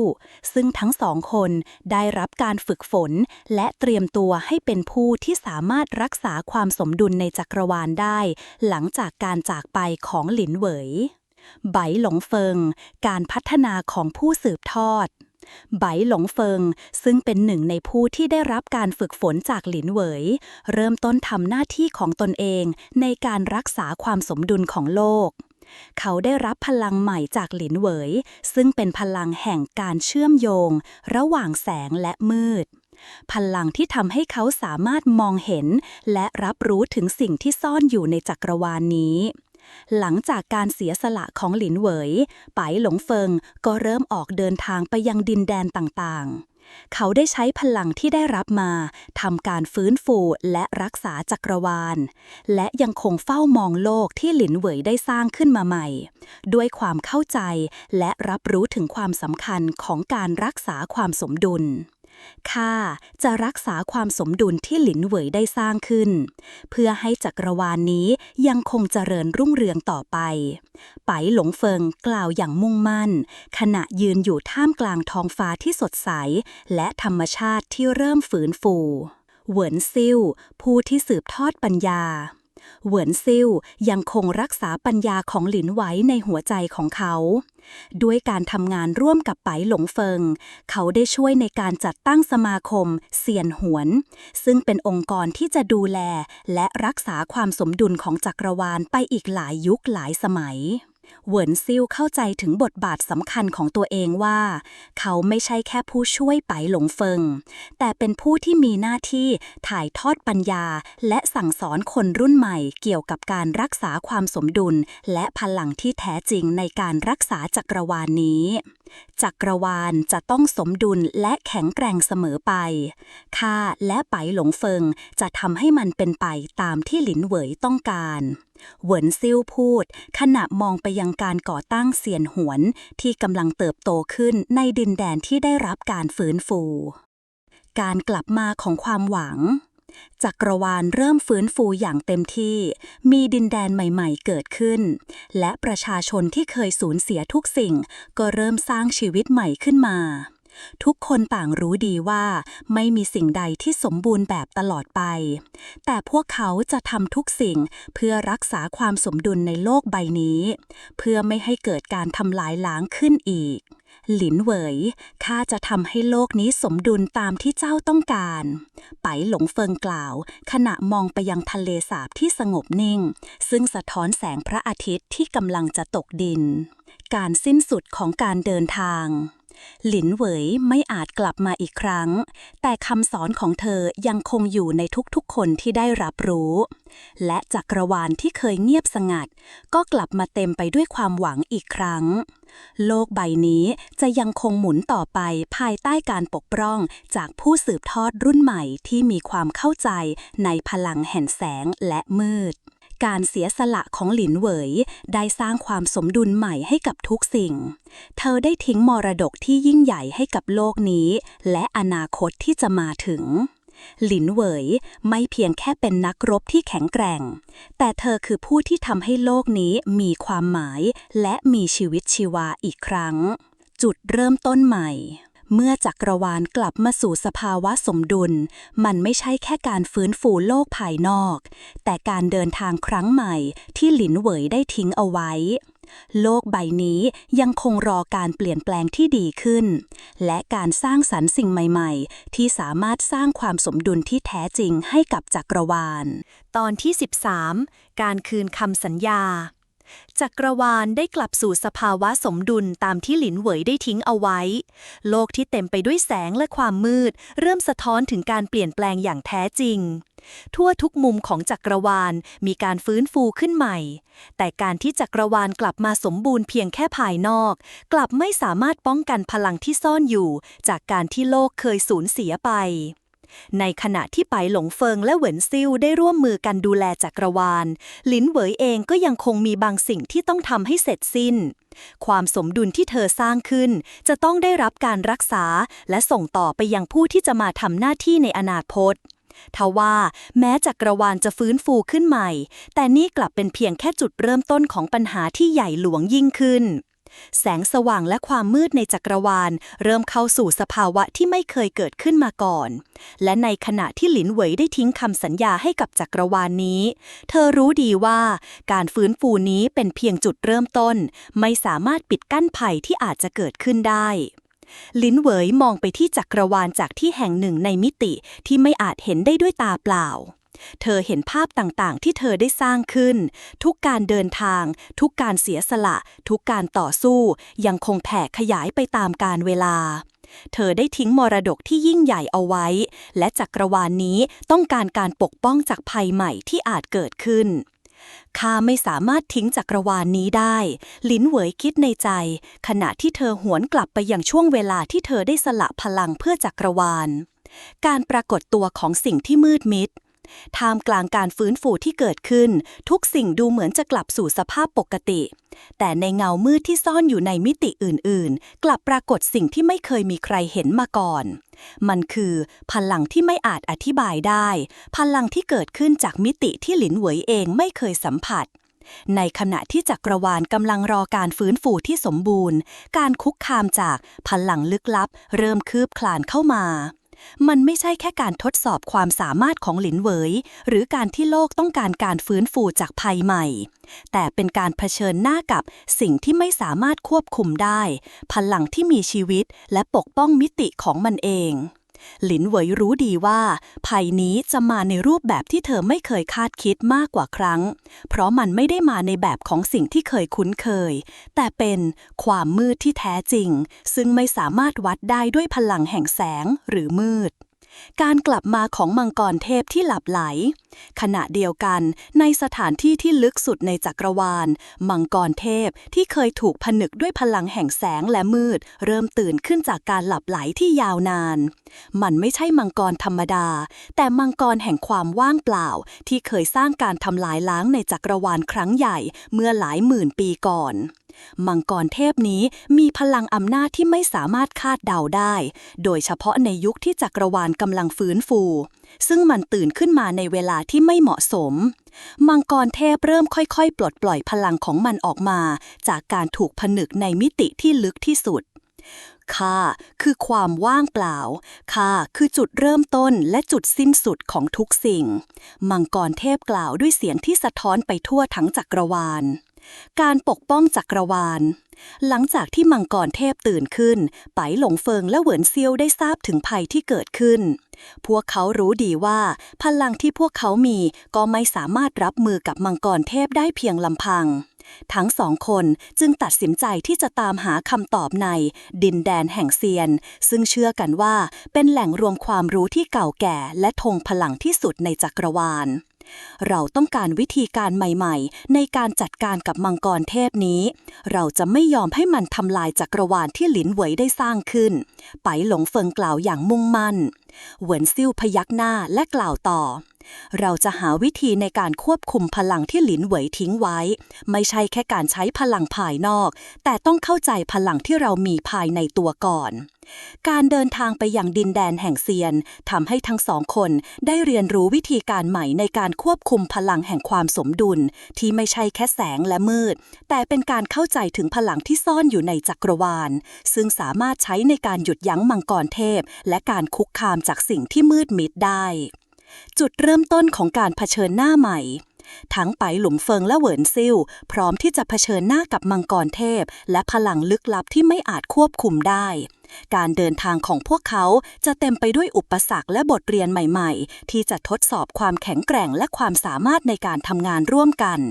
หลินเหวยอาจจะไม่ได้อยู่ที่นี่แล้วแต่คำสอนและพลังที่เธอทิ้งไว้จะยังคงช่วยพวกเขาในการปกป้องจักรวาลที่เธอรักและเสียสละเพื่อมันจักรวาลนี้จะไม่หยุดเดินหน้าและการเดินทางของไปหลงเฟิงเพิ่งเริ่มต้นเท่านั้นการตื่นขึ้นของมังกรเทพแห่งความว่างเปล่าทำให้จักรวาลนี้เริ่มสั่นสะเทือนอำนาจของมันไม่เพียงแต่รบกวนความสมดุลที่หลินเหวยได้สร้างขึ้นแต่ยังส่งผลให้จักรวาลทั้งใบต้องเผชิญกับภัยคุกคามที่ไม่สามารถคาดการณ์ได้จึงเป็นภารกิจของไบหลังเฟิงและเหวินซิ่วที่จะต้องหาวิธีที่จะหยุดยั้งมังกรเทพและภัยที่รอคอยอยู่ในมิติที่มืดมิดการเดินทางเริ่มต้นในตอนแรกไบหลงเฟิงและเหวินซิ่วเข้าใจดีว่าพวกเขาจะไม่สามารถต่อสู้กับมังกรเทพด้วยพลังที่พวกเขามีอยู่ในตอนนี้ได้ดังนั้นพวกเขาจึงตัดสินใจร่วมกันที่จะออกเดินทางไปยังดินแดนแห่งเซียนซึ่งเป็นที่รู้จักกันในฐานะที่รวบรวมความรู้และพลังที่สูงสุดในจักรวาลมีตำนานเล่าขานว่าผู้ที่สามารถเข้าไปในดินแดนนี้จะได้รับพลังที่สามารถควบคุมความมืดและแสงได้อย่างสมบูรณ์ทั้งสองคนเตรียมตัวด้วยความมุ่งมั่นและตั้งใจปฏิญาณว่าจะไม่ยอมแพ้แม้ต้องเผชิญหน้ากับอุปสรรคที่ยิ่งใหญ่ข้าไม่สามารถปล่อยให้มังกรเทพทำลายจักรวาลนี้ได้เราต้องไปที่นั่นเพื่อค้นหาวิธีใหม่ในการหยุดยั้งมันไบหลงเฟิงกล่าวอย่างหนักแน่นเหวินซิ่วพยักหน้าข้ารู้ข้าก็ไม่อยากเห็นจักรวาลที่เรารักษามาด้วยกันต้องพังทลายข้าเชื่อว่าดินแดนแห่งเซียนจะมีคำตอบให้เราการเดินทางไปยังดินแดนแห่งเซียนนั้นไม่ได้ง่ายดายดินแดนนี้ตั้งอยู่ในพื้นที่ที่ห่างไกลและซ่อนตัวอยู่ในมิติที่มืดมิดทั้งสองคนต้องข้ามทะเลทรายที่ลึกที่สุดและปีนผ่านภูเขาที่สูงที่สุดเพื่อไปยังที่ที่ไม่มีใครเคยไปมาก่อนอุปสรรคแรกทะเลทรายแห่งความมืดการเดินทางเริ่มต้นด้วยการข้ามทะเลทรายแห่งความมืดที่เต็มไปด้วยทรายที่ร้อนระอุและทิวทัศน์ที่ดูเหมือนจะไม่มีที่สิ้นสุดอากาศในทะเลทรายนี้เต็มไปด้วยความร้อนอบอ้าวจนทำให้ทั้งสองคนรู้สึกเหน็ดเหนื่อยทุกก้าวที่เดินไปข้างหน้าแต่พวกเขาก็ไม่ยอมแพ้ในระหว่างที่เดินทางไปข้างหน้าเหวินซิ่วได้ยินเสียงหนึ่งที่ดังออกมาจากทรายกลับไปเถอะนี่ไม่ใช่ทางของพวกเจ้าเสียงนั้นแหบแห้งและเย็นเยียบเหมือนเสียงของปีศาจที่เคยหลับไหลในทะเลทรายไบหลงเฟิงหยุดก้าวและมองไปที่เหวินซิ่วข้ารู้ข้าเคยได้ยินตำนานนี้มันเป็นเสียงของผู้ที่แห่งทะเลทรายที่จะพยายามยุยงให้เราหยุดเดินทางเหวินซิ่วตอบแต่เราไม่มีทางเลือกอื่นแล้วต้องไปต่อพวกเขารู้ว่าในทุกการเดินทางต้องมีอุปสรรคและความยากลำบากแต่สิ่งที่สำคัญที่สุดคือการรักษาความมุ่งมั่นและไม่ยอมแพ้ไปตามเส้นทางนั้นพวกเขาจึงก้าวเดินไปข้างหน้าอย่างไม่หวั่นไหว ความลับที่ถูกเปิดเผย เมื่อทั้งสองคนฝ่าฟันทะเลทรายแห่งความมืดมาได้ พวกเขาก็พบกับประตูแห่งเซียนซึ่งมีอักษรโบราณสลักอยู่บนประตูนั้นเหวินซิ่วก้มมองและแปลประตูนี้เปิดให้กับผู้ที่มีความเชื่อและจิตใจที่มั่นคงคนที่เดินทางมาถึงที่นี่คือผู้ที่พร้อมจะรับคำสั่งของจักรวาลไบหลงเฟิงรู้สึกถึงพลังที่กำลังไหลจากประตูนั้นและพูดว่ามันคือการทดสอบเราต้องพิสูจน์ให้เห็นว่าเราพร้อมจะรับพลังจากดินแดนแห่งเซียนทันใดนั้นประตูเปิดออกด้วยเสียงที่ดังก้องและภาพของดินแดนแห่งเซียนก็เริ่มปรากฏให้เห็นดินแดนแห่งนี้เต็มไปด้วยภูเขาสูงที่ลอยอยู่ในอากาศเมฆสีทองที่ล่องลอยไปในท้องฟ้าและแสงจากดวงดาวที่ส่องประกายในดินแดนนี้เต็มไปด้วยปราสาทโบราณและลานฝึกฝนที่มีพลังอันยิ่งใหญ่ทั้งสองคนเริ่มเดินเข้าไปในดินแดนแห่งเซียนและพบกับเซียนเก่าแก่ที่มีพลังเหนือธรรมชาติเซียนแห่งมิติการทดสอบแห่งความกล้าเซียนทุกองค์ในดินแดนนี้จะไม่ต้อนรับผู้ที่ไม่สมควรเสียงของเซียนเก่าแก่ดังขึ้นจากความมืดที่แผ่ขยายออกมาจากลานฝึกฝนพวกเจ้าจะต้องพิสูจน์ความกล้าหาญของตนในการทดสอบครั้งสุดท้ายไบหลงเฟิงและเหวินซิ่วเข้าใจว่าการจะได้รับพลังจากดินแดนแห่งเซียนนั้นต้องผ่านการทดสอบที่ยากลำบากและการที่พวกเขาต้องพิสูจน์ตัวเองในฐานะผู้ที่คู่ควรกับพลังนี้เราพร้อมแล้วไบหลงเฟิงกล่าวออกไปทันใดนั้นพื้นดินเริ่มสั่นสะเทือนและรูปแบบของการทดสอบก็เริ่มขึ้นสิ่งแรกที่เกิดขึ้นคือการทดสอบพลังแห่งความกล้าเมื่อการต่อสู้กับวิญญาณที่ซ่อนอยู่ในมิติเริ่มปรากฏออกมาจุดเริ่มต้นของการทดสอบการทดสอบไม่ใช่การใช้พลังแต่เป็นการทดสอบจิตใจและความกล้าหาญทั้งไปหลงเฟิงและเหวินซิ่วต้องเผชิญหน้ากับวิญญาณที่เคยตกทอดในดินแดนนี้และต้องใช้ความสามารถในการควบคุมพลังแห่งแสงและมืดของตนให้เกิดประโยชน์สูงสุดพวกเขาจะต้องใช้ความสามารถในการฝึกฝนพลังแห่งสมดุลที่หลินเหวยทิ้งไว้เพื่อเอาชนะวิญญาณเหล่านี้และพิสูจน์ให้เห็นว่าพวกเขาคู่ควรที่จะรับพลังจากดินแดนแห่งเซียนในขณะที่ไปหลงเฟิงและเหวินซิ่วยืนอยู่ในลานฝึกแห่งดินแดนแห่งเซียนภาพของการทดสอบเริ่มชัดเจนขึ้นการต่อสู้ที่พวกเขาต้องเผชิญไม่ใช่แค่การต่อสู้ทางกายภาพแต่ยังเป็นการต่อสู้ที่เกี่ยวข้องกับจิตใจและความเข้มแข็งภายใน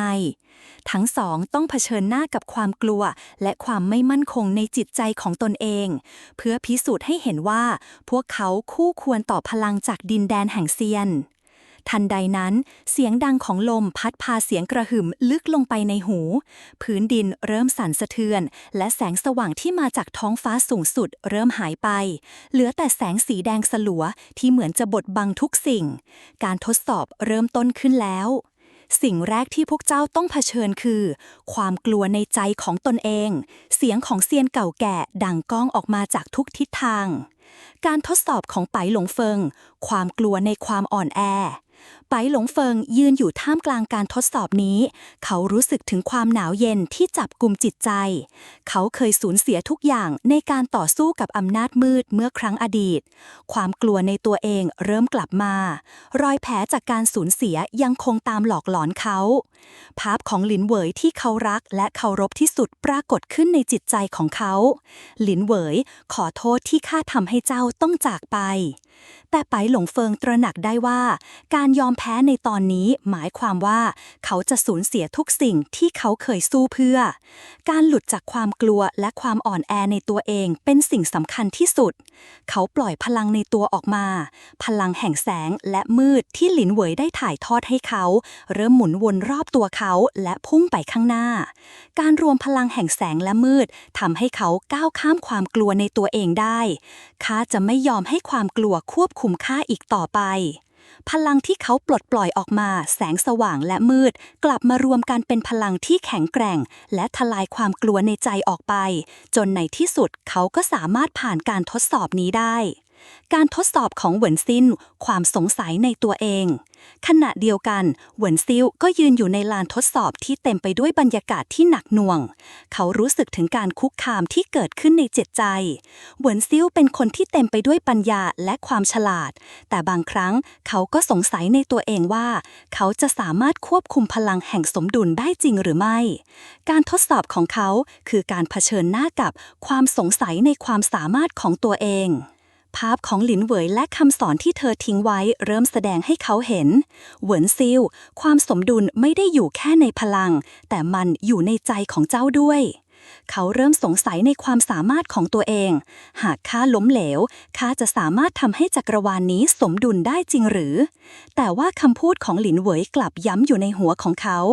อย่ากลัวที่จะผิดพลาดเพราะทุกการล้มเหลวคือการเรียนรู้ที่จะเติบโตเหวินซิลจึงหันมาพึ่งพาตัวเองและเชื่อมั่นในเส้นทางที่เขาเลือกเขารวบรวมพลังแห่งความเชื่อมั่นและเริ่มปล่อยพลังสมดุลออกมาพลังแห่งแสงและมืดรวมตัวกันในตัวเขาจนเกิดเป็นการควบคุมสมดุลที่แท้จริงซึ่งเป็นการผสมผสานระหว่างความรู้และพลังภายในในที่สุดเขาก็สามารถผ่านการทดสอบของเขาได้พร้อมกับยอมรับในตัวเองและความสามารถของเขาการรวมพลังบทเรียนแห่งการร่วมมือเมื่อทั้งสองคนผ่านการทดสอบที่ยากลำบากนี้ได้พวกเขาก็กลับมารวมพลังกันอีกครั้งในลานฝึกการทดสอบครั้งนี้ไม่ใช่การต่อสู้กับความกลัวหรือความสงสัยในตัวเองแต่การเรียนรู้ที่จะทำงานร่วมกันไปหลงเฟิงกล่าวขณะยิ้มให้เหวินซิลเหวินซิลตอบกลับข้าเรียนรู้ว่าการใช้พลังของเราไม่ได้หมายถึงแค่การควบคุมมันแต่การทำความเข้าใจถึงพลังที่เรามีและทำให้มันทำงานร่วมกันทั้งสองคนได้ผ่านการทดสอบและได้รับคำยืนยันจากเซียนเก่าแก่ว่าพวกเขาคือผู้ที่คู่ควรจะได้รับพลังจากดินแดนแห่งเซียนพวกเจ้าได้พิสูจน์ตัวเองแล้วตอนนี้พวกเจ้าสามารถเข้าถึงพลังแห่งเซียนได้เสียงเซียนเก่าแก่กล่าวการได้รับพลังแห่งเซียนในที่สุดทั้งไปหลงเฟิงและเหวินซิลได้เข้าไปยังศาลาแห่งเซียนซึ่งเป็นสถานที่ที่เต็มไปด้วยพลังที่ไม่สามารถมองเห็นด้วยตาเปล่าทั้งสองคนได้รับพลังอันยิ่งใหญ่จากดินแดนแห่งเซียนพลังนี้จะช่วยให้พวกเขาสามารถรักษาความสมดุลและป้องกันภัยจากมังกรเทพได้พลังแห่งเซียนที่พวกเขาได้รับเป็นการรวมกันของทั้งแสงและมืดรวมถึงความสามารถในการควบคุมพลังภายในซึ่งสามารถใช้เพื่อรักษาความสมดุลในจักรวาลและทำลายมังกรเทพได้ในที่สุดบทเรียนสำคัญ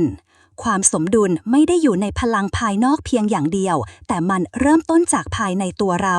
ทั้งไปหลงเฟิงและเหวินซิลเรียนรู้บทเรียนนี้และตระหนักว่าการที่พวกเขาจะสามารถปกป้องจักรวาลนี้ได้จะต้องอาศัยความเข้าใจและความร่วมมือจากทุกฝ่ายเมื่อทั้งไปหลงเฟิงและเหวินซิลได้รับพลังจากดินแดนแห่งเซียนพวกเขามีความรู้สึกเหมือนกับการตื่นขึ้นจากความมืดสู่แสงสว่างพลังที่พวกเขาได้รับในตอนนี้ไม่ใช่แค่พลังธรรมดาแต่เป็นพลังที่สามารถควบคุมความสมดุลของจักรวาลได้ทั้งแสงและมืดถูกรวมเข้าด้วยกันอย่างสมบูรณ์ซึ่งถือเป็นการเปิดประตูสู่ความสามารถใหม่ที่จะช่วยให้พวกเขาก้าวผ่านการทดสอบที่ยากลำบากไปได้พลังจากดินแดนแห่งเซียนช่วยให้ทั้งสองคนสามารถเข้าใจถึงจิตใจและความรู้สึกภายในตัวมากยิ่งขึ้นการควบคุมพลังจากแสงและมืดไม่ใช่แค่เรื่องของการฝึกฝนหรือพลังภายนอกแต่เป็นการผสมประสานภายในจิตใจเพื่อรักษาความสมดุลของทุกสิ่งการเผชิญหน้ากับมังกรเทพหลังจากที่ได้รับพลังจากดินแดนแห่งเซียนไปหลงเฟิงและเหวินซิลได้เตรียมตัวที่จะเผชิญหน้ากับมังกรเทพแห่งความว่างเปล่าผู้ที่ตื่นขึ้นจากการหลับไหลครั้งยาวนานเพื่อการทำร้ายล้างในจักรวาลทุกอย่างที่พวกเขาได้ฝึกฝนมาและทุกสิ่งที่พวกเขาได้เรียนรู้ต้องถูกนำมาใช้เพื่อการต่อสู้ครั้งสำคัญนี้มังกรเทพแห่งความว่างเปล่ามีรูปร่างเป็นมังกรขนาดยักษ์ที่ดำมืดเหมือนทะเลลึกมีดวงตาสีแดงที่เจิดจ้าราวกับเปลวไฟมันไม่เหมือนมังกรทั่วไปที่เต็มไปด้วยพลังแห่งความยิ่งใหญ่แต่มันกลับเต็มไปด้วยพลังแห่งความว่างเปล่าที่สามารถดูดกลืนพลังชีวิตและทำให้ทุกสิ่งที่สัมผัสมันสูญสลายไป ทั้งสองเดินไปในทิศทางที่มังกรเทพกำลังปรากฏขึ้นพวกเขารู้ดีว่าพลังที่พวกเขามีตอนนี้อาจจะไม่เพียงพอในการจัดการกับมันแต่พวกเขาก็ไม่มีทางเลือกอื่นหากไม่ทำในตอนนี้จักรวาลทั้งหมดอาจจะสูญสลายไปกับมังกรเทพเราไม่มีทางกลับไปได้แล้วไปหลงเฟิงพูดอย่างหนักแน่นขณะที่มองไปยังมังกรเทพที่ยิ่งใหญ่ต้องทำให้ได้เราไม่ได้เพียงแค่ปกป้องจักรวาลแต่เรากำลังปกป้องชีวิตทุกชีวิตที่อยู่ในนี้เหวินซิ่วตอบกลับพวกเขาเริ่มเคลื่อนตัวไปข้างหน้าในขณะที่มังกรเทพเริ่มปล่อยพลังแห่งความว่างเปล่าที่สามารถดูดกลืนทุกสิ่งที่ขวางหน้าไปได้การต่อสู้กับมังกรเทพการต่อสู้กับมังกรเทพนั้นไม่ใช่การต่อสู้ที่ง่ายดายเพราะมันไม่เพียงแค่ใช้พลังจากร่างกายของมันเองแต่ยังใช้พลังจากความว่างเปล่าซึ่งมันดูดกลืนพลังจากทั้งแสงและมืดไปเรื่อยๆทั้งไปหลงเฟิงและเหวินซิ่วเริ่มรู้สึกถึงพลังที่พวกเขาเพิ่งได้รับจากดินแดนแห่งเซียนถูกดูดกลืนไปอย่างรวดเร็วมันมีพลังที่ต่างจากสิ่งที่เราคิดไปหลงเฟิงพูดด้วยเสียงเครียดขณะพยายามใช้พลังแสงป้องกันการโจมตีของมังกรเหวินซิ่วก็เห็นถึงความยากลำบากในตอนนี้เขาใช้พลังแห่งมืดเพื่อหยุดการเคลื่อนไหวของมังกรเทพแต่รู้ว่าพลังของพวกเขายังไม่เพียงพอที่จะให้มังกรเทพหยุดการโจมตีได้เราอาจจะต้องใช้วิธีที่ต่างออกไปเหวินซิ่วกล่าวขณะที่สายตาของเขามองไปที่หลินเหวยในใจไปหลงเฟิงเข้าใจทันทีว่าพวกเขาจะต้องทำสิ่งที่ต่างออกไปโดยไม่เพียงแค่ใช้พลังจากภายนอกแต่ต้องใช้พลังที่อยู่ภายในตัวของพวกเขาเองในการต่อสู้ครั้งนี้การปลุกพลังที่แท้จริงหลังจากต่อสู้กับมังกรเทพไปสักพักพวกเขาเริ่มตระหนักว่าพลังที่พวกเขามีไม่ใช่แค่แสงและมืดที่ต้องควบคุมแต่ยังเป็นพลังจากภายในตัวของเขาเองที่ไม่เคยถูกปลุกขึ้นมาพวกเขาตระหนักถึงความจริงที่หลินเหวยได้สอนเอาไว้ก่อนหน้านี้แสงและมืดคือเพียงแค่เครื่องมือในการควบคุมจักรวาลแต่พลังที่แท้จริงอยู่ในใจของพวกเราไปหลงเฟิงพูดด้วยเสียงแน่วแน่ขณะที่พลังแห่งแสงและมืดเริ่มผสมผสานเข้าด้วยกันอย่างแท้จริงในตัวเขาเหวินซิ่วยืนนิ่งและสูดลมหายใจลึกๆข้ารู้แล้วการต่อสู้ครั้งนี้ไม่ใช่การชนะมังกรเทพแต่เป็นการควบคุมจักรวาลภายในตัวเราเองทั้งสองเริ่มปล่อยพลังที่แท้จริงออกมาพลังแห่งสมดุลและการควบคุมความว่างเปล่าที่ลึกซึ้งมังกรเทพเริ่มมีอาการสั่นสะเทือนขณะที่พลังของมันเริ่มถูกต่อต้านการชนะของพวกเขาในที่สุดมังกรเทพเริ่มถอยหลังอย่างช้าๆเมื่อพลังแห่งแสงและมืดที่พวกเขาผสมผสานกันได้เริ่มเข้มข้นขึ้นมังกรเทพที่เคยแข็งแกร่งกลับรู้สึกถึงความอ่อนแอลงพลังที่มีไม่สามารถต่อสู้กับความสมดุลที่พวกเขาสร้างขึ้นได้ทั้งไปหลงเฟิงและเหวินซิ่วจับมือกันเราเป็นหนึ่งเดียวพวกเขากล่าวพร้อมกันขณะพลังจากภายในตัวพวกเขารวมกันเป็นพลังที่แข็งแกร่งและมุ่งตรงไปที่มังกรเทพสุดท้ายมังกรเทพแห่งความว่างเปล่าถูกสลายด้วยพลังแห่งสมดุลและจักรวาลก็กลับคืนสู่ความสงบค่ะบทเรียนแห่งการรักษาความสมดุลทั้งไปหลงเฟิงและเหวินซิ่วได้พิสูจน์แล้วว่าพวกเขาสามารถทำสิ่งที่ยิ่งใหญ่ได้ด้วยการควบคุมพลังแห่งแสงและมืดที่หลินเหวยได้ทิ้งไว้ให้กับพวกเขาและการรักษาความสมดุลในจักรวาลนี้เป็นภารกิจที่พวกเขาจะต้องทำต่อไปการควบคุมจักรวาลไม่ใช่เรื่องของพลังภายนอกแต่เป็นเรื่องของจิตใจและการยอมรับตัวตนที่แท้จริงของเราเหวินซิ่วกล่าวขณะมองไปยังท้องฟ้าที่เริ่มสว่างขึ้นไปหลงเฟิงพยักหน้าเราจะต้องปกป้องจักรวาลนี้ต่อไปเพราะความสมดุลที่เราสร้างขึ้นจะอยู่กับเราไปตลอดกาลการสังหารมังกรเทพแห่งความว่างเปล่าทำให้จักรวาลเข้าสู่ความสงบชั่วขณะแต่ภายใต้ความเงียบสงบกลับมีบางสิ่งที่กำลังจะเกิดขึ้น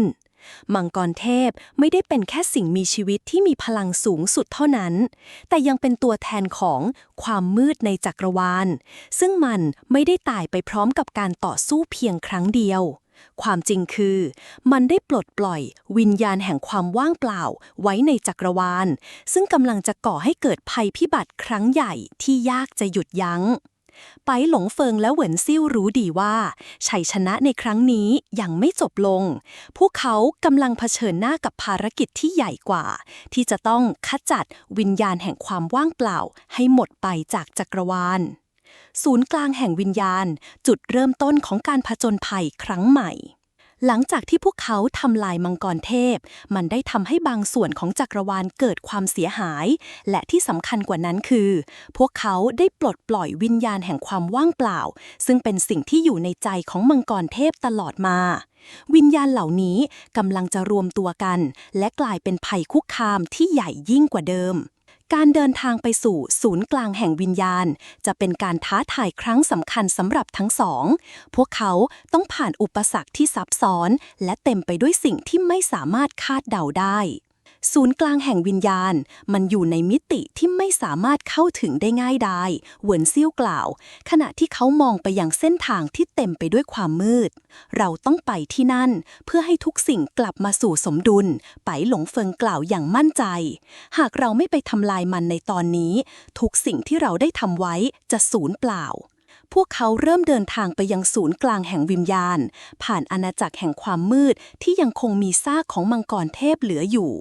ทุกก้าวที่พวกเขาก้าวไปข้างหน้าเต็มไปด้วยความยากลำบากการฝ่าฝันดินแดนแห่งวิญญาณพวกเขามาถึงดินแดนแห่งวิญญาณซึ่งเป็นสถานที่ที่ถูกมืดมิดและมีความลึกลับแฝงอยู่เต็มไปหมด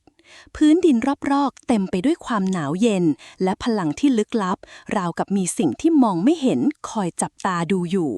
ไปหลงเฟิงและเหวินซิ่วต้องเผชิญกับวิญญาณที่หลงเหลือจากมังกรเทพที่ยังคงวนเวียนอยู่ในดินแดนนี้ซึ่งแต่ละวิญญาณมีพลังที่สามารถทำให้พวกเขาหยุดเดินทางได้หากไม่ระวังไปหลงเฟิงเตือนขณะหยิบดาบในมือขึ้นมาเราไม่รู้ว่าต่อไปจะเจออะไรแต่เราต้องเตรียมตัวให้พร้อมเหวินซิ่วยิ้มขณะเสริมไม่ว่าอะไรก็ไม่สามารถหยุดเราได้อีกแล้วทั้งสองคนเริ่มเดินผ่านดินแดนแห่งวิญญาณไปข้างหน้าพวกเขารู้ว่าในแต่ละย่างก้าวที่พวกเขาก้าวไปนั้นอาจเป็นการก้าวเข้าไปในอันตรายที่ใหญ่ยิ่งกว่าศึกแห่งวิญญาณความมืดท้าทายความกล้าเมื่อพวกเขาก้าวไปถึงใจกลางดินแดนแห่งวิญญาณสภาพแวดล้อมก็เริ่มเปลี่ยนไปร่างของวิญญาณเริ่มปรากฏขึ้นในอากาศพวกมันลอยไปมารอบๆทั้งสองคนขณะที่พวกมันเริ่มส่งเสียงหวิวๆที่เต็มไปด้วยความมืดและความเหงาพวกเจ้าคือผู้ที่ทำให้มังกรเทพพ่ายแพ้แต่พวกเจ้าจะต้องชดใช้เสียงของวิญญาณเริ่มดังขึ้นท่ามกลางความมืดความสมดุลที่พวกเจ้าพยายามสร้างมันจะไม่ยั่งยืนไปหลงเฟิงและเหวินซิ่วรู้สึกถึงพลังที่ยิ่งใหญ่จากวิญญาณเหล่านี้แต่ทั้งสองไม่ยอมแพ้ไปง่ายๆพวกเขาเรียกพลังจากภายในและเริ่มใช้พลังแห่งแสงและมืดในแบบที่เขาควบคุมได้อย่างสมบูรณ์แล้วไปหลงเฟิงตะโกนขณะระดมพลังแสงออกมาเหวินซิ่วใช้พลังแห่งมืดซึ่งผสมกับแสงและส่งพลังนั้นออกไปในอากาศพวกเขากำลังร่วมมือกันเพื่อทลายกำแพงที่มืดมิดนี้วิญญาณแห่งความว่างเปล่าปรากฏในที่สุดวิญญาณแห่งความว่างเปล่าเริ่มปรากฏตัวอย่างชัดเจนมันมีร่างกายที่ไม่มั่นคงถูกห่อหุ้มด้วยความมืดและความว่างเปล่าเป็นวิญญาณที่มีพลังยิ่งใหญ่สามารถดูดกลืนทุกสิ่งที่มันสัมผัสไปหลงเฟิงและเหวินซิ่วจ้องมองไปยังวิญญาณแห่งความว่างเปล่าพวกเขารู้ดีว่าเนี่ยคือตัวตนที่พวกเขาต้องเผชิญหน้าในที่สุดเราต้องทำให้มันสลายไปจากจักรวาลนี้ไปหลงเฟิงกล่าวขณะที่ดวงตาของเขาเต็มไปด้วยความมุ่งมั่นเหวินซิ่วพยักหน้าการทำลายมันจะหมายถึงการรักษาจักรวาลและโลกที่เรารักทั้งสองยืนหยัดในสถานที่แห่งนั้นพลังแสงและมืดของพวกเขารวมกันจนกลายเป็นพลังแห่งสมดุลสูงสุดที่จะสามารถทำลายวิญญาณแห่งความว่างเปล่าลงได้การต่อสู้ครั้งสุดท้ายการรวมพลังแห่งจักรวาลการต่อสู้ครั้งนี้ไม่ได้เป็นการต่อสู้ทางกายภาพมันเป็นการรวมพลังจากจิตใจของพวกเขาทั้งสองการใช้พลังแห่งสมดุลที่พวกเขาได้รับมาเพื่อผนึกวิญญาณแห่งความว่างเปล่าพวกเขายืนหยัดร่วมกันและในที่สุดการปลดปล่อยพลังของพวกเขาส่งผลให้วิญญาณแห่งความว่างเปล่าสลายตัวไปอย่างช้าๆและถูกดูดกลืนเข้าไปในช่องว่างที่ไม่สามารถมองเห็นได้ จักรวาลกลับคืนสู่สมดุลอีกครั้งความมืดที่เคยครอบงำจักรวาลนั้นถูกขจัดไปบทเรียนใหม่การรักษาความสมดุลในตัวเองทั้งไปหลงเฟิงและเหวินซิ่วรู้ดีว่าแม้จะผ่านการทดสอบครั้งใหญ่มาแล้วแต่การรักษาความสมดุลของจักรวาลนั้นต้องอาศัยความร่วมมือและความเข้าใจในพลังทั้งสองฝ่ายจักรวาลนี้ต้องการความสมดุลจากเราไปหลงเฟิงกล่าวขณะยิ้มให้กับเหวินซิ่วเหวินซิ่วตอบกลับและมันต้องการเราทั้งคู่ในการรักษามันเมื่อไปหลงเฟิงและเหวินซิ่วสามารถทำลายวิญญาณแห่งความว่างเปล่าและปกป้องจักรวาลจากการถูกทำลายได้พวกเขาก็รู้ว่าภารกิจนี้ยังไม่จบลงทั้งสองยังคงอยู่ในโลกที่เต็มไปด้วยความลึกลับและสิ่งที่พวกเขายังไม่เข้าใจดีนักการต่อสู้ครั้งนี้เปิดเผยเพียงส่วนหนึ่งของจักรวาลอันกว้างใหญ่สิ่งที่รอพวกเขาอยู่ข้างหน้าคือการค้นพบความลับของจักรวาลที่จะช่วยให้พวกเขาเข้าใจถึงที่มาของพลังที่พวกเขาได้รับและวิธีการรักษาความสมดุลให้ยั่งยืนการเยือนจากเซียนสูงสุดหลังจากการต่อสู้กับวิญญาณแห่งความว่างเปล่าเสียงลึกลับจากเซียนสูงสุดได้ดังขึ้นในอากาศเสียงที่หนักแน่นและเต็มด้วยพลังไปหลงเฟิงเหวินซิ่วพวกเจ้าทั้งสองได้พิสูจน์ตัวเองแล้ว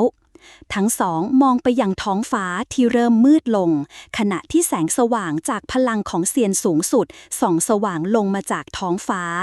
พลังแห่งแสงนี้อัดแน่นด้วยความรู้และความเข้าใจที่ลึกซึ้งในจักรวาล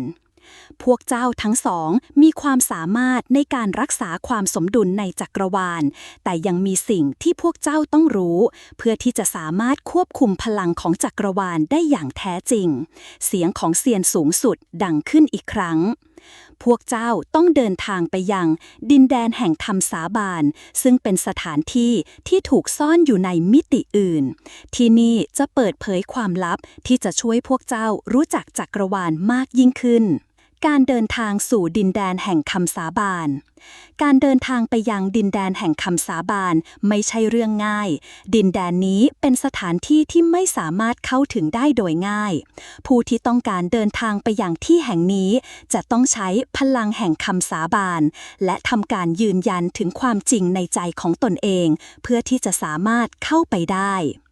เราได้ยินมาว่าดินแดนแห่งคำสาบานเต็มไปด้วยความลึกลับพวกเราต้องพิสูจน์ให้ได้ว่าความเชื่อในตัวเองจะทำให้เราผ่านไปได้เหวินซิ่วกล่าวขณะมองไปยังประตูที่ดูเหมือนจะเป็นทางเข้าไปยังดินแดนแห่งคำสาบานเป็นสถานที่ที่เชื่อมโยงกับความเป็นจริงของจักรวาลและเป็นการเปิดเผยความลับที่เรายังไม่เข้าใจไปหลงเฟิงพูดก่อนจะเดินไปข้างหน้าพวกเขารู้ดีว่าพวกเขากำลังจะเผชิญหน้ากับการทดสอบครั้งใหม่ซึ่งจะไม่เพียงแค่เกี่ยวข้องกับพลังภายนอกแต่เกี่ยวข้องกับความเชื่อและความจริงภายในตัวของพวกเขาเองการเผชิญหน้ากับความจริงภายในเมื่อทั้งสองเดินทางไปถึงดินแดนแห่งคำสาบานพวกเขาพบกับประตูแห่งความจริงที่ซ่อนอยู่ในมิติที่พวกเขาไม่เคยเห็นมาก่อนทันทีที่เข้าไปในที่นั้นความมืดได้ห่อหุ้มพวกเขาทั้งสองพวกเจ้าจะต้องเลือกคำสาบานที่แท้จริงในใจของตนเองเสียงจากมิติลึกลับดังก้องคำสาบานที่พวกเจ้าจะทำจะส่งผลต่อการรักษาความสมดุลของจักรวาลไปหลงเฟิงและเหวินซิ่วยืนอยู่ท่ามกลางความมืดนี้พวกเขารู้สึกถึงพลังบางอย่างที่กำลังทดสอบพวกเขาไม่ใช่แค่การต่อสู้ภายนอกแต่เป็นการทดสอบทางจิตใจและความเชื่อในตัวของพวกเขาเองความจริงคืออะไรไปหลงเฟิงถามในใจขณะที่เขารู้สึกถึงคำถามที่ท้าทายภายในตัวเขาเหวินซิ่วก็คิดเช่นเดียวกันการที่พวกเขาจะผ่านการทดสอบนี้ได้พวกเขาต้องยอมรับในความไม่สมบูรณ์และข้อผิดพลาดของตัวเองข้าคงไม่สามารถปกป้องจักรวาลนี้ได้ถ้าไม่มีความจริงในใจของข้าเองเขาพูดเบาๆขณะที่เริ่มรู้ตัวว่าความจริงที่เขาต้องการค้นหานั้นไม่ใช่แค่ในโลกภายนอกแต่ต้องเริ่มจากภายใน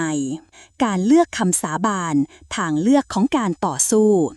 ทั้งไปหลงเฟิงและเหวินซิ่วต้องเผชิญหน้ากับความจริงในตัวเองขณะที่ประตูแห่งคำสาบานเริ่มเปิดออกพวกเขาต้องเลือกว่าจะทำคำสาบานอะไรเพื่อที่จะสามารถผ่านการทดสอบนี้ไปได้ไปหลงเฟิงเลือกที่จะสาบานว่าข้าจะไม่ยอมให้ความกลัวทำให้ข้าหยุดยั้งการเดินทางของเรา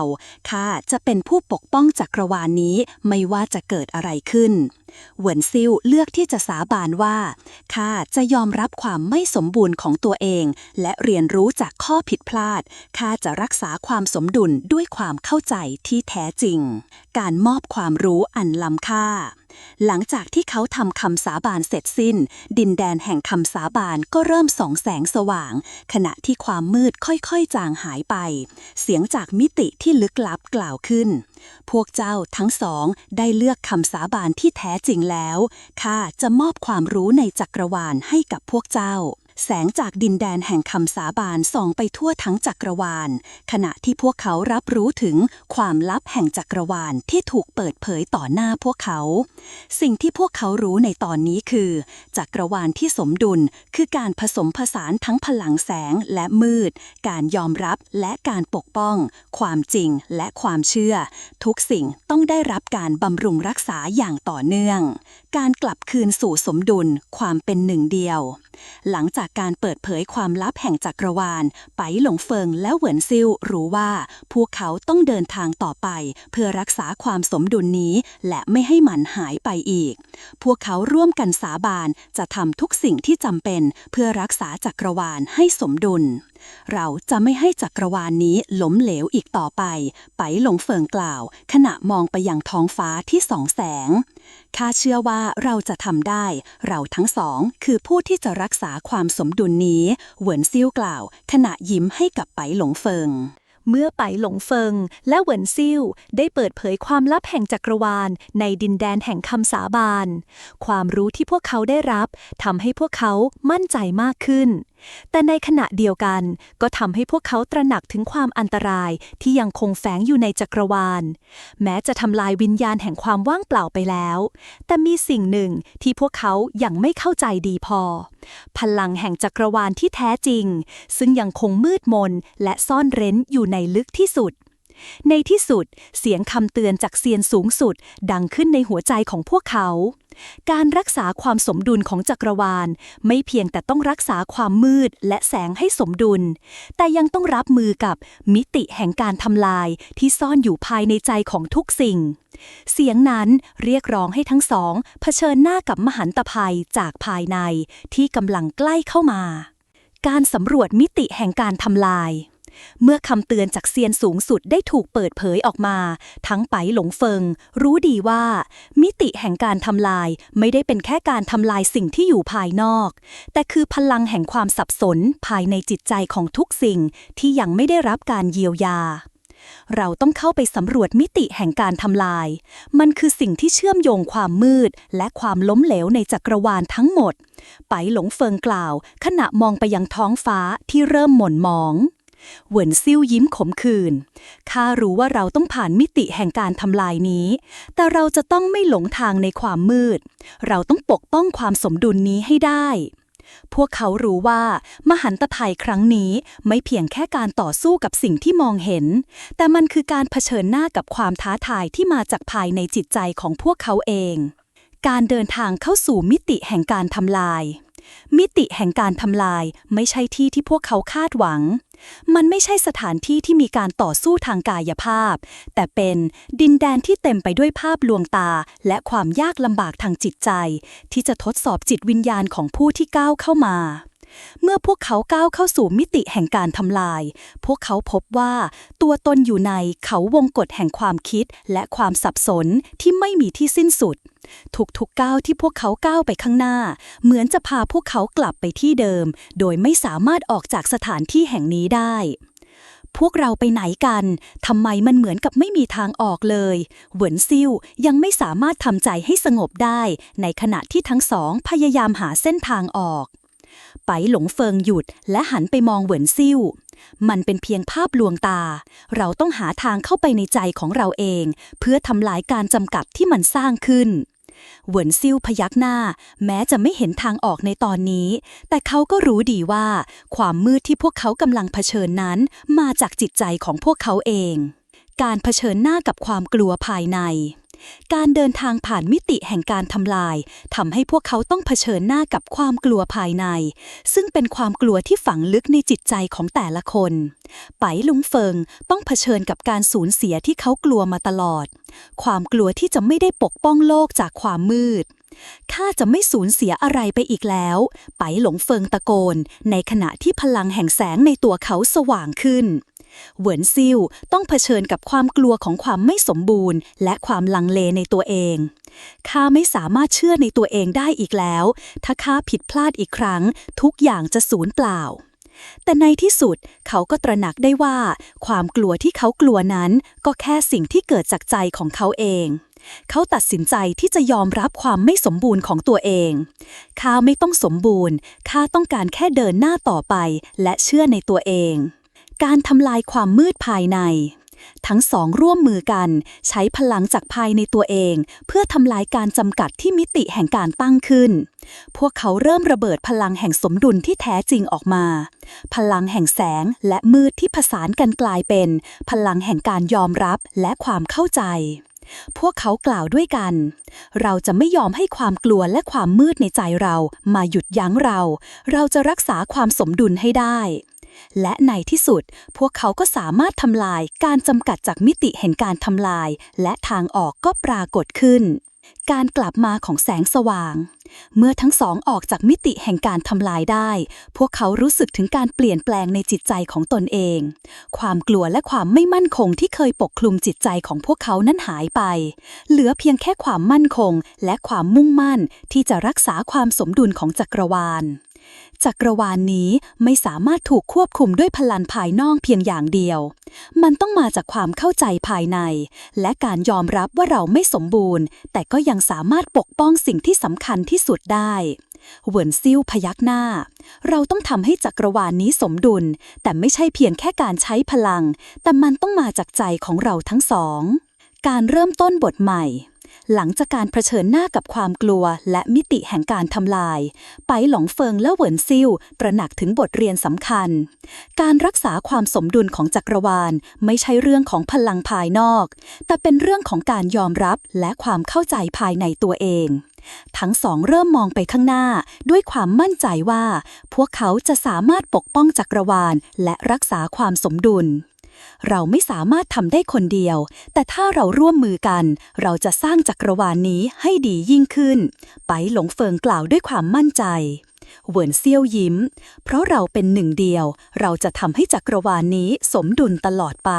หลังจากการเปิดเผยความลับแห่งจักรวาลในมิติแห่งการทำลายไปหลงเฟิงและเหวินซิ่วได้เรียนรู้ถึงความเชื่อมโยงของจักรวาลที่ไม่ใช่แค่เรื่องของแสงและมืดแต่ยังเกี่ยวข้องกับความสมดุลของพลังที่ยังไม่ได้รับการปลุกขึ้นการเผชิญหน้ากับความกลัวภายในและการทำลายล้างในใจของพวกเขานั้นนำพาไปสู่ความเข้าใจที่ลึกซึ้งว่าจักรวาลนี้ต้องการการปกป้องจากภายในและมีเพียงการทำให้ทั้งสองฝ่ายนี้มีการเชื่อมต่อและประสานกันเท่านั้นถึงจะสามารถรักษาความสมดุลเอาไว้ได้ในขณะที่ทั้งสองพยายามเดินทางต่อไปในภารกิจการรักษาความสมดุลของจักรวาลพวกเขารู้ว่าภัยคุกคามที่แท้จริงที่รออยู่ข้างหน้าคือการแทรกซึมของพลังแห่งความทิ้งร้างที่ซ่อนอยู่ในมุมมืดของจักรวาลซึ่งเป็นสิ่งที่พวกเขายังไม่สามารถควบคุมได้การค้นพบใหม่ปริศนาแห่งมิติหลังจากที่พวกเขากลับมาจากการเผชิญหน้ากับมิติแห่งการทำลายไปหลงเฟิงและเหวินซิ่วได้พบกับพลังที่หลับไหลในจักรวาลซึ่งมันไม่ใช่พลังจากเทพเซียนแต่เป็นพลังลึกลับที่มาจากมิติอื่นที่มีพลังทำลายล้างอันมหาศาลพวกเขารู้สึกได้ถึงพลังที่ท่วมท้นซึ่งมันค่อยๆปลุกขึ้นมาทั้งในจักรวาลนี้และภายในตัวพวกเขาเอง มันคงจะเป็นพลังที่มาจากมิติที่เรายังไม่เข้าใจดีพอเหวินซิ่วกล่าวขณะจับดาบในมือข้ารู้สึกถึงบางอย่างที่ไม่สามารถมองเห็นได้มันเหมือนกับมีบางสิ่งซ่อนอยู่ในจักรวาลนี้ที่เราไม่เคยพบมาก่อนไปหลงเฟิงพยักหน้าอย่างเคร่งเครียดมันเป็นพลังที่เหนือกว่าทุกสิ่งที่เรารู้และมันกำลังจะตื่นขึ้นอย่างรวดเร็วการตั้งคำถามกับจักรวาลหลังจากรู้ถึงอันตรายที่กำลังใกล้เข้ามาไปหลงเฟิงและเหวินซิ่วเริ่มตั้งคำถามกับจักรวาลที่พวกเขากำลังต่อสู้เพื่อปกป้องจักรวาลนี้มีการเปลี่ยนแปลงไปหรือเปล่าไปหลงเฟิงถามขณะมองไปยังท้องฟ้าที่ปรากฏเป็นสีแดงลึกลับเราเคยเชื่อว่าเราสามารถควบคุมมันได้แต่ตอนนี้มันเหมือนจะหลุดออกจากมือของเราเหวินซิ่วมองไปยังดวงดาวที่ระยิบระยับในท้องฟ้าจักรวาลนี้มีพลังที่ลึกซึ้งเกินกว่าที่เราจะเข้าใจได้ทั้งหมดแม้เราจะปกป้องมันจากภัยคุกคามภายนอกแต่ภัยคุกคามจากภายในยังคงอยู่พวกเขารู้ดีว่าแม้ว่าพวกเขาจะผ่านการทดสอบต่างๆมาแล้วแต่จักรวาลยังคงเป็นสิ่งที่เต็มไปด้วยความลึกลับที่ยังไม่ได้ไขความลับและการต่อสู้ครั้งนี้จะไม่จบลงง่ายๆการเผชิญหน้ากับวิญญาณแห่งมิติไปหลงเฟิงและเหวินซิ่วตัดสินใจที่จะเดินทางไปยังมิติแห่งความลึกลับซึ่งเป็นที่ที่พลังลึกลับนั้นซ่อนตัวอยู่พวกเขาต้องเผชิญหน้ากับวิญญาณแห่งมิติที่เก่าแก่และทงพลังวิญญาณเหล่านี้มีพลังทำลายล้างที่สามารถเปลี่ยนแปลงทุกสิ่งในจักรวาลไปหลงเฟิงเหวินซิ่วเจ้าทั้งสองยังไม่เข้าใจความหมายของพลังที่แท้จริงเสียงของวิญญาณดังขึ้นรอบๆตัวพวกเขาพวกเจ้าจะต้องเลือกว่าจะใช้พลังนี้เพื่อทำลายหรือปกป้องจักรวาลไปหลงเฟิงยืนนิ่งสายตาของเขาจับจ้องไปยังวิญญาณนั้นข้าเลือกที่จะปกป้องจักรวาลนี้แม้ว่ามันจะต้องแลกกับชีวิตของข้าเองเหวินซิ่วก้าวไปข้างหน้าและกล่าวอย่างมั่นคงข้าไม่กลัวความลึกลับที่พวกท่านซ่อนอยู่เราจะทำให้จักรวาลนี้สมดุลและมันจะไม่ถูกทำลายอย่างง่ายดายการสละสิ่งที่รักเพื่อความสมดุลวิญญาณแห่งมิติเริ่มเผยให้เห็นถึงความลึกลับและความจริงที่ซ่อนอยู่ในจักรวาลพวกเขาได้รู้ว่าเพื่อที่จะรักษาความสมดุลพวกเขาต้องเลือกสิ่งที่รักที่สุดเพื่อสละทิ้งการรักษาความสมดุลของจักรวาลไม่ได้เป็นแค่เรื่องของพลังภายนอกแต่มันเกี่ยวข้องกับการยอมเสียสละสิ่งที่สำคัญที่สุดในชีวิตของเจ้าทั้งสองวิญญาณกล่าวด้วยเสียงที่แหบแห้งเจ้าทั้งสองต้องเลือกสิ่งที่พวกเจ้ารักที่สุดต้องถูกสละไปเพื่อความสมดุลไปหลงเฟิงและเหวินซิ่วยืนอยู่ในความเงียบงันขณะที่เขาคิดถึงการตัดสินใจครั้งนี้การสูญเสียไม่ใช่สิ่งที่พวกเขาคาดหวังแต่พวกเขารู้ดีว่าในจักรวาลแห่งความสมดุลไม่มีการตัดสินใจที่ง่ายการคืนคำสัญญาการต่อสู้เพื่อจักรวาลทั้งไปหลงเฟิงและเหวินซิ่วมองกันด้วยความมุ่งมั่นในสายตาแม้จะมีการเสียสละและการเลือกที่จะทดสอบพวกเขาแต่พวกเขาก็พร้อมที่จะทำทุกสิ่งที่จำเป็นเพื่อรักษาความสมดุลของจักรวาลจักรวาลนี้จะต้องไม่ถูกทำลายเราจะเป็นผู้ปกป้องแม้ว่าเราจะต้องแลกทุกสิ่งที่เรารักจากนั้นพวกเขาตัดสินใจที่จะทำการคืนคำสัญญาที่พวกเขาเคยให้ไว้กับจักรวาลการเลือกที่จะสละสิ่งที่รักที่สุดเพื่อรักษาความสมดุลไม่ใช่สิ่งง่ายดายแต่พวกเขาต้องทำตอนที่ 14 การปลุกพลังที่หลับไหลท้องฟ้าในยามค่ำคืนทอประกายสีฟ้าลึกลมเย็นพัดผ่านหุบเขาที่ยาวเหยียดพวกเขาก้าวออกจากแสงจากมิติแห่งการทำร้ายที่พวกเขากลับมาจากซึ่งในตอนนี้อาณาจักรของจักรวาลดูเหมือนจะสงบแต่ทว่าภายในใจของไบหลงเฟิงและเหวินซิ่วกลับเต็มไปด้วยความกังวลไบหลงเฟิงหันไปมองเหวินซิ่วที่ยืนอยู่ข้างๆเขาขณะที่ท้องฟ้าเริ่มมืดลงอีกครั้งเราทำได้เหรอเราจะต้องพยายามมากกว่านี้อีกหรือไม่เขาถามเสียงเบาเหวินซิ่วไม่ตอบทันทีเขาจ้องไปยังภูเขาห่างไกลคิดถึงสิ่งที่พวกเขาต้องเผชิญหน้ามันยังไม่จบเพียงแค่นี้เขาพูดเบาๆพร้อมกับพยายามทำใจให้สงบสิ่งที่เราต่อสู้มาแล้วคือแค่เพียงการเริ่มต้นของการเดินทางครั้งใหญ่ ไบหลงเฟิงรู้ดีว่าเหวินซิ่วพูดถูกพวกเขายังต้องเผชิญกับภัยคุกคามที่ยิ่งใหญ่กว่าทุกสิ่งที่พวกเขาเคยเจอก่อนหน้านี้ความรู้ที่พวกเขาค้นพบในมิติแห่งการทำร้ายบ่งบอกชัดเจนว่าจักรวาลนี้ยังไม่สิ้นสุดการทดสอบท่ามกลางความมืดที่เริ่มกลืนกินพวกเขาตัดสินใจเดินทางไปยังมิติแห่งการตื่นขึ้นเพื่อค้นหาคำตอบเกี่ยวกับพลังที่หลับไหลในจักรวาลและเพื่อปลดปล่อยพลังที่พวกเขาเชื่อว่าจะช่วยพวกเขาในการต่อสู้ครั้งสำคัญที่รออยู่ในระหว่างการเดินทางพวกเขามาถึงที่หนึ่งซึ่งเคยเป็นสถานที่ลึกลับที่ถูกกล่าวขานในตำนานของเซียนที่ได้เคยสำเร็จในการปลุกพลังเทพเซียนจากในมิติแห่งการหลับไหลหอแห่งการตื่นขึ้นเป็นสถานที่ที่ไม่เคยมีใครกล้าเข้าไปยกเว้นผู้ที่มีพลังแห่งความรู้และการยอมรับสูงสุดเหวินซิ่วยืนมองเข้าไปในหอแห่งการตื่นขึ้นที่ตั้งตระหง่านอยู่หน้าพวกเขาสถานที่นี้เต็มไปด้วยคำสาปและการทดสอบที่จะบีบคั้นทุกสิ่งที่เรามีเขากล่าวเสียงต่ำไบหลงเฟิงยืนอยู่ข้างๆเหวินซิ่วร่างสูงใหญ่ของเขาโดดเด่นท่ามกลางเงามืดขณะที่เขามองไปยังหอแห่งการตื่นขึ้นหากเราต้องการปลดปล่อยพลังที่เราต้องการพวกเราต้องยอมรับการทดสอบทั้งหมดนี้เหวินซิ่วไม่ตอบทันทีแต่เขารู้ว่าพวกเขากำลังเดินเข้าสู่เส้นทางที่ไม่สามารถย้อนกลับได้เราจะต้องทำให้ได้เพื่ออนาคตของจักรวาลนี้เขากล่าวพร้อมกับมองไปยังทางเข้าของหอพวกเขาก้าวเข้ามาในหอแห่งการตื่นขึ้นหอที่เต็มไปด้วยความเงียบสงัดและพลังลึกลับ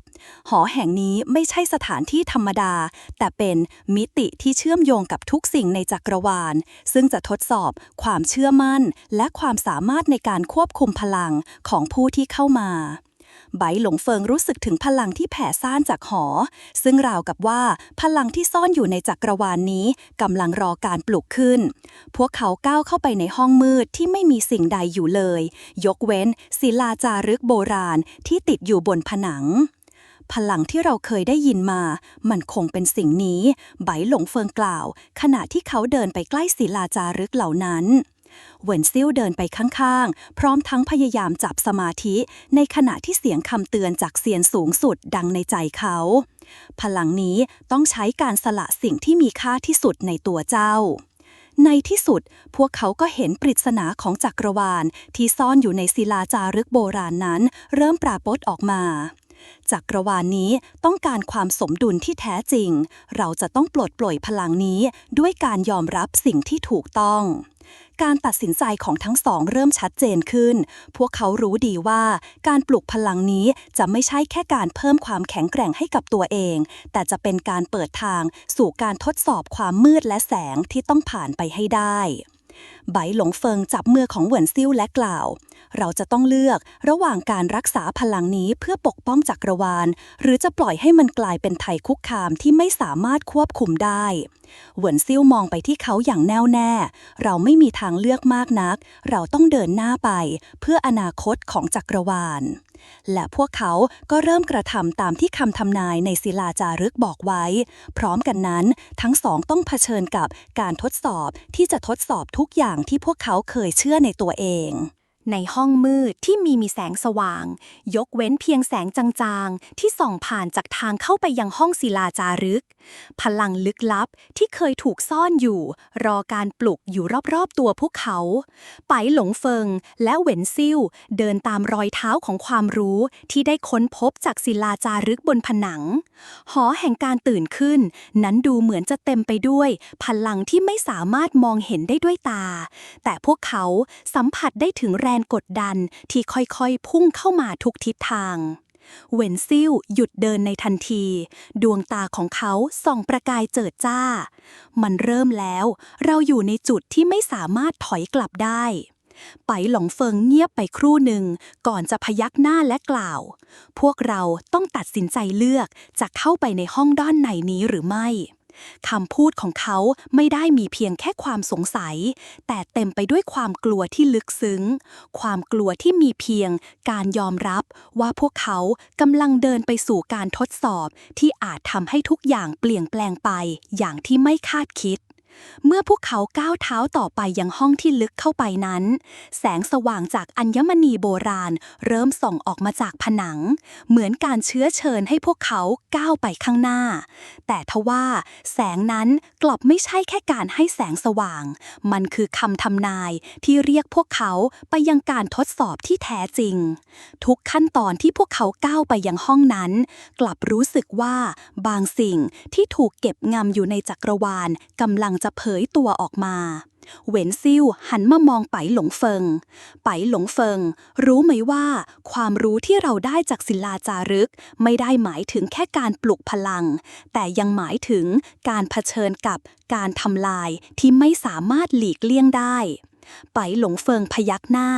ข้าเข้าใจแล้วข้ารู้ว่าการทำลายนี้จะไม่แค่เพียงทำให้จักรวาลถูกทำลายแต่จะทำให้เราเปลี่ยนแปลงไปตลอดกาลพวกเขาทั้งสองยืนอยู่หน้าห้องที่เต็มไปด้วยพลังลึกลับและมิติที่ไม่สามารถอธิบายได้การเดินทางนี้ไม่ได้แค่เป็นการปลุกพลังที่ซ่อนอยู่แต่ยังเกี่ยวข้องกับการค้นหาความจริงเกี่ยวกับการรักษาความสมดุลในจักรวาลซึ่งตอนนี้ถูกท้าทายอย่างรุนแรงในที่สุดพวกเขาทั้งสองเข้าไปในห้องมืดใหญ่ที่มีศิลาจารึกโบราณที่ถูกสลักเอาไว้บนผนังแกรนิตทึบคำทำนายบนผนังเริ่มปรากฏความจริงคือสิ่งที่ไม่เคยปรากฏต่อดวงตาเจ้าอาจจะต้องเสียสละเพื่อบรรลุความสมดุลเหวินซิ่วเริ่มรู้สึกถึงพลังบางอย่างที่ไม่สามารถมองเห็นได้กำลังพุ่งไปทั่วทั้งห้องไปหลงเฟิงมันกำลังจะมาทันใดนั้นเสียงแหลมจากด้านในห้องก็ดังขึ้นการทดสอบนี้จะท้าทายความเชื่อของเจ้าการปลุกพลังที่หลับไหลนี้ต้องแลกด้วยสิ่งที่ล้ำค่าที่สุดในชีวิตของเจ้าไปหลงเฟิงกัดฟันและยืนกรานข้ารับคำท้าข้าไม่หวั่นเกรงต่อความท้าทายใดๆเพื่อจักรวาลนี้ทันใดนั้นศิลาจารึกเริ่มลุกเป็นไฟร่างของทั้งสองเริ่มถูกดูดเข้าไปในมิติที่ไม่สามารถคาดเดาได้การทดสอบของมิติแห่งการตื่นขึ้นภายในมิติที่ไม่สามารถอธิบายได้พวกเขาเห็นสิ่งที่ไม่เคยพบเจอมาก่อนมิติแห่งความมืดและแสงที่ซ้อนกันอยู่พวกเขาถูกแบ่งออกเป็นสองฝั่งของโลกแสงและมืดแต่ละฝั่งเป็นสิ่งที่พวกเขาต้องเลือกว่าจะแสดงให้เห็นถึงความเชื่อมั่นในตัวเองหรือไม่เลือกสิ่งที่ท่านต้องการมันจะกำหนดอนาคตของจักรวาลเสียงในมิติกล่าวไปหลงเฟิงมองไปยังฝั่งของแสงเขารู้ว่าแสงนั้นสามารถให้เขามีพลังที่จำเป็นในการปกป้องจักรวาลได้แต่ก็รู้ว่าการเลือกในตอนนี้อาจทำให้เขาต้องสูญเสียบางสิ่งบางอย่างไปเหวินซิ่วเลือกที่จะเดินไปยังฝั่งของความมืดข้าจะเลือกฝั่งนี้เพราะมันคือการทดสอบความจริงที่ซ่อนอยู่เขาพูดก่อนจะหันกลับมามองไปหลงเฟิง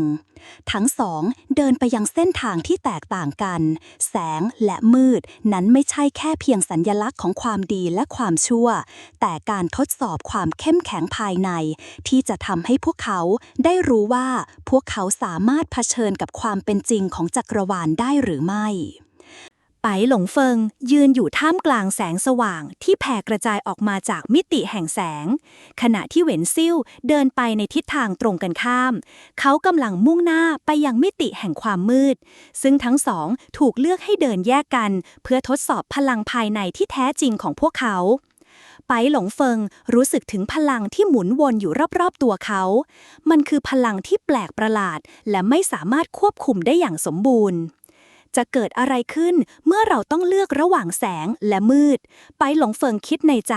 ขณะที่ยืนอยู่กลางแสงที่สาดส่องท้องฟ้าแต่ทว่ามันไม่ได้ให้ความอบอุ่นเขากลับรู้สึกถึงความหนาวเหน็บที่แทรกซึมเข้ามาในหัวใจของเขาการทดสอบนี้มันจะเป็นบททดสอบที่ยิ่งใหญ่ที่สุดในชีวิตของเราในขณะที่เขายืนอยู่ในมิติแห่งแสงเสียงในมิติกล่าวขึ้นเจ้าจะต้องเผชิญหน้ากับความจริงที่ซ่อนอยู่ในแสงนี้ถ้าหากเจ้าไม่สามารถยอมรับความจริงนี้ได้ความมืดจะครอบงำเจ้าไปตลอดกาลไปหลงเฟิงก้าวไปข้างหน้าอย่างมั่นคงข้าจะเลือกแสงข้าจะไม่ยอมให้จักรวาลต้องตกอยู่ในความมืด ทันใดนั้นพลังที่แผ่ออกมาจากแสงเริ่มปะทะกับร่างของเขา จิตใจของเขาถูกทดสอบจนเริ่มรู้สึกถึงความเจ็บปวดที่แปลกประหลาด มันเหมือนกับว่าเขากำลังเผชิญหน้ากับความผิดพลาดในอดีต และการสละสิ่งที่เคยรักเพื่อล้างบางสิ่งในจิตใจของเขาเองเวนซิลรู้สึกถึงพลังมืดที่ล้อมรอบเขาขณะที่เขาก้าวเข้าไปในมิติแห่งความมืดพลังนั้นไม่เคยให้ความรู้สึกของความกลัวแต่กลับเต็มไปด้วยความคาดหวังและการทดสอบที่ลึกซึ้ง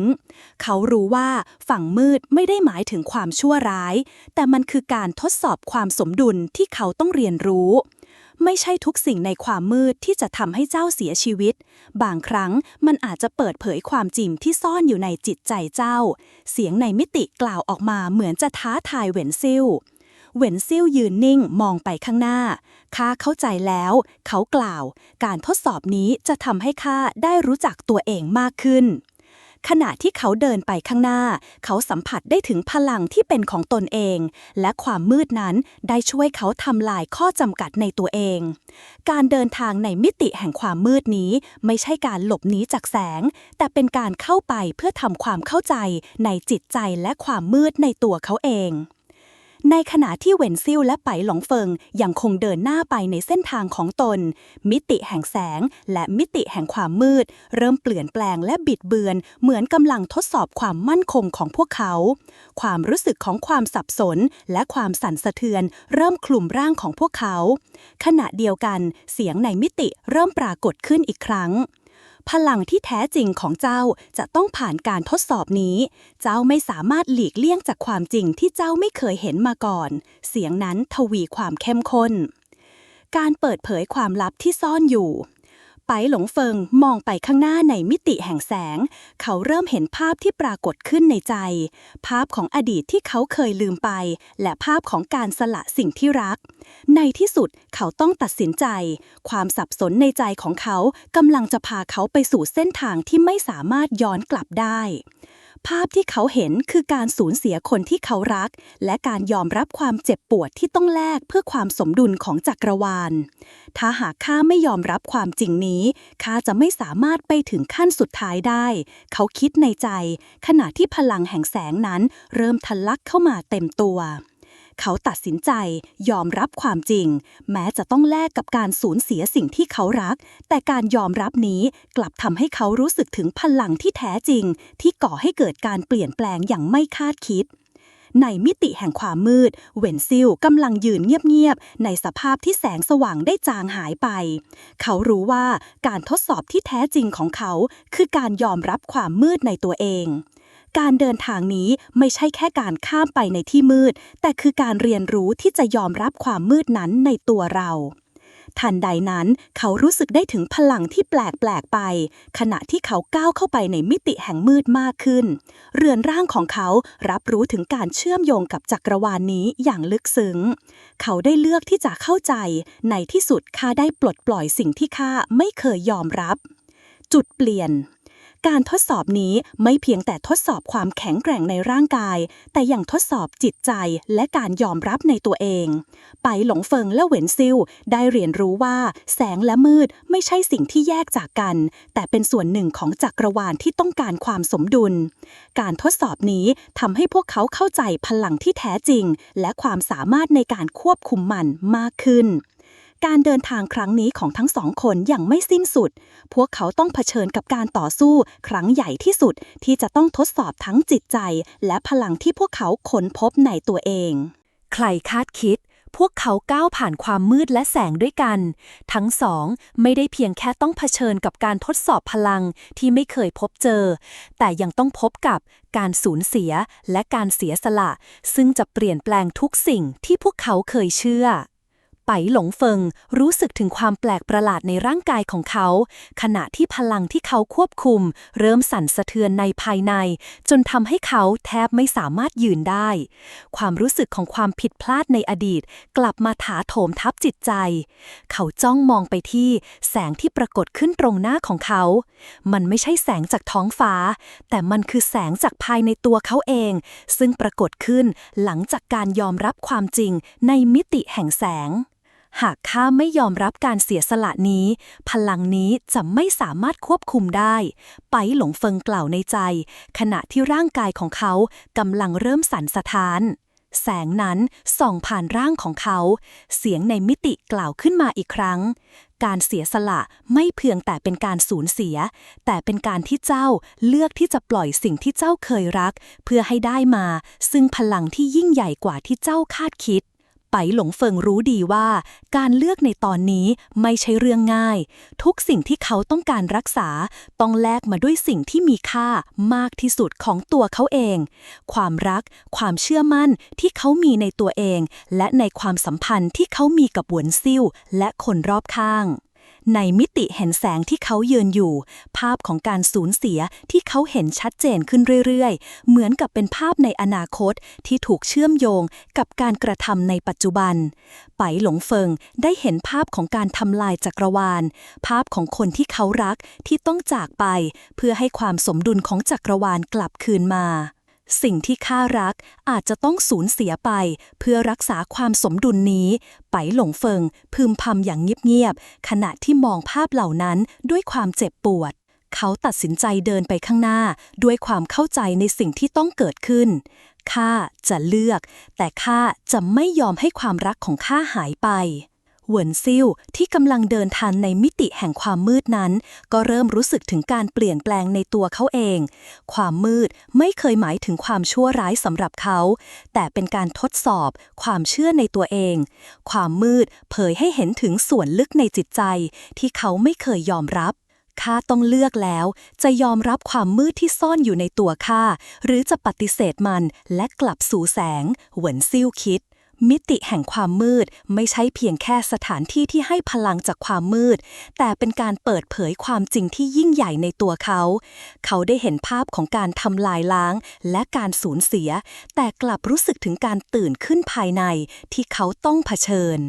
ความมืดไม่ใช่สิ่งที่เราหลีกเลี่ยง มันคือสิ่งที่เราต้องเข้าใจและยอมรับ เหวินซิ่วกล่าวกับตัวเอง การตัดสินใจของทั้งสองคนไม่ได้เพียงแค่เป็นการเลือกระหว่างแสงและความมืด แต่ยังเป็นการยอมรับความเสียสละที่จะต้องเกิดขึ้น เพื่อทำให้จักรวาลกลับคืนสู่สมดุลอย่างแท้จริง พวกเขาเข้าใจว่าการปกป้องจักรวาลไม่สามารถทำได้โดยการยึดติดกับสิ่งที่มีค่า แต่ต้องการยอมสละสิ่งที่มีค่ามากที่สุดเพื่อรักษาโลกและชีวิตทุกชีวิตไว้ การเลือกนี้ไม่ง่ายเลย ไปหลงเฟิงกล่าว ขณะยืนอยู่ในแสงที่กระจายออกมารอบตัวเขา แต่เราไม่มีทางเลือกอื่นนอกจากการปล่อยให้มันเป็นไป เหวินซิ่วที่อยู่ในมิติแห่งความมืดก็หยุดลงเหมือนกัน เราต้องเลือกให้ดี เพราะการเลือกนี้จะกำหนดอนาคตของจักรวาลทั้งใบ ทั้งสองไม่พูดอะไรกันต่อไป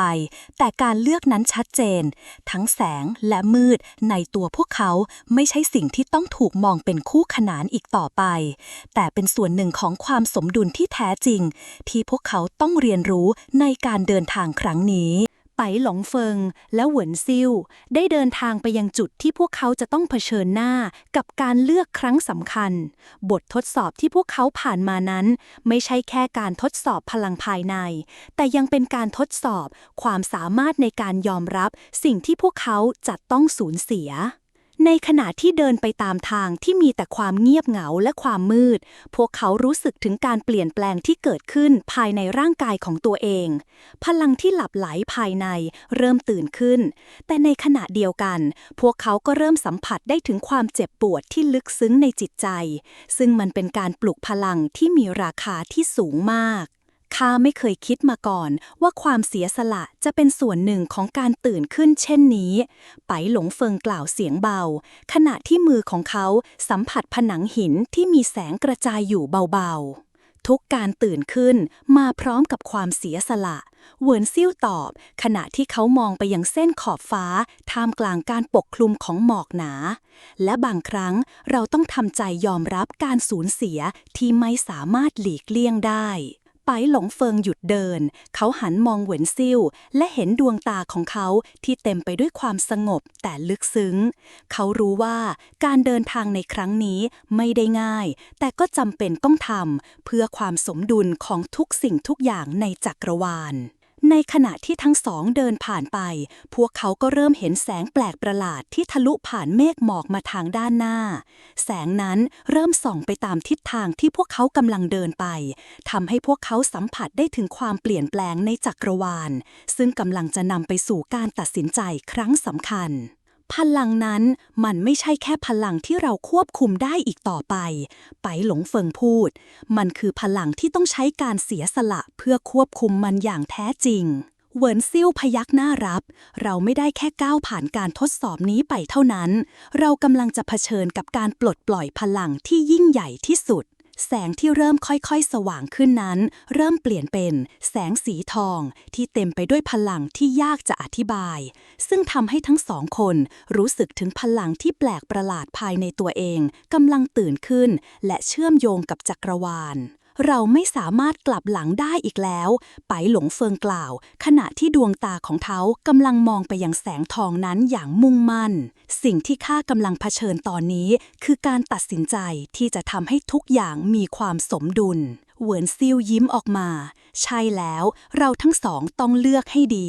การเสียสละจะทำให้พวกเราค้นพบความจริงที่ซ่อนอยู่ในพลังนั้นไปหลงเฟิงหยุดเดินเขาหันมองเหวินซิ่วและเห็นดวงตาของเขาที่เต็มไปด้วยความสงบแต่ลึกซึ้งเขารู้ว่าการเดินทางในครั้งนี้ไม่ได้ง่ายแต่ก็จำเป็นต้องทำเพื่อความสมดุลของทุกสิ่งทุกอย่างในจักรวาลในขณะที่ทั้งสองเดินผ่านไปพวกเขาก็เริ่มเห็นแสงแปลกประหลาดที่ทะลุผ่านเมฆหมอกมาทางด้านหน้าแสงนั้นเริ่มส่องไปตามทิศทางที่พวกเขากำลังเดินไปทำให้พวกเขาสัมผัสได้ถึงความเปลี่ยนแปลงในจักรวาลซึ่งกำลังจะนำไปสู่การตัดสินใจครั้งสำคัญพลังนั้นมันไม่ใช่แค่พลังที่เราควบคุมได้อีกต่อไปไปหลงเฟิงพูดมันคือพลังที่ต้องใช้การเสียสละเพื่อควบคุมมันอย่างแท้จริงเหวินซิ่วพยักหน้ารับเราไม่ได้แค่ก้าวผ่านการทดสอบนี้ไปเท่านั้นเรากำลังจะเผชิญกับการปลดปล่อยพลังที่ยิ่งใหญ่ที่สุดแสงที่เริ่มค่อยๆสว่างขึ้นนั้นเริ่มเปลี่ยนเป็นแสงสีทองที่เต็มไปด้วยพลังที่ยากจะอธิบายซึ่งทำให้ทั้งสองคนรู้สึกถึงพลังที่แปลกประหลาดภายในตัวเองกำลังตื่นขึ้นและเชื่อมโยงกับจักรวาลเราไม่สามารถกลับหลังได้อีกแล้วไปหลงเฟิงพูดขณะที่ดวงตาของเขากำลังมองไปยังแสงทองนั้นอย่างมุ่งมั่นสิ่งที่ข้ากำลังเผชิญตอนนี้คือการตัดสินใจที่จะทำให้ทุกอย่างมีความสมดุลเหวินซิ่วยิ้มออกมาใช่แล้วเราทั้งสองต้องเลือกให้ดีการเสียสละจะทำให้พวกเราค้นพบความจริงที่ซ่อนอยู่ในพลังนั้นการเดินทางในมิติแห่งแสงและความมืดกำลังจะพาพวกเขาไปสู่จุดสูงสุดของการตื่นขึ้นซึ่งความจริงที่ซ่อนอยู่นั้นอาจเป็นสิ่งที่พวกเขาต้องเผชิญด้วยความกล้าหาญที่สุดที่เคยมีมาทั้งสองจ้องมองไปยังแสงทองที่เริ่มส่องออกจากกลางท้องฟ้าการตัดสินใจที่พวกเขาทำจะกำหนดอนาคตของจักรวาลและพวกเขาจะต้องเตรียมใจให้พร้อมในการเผชิญหน้ากับความสูญเสียและการเสียสละที่จะตามมาการปลดปล่อยพลังจากการเสียสละไปหลงเฟิงรู้สึกถึงพลังที่เริ่มเกิดขึ้นภายในตัวเขาพลังนี้มันจะทำให้จักรวาลสมดุลหรือจะทำลายมันไปเลยกันแน่เขาถามตัวเองขณะที่เขารู้สึกถึงพลังที่หลับไหลในตัวเขาเริ่มปลุกตัวเองออกมาหากข้าไม่ยอมรับการเสียสละนี้ข้าอาจจะไม่มีวันควบคุมพลังนี้ได้เหวินซิ่วมองไปที่เขาด้วยดวงตาที่เต็มไปด้วยความเข้าใจ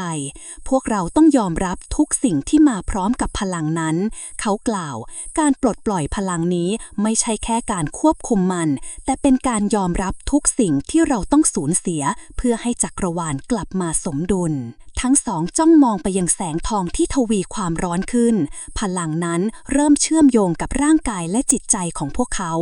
ทุกลมหายใจที่พวกเขาหายใจเข้ากลายเป็นการเชื่อมต่อกับจักรวาลและพลังที่ไม่มีที่สิ้นสุดการเดินทางนี้ไม่ใช่แค่การฝึกฝนพลังแต่มันคือการเข้าใจความสมดุลของชีวิตและจักรวาลพวกเขารู้ดีว่าการปลดปล่อยพลังนั้นจะต้องเสียสละบางสิ่งที่มีค่ามากที่สุดในชีวิตและพวกเขาก็พร้อมที่จะทำเช่นนั้นเพื่อให้จักรวาลสามารถอยู่รอดได้ตอนที่15ศึกระหว่างแสงและความมืด หลินเหวยยืนอยู่ในห้องโถงใหญ่ของพระราชวังเซียนซึ่งสูงล้ำเหนือเมฆหมอกพลังลึกลับของสถานที่แห่งนี้เหมือนจะกดทับจิตใจทุกคนที่เข้ามาการตกแต่งด้วยลวดลายทองคำและเพชรระยิบระยับทำให้บรรยากาศในห้องดูเหมือนล่องรอยไปในอวกาศท่ามกลางความสวยงามเหล่านั้นกลับเต็มไปด้วยความเครียดและความกังวลที่สะท้อนออกจากใบหน้าของผู้คนในห้องหลินเหวยยืนตรงกลางโต๊ะหินสีดำใหญ่ที่มีแผนที่เซียนกระจายอยู่รอบตัวเธอคือผู้ที่ร่วมเดินทางมาด้วยกันไปหลงเฟิงพระเอกผู้เก่งกาจและจิตใจแข็งแกร่งเหวินซิ่วผู้หญิงที่มักคอยช่วยเหลือและเป็นเพื่อนสนิทของหลินเหวยทุกคนยืนอยู่ตรงนั้นด้วยท่าทางที่แข็งแกร่งแต่ความไม่มั่นใจก็ยังแผ่ปกคลุมในทุกคนทุกคนรู้ดีว่ามารแห่งความมืดกำลังจะมาถึงและตอนนี้เราต้องตัดสินใจหลินเหวยเริ่มพูดดวงตาของเธอจดจ้องไปที่แผนที่เซียนที่อยู่บนโต๊ะมันมีแสงสีฟ้าระยิบระยับซึ่งปรากฏขึ้นบนแผนที่ทุกครั้งที่มือของเธอสัมผัสไปหลงเฟิงยิ้มเล็กน้อยและพูดขึ้นพลังของเรายังไม่เพียงพอที่จะต่อกรกับมารแห่งความมืดแต่ถ้าเราร่วมมือกันเราก็อาจจะสามารถหาทางชนะเขาได้เหวินซิ่วที่ยืนอยู่ข้างๆหลินเหวยพยักหน้ารับใช่ค่ะเราไม่สามารถพึ่งพาพลังของเราเองได้ทั้งหมดแต่มันก็มีทางเลือกมากมายที่เราจะหันมาใช้วิธีการอื่นการเตรียมตัวไม่เพียงแค่เรื่องพลังแต่ยังรวมถึงการเตรียมใจของทุกคนที่จะต้องเผชิญหน้ากับการทดสอบครั้งใหญ่ที่สุดในชีวิตหลินเหวยรู้ว่าการตัดสินใจครั้งนี้จะเป็นตัวกำหนดชะตากรรมของโลกและทุกสิ่งที่พวกเขารักหลินเหวยหันไปมองที่ไปหลงเฟิงเจ้าพร้อมหรือเปล่า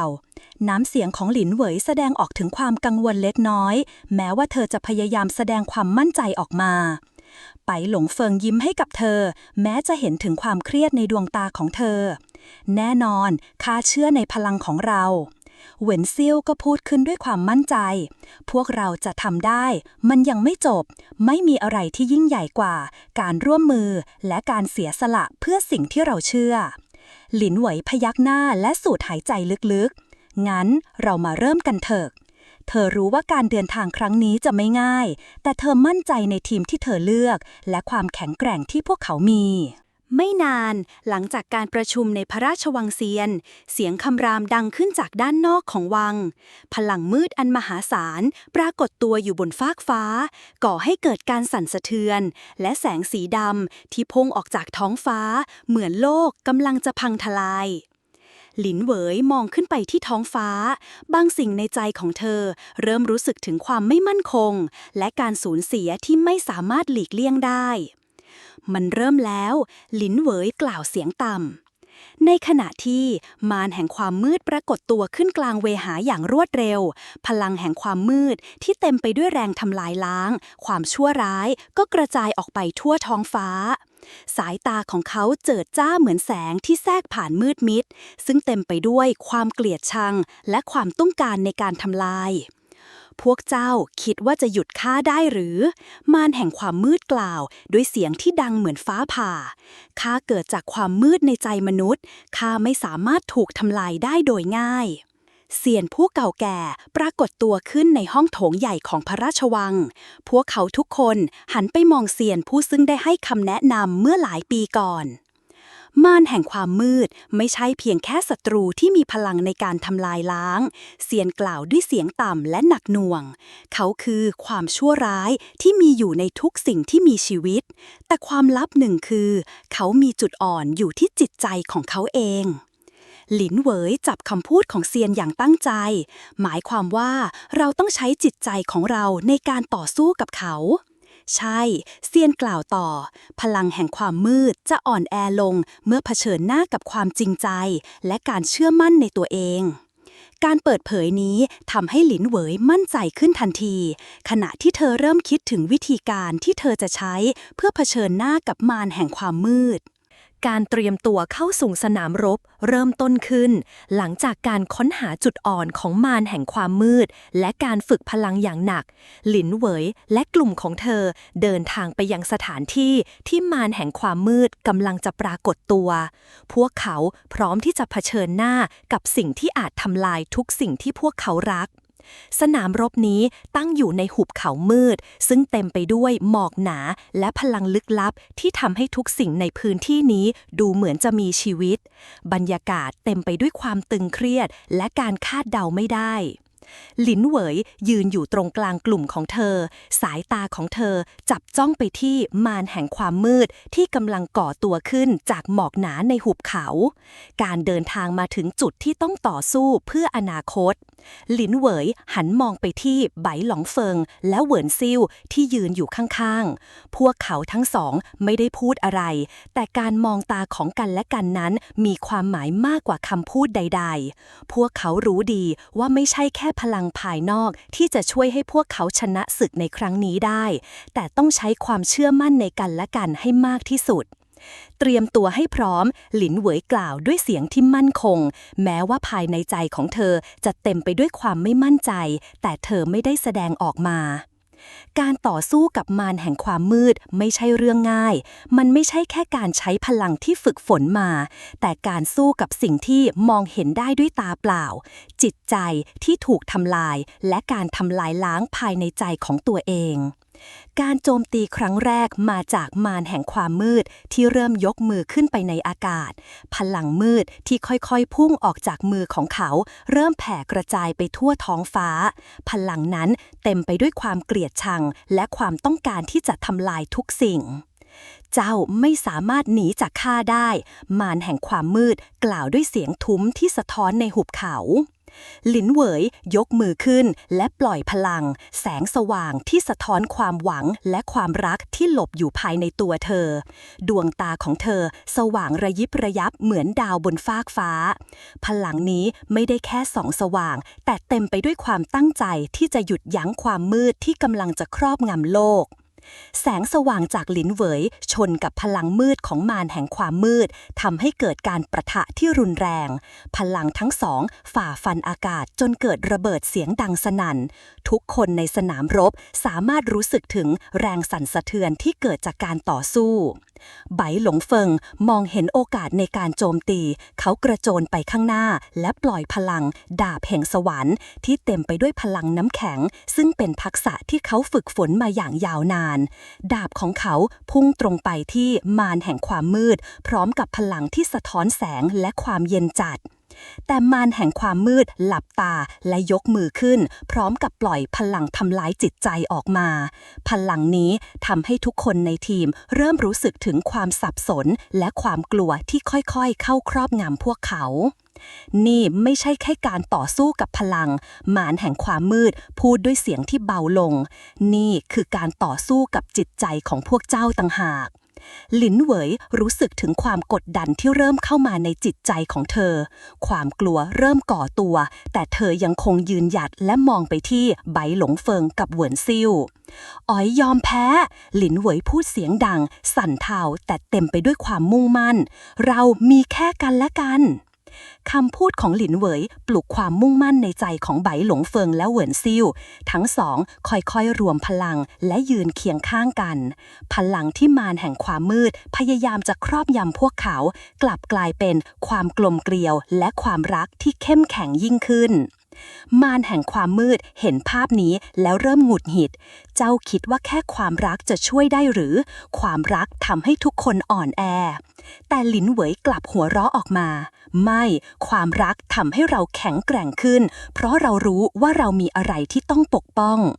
แสงจากหลินเหวยไบหลงเฟิงและเหวินซิ่วรวมพลังกันจนกระทั่งเกิดเป็นพลังที่ยิ่งใหญ่ที่สุดเท่าที่เขาเคยรู้จักพลังแห่งแสงและความรักที่พร้อมที่จะทำลายความมืดและทุกสิ่งที่ขวางหน้า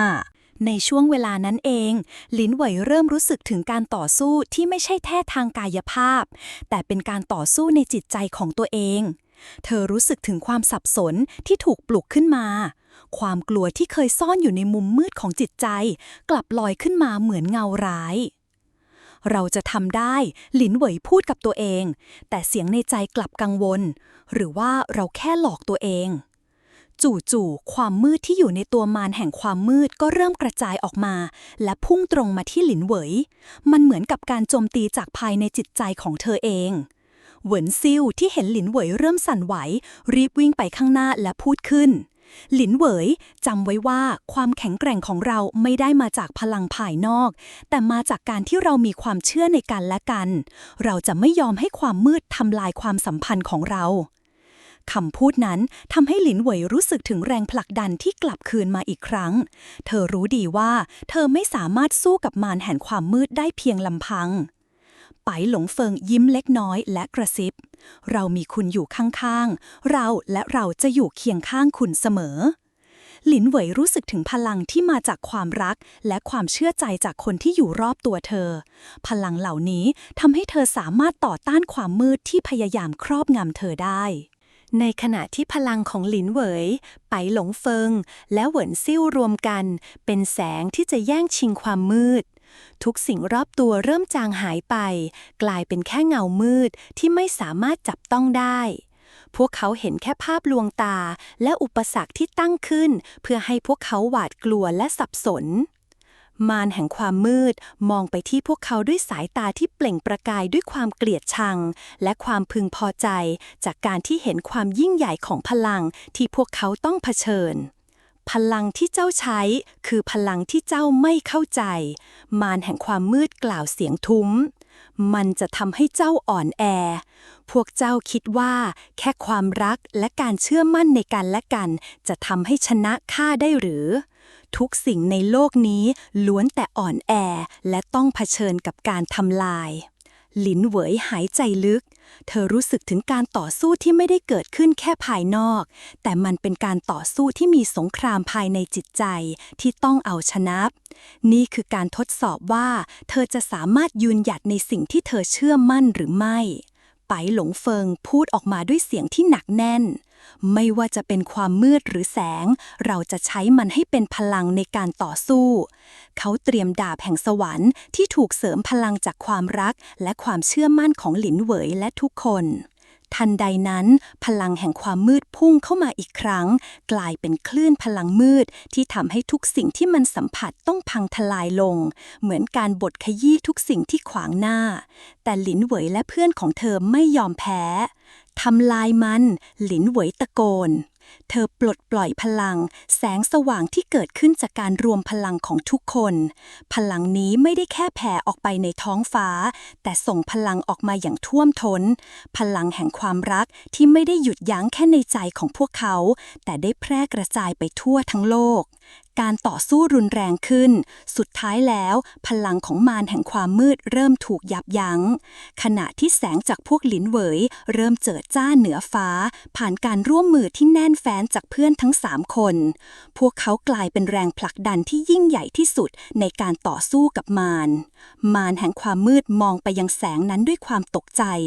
เป็นไปไม่ได้เจ้าจะทำลายข้าได้อย่างไร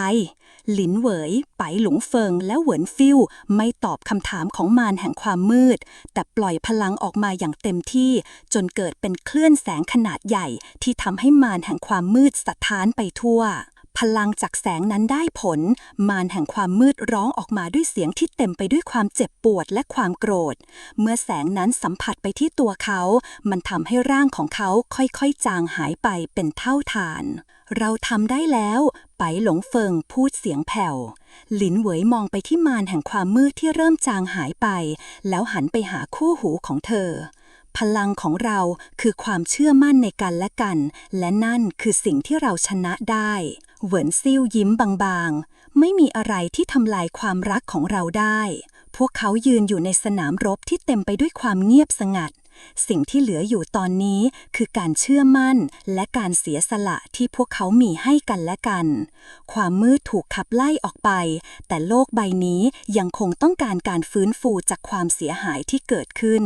หลินเหวยยิ้มออกมาท่ามกลางร่างกายที่อ่อนล้าเธอรู้ดีว่าพวกเขายังไม่จบแค่การต่อสู้ครั้งนี้หลังจากการต่อสู้ที่หนักหน่วงพวกเขากลับมายังพระราชวังเซียนโดยมีร่องรอยจากการต่อสู้ที่ค่อยๆชัดเจนขึ้นพวกเขาเสียเลือดและพลังไปมากแต่มันก็ไม่ได้ทำให้พวกเขาหมดกำลังใจพวกเราไม่ได้ชนะแค่สงครามนี้หลินเหวยพูดเราได้ปลดปล่อยพลังที่แท้จริงในตัวเราออกมาแล้วไปหลงเฟิงมองไปที่หลินเหวยอย่างชื่นชมไม่ว่าจะเกิดอะไรขึ้นเรายังคงอยู่เคียงข้างกันเสมอ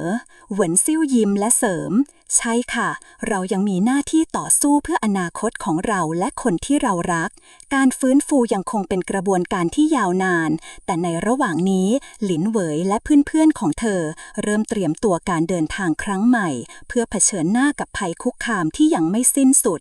สิ่งที่เขาทำได้ในตอนนี้คือการเติมเต็มพลังและหาคำตอบที่เขาจะต้องตามหาในโลกที่เต็มไปด้วยความลึกลับและอันตรายใหม่ๆที่รอพวกเขาอยู่ในทุกย่างก้าว ตอนที่ 16 ศึกใหม่ที่รออยู่ ท้องฟ้าเหนือพระราชวังเซียนยังคงเต็มไปด้วยความเงียบสงัด หลังจากการต่อสู้ที่ยิ่งใหญ่กับมารแห่งความมืด ทั่วทั้งดินแดนของเซียนดูเหมือนจะได้รับการฟื้นฟูจากการทำลายล้าง และเสียงของสู้รบก็ดังห่างออกไป การพักผ่อนและการรักษาอาการบาดเจ็บของทุกคนเป็นสิ่งสำคัญ แต่ลึกๆในใจของหลินเหวยและทุกคนกลับรู้ดีว่ามันยังไม่จบ ความมืดยังคงคอยเฝ้ามองจากที่ไกล และภัยคุกคามใหม่กำลังจะมาถึง หลินเหวยก้าวออกจากห้องที่เธอพักและยืนอยู่ท่ามกลางสวนดอกบัวสีแดงที่บานสะพรั่งในพระราชวังเซียน ดอกบัวที่ปรากฏให้เห็นนั้นเหมือนกับการบอกให้เธอรู้ว่าการฟื้นฟูเป็นไปได้ แต่การฟื้นฟูนี้ยังไม่สมบูรณ์ ดวงตาของหลินเหวยมองไปข้างหน้า ท้องฟ้าในยามเช้าทำให้เธอรู้สึกถึงพลังบางอย่างที่เรียกร้องให้เธอก้าวไปข้างหน้า สิ่งที่เราได้ทำในตอนนี้ยังไม่พอ หลินเหวยคิดในใจ ยังมีภัยที่ซ่อนอยู่ และเราต้องเตรียมตัวสำหรับการเดินทางที่ยากลำบากครั้งใหม่ การเดินทางครั้งนี้ไม่เพียงแค่การค้นหาความรู้และพลังใหม่ แต่ยังเป็นการค้นหาความหมายที่แท้จริงของการเป็นเทพเซียนของเธอ และการทำให้ทุกสิ่งที่เกิดขึ้นในอดีตมีความหมาย ไปหลงเฟิงและเหวินซิ่วเดินเข้ามาหาเธอในขณะนั้น ทั้งสองคนยังดูเหนื่อยล้า แต่ในแววตาของพวกเขากลับเต็มไปด้วยความตั้งใจที่ไม่มีวันหมด หลินเหวยเจ้ารู้หรือไม่ว่าเรากำลังจะเผชิญกับอะไรในอนาคต ไปหลงเฟิงถามขณะที่เขายืนอยู่ข้างๆเธอ พลังของเขายังเต็มเปี่ยม แต่เขาก็รู้ดีว่าการฝึกฝนยังไม่สามารถเตรียมเขาให้พร้อมสำหรับการต่อสู้ครั้งใหม่ที่กำลังจะมา หลินเหวยหันไปมองเขาพร้อมกับรอยยิ้มที่อบอุ่น แต่ในใจกลับเต็มไปด้วยความกังวล เรารู้ว่าไม่ใช่แค่ศัตรูภายนอกที่เราจะต้องต่อสู้ แต่ยังเป็นการต่อสู้ภายในตัวเองด้วย เหวินซิ่วที่ยืนอยู่ข้างๆก็พูดเสริม บางครั้งการรู้ว่าเราต้องทำอะไรก็ไม่ได้หมายความว่าเราพร้อมจริงๆสำหรับมัน แต่ถ้าเราเชื่อมั่นในกันและกัน เราก็สามารถผ่านมันไปได้คำพูดของเหวินซิ่วทำให้หลินเหวยรู้สึกอุ่นใจ แม้ว่าทุกสิ่งจะยังไม่ชัดเจน แต่ความเชื่อมั่นในตัวเองและเพื่อนคือสิ่งที่ทำให้เธอสามารถเดินต่อไปได้ แล้วเราจะเริ่มต้นที่ไหน หลินเหวยถาม ไปหลงเฟิงยิ้มและชี้ไปที่แผนที่เซียนที่วางอยู่บนโต๊ะหินข้างๆ เราได้รับข้อมูลใหม่จากเซียนผู้เก่าแก่ว่ามีแหล่งพลังใหม่ที่ซ่อนอยู่ในภูเขาน้ำแข็งที่ห่างไกลออกไป พลังนั้นอาจจะเป็นกุญแจในการต่อสู้กับภัยคุกคามที่กำลังจะมา หลินเหวยพยักหน้ารับและในใจของเธอมีคำถามหนึ่งผุดขึ้นมาทำไมพลังนี้ถึงถูกซ่อนอยู่ที่นั่น เราจะพบมันได้จริงหรือ แต่ถึงแม้ว่าคำถามเหล่านั้นจะยังค้างคาอยู่ในใจ หลินเหวยรู้ดีว่าการเดินทางครั้งนี้ไม่ได้มีแค่คำถาม แต่จะมีคำตอบใหม่ที่จะช่วยให้พวกเขาค้นพบเส้นทางแห่งความเป็นเซียนที่แท้จริง การเดินทางยังภูเขาน้ำแข็งนั้นไม่ได้ง่ายอย่างที่พวกเขาคิด ภูเขานี้ตั้งอยู่ในเขตแดนที่ถูกลืมและเต็มไปด้วยปริศนา พวกเขาต้องผ่านป่าอาถรรพ์และเขตแดนที่มีการป้องกันจากเซียนผู้ล่วงลับโดยไม่มีใครกล้าผ่านไป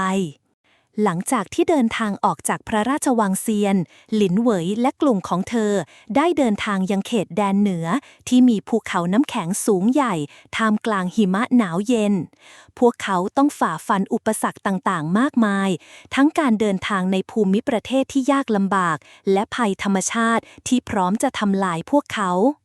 มันหนาวมากเหวินซิ่วพูดพลางพยายามข่มความหนาวเย็นที่ท่วมท้นร่างหลินเหวยหันไปมองเธอและยิ้มเราต้องอดทนที่นี่อาจจะเป็นเพียงการทดสอบอีกครั้งหนึ่งไปหลงเฟิงที่เดินอยู่ข้างๆเหลือบมองไปที่ภูเขาน้ำแข็งที่ลิบตาการเดินทางครั้งนี้จะเป็นการทดสอบความกล้าหาญของเราแต่เราต้องไม่ลืมว่าเรากำลังตามหาพลังที่อาจช่วยเราได้เมื่อเดินทางมาถึงตีนภูเขาหิมะเริ่มตกลงมาอย่างหนักแสงสีขาวสะท้อนจากหิมะทำให้ทัศนียภาพรอบตัวดูสวยงามและน่าสงบแต่หลินเหวยรู้ดีว่าเบื้องหลังความสงบเหล่านี้มีความลับที่รอการเปิดเผยพวกเราพร้อมแล้วหลินเหวยพูดเสียงมั่นคงไปกันเถอะการเดินทางเข้าสู่ภูเขาน้ำแข็งคือการเดินทางที่เต็มไปด้วยความท้าทายใหม่ๆพวกเขาจะต้องเผชิญหน้ากับอุปสรรคใหม่และคำถามที่ยังไม่ได้คำตอบทั้งการฝึกพลังที่ยังไม่สมบูรณ์และการค้นหาความจริงที่อยู่ในโลกที่เต็มไปด้วยการทดสอบทางจิตใจพวกเขาก้าวเดินขึ้นไปบนภูเขาน้ำแข็งด้วยความท้าทายที่รออยู่ข้างหน้าหิมะที่ตกลงมาไม่หยุดหย่อนและอากาศที่หนาวเย็นถึงกระดูกทุกย่างก้าวที่พวกเขาก้าวไปขี้เกียจที่แฝงด้วยความเหนื่อยล้าก็ยังคงสะสมขึ้นเรื่อยๆแต่พวกเขารู้ดีว่าการเดินทางครั้งนี้คือสิ่งที่ไม่สามารถหลีกเลี่ยงได้และการค้นหาพลังที่จะทำให้พวกเขาสามารถปกป้องสิ่งที่สำคัญที่สุดในชีวิตได้ก็อยู่ที่ปลายทางนี้หลินเหวยพยายามมองไปข้างหน้า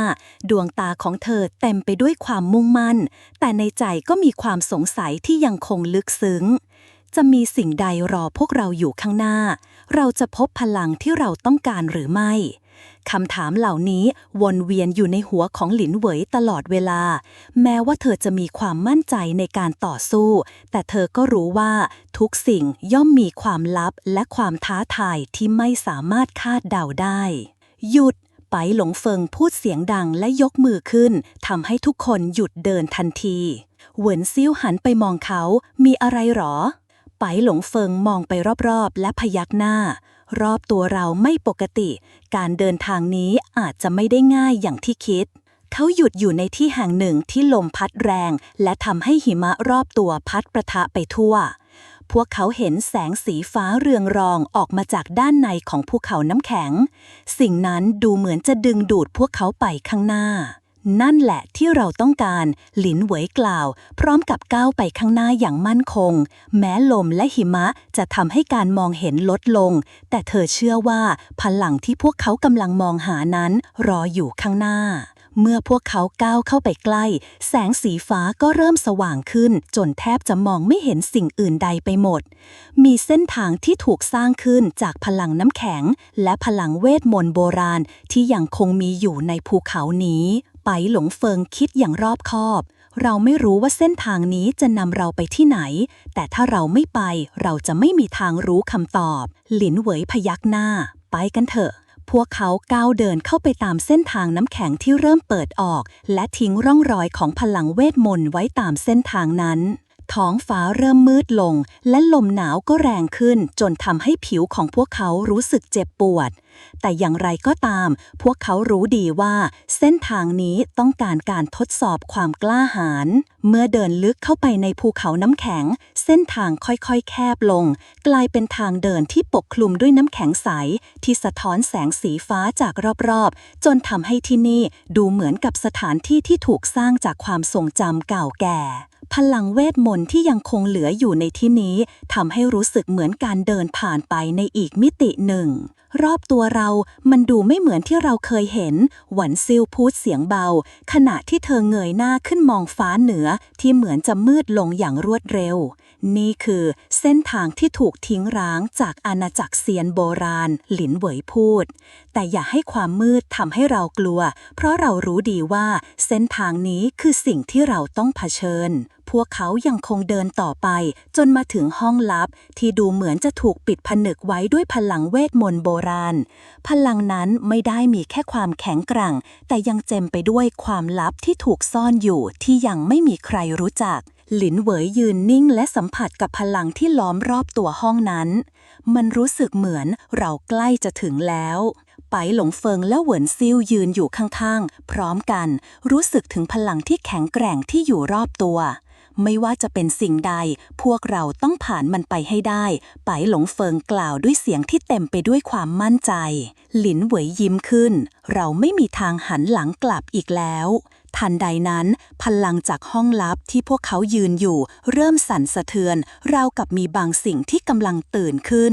อาจจะเป็นความลับโบราณหรืออาจจะเป็นภัยคุกคามใหม่ที่จะทดสอบพวกเขาทั้งหมดพวกเขารู้ดีว่าเส้นทางข้างหน้าคือการทดสอบที่ยิ่งใหญ่ที่จะเปิดเผยทุกสิ่งหลินเหวยยืนอยู่หน้าประตูของห้องลับที่ถูกผนึกด้วยพลังเวทมนต์โบราณความลับที่ซ่อนอยู่ภายในยังคงไม่ชัดเจนแต่เธอรู้ว่าการเปิดเผยมันจะทำให้พวกเขาค้นพบพลังที่พวกเขาต้องการคำถามยังคงอยู่ในใจสิ่งที่รออยู่ภายในนั้นคืออะไรหลินเหวยยืนนิ่งท่ามกลางความมืดและเงียบสงัดที่ล้อมรอบเธอขณะนั้นประตูห้องลับที่ปิดผนึกอยู่เริ่มสั่นสะเทือนเบาๆเช่นเดียวกับแสงเรืองรองที่เริ่มส่องออกมาจากซอกมุมประตูทุกสิ่งดูเหมือนจะเคลื่อนไหวในจังหวะที่มีความหมายบางอย่างมันเริ่มแล้วหลินเหวยกล่าวเสียงเบามันไม่ใช่แค่การเปิดประตูธรรมดาแต่เหมือนมีพลังเก่าแก่ที่กำลังตื่นขึ้นไปหลงเฟิงมองไปยังแสงสีฟ้าที่ส่องออกมาจากประตูเขาสัมผัสได้ถึงพลังลึกลับที่กำลังเรียกร้องให้พวกเขาก้าวผ่านเข้าไปขณะที่เขามองไปที่หลินเหวยเขารู้ดีว่าเธอคงไม่ลังเลที่จะเดินต่อไป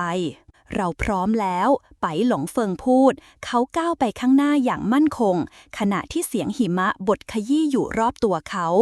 อย่ารีบร้อนเหวินซิ่วพูดพร้อมกับดึงมือหลินเหวยพลังที่เรากำลังเผชิญอาจจะไม่เหมือนที่เราคิดไว้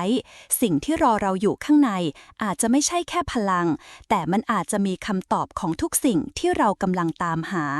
หลินเหวยหันไปมองเหวินซิ่วท่ามกลางความกลัวและความกังวลที่ลึกซึ้งเธอก็รู้ดีว่าความระมัดระวังคือสิ่งที่จำเป็นสำหรับการเดินทางครั้งนี้แต่เธอไม่สามารถถอยหลังได้อีกไปกันเถอะหลินเหวยตอบเสียงมั่นคง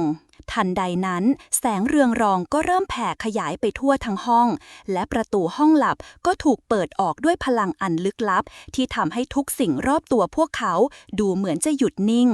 เมื่อประตูเปิดออกจนสุดพวกเขาเห็นห้องใหญ่ที่เต็มไปด้วยหินสีครามและรูปแกะสลักเซียนโบราณที่ตกสะท้อนกับแสงสีฟ้าจากด้านในห้องนี้มีแท่นหินโบราณที่ตั้งอยู่ตรงกลางเมื่อพวกเขาก้าวเข้าไปใกล้แท่นหินนั้นเริ่มเปล่งแสงออกมา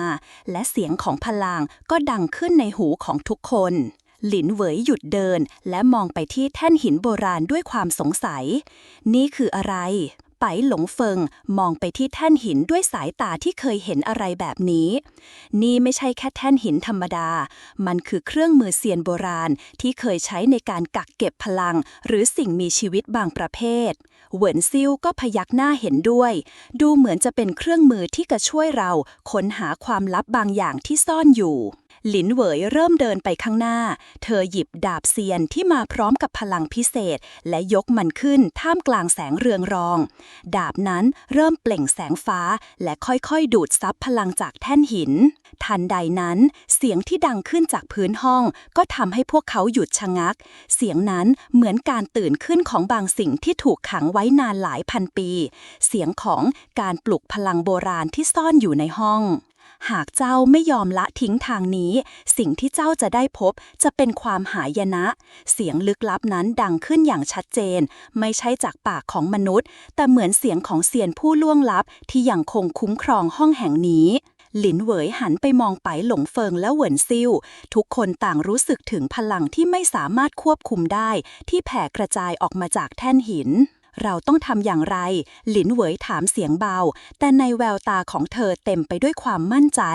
ไปกันเถอะไปหลงเฟิงพูดเราไม่มีทางเลือกนี่คือเส้นทางเดียวที่จะช่วยให้เราผ่านการทดสอบนี้ได้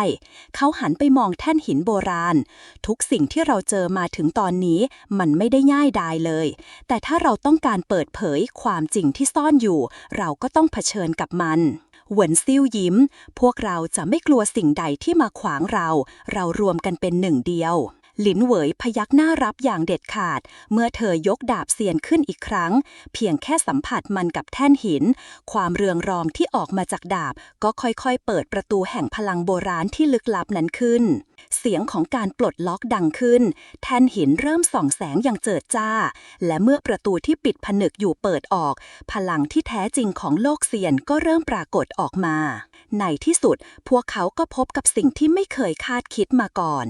หลังจากที่ประตูแห่งพลังเปิดออกพวกเขาพบกับห้องใหญ่ที่เต็มไปด้วยแท่นหินหลายสิบแท่นทุกแท่นหินมีร่องรอยแห่งความลึกลับที่ซ่อนอยู่ตรงกลางห้องมีแท่นหินใหญ่ที่ดูเหมือนจะเป็นศูนย์กลางของพลังทั้งหมดข้างบนแท่นหินนั้นมีสัญลักษณ์เก่าแก่ซึ่งหลินเหวยเริ่มรู้สึกถึงบางสิ่งในตัวเธอที่สะท้อนกับสัญลักษณ์เหล่านั้นนี่คือสิ่งที่เราตามหามาตลอดใช่ไหมหลินเหวยถามเสียงเบาขณะที่เธอเดินไปยังแท่นหินใหญ่ทันใดนั้นพลังโบราณก็กระจายออกมาจากแท่นหินใหญ่พร้อมกับเสียงของเซียนผู้ล่วงลับที่กล่าวขึ้นว่าผู้ที่จะเข้าไปในห้องนี้จะต้องเผชิญกับการทดสอบที่ยิ่งใหญ่หากต้องการจะได้พลังนี้เจ้าไม่สามารถข้ามผ่านมันได้โดยง่ายเสียงของเซียนผู้ล่วงลับที่ดังขึ้นในห้องนั้นทำให้ทุกคนหยุดนิ่งชั่วขณะหนึ่งพวกเขารู้สึกถึงพลังที่ลึกลับที่ลอยอยู่ในอากาศราวกับพลังนั้นเป็นสิ่งที่สามารถควบคุมทุกสิ่งและทำให้เวลาแทบหยุดเดินไปหลินเหวยจ้องมองไปที่แท่นหินใหญ่ที่ตั้งอยู่ตรงกลางห้องสีหน้าของเธอยังคงแน่วแน่แต่ภายในใจกลับมีคำถามเต็มไปหมดการทดสอบนี้จะเป็นอย่างไรพวกเขาจะผ่านมันไปได้หรือไม่การทดสอบนี้จะเป็นการทดสอบใจและพลังของพวกเจ้าเสียงจากเซียนผู้ล่วงลับดังก้องขึ้นอีกครั้งหากเจ้าผ่านไปได้เจ้าจะได้รับพลังที่จะทำให้เจ้าสามารถยึดครองและคุ้มครองอาณาจักรเซียนได้แต่หากเจ้าล้มเหลวเจ้าจะสูญเสียสิ่งที่สำคัญที่สุดในชีวิตหลินเหวยหันไปมองไปหลงเฟิงและเหวินซิ่วเสียงคำพูดเหล่านั้นกระทบจิตใจของพวกเขาทุกคนสิ่งสำคัญที่สุดในชีวิตเหวินซิ่วถามด้วยน้ำเสียงที่แฝงไปด้วยความสงสัยมันหมายถึงอะไรหลินเหวยยิ้มอ่อนๆก่อนจะหันไปมองแท่นหินสิ่งสำคัญในชีวิตอาจหมายถึงสิ่งที่เราไม่ได้คาดหวังหรือสิ่งที่เราไม่อยากสูญเสีย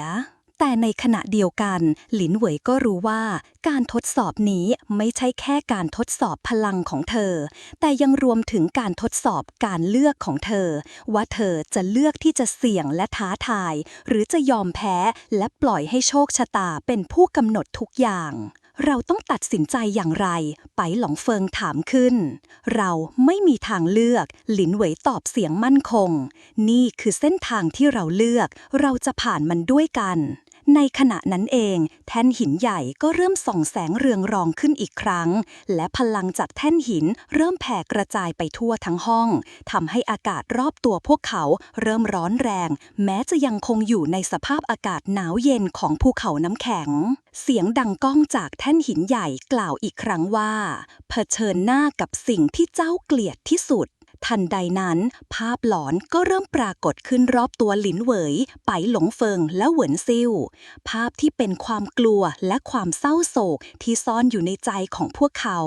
หลินเหวยสะดุ้งเมื่อเห็นภาพของพี่สาวของเธอที่ถูกโจมตีอย่างหนักเธอเคยสาบานว่าจะปกป้องพี่สาวให้ดีที่สุดแต่ภาพในตอนนี้กลับเต็มไปด้วยความเจ็บปวดและความสูญเสียไม่หลินเหวยขยับปากออกมาแต่ไม่สามารถออกเสียงได้เสียงจากภาพหลอนนั้นเหมือนจะดึงเอาความเจ็บปวดและความกลัวในตัวเธอออกมาอย่างเต็มที่ไปหลงเฟิงก็ไม่ต่างกันเมื่อเขาเห็นแม่ของเขาที่กำลังร้องไห้และพยายามขอความช่วยเหลือเขารู้ว่าเขาไม่สามารถช่วยใครได้ภาพนั้นทำให้เขารู้สึกถึงความอ่อนแอและความล้มเหลวของตัวเอง หวนซิ่วก็ไม่หลุดพ้นภาพของบิดาของเธอที่แสดงออกถึงความผิดหวังและการสูญเสียในตัวเธอทำให้เธอรู้สึกเหมือนกับเธอไม่ได้ทำหน้าที่ของตัวเองอย่างที่เคยคิดไว้หลินเหวยพูดเสียงเบาแต่ในความมั่นคงของเธอสามารถสัมผัสได้ว่าเธอไม่ยอมแพ้เราต้องเอาชนะความกลัวของตัวเองเธอกล่าวต่อพวกเราจะไม่ให้ความเจ็บปวดและความสูญเสียเหล่านี้คุมเราแต่ในขณะเดียวกันหลินเหวยรู้ดีว่าสิ่งที่เธอต้องการจะไปถึงไม่สามารถมาถึงได้หากเธอไม่เผชิญหน้ากับความเจ็บปวดที่ซ่อนอยู่ในใจไปหลงเฟินลุกขึ้นยืนและยืดตัวให้ตรงเราจะผ่านมันด้วยกันเขาตะโกนออกมาด้วยความมั่นใจเหวินซิ่วจับมือหลินเหวยและยิ้มให้กับเธอเราไม่เคยจากกันเราจะไม่ปล่อยให้สิ่งที่เกิดขึ้นในอดีตมาหยุดเราได้ในที่สุดภาพหลอนก็เริ่มหายไปและพลังเวทมนต์โบราณที่เคยรุมล้อมพวกเขาก็เริ่มลดลงเมื่อพวกเขาสามารถเอาชนะความกลัวในตัวเองได้เมื่อการทดสอบผ่านพ้นไปและห้องหลับแห่งนี้กลับมาสงบลงพวกเขารู้ว่าการทดสอบนั้นคือการเปิดเผยความกลัวในตัวเองและการเผชิญหน้ากับความเจ็บปวดที่ไม่สามารถหลีกเลี่ยงได้แท่นหินใหญ่เริ่มเปล่งแสงอีกครั้งพร้อมกับเสียงคำพูดที่ตามมาเจ้าได้ผ่านการทดสอบแล้วพลังที่เจ้าตามหาจะตกอยู่ในมือของเจ้าขอต้อนรับสู่การเป็นเซียนผู้ยิ่งใหญ่ทันใดนั้นพลังที่ลึกลับก็แผ่กระจายออกมาจากแท่นหินมันไม่ได้เป็นแค่พลังเวทมนต์แต่ยังรวมถึงความรู้โบราณที่หลินเหวยและเพื่อนๆทุกคนต้องเข้าใจและใช้ในการเดินทางต่อไปเราจะต้องทำยังไงกับพลังนี้หลินเหวยถามขณะที่เธอมองไปที่แสงที่เรืองรองไบหลงเฟิงยิ้มมันขึ้นอยู่กับว่าเราใช้พลังนั้นไปในทางใดหลินเหวยพยักหน้าเราจะใช้พลังนี้เพื่อปกป้องโลกของเราไม่ให้มันตกอยู่ในมือของผู้ที่คิดจะทำลายการเดินทางของพวกเขายังคงดำเนินต่อไปพร้อมกับพลังใหม่ที่ได้รับจากการทดสอบแต่การเดินทางครั้งนี้จะไม่จบง่ายๆการต่อสู้เพื่อปกป้องโลกของเซียนยังคงต้องใช้ความมุ่งมั่นและการทำงานเป็นทีมหลินเหวยรับรู้ถึงพลังที่แผ่ออกมาจากแท่นหินความเรืองรองที่ส่องสว่างรอบตัวเธอทำให้รู้สึกถึงความลึกลับและพลังงานมหาศาลที่จะช่วยให้เธอมีความสามารถพิเศษแต่เธอรู้ดีว่าการใช้พลังนั้นจะต้องใช้ความระมัดระวังพลังนี้หลินเหวยครุ่นคิดมันไม่ใช่พลังที่สามารถใช้ตามอำเภอใจได้มันมีภาระและผลลัพธ์ที่ตามมาไปหลงเฟิงหันมามองเธอมันคือพลังเซียนความสามารถที่เหนือกว่ามนุษย์แต่ก็ต้องแลกด้วยความรับผิดชอบเหวินซุยยิ้มขึ้นสิ่งที่เราได้รับมาก็เป็นสิ่งที่เราต้องใช้ด้วยความระมัดระวังเราไม่สามารถใช้พลังนี้ในการทำลายล้างหรือเพื่อผลประโยชน์ส่วนตัวทุกคำพูดจากเพื่อนของหลินเหวยทำให้เธอรู้สึกถึงภาระหนักที่กำลังจะเกิดขึ้นแต่นั่นไม่ใช่สิ่งที่จะทำให้เธอถอยหลังเธอตัดสินใจว่าจะใช้พลังนี้เพื่อปกป้องสิ่งที่สำคัญที่สุดในชีวิตเราจะใช้มันเพื่อปกป้องโลกนี้หลินเหวยกล่าวอย่างมั่นคงพวกเราจะยืนหยัดและปกป้องกันทุกสิ่งที่สำคัญที่สุดในโลกนี้พวกเขามีความเข้าใจร่วมกันว่าพลังเซียนไม่ได้มอบมาเพื่อให้พวกเขากลายเป็นผู้คุมอำนาจในโลกแต่เพื่อให้พวกเขารักษาความสมดุลของจักรวาลและคุ้มครองผู้บริสุทธิ์จากภัยร้ายที่อาจเกิดขึ้นในอนาคตหลังจากที่พวกเขาได้พลังเซียนมาแล้วหลินเหวยและเพื่อนๆเริ่มฝึกฝนอย่างหนักเพื่อให้สามารถควบคุมพลังที่ได้มาใหม่ได้อย่างสมบูรณ์พวกเขารู้ดีว่าการฝึกฝนไม่ใช่แค่การฝึกทักษะทางร่างกายเท่านั้นแต่ยังรวมถึงการฝึกฝนจิตใจและการทำความเข้าใจกับพลังที่อยู่ในตัวเอง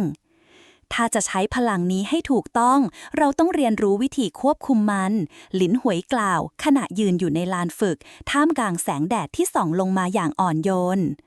ไปหลงเฟิงก็เช่นกัน เขาหยิบดาบเซียนขึ้นมาพร้อมกับฝึกฝนท่าดาบที่มีความแม่นยำสูง เขารู้ว่าดาบเซียนไม่ใช่แค่เครื่องมือในการต่อสู้ แต่ยังเป็นเครื่องมือที่สามารถช่วยเพิ่มพลังภายในของเขาได้ การฝึกฝนดาบเซียนคือการฝึกฝนตัวตนของเราเอง ไปหลงเฟิงพูดขณะที่คมดาบส่องแสงและตัดอากาศจนเกิดเสียงหวีดเหวินซุยยืนอยู่ข้างๆและกำลังฝึกการควบคุมพลังเวทมนต์จากองค์ประกอบธรรมชาติต่างๆไม่ว่าจะเป็นน้ำไฟดินและลมเธอสามารถดึงพลังจากธรรมชาติมาใช้ได้แต่การฝึกนั้นต้องใช้เวลานานและการฝึกฝนที่ไม่หยุดหย่อนสิ่งที่เราต้องการไม่ใช่แค่การฝึกฝนพลังเหวินซุยกล่าวด้วยน้ำเสียงที่เคยชินกับการฝึกฝนแต่มันยังต้องฝึกจิตใจให้แข็งแกร่งอีกด้วยแต่สำหรับหลินหวยการฝึกฝนที่ท้าทายที่สุดคงเป็นการควบคุมพลังแห่งน้ำแข็งที่เธอได้รับจากแท่นหินในห้องหลับน้ำแข็งนั้นไม่เพียงแต่เป็นพลังที่แข็งแกร่งแต่ยังเป็นพลังที่ต้องการความนิ่งและความละเอียดในการควบคุมเธอฝึกยืนท่ามกลางลมที่พัดแรงและหิมะที่ตกลงมาพลังของน้ำแข็งเริ่มสะท้อนออกมาจากฝ่ามือของเธอและแผ่กระจายไปทั่วพื้นที่น้ำแข็งไม่ใช่แค่ความแข็งแกร่งหลินหวยพูดพึมพำมันต้องการความเย็นที่อยู่ในจิตใจของเราเองต้องการการควบคุมที่สมบูรณ์แบบแต่ถึงแม้การฝึกฝนจะยากเย็นและเหน็ดเหนื่อยพวกเขาทั้งหมดก็รู้ดีว่าพลังนี้คือสิ่งที่จะช่วยพวกเขาผ่านการทดสอบและช่วยปกป้องโลกนี้จากภัยที่คืบคลานเข้ามาในขณะที่หลินเหวยและเพื่อนๆกำลังฝึกฝนเพื่อเพิ่มพูนพลังที่พวกเขามีแต่ในโลกภายนอกก็มีภัยคุกคามใหม่ที่กำลังคืบคลานเข้ามาเงาของความมืดกำลังปกคลุมทั่วแผ่นดินศัตรูใหม่ที่มีกำลังมหาศาลและมีจุดมุ่งหมายในการทำลายความสมดุลของจักรวาลข่าวการปรากฏตัวของผู้ปกครองแห่งความมืดได้แพร่กระจายไปทั่วแคว้นต่างๆทุกคนต่างตระหนักถึงภัยคุกคามที่ร้ายแรงที่กำลังจะเกิดขึ้นพวกเขามาแล้วไปหลงเฟิงพูดเสียงเครียดท่านฮวาชางผู้ที่สาบานว่าจะนำความมืดมาปกครองทุกสิ่งไม่ใช่แค่การทำลายเซียนแต่ยังการทำลายความสมดุลของโลกเหวินซิ่วหยุดฝึกและหันไปมองหลินเหวยเราต้องพร้อมแล้วพวกเขาจะไม่ยอมให้เราผ่านไปได้ง่ายๆเราได้พลังมาแล้วหลินเหวยกล่าวถึงเวลาแล้วที่เราต้องใช้มันเพื่อปกป้องโลกนี้พวกเขาทุกคนรู้ดีว่าการต่อสู้ครั้งนี้จะไม่ได้เป็นแค่การต่อสู้ของพลังแต่มันจะเป็นการทดสอบความมุ่งมั่นและการทำงานเป็นทีมที่จะทำให้พวกเขาผ่านพ้นวิกฤตครั้งนี้ไปได้การต่อสู้เริ่มขึ้นทันทีที่ข่าวการมาของฮวาชางได้แพร่ไปถึงเมืองหลวงและเมืองต่างๆศัตรูแห่งความมืดเริ่มเข้ามาปะทะในหลายทิศทางหลินเหวยและเพื่อนๆเตรียมตัวอย่างเต็มที่พลังใหม่ที่พวกเขาได้รับจะเป็นตัวช่วยสำคัญในการต่อต้านความมืดที่จะมาครอบงำทุกสิ่งหลินเหวยยืนอยู่ตรงหน้าสนามรบที่มีแสงสะท้อนจากดาบเซียนส่องสว่างไปทั่วผู้นำฮวาชางเริ่มเผยตัวและเดินเข้ามาอย่างมั่นใจพวกเจ้าคิดว่าพลังของเซียนจะช่วยพวกเจ้าได้จริงหรือหลินเหวยตอบอย่างหนักแน่นเราจะไม่ยอมให้โลกนี้ตกอยู่ในมือของพวกเจ้าท่ามกลางการต่อสู้ที่กำลังจะเริ่มต้นขึ้นการปะทะของพลังที่มหาศาลและการทดสอบจิตใจของพวกเขาก็เริ่มการปะทะเริ่มต้นขึ้นอย่างรวดเร็วเสียงดาบเหล็กเสียดสีกับเสียงพลังเวทที่ก้องกังวานไปทั่วฟ้าหลินเหวยและเพื่อนๆยืนหยัดอยู่ที่ด้านหน้าขณะที่ทหารแห่งความมืดและฮวาชางผู้คุมพลังแห่งความมืดเข้ามาใกล้ฮวาชางยิ้มเยาะอย่างมั่นใจพลังมืดในตัวเขาแผ่กระจายออกมาเป็นพลังที่บิดเบี้ยวราวกับสามารถกลืนกินทุกสิ่งที่มันสัมผัสพวกเจ้าคิดว่าพลังเซียนจะสามารถต่อกรกับพลังของข้าได้หรือเสียงของฮวาชางดังออกมาเต็มไปด้วยความท้าทายและเยาะเย้ยในที่สุดโลกจะต้องตกอยู่ในเงื้อมมือของข้าไม่ว่าจะเป็นเซียนหรือมนุษย์พวกเจ้าก็ไม่มีทางหลุดพ้นจากอำนาจของข้าหลินเหวยตั้งสติมองไปที่ฮวาชางอย่างไม่หวั่นไหวมือของเธอยกดาบเซียนขึ้นไปในอากาศดาบเรืองแสงส่องแสงสีฟ้าออกมาเป็นเส้นสายแหลมคมขนาดใหญ่ เราจะไม่ยอมให้ความมืดมาครอบงำโลกนี้หลินเหวยตอบอย่างมั่นคงขณะเดียวกันพลังน้ำแข็งในมือของเธอก็แผ่ออกมาทั่วทุกทิศทางในขณะที่การต่อสู้เริ่มบรรเลงไปในจังหวะที่ดุเดือดเหวินซิ่วสะบัดมือและไร้เวทมนต์รวบรวมพลังจากธรรมชาติรอบตัวทุกๆการเคลื่อนไหวของเธอสร้างพลังธรรมชาติที่ควบคุมลมและฝนสร้างเตราะเวทปกป้องเพื่อนร่วมทางไปหลงเฟิงตอบรับการโจมตีของศัตรูอย่างเต็มที่เขาควบคุมพลังดาบเซียนใช้ความคล่องแคล่วและทักษะที่สูงส่งในการหลบหลีกและโจมตีด้วยการผสานพลังดาบกับการเคลื่อนไหวที่รวดเร็วราวกับลมการต่อสู้ที่ดูเหมือนจะไม่มีวันจบสิ้นทุกๆครั้งที่พวกเขาปะทะกับพลังมืดของฮวาชางทุกคนต้องใช้พลังในตัวเองให้เต็มที่ความมืดกับแสงสว่างกำลังประสานกันจนเกิดคลื่นพลังที่มีความรุนแรงอย่างที่สุดพลังของเจ้าก็แค่ฝันกลางวันฮวาชางตะโกนเขายกมือขึ้นและพ่นออกมาจากฝ่ามือมืดที่แผ่ออกไปเป็นลมหายใจแห่งความตายส่งพลังมืดที่สามารถทำให้ทุกสิ่งกลายเป็นผุยผงหลินเหวยไม่ยอมให้ศัตรูมีโอกาสได้โจมตีเธอก้าวไปข้างหน้าและยกดาบเสียนขึ้นท่ามกลางแสงฟ้าที่จ้าจับตาความเยือกเย็นของน้ำแข็งในมือเธอสร้างพลังแห่งการระงับหลอมรอบฮวาชางไว้มันจดแล้วหลินเหวยตะโกนออกมาเธอใช้พลังทั้งหมดที่มีและโจมตีอย่างเต็มที่สร้างกระแสน้ำแข็งที่ตัดผ่านพลังมืดของฮวาชางอย่างไม่ลังเลในขณะเดียวกันเธอก็รู้ว่าการโจมตีนี้ต้องใช้ทั้งจิตใจและร่างกายให้มั่นคงที่สุดฮวาชางสะดุ้งเมื่อรู้สึกถึงพลังน้ำแข็งที่แผ่ขยายออกมาและรู้สึกถึงความเย็นสุดขั้วที่เข้าไปฝังลึกในร่างของเขาพลังมืดของเขาถูกกดดันและเริ่มไม่สามารถรับมือได้เจ้าคิดว่าจะชนะข้าได้จริงหรือฮวาชางถามด้วยน้ำเสียงที่เจ็บปวดเขาพยายามปล่อยพลังมืดออกมาเต็มที่แต่ก็ไม่สามารถทำลายพลังของหลินเหวยได้แต่ในช่วงที่เขาพยายามต้านทานพลังน้ำแข็งจากหลินเหวยนั้นพลังแห่งความมืดก็เริ่มแผ่ออกมาอย่างรุนแรงเหวินซิ่วได้รับคำสั่งจากหลินเหวยและรายเวทมนต์แห่งแสงเพื่อเสริมพลังในการทำลายพลังมืดที่หัวช้างปล่อยออกมาเราจะทำให้ความมืดหายไปตลอดกาลเหวินซิ่วกล่าวในขณะเดียวกันไปหลงเฟิงใช้พลังดาบเซียนผสานกับพลังจากมังกรไฟของเขาทำให้แสงและไฟผสมผสานกับน้ำแข็งและลมสร้างกระแสพลังที่ปะทะกับหัวชางเสียงของระเบิดดังขึ้นข้างในห้องคลื่นพลังที่รุนแรงทำให้ทั้งโลกสะเทือนพวกเขาทุกคนต้องยืนหยัดอยู่ในสภาวะที่เต็มไปด้วยความตึงเครียดและอันตรายฮวาชางเริ่มรู้สึกถึงการพ่ายแพ้เขามองไปที่หลินเหวยและพรรคพวกที่ยืนหยัดอย่างมั่นคงพลังของเขากำลังลดลงเขาสูญเสียสมาธิและพลังของเขาก็เริ่มลดลงเรื่อยๆพวกเจ้าทำได้ฮวาชางกล่าวก่อนที่เขาจะล้มลงไปกับพื้นและสูญสิ้นพลังความมืดที่เคยยิ่งใหญ่หลังจากการต่อสู้ที่ยิ่งใหญ่และเต็มไปด้วยความสูญเสียหลินเหวยและเพื่อนๆยืนอยู่ท่ามกลางความเงียบสงัดพวกเขาเห็นว่าฮวาชางล้มลงไปจากการโจมตีครั้งสุดท้ายแต่พวกเขาก็รู้ดีว่าศัตรูที่แท้จริงยังไม่จบสิ้นมันจบแล้วหลินเหวยกล่าวเสียงเบาแต่ความเหนื่อยล้าของเธอไม่สามารถปกปิดความรู้สึกที่เกิดขึ้นในใจไบหลงเฟิงเดินเข้ามาข้างๆหลินเหวยและยิ้ม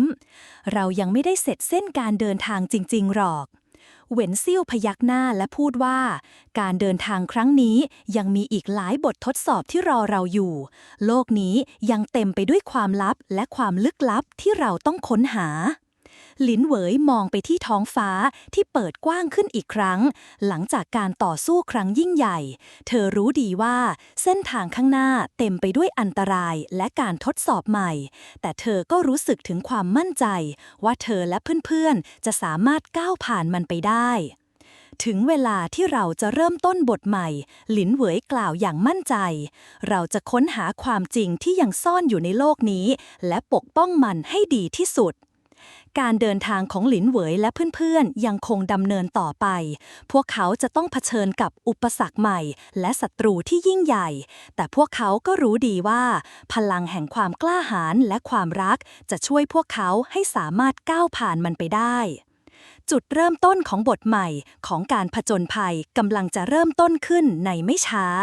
หลังจากการต่อสู้กับฮวาชางที่ทำให้โลกของเซียนสะเทือนและเต็มไปด้วยความสูญเสีย หลินเหย ไปหลงเฟิง และเหวินซิ่วรู้ดีว่า ความมืดที่พวกเขาเผชิญหน้ากับนั้นไม่ใช่จุดสิ้นสุดของการเดินทาง แต่เป็นเพียงจุดเริ่มต้นของการตามหาความลับที่ซ่อนอยู่ในโลกแห่งเซียนที่พวกเขายังไม่เข้าใจอย่างลึกซึ้ง พวกเขาเดินทางไปในทิศทางที่ไม่มีใครเคยไปมาก่อน ปราสาทโบราณที่เชื่อกันว่าเป็นที่ซ่อนของความลับแห่งพลังเซียนที่อาจจะเปลี่ยนแปลงทุกสิ่ง พวกเขารู้ว่าการเดินทางครั้งนี้จะไม่เพียงแค่การตามหาความรู้ แต่ยังการเผชิญหน้ากับอันตรายที่มืดมนที่รอพวกเขาอยู่ การเดินทางในป่าผีเสื้อ ป่าผีเสื้อที่พวกเขากำลังเดินทางผ่านนั้นเต็มไปด้วยพลังเวทที่แปลกประหลาด สายลมพัดผ่านใบไม้ทำให้เกิดเสียงกระซิบแผ่วเบาเหมือนมีสิ่งมีชีวิตลึกลับกำลังคอยจับตามองพวกเขา แต่ละก้าวที่พวกเขาเดินไปมาคือการยืดเวลาของชีวิตให้ยาวขึ้น และในแต่ละก้าวนั้นพวกเขาก็สามารถรู้สึกได้ถึงพลังโบราณที่กำลังเรียกร้องให้พวกเขาไปตามเส้นทางแห่งการค้นหาความจริง หลินเหวยหยุดเดินและตั้งใจฟังเสียงลมพัดที่แผ่วเบาจากนั้นเธอก็หันไปมองเพื่อนๆเรากำลังเข้าใกล้สิ่งที่เราตามหามากขึ้นเรื่อยๆหลินเหวยพูดเสียงเบาแต่เต็มไปด้วยความมั่นใจเหวินซิ่วมองไปที่ป่าดงดิบและกล่าวด้วยความรอบคอบต้องระวังให้มากที่นี่ไม่ใช่แค่ป่าธรรมดามันเต็มไปด้วยเวทมนต์ที่ไม่สามารถมองเห็นได้ด้วยตาเปล่าไปหลงเฟิงยิ้มและเดินไปข้างหน้าเราจะต้องเผชิญหน้ากับสิ่งที่มองไม่เห็นเราต้องเตรียมตัวให้พร้อมเพียงแค่พวกเขาก้าวเดินไปข้างหน้าแสงจากดวงอาทิตย์ก็เริ่มถูกบดบังด้วยหมอกหนาทึบที่เริ่มปกคลุมจนทำให้ทัศนวิสัยลดลงอย่างรวดเร็วมันเริ่มแล้วหลินเหวยพูดเสียงต่ำเมื่อหมอกแห่งความมืดเริ่มแผ่กระจายออกมาทั่วพื้นที่การทดสอบจากพลังลึกลับทันใดนั้นเองพลังลึกลับก็เริ่มปลุกขึ้นมาเป็นเงาแห่งความมืดท่ามกลางป่าผีเสื้อเสียงสายลมเป่าแรงและเสียงกรงเล็บที่กระทบพื้นดินทำให้บรรยากาศรอบตัวพวกเขามีความรู้สึกที่อันตรายพวกเขารู้ทันทีว่าการทดสอบครั้งใหม่กำลังจะเริ่มขึ้นหลินเหวยยืนหยัดอยู่ตรงหน้าโดยที่มือจับดาบเสียนแน่นทุกคนพร้อมกันเถอะเราต้องใช้ทุกสิ่งที่เราเรียนรู้มาเพื่อเอาชนะสิ่งนี้ทันใดนั้นพลังมืดที่ซ่อนอยู่ในหมอกก็เริ่มปรากฏตัวเป็นปีศาจที่มีขนาดมหึมารูปร่างของมันเหมือนกับมังกรที่เต็มไปด้วยปีกมืดที่ทอแสงออกมาจากร่างกายมันเป็นปีศาจของความมืดเหวินซิ่วตะโตนเราจะต้องใช้พลังทั้งหมดของเราเพื่อทำลายมัน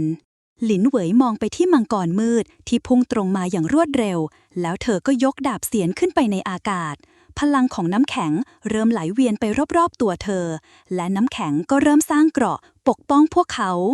ใช้พลังทั้งหมดที่เรามีหลินเหวยตะโกนไปหลงเฟิงและเหวินซิ่วช่วยกันใช้พลังเวทและพลังดาบรวมกันกับพลังที่หลินเหวยปล่อยออกมาการผสมผสานของพลังน้ำแข็งลมและไฟทำให้พวกเขาสามารถตีความมืดของปีศาจนั้นไปได้แต่ถึงกระนั้นมันก็ยังไม่พอปีศาจมืดยังคงฟื้นฟูพลังและพุ่งเข้ามาใหม่การเปลี่ยนแปลงครั้งใหญ่ระหว่างการต่อสู้อย่างดุเดือดหลินเหวยค่อยๆรู้สึกถึงพลังภายในที่ลึกซึ้งในตัวของเธอบางสิ่งที่เธอไม่เคยรู้มาก่อนกำลังตื่นขึ้นในตัวเธอเองความลับที่เธอจะต้องค้นหามังกรมืดเจ้าไม่สามารถทำลายเราได้หลินเหวยกล่าวอย่างมั่นใจขณะที่พลังน้ำแข็งจากน้ำแข็งแห่งเซียนที่เธอควบคุมได้แผ่ออกมาเป็นพลังน้ำแข็งอันมหาศาลที่ราวกับสามารถหยุดการเคลื่อนไหวของทุกสิ่ง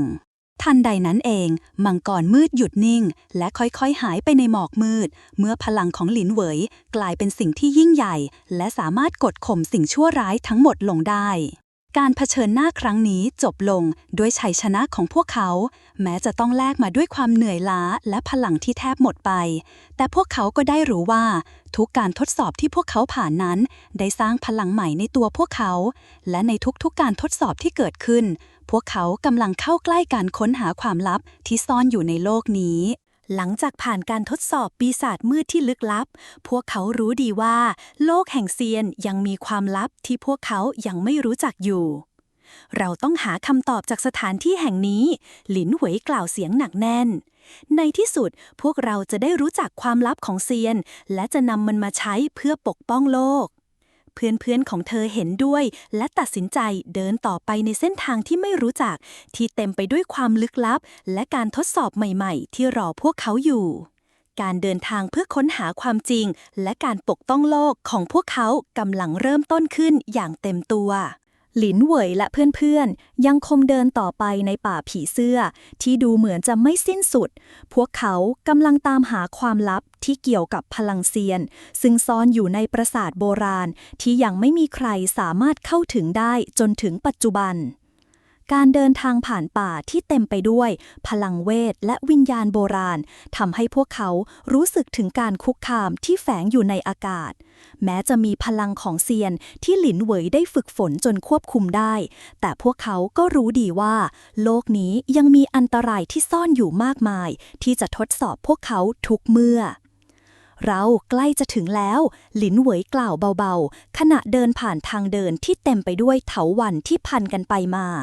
มือของเธอเลื่อนสัมผัสผนังหินโบราณที่มีรอยแกะสลักบอกเล่าถึงอารยธรรมเก่าแก่และพลังเวทที่ไม่สามารถอธิบายได้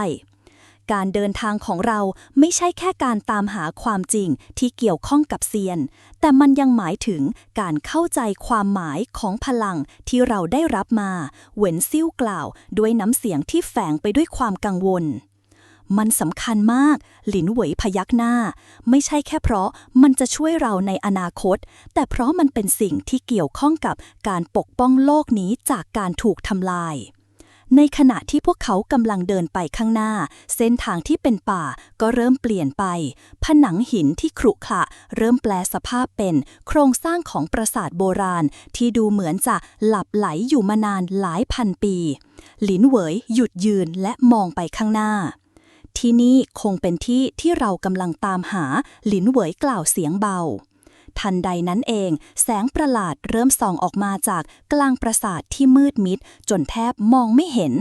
คำถามมากมายเกิดขึ้นในใจของพวกเขาว่าจะต้องเผชิญกับอะไรในสถานที่แห่งนี้พวกเราต้องระวังไปหลงเฟิงเตือนขณะจับดาบเซียนของเขาแน่นเขารู้ว่าความมืดที่เคยเห็นครั้งก่อนนั้นเพียงแค่ส่วนหนึ่งของพลังที่กำลังเตรียมตัวซึ่งจะต้องพบกับอุปสรรคที่ยากกว่าพวกเขาค่อยๆเดินไปข้างหน้าผ่านประตูหินโบราณที่เปิดออกโดยไม่รู้ตัวบรรยากาศของที่นี่เต็มไปด้วยความลึกลับที่ทึบตันและหดหู่สายตาของหลินเหยมองไปที่แกะสลักที่ปรากฏอยู่รอบๆภายในห้องโถงที่กว้างใหญ่สิ่งเหล่านี้เหมือนกับข้อความจากอดีตที่ถูกทิ้งร้างและยังคงรอการตีความการเปิดเผยความลับหลินเหวยหยุดยืนเมื่อเห็นแสงสว่างที่เปล่งออกมาจากแท่นหินขนาดใหญ่ตรงกลางห้องเมื่อเธอเข้าใกล้แสงนั้นสิ่งที่ปรากฏขึ้นทำให้ทุกอย่างเงียบสงัดไปชั่วขณะนี่คือปราสาทแห่งเซียนหลินเหวยพูดเบาๆเหวยซิ่วยิ้มขึ้นเล็กน้อยมันเป็นสถานที่ที่เก็บความลับไว้เพื่อผนึกพลังอันยิ่งใหญ่ของเซียนเราอยู่ในศูนย์กลางของอำนาจที่ไม่มีใครสามารถเข้าถึงได้ง่ายๆทันใดนั้นแท่นหินก็เริ่มสั่นสะเทือนและแสงสว่างจากกลางห้องเริ่มกระจายออกไปทั่วพวกเราคือผู้ที่ได้รับพลังแห่งเซียนเราต้องเข้าใจความหมายของมันหลินเหวยพูดออกมาด้วยความมุ่งมั่นขณะเดินเข้าไปที่แท่นหินนั้นเธอยืนนิ่งและยกมือขึ้นสัมผัสสัญลักษณ์ที่แกะสลักอยู่บนแท่นหินทันใดนั้นพลังจากแท่นหินก็ไหลเข้าสู่ร่างของหลินเหวยสัญลักษณ์ต่างๆเริ่มกระจายไปทั่วตัวเธอพลังแห่งเซียนการเปิดเผยความทรงจำเก่าความทรงจำบางอย่างเริ่มเข้ามาในใจของหลินเหวยภาพของอดีตเริ่มฉายขึ้นในหัวของเธอราวกับว่าเธอสามารถเห็นสิ่งที่เกิดขึ้นในยุคโบราณเมื่อ1,000 ปีที่แล้วศึกมหาสงครามระหว่างเซียนและมารเกิดขึ้นและความพยายามในการปิดกั้นพลังอันยิ่งใหญ่ถูกฝังอยู่ในปราสาทแห่งนี้พลังเซียนที่เรามีอยู่ไม่ใช่แค่พลังสำหรับการต่อสู้มันคือการเชื่อมโยงกับความสมดุลของโลกมันเป็นสิ่งที่ถูกสร้างขึ้นมาเพื่อป้องกันภัยร้ายที่ยิ่งใหญ่กว่า หลินเหวยมองไปยังแสงที่เริ่มเบาบางมันคือพลังโบราณที่เคยถูกใช้เพื่อปกป้องโลกนี้จากการถูกทำลายโดยพลังมืดเหวินซิ่วมองไปที่หลินเหวยแต่มันต้องการผู้ที่สามารถควบคุมมันได้อย่างสมบูรณ์ไปหลงเฟิงยิ้มและยื่นมือไปจับไหล่ของหลินเหวยในที่สุดเราก็เข้าใกล้คำตอบแล้วการเผชิญหน้าครั้งใหม่หลินเหวยค่อยๆ ยกมือออกจากแท่นหินและกลับมายืนในตำแหน่งเดิมขณะที่แสงจากพลังเซียนที่ได้ส่องสว่างในห้องเริ่มมืดลงพลังมืดที่ถูกกักขังไว้เริ่มตื่นขึ้นอีกครั้งราวกับมีสิ่งชั่วร้ายที่พยายามจะหลบหนีจากการถูกผนึกมันยังไม่จบหลินเหวยกล่าวขณะที่พลังแห่งน้ำแข็งที่เธอควบคุมเริ่มแผ่ออกไปอย่างรวดเร็วไปหลงเฟิงยื่นมือไปข้างหน้าและกล่าวการปกป้องโลกนี้ยังคงอยู่ในมือของเราเราจะต้องเผชิญหน้ากับทุกสิ่งที่จะมาขัดขวางเราความมืดรอบตัวเริ่มขยายออกไปเร็วขึ้นและแรงขึ้นพวกเขาทุกคนรู้ดีว่าพวกเขาต้องเผชิญหน้ากับการต่อสู้ครั้งใหม่ตอนที่ 17 การเดินทางสู่อาณาจักรแห่งเซียนการต่อสู้กับพลังมืดภายในปราสาทโบราณทำให้หลินเหวยไปหลงเฟิงและเหวินซิ่วรู้สึกถึงความหนักหน่วงของการเดินทางที่ยาวนานและอันตรายพวกเขาก้าวข้ามเส้นทางแห่งการผจญภัยมาอย่างมากมายแต่ก็ยังไม่มีการหยุดยั้งหลังจากการเผชิญหน้ากับพลังมืดที่กำลังฟื้นคืนชีพในปราสาทโบราณพวกเขากลับมาพบกับความลึกลับที่ซ่อนอยู่ในโลกแห่งเซียนพวกเขารู้ดีว่าคำตอบที่แท้จริงยังคงรอคอยอยู่เราต้องหาทางออกจากที่นี่และต่อสู้ต่อไปหลินเหวยกล่าวเสียงมั่นคงขณะที่เดินผ่านทางเดินที่เต็มไปด้วยแสงสว่างสลัวๆและหินโบราณที่ถูกปกคลุมด้วยมอสและปกคลุมด้วยความลึกลับไปหลงเฟิงหยุดเดินและหันไปมองหลินเหวยแต่เราจะไปที่ไหนต่อเราต้องการข้อมูลที่มากกว่านี้เพื่อเอาชนะสิ่งที่เรากำลังเผชิญอยู่เหวินซิ่วพยักหน้าความมืดนี้ไม่ใช่แค่ศัตรูที่เราต่อสู้เราต้องการปริศนาที่ซ่อนอยู่ในโลกแห่งเซียนหลินเหวยนิ่งเงียบเมื่อได้ยินคำพูดเหล่านั้นทุกคำพูดในหัวของเธอทำให้เธอคิดถึงความมืดแห่งอดีตและปริศนาที่ซ่อนอยู่ที่ยังไม่ได้ถูกค้นพบการเปิดประตูสู่โลกเซียนพวกเขามาถึงห้องลับภายในปราสาทโบราณซึ่งเป็นที่ซ่อนของประตูโบราณที่ถูกปิดตายมานานนับพันปีประตูนั้นทำจากหินดำมีสัญลักษณ์และอักษรโบราณแกะสลักอยู่รอบๆที่นี่คือทางออกหลินเหวยพูดเบาๆขณะมองไปที่ประตูหินดำที่เป็นเหมือนคีย์ในการเปิดโลกแห่งเซียนแต่มันจะเปิดได้อย่างไรไปหลงเฟิงถามขณะพยายามสังเกตสัญลักษณ์บนประตูเหวินซิ่วมองไปที่อักษรโบราณที่แกะสลักไว้บนประตูแล้วกล่าวว่าตามตำนานบางประตูในโลกเซียนต้องการเลือดของผู้เลือกเพื่อปลดปล่อยการผนึกนี้ออกมาหลินเหวยคิดถึงคำกล่าวนั้นและหยิบดาบเซียนของเธอขึ้นมาช้าๆถ้าต้องการเลือดเพื่อเปิดประตูนี้ฉันจะเป็นผู้ทำทันใดนั้นเองหลินเหวยก็ยกดาบเซียนขึ้นและกรีดมือของตัวเองให้มีเลือดไหลออกมาหยดเลือดจากมือของเธอหยดลงไปบนสัญลักษณ์ที่แกะสลักบนประตูในขณะเดียวกันแสงจากประตูเริ่มเปล่งประกายและรอบๆก็เกิดเสียงแกรกดังขึ้นเมื่อเลือดของหลินเหวยสัมผัสกับประตูพลังเวทโบราณที่รอคอยอยู่ก็เริ่มเปิดออกการเดินทางผ่านประตูแห่งเซียน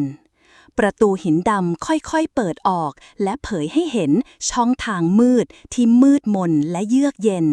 พวกเขาสามารถมองเห็นแสงสีฟ้าสว่างออกมาจากด้านในเส้นทางนี้เป็นทางที่ไม่คุ้นเคยไม่มีใครเคยเดินทางมาที่นี่มากก่อน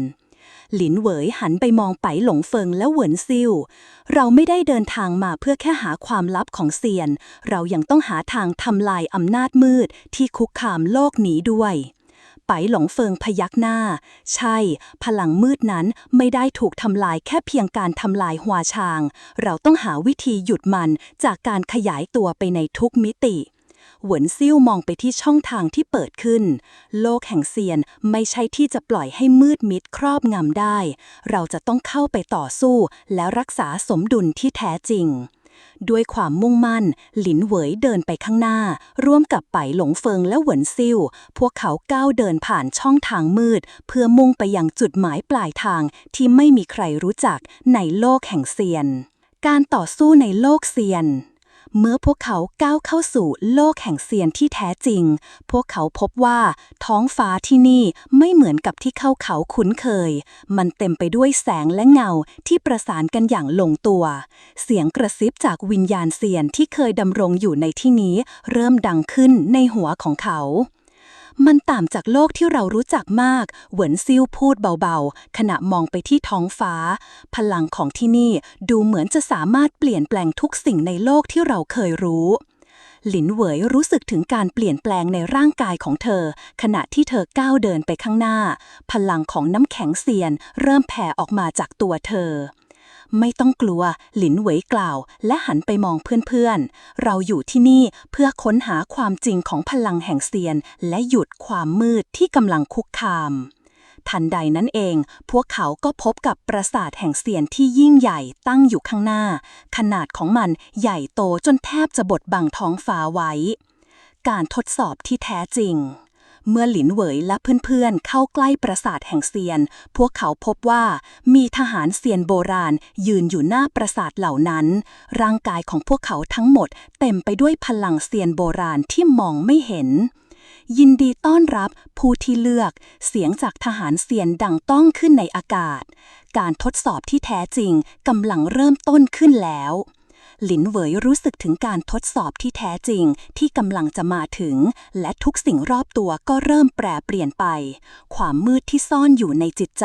เริ่มโผล่ออกมา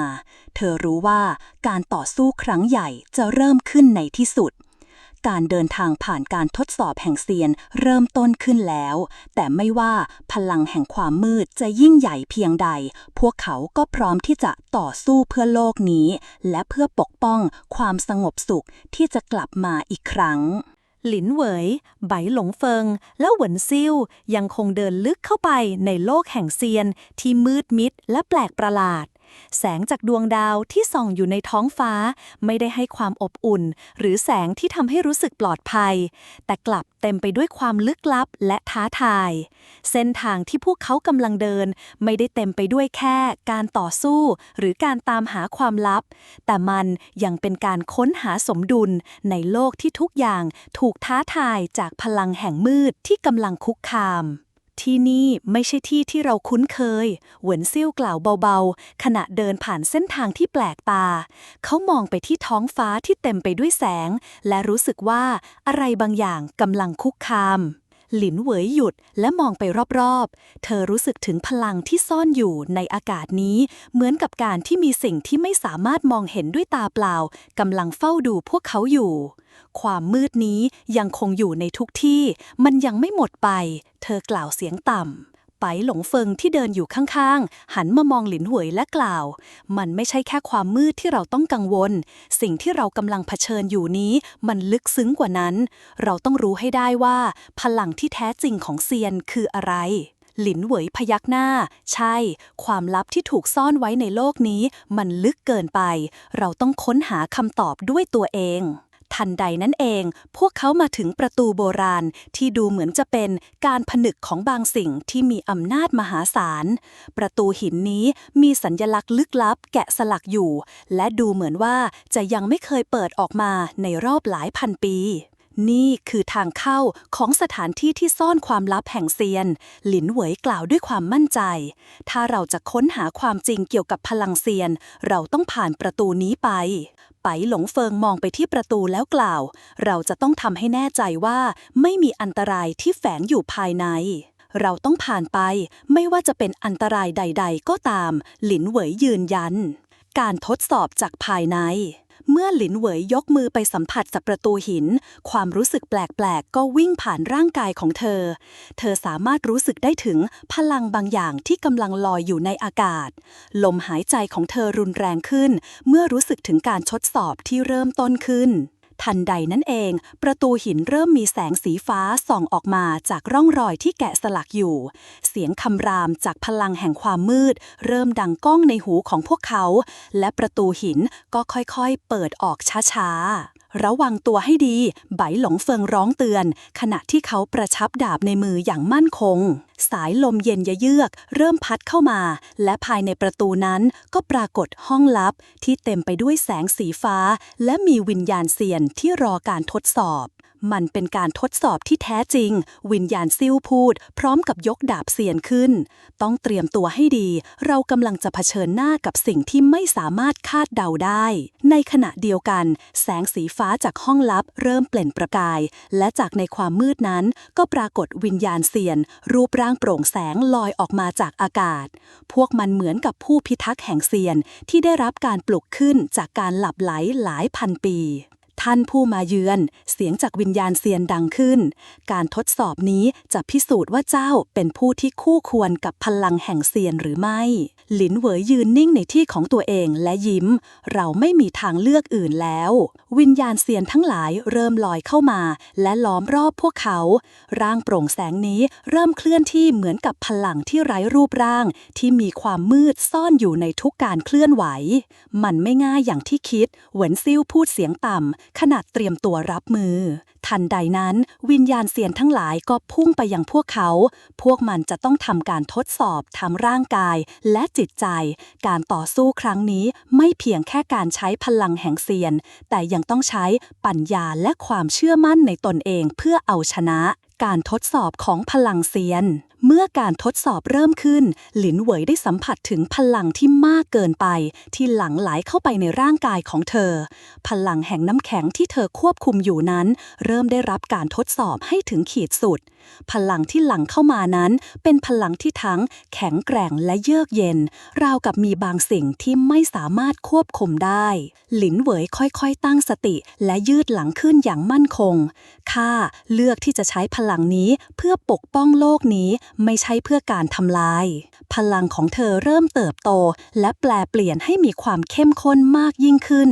ทุกการเคลื่อนไหวของเธอน้ำแข็งที่เธอควบคุมก็เริ่มเป็นพลังที่ยิ่งใหญ่และท้าทายพลังของวิญญาณเซียนที่พุ่งเข้ามาไปหลงเฟิงและเหวินซิ่วร่วมกันสู้เคียงข้างหลินเหวยโดยใช้พลังดาบเซียนและพลังเวทของพวกเขาเข้าช่วยในการปกป้องและโจมตีวิญญาณเซียนที่หลั่งไหลเข้ามาจากทุกทิศทางหลังจากการทดสอบที่ยาวนานและเต็มไปด้วยความยากลำบากในที่สุดวิญญาณเซียนทั้งหลายก็ค่อยๆหายไปและประตูหินที่เคยถูกปิดตายก็เปิดออกการค้นพบใหม่เมื่อการทดสอบเสร็จสิ้นหลินเหวยมองไปข้างหน้าแล้วพบกับทางเดินลึกลับที่ถูกเปิดออกเมื่อพวกเขาก้าวผ่านประตูไปข้างหน้าพวกเขาได้พบกับห้องลับที่มีแผนที่เซียนที่แสดงถึงเส้นทางการเดินทางที่พวกเขาจะต้องผ่านต่อไปแผนที่นี้จะนำเราต่อไปยังอาณาจักรแห่งเซียนที่ซ่อนอยู่ในมิติเก่าแก่ที่ไม่มีใครเคยไปถึงหลินเหวยกล่าวพร้อมกับยิ้มการเดินทางของเราเริ่มต้นแล้วพวกเขาเดินไปข้างหน้าอย่างมั่นคงรู้ดีว่าการค้นหาความลับแห่งเซียนยังต้องใช้เวลาและความพยายามมากมายแต่พวกเขามีความมั่นใจว่าการเดินทางนี้จะนำไปสู่การปกป้องโลกนี้จากภัยคุกคามที่ยิ่งใหญ่ที่สุดการเดินทางยังไม่สิ้นสุดความมืดและพลังแห่งเซียนที่หลินเหวยและเพื่อนๆต้องเผชิญหน้ายังคงท้าทายเขาในทุกก้าวเดินหลังจากการทดสอบที่หนักหน่วงในปราสาทแห่งเซียนทุกคนต่างรู้ดีว่าพวกเขากำลังก้าวเข้าสู่เส้นทางที่เป็นไปด้วยความท้าทายและอันตรายที่คาดเดาไม่ได้หลินเหวยและเพื่อนๆของเธอค่อยๆก้าวเข้าสู่ห้องลับที่เต็มไปด้วยแสงวาบสีฟ้าที่ทำให้บรรยากาศรอบตัวพวกเขายิ่งลึกลับและน่าสะพรึงกลัว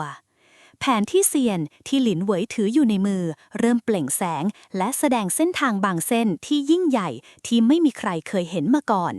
เส้นทางที่เขาจะต้องเดินทางไปนั้นเป็นเส้นทางที่ไม่เคยมีใครค้นพบมาก่อนซึ่งซ่อนอยู่ในมิติเก่าแก่ที่ลึกลับและเต็มไปด้วยพลังเซียน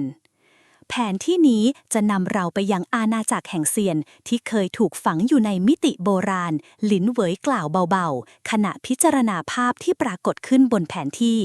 สีหน้าเธอเต็มไปด้วยความมุ่งมั่นมันอยู่ในที่ที่ลึกลับเกินกว่าจะมองเห็นด้วยตา เหวินซิ่วที่ยืนอยู่ข้างหลินเหวยก็เริ่มพูดขึ้น ถ้าเราตามแผนที่นี้ไปเราจะต้องเผชิญหน้ากับสิ่งที่ยิ่งใหญ่กว่าที่เราคิดอาจจะมีการทดสอบใหม่รอเราอยู่ข้างหน้าสิ่งสำคัญที่สุดคือการควบคุมพลังที่เราได้รับและการรักษาสมดุลไว้ให้ได้หลินเหวยกล่าวต่อไปการเดินทางนี้จะต้องใช้ทั้งสติปัญญาและความแข็งแกร่งทางจิตใจเนื่องจากพวกเขากำลังมุ่งหน้าไปยังสถานที่ที่เต็มไปด้วยพลังมืดและปริศนาที่ไม่มีใครรู้จักมาก่อนการเข้าสู่โลกแห่งเซียนหลังจากที่หลินเหวยและเพื่อนๆก้าวเข้าสู่มิติที่เปิดออกพวกเขาเดินผ่านช่องทางแห่งความมืดที่ไม่ได้มีแสงสว่างหรือเส้นทางที่มองเห็นได้ชัดเจนทุกสิ่งรอบตัวดูเหมือนจะเบลอและไร้รูปร่างสถานที่แห่งนี้เป็นพื้นที่ที่ไม่มีเวลาและทุกอย่างดูเหมือนจะเลื่อนไหลไปตามกระแสของพลังที่ไม่อาจควบคุมได้ที่นี่คือมิติแห่งเซียนที่แท้จริงหรือไปหลงเฟิงถามขณะมองไปรอบๆด้วยท่าทีสงสัยมันดูเหมือนกับโลกที่สูญหายที่ไม่สามารถจับต้องได้หลินเหวยยิ้มบางๆขณะตอบใช่มันคือที่ที่พลังเซียนทั้งหมดถูกเก็บซ่อนไว้และเราต้องฝ่าฝืนมันเพื่อค้นหาความจริงแสงจากดวงดาวที่ส่องในท้องฟ้าเริ่มมืดลงและท้องฟ้าก็กลายเป็นสีดำมืดสนิทเหมือนกับว่าโลกนี้กำลังถูกกลืนหายไปในความมืดที่ไม่สามารถหลีกเลี่ยงได้ทันใดนั้นเสียงกระซิบก็ลอยมาในอากาศผู้ที่เข้าใจพลังแห่งเซียนจะต้องแบกรับภาระที่ยิ่งใหญ่การเดินทางนี้จะไม่เป็นเพียงแค่การค้นหาความรู้แต่มันคือการต่อสู้ที่ไม่มีที่สิ้นสุดหลินเหวยหยุดเดินและหันไปมองเพื่อนๆพวกเราคือผู้ที่ได้รับพลังแห่งเซียนแต่การใช้พลังนี้ต้องระวังอย่างมากไปหลงเฟิงและเหวินซิ่วมองหน้ากันและแล้วทั้ง3ก็เริ่มเดินทางไปในทิศทางที่แผนที่บอกไว้การเผชิญหน้ากับปริศนาเมื่อพวกเขาก้าวไปข้างหน้าเส้นทางของพวกเขาก็เริ่มขยายออกไปเป็นเส้นทางที่ไม่มีที่สิ้นสุดดินแดนที่นี่ไม่เหมือนกับที่ใดในโลกที่พวกเขาคุ้นเคยสัญลักษณ์และแสงสีฟ้าที่ระยิบระยับอยู่บนหินโบราณเริ่มเปล่งประกายอย่างช้าๆคล้ายกับการเรียกพวกเขาเข้าไปในดินแดนแห่งพลัง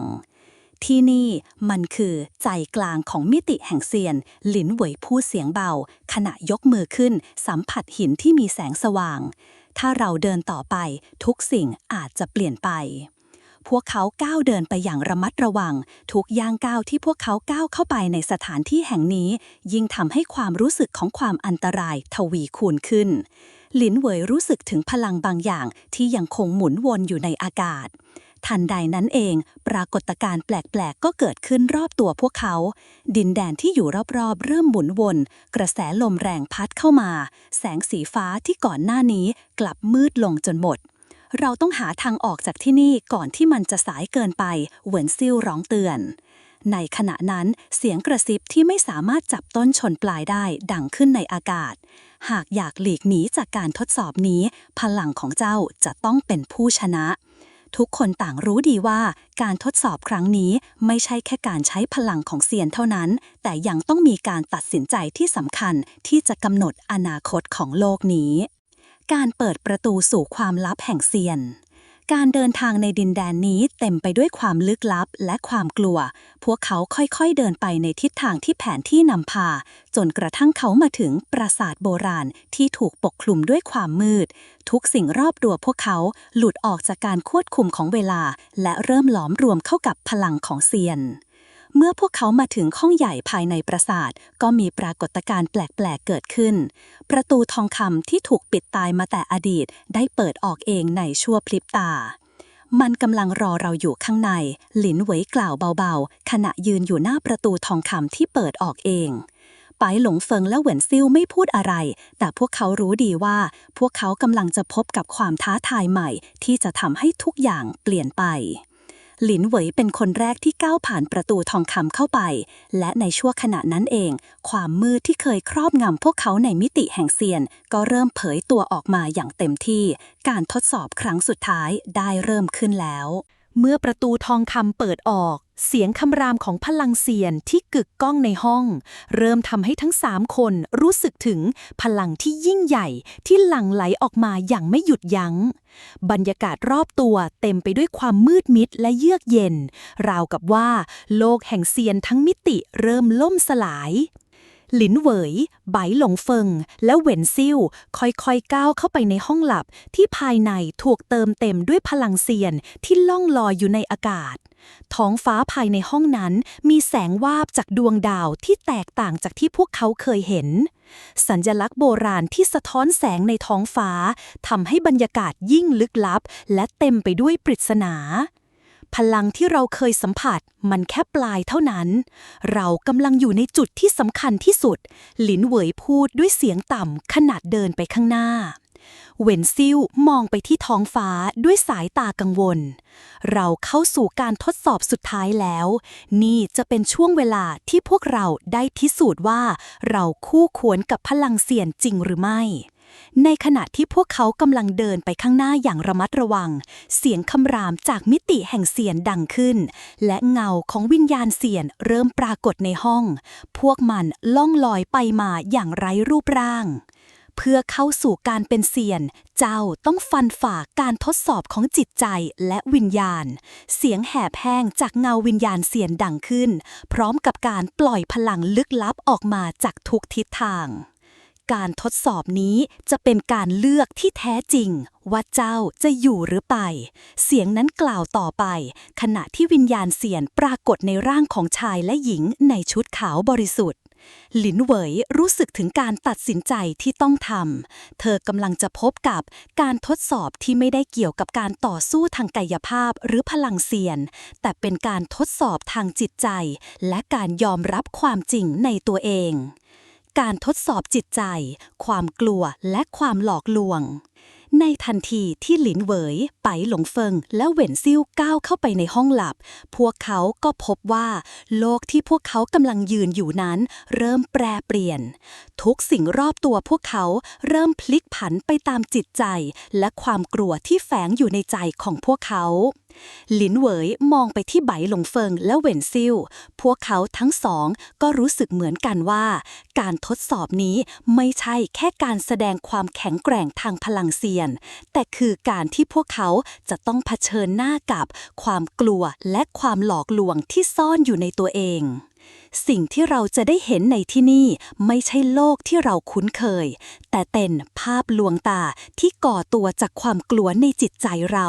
หลินเหวยกล่าวด้วยเสียงที่สั่นเครือแม้เธอจะมั่นใจแต่ก็ยังรู้สึกถึงพลังที่ทำให้ใจของเธออ่อนแอทันใดนั้นภาพลวงตาก็ปรากฏขึ้นรอบตัวพวกเขาหลินเหวยเห็นภาพของการสูญเสียทุกสิ่งที่เธอรักและห่วงใยในขณะที่ไบหลงเฟิงถูกล่อลวงด้วยภาพของการทำผิดพลาดแล้วเหวินซิ่วเห็นภาพของความล้มเหลวในการปกป้องผู้คนหลินเหวยกัดฟันและปิดตาเพื่อสะบัดทิ้งภาพเหล่านั้นออกไปนี่ไม่ใช่ความจริงเธอตะโกนออกมาแต่ทุกสิ่งรอบตัวเธอก็ยังคงล้อมรอบเธอเจ้าจะยอมรับความกลัวของตัวเองหรือไม่ความกลัวที่สามารถทำให้เจ้าอ่อนแอเสียงจากวิญญาณเสียนดังขึ้นอีกครั้งในขณะที่การทดสอบยังคงดึงเอาความกลัวจากภายในใจของพวกเขาหลินเหวยก็ได้ตัดสินใจที่จะไม่ให้ความกลัวควบคุมตัวเธอไปอีกความกลัวไม่สามารถยับยั้งข้าได้ข้าไม่ได้รับการฝึกฝนเพื่อจะถอยหลังหลินเหวยกล่าวเสียงดังและพลังจากน้ำแข็งเซียนก็ปรากฏขึ้นจากมือของเธอปล่อยพลังเหล่านั้นไปในอากาศภาพลวงตาทั้งหมดเริ่มค่อยๆจางหายไปร่างกายของพวกเขาเริ่มได้รับการปลดปล่อยจากการทดสอบแห่งจิตใจการทดสอบแห่งวิญญาณการเลือกที่แท้จริงตอนนี้พวกเขากำลังเผชิญหน้ากับการทดสอบแห่งวิญญาณสิ่งนี้เป็นการทดสอบที่ยากที่สุดพวกเขาจะต้องเลือกระหว่างความถูกต้องและการเสียสละ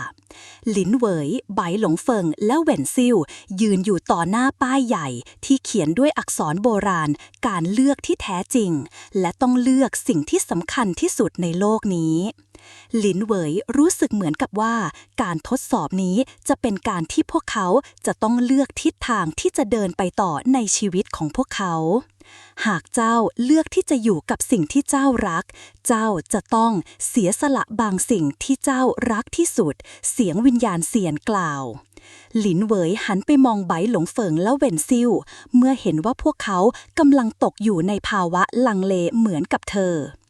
ในขณะที่หลินเหวยคิดถึงคำพูดเหล่านั้น เธอก็สัมผัสได้ถึงความเจ็บปวดที่เกิดขึ้นในหัวใจ แต่การเดินทางนี้จะต้องมีการเสียสละ และไม่มีใครสามารถหลีกหนีจากการทดสอบนี้ได้ ข้าจะเลือกที่จะเดินทางต่อไป ไม่ว่าเส้นทางข้างหน้าจะยากลำบากเพียงใด หลินเหวยกล่าวเสียงมั่นคง บทสุดท้ายของการทดสอบ การพบคำตอบ ในที่สุดพวกเขาก็ผ่านการทดสอบและได้รับการยอมรับจากโลกแห่งเซียน ในขณะที่แสงสีฟ้าจากท้องฟ้าเริ่มจางหายไป พวกเขาก็ได้พบกับคำตอบที่แท้จริง เจ้าได้พิสูจน์ตัวเองแล้ว เสียงวิญญาณเซียนกล่าว เจ้าเป็นผู้ที่คู่ควรที่จะครอบครองพลังแห่งเซียน และจากนั้นพวกเขาก็ได้ค้นพบว่าการเดินทางที่แท้จริงของพวกเขาจะยังไม่จบลงตรงนี้ แต่พวกเขาต้องเดินทางต่อไปเพื่อปกป้องโลกนี้จากพลังแห่งความมืดที่ยังคงแฝงอยู่ในโลกนี้ การเดินทางยังคงดำเนินไปข้างหน้าและการทดสอบยังไม่สิ้นสุดพวกเขาจะต้องเตรียมตัวเพื่อการเผชิญหน้าในศึกครั้งใหญ่ที่รอคอยอยู่ข้างหน้า การเดินทางของหลินเหวยและเพื่อนๆยังคงดำเนินต่อไป แม้พวกเขาจะผ่านการทดสอบครั้งใหญ่จากการทดสอบแห่งจิตใจและการทดสอบแห่งวิญญาณที่ได้พิสูจน์ความแข็งแกร่งภายในใจของพวกเขาแล้ว แต่ตอนนี้สิ่งที่รอคอยพวกเขาอยู่คือการทดสอบที่สำคัญที่สุด การตัดสินใจที่พวกเขาจะต้องทำเพื่ออนาคตของโลกนี้ เมื่อทุกอย่างสงบลงและความมืดที่ปกคลุมรอบตัวเริ่มสลายไปพวกเขาพบว่าตนเองยืนอยู่ในห้องลับที่เต็มไปด้วยแสงสีทองที่แผ่กระจายออกจากเสาหินโบราณมันคือห้องแห่งการเลือกที่เซียนผู้ยิ่งใหญ่เคยใช้ในการตัดสินใจเพื่อพลังที่ยิ่งใหญ่ที่สุดของโลกนี้หลินเหวยยืนนิ่งอยู่กลางห้องขณะที่แสงทองอ่อนๆส่องกระทบใบหน้าของเธอทุกอย่างเงียบสนิทไม่มีเสียงใดๆดังขึ้นทั้ง3คนจ้องมองไปที่สัญลักษณ์โบราณที่ปรากฏขึ้นบนผนังห้องนั่นคือคำเตือนสุดท้ายที่พวกเขาจะต้องตัดสินใจการเลือกครั้งนี้จะต้องใช้ทั้งใจและสติปัญญาหลินเหวยพูดเสียงเบาขณะมองไปที่เพื่อนๆไม่ใช่แค่การเลือกที่จะก้าวไปข้างหน้าแต่เป็นการเลือกที่จะเสียสละบางสิ่งเพื่อความยุติธรรมเหวินเซียวมองไปที่หลินเหวยแล้วพูดขึ้นเราทุกคนต้องเข้าใจว่าไม่ใช่แค่พลังที่จะตัดสินผลลัพธ์นี้แต่คือความเสียสละที่เราจะต้องทำเพื่อความสงบสุขในอนาคตไปหลงเฟิงก็ยืนอยู่ข้างๆโดยไม่พูดอะไรเขาเข้าใจดีว่าการเลือกนี้จะมีผลกระทบทั้งต่อเขาและโลกทั้งใบเพราะการเลือกที่ผิดอาจหมายถึงการสูญเสียทุกสิ่งที่พวกเขาพยายามจะปกป้องการตัดสินใจที่ยากลำบากทั้ง3คนมองไปที่สัญลักษณ์ในห้องที่เริ่มเปลี่ยนแปลงไปตามพลังที่พวกเขาแสดงออกมาเส้นทางที่ปรากฏบนแผนที่ดูเหมือนจะจบลงแล้วแต่กลับมีปริศนาที่ไม่เคยเห็นมาก่อนกำลังเริ่มปรากฏขึ้นในที่สุดเสียงจากวิญญาณเซียนก็เริ่มดังก้องขึ้นในห้องเจ้าได้เผชิญหน้ากับการทดสอบทั้งหมดแล้วตอนนี้เจ้าต้องเลือกเจ้าจะยอมรับพลังแห่งเซียนอย่างเต็มตัวหรือจะปฏิเสธและปล่อยให้ทุกอย่างกลับไปสู่อดีตคำถามนี้สะท้อนในใจของหลินเหวยอย่างลึกซึ้งเธอรู้ดีว่าพลังแห่งเซียนเป็นสิ่งที่ทำให้คนคนนั้นกลายเป็นผู้ที่มีอำนาจเหนือโลกแต่ในขณะเดียวกันก็เป็นสิ่งที่อาจทำให้คนคนนั้นสูญเสียทุกสิ่งที่เคยรักการตัดสินใจในวันนี้จะนำไปสู่อนาคตหลินเหวยเสียงนั้นกระซิบบอกเธอ หลินเหวยก้าวไปข้างหน้าอย่างมั่นคงขณะที่น้ำตาของเธอหยดลงบนพื้นความสงสัยและความกลัวก่อตัวขึ้นในใจแต่สิ่งที่เธอสามารถทำได้คือการเลือกแม้ว่าการเลือกนั้นจะยากแค่ไหนก็ตามข้าจะรับพลังแห่งเซียนหลินเหวยตัดสินใจในที่สุดในขณะที่คำพูดนั้นออกจากปากของเธอเส้นสายแห่งแสงสีทองก็เริ่มกระจายออกจากแหวนเซียนที่เธอสวมใส่อยู่และร่างของเธอเริ่มเปล่งประกายไปทั่วห้องพลังแห่งเซียนที่ลึกลับเมื่อหลินเหวยกล่าวคำพูดนั้นขึ้นพลังแห่งเซียนที่หลั่งไหลเข้ามาเริ่มทำให้ร่างของเธอเปลี่ยนแปลงอย่างรวดเร็วและทุกสิ่งที่อยู่รอบตัวก็เริ่มแปรเปลี่ยนไปตามแรงดึงดูดของพลังนี้หลินเหวยรู้สึกถึงพลังที่มหาศาลกำลังส่องผ่านร่างของเธอพลังแห่งเซียนไม่ใช่แค่สิ่งที่เสริมความแข็งแกร่งแต่ยังเป็นพลังที่ทำให้จิตใจและวิญญาณของเธอเข้มแข็งและเด็ดขาดขึ้นการเลือกครั้งนี้ไม่ได้มีเพียงแค่พลังทางกายภาพแต่ยังเป็นพลังแห่งจิตวิญญาณที่จะทำให้หลินเหวยสามารถควบคุมพลังแห่งโลกได้อย่างแท้จริงทางที่ยากลำบากข้างหน้าแต่ทว่าพลังที่หลินเหวยได้รับไม่ได้เป็นเพียงสิ่งที่ให้ความแข็งแกร่งมันคือภาระอันยิ่งใหญ่ที่เธอต้องแบกรับเมื่อเธอก้าวไปข้างหน้าในเส้นทางนี้โลกทั้งใบจะถูกทดสอบด้วยพลังที่เธอได้รับเจ้าได้เลือกแล้วแต่เจ้าจะสามารถแบกรับมันได้หรือไม่เสียงวิญญาณเซียนกล่าวด้วยความสงสัยหลินเหวยยิ้มบางๆก่อนจะตอบกลับไปข้าเลือกที่จะรับมันทั้งหมดและข้าจะเดินต่อไปเพื่ออนาคตของโลกนี้การเดินทางยังคงดำเนินต่อไปการเดินทางของหลินเหวยและเพื่อนๆจะยังคงต่อไปพวกเขาจะต้องพาตัวเองเข้าสู่การผจญภัยใหม่ที่เต็มไปด้วยอันตรายและการตัดสินใจที่ยากลำบากแต่ในที่สุดพวกเขาก็ได้เรียนรู้ว่าพลังแห่งเซียนคือสิ่งที่สามารถทำให้พวกเขาก้าวข้ามทุกอุปสรรคได้พวกเขาจะต้องร่วมมือกันเพื่อปกป้องโลกนี้จากการคุกคามของพลังแห่งความมืดที่ยังคงแฝงอยู่ในทุกมุมของจักรวาลการเดินทางยังไม่สิ้นสุดและพวกเขาจะต้องเดินหน้าต่อไปจนกว่าจะพบกับความจริงที่ยิ่งใหญ่ที่สุดและการเลือกที่สำคัญที่สุดในการเปลี่ยนแปลงโลกนี้ให้ดีขึ้นการเดินทางของหลินเหวยและเพื่อนๆในโลกแห่งเซียนจะต้องเผชิญหน้ากับศึกที่ยิ่งใหญ่ที่รอคอยพวกเขาอยู่ข้างหน้าแต่พวกเขาก็จะไม่ยอมแพ้เพราะพวกเขาเชื่อว่าการเลือกในวันนี้จะนำไปสู่อนาคตที่สดใสหลินเหวยยืนอยู่ท่ามกลางแสงสีทองที่กระจายออกมาจากพลังเซียนซึ่งกำลังไหลเวียนเข้าร่างของเธอไปพร้อมกับลมหายใจที่สั่นระริกความรู้สึกที่เธอได้รับจากพลังนี้ทำให้เธอรู้สึกถึงภาระที่ยิ่งใหญ่แต่ในขณะเดียวกันก็มีความรู้สึกถึงความแข็งแกร่งที่ไม่เคยสัมผัสมาก่อนแสงสีทองล้อมรอบตัวเธอและเมื่อมันเริ่มจางหายไปหลินเหวยรู้สึกถึงการเปลี่ยนแปลงที่เกิดขึ้นในตัวเองสิ่งที่เธอเคยเชื่อว่ามีขอบเขตและข้อจำกัดตอนนี้กลับกลายเป็นพลังที่ไม่มีขอบเขตอีกต่อไปข้ารับมันแล้วข้าพร้อมที่จะเดินต่อไปหลินเหวยกล่าวเสียงมั่นคงขณะที่พลังที่เพิ่มขึ้นในตัวเธอทำให้ทั้งห้องเริ่มสั่นสะเทือนแต่ยังไม่ทันที่หลินเหวยจะได้ตั้งตัวเสียงของวิญญาณเซียนที่เคยปรากฏขึ้นในห้องดังขึ้นอีกครั้งเจ้ามาถึงจุดนี้แล้วแต่โลกยังไม่ได้เปิดเผยทุกสิ่งที่เจ้าต้องการรู้เสียงนั้นพูดด้วยน้ำเสียงที่เต็มไปด้วยความลึกลับไปหลงเฟิงและเหวิมซุยยืนอยู่ข้างๆหลินเหวยพวกเขารู้สึกถึงพลังที่เพิ่มขึ้นในตัวเธอแต่ในขณะเดียวกันก็รับรู้ถึงความกดดันที่ลอยอยู่ในอากาศการเลือกของเจ้าได้ไม่สิ้นสุดเพียงแค่นี้วิญญาณเซียนกล่าวอย่างหนักแน่นเจ้าเพิ่งเริ่มต้นการเดินทางที่แท้จริง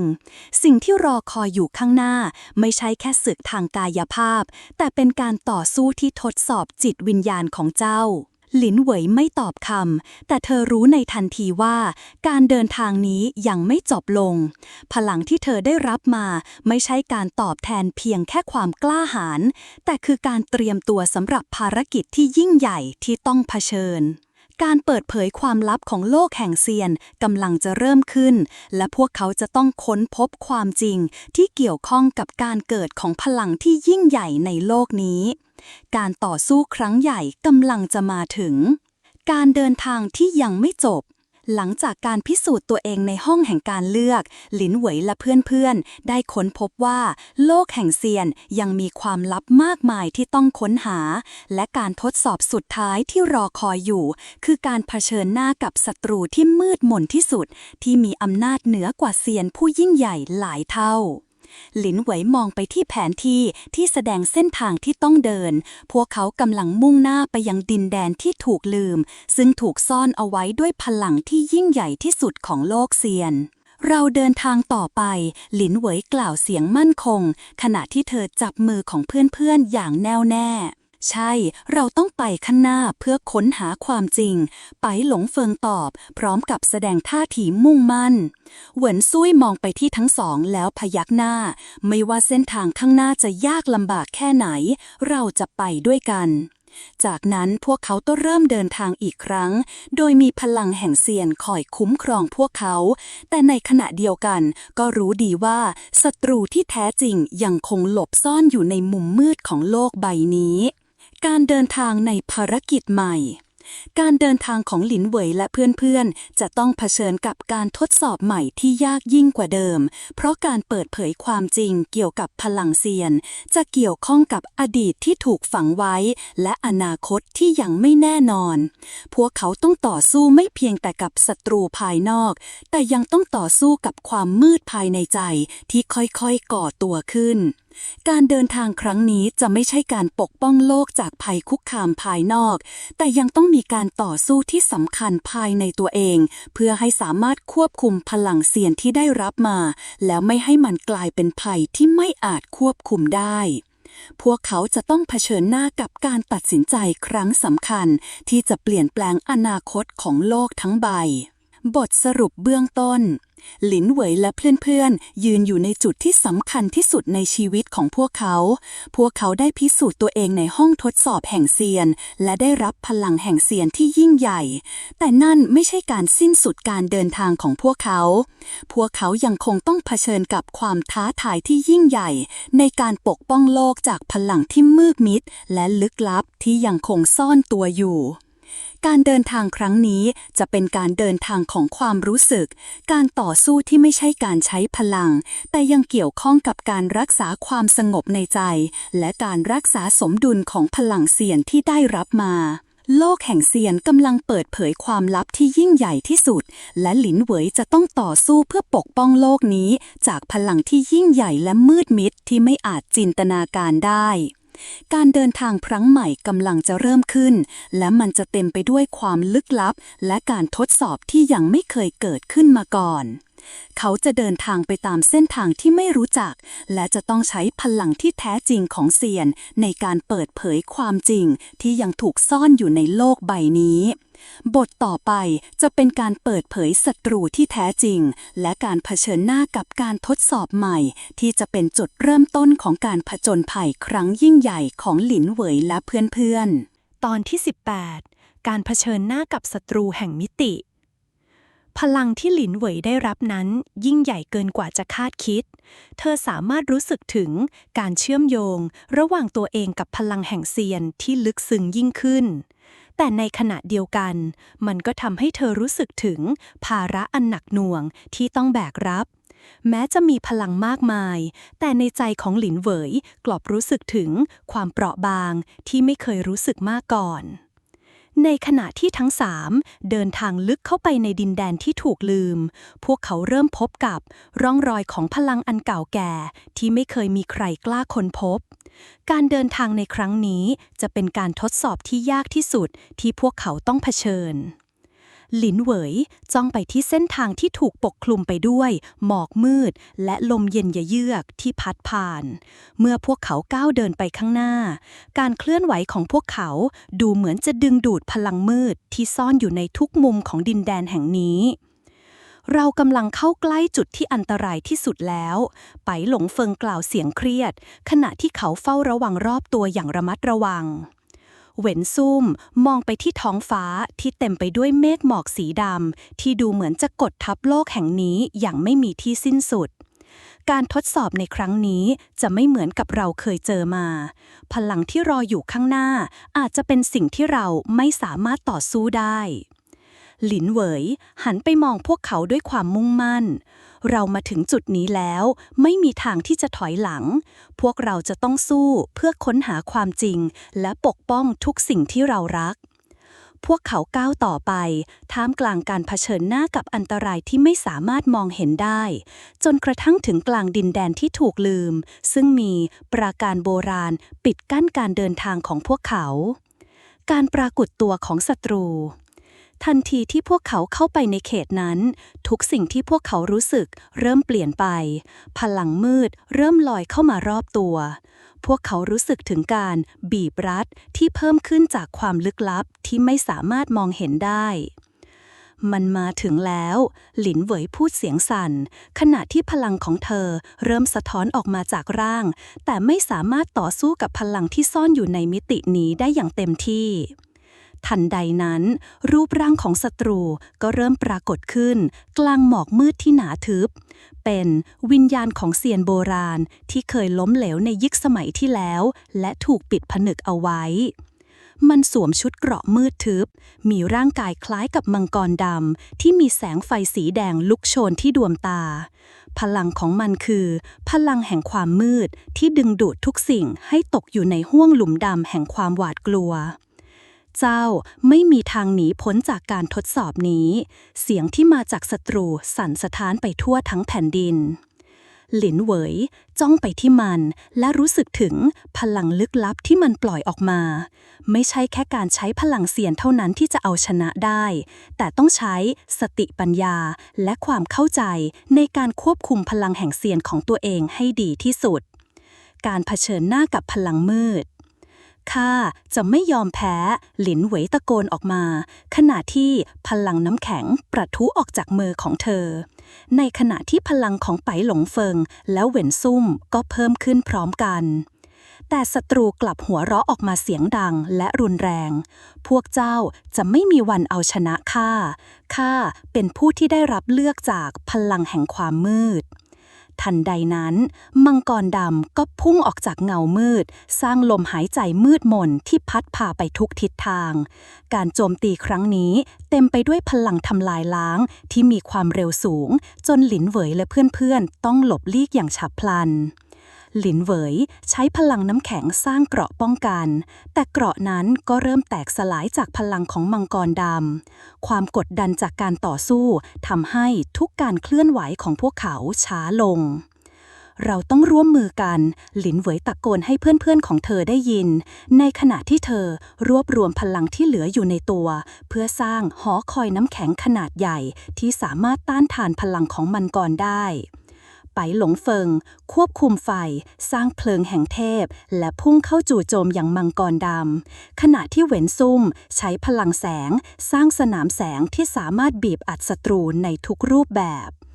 การโจมตีร่วมกันนี้ทำให้มังกรดำเริ่มได้รับบาดเจ็บแต่ยังไม่พอที่จะให้มันหยุดการโจมตีการทดสอบสุดท้ายเจ้าจะต้องล้มลง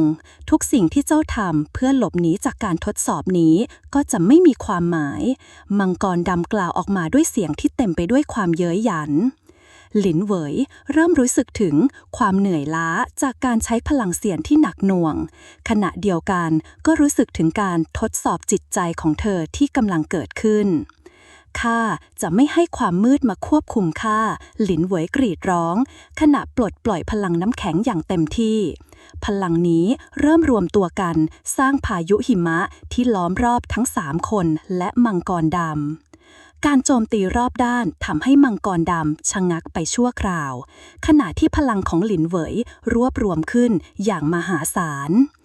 นี่คือพลังที่ข้าเลือกพลังที่มาจากความแข็งแกร่งภายในใจของข้าหลินเหวยพูดอย่างมั่นใจขณะปล่อยพลังน้ำแข็งสุดท้ายที่สามารถทำลายการต่อสู้ของมังกรได้จุดเริ่มต้นของการทดสอบใหม่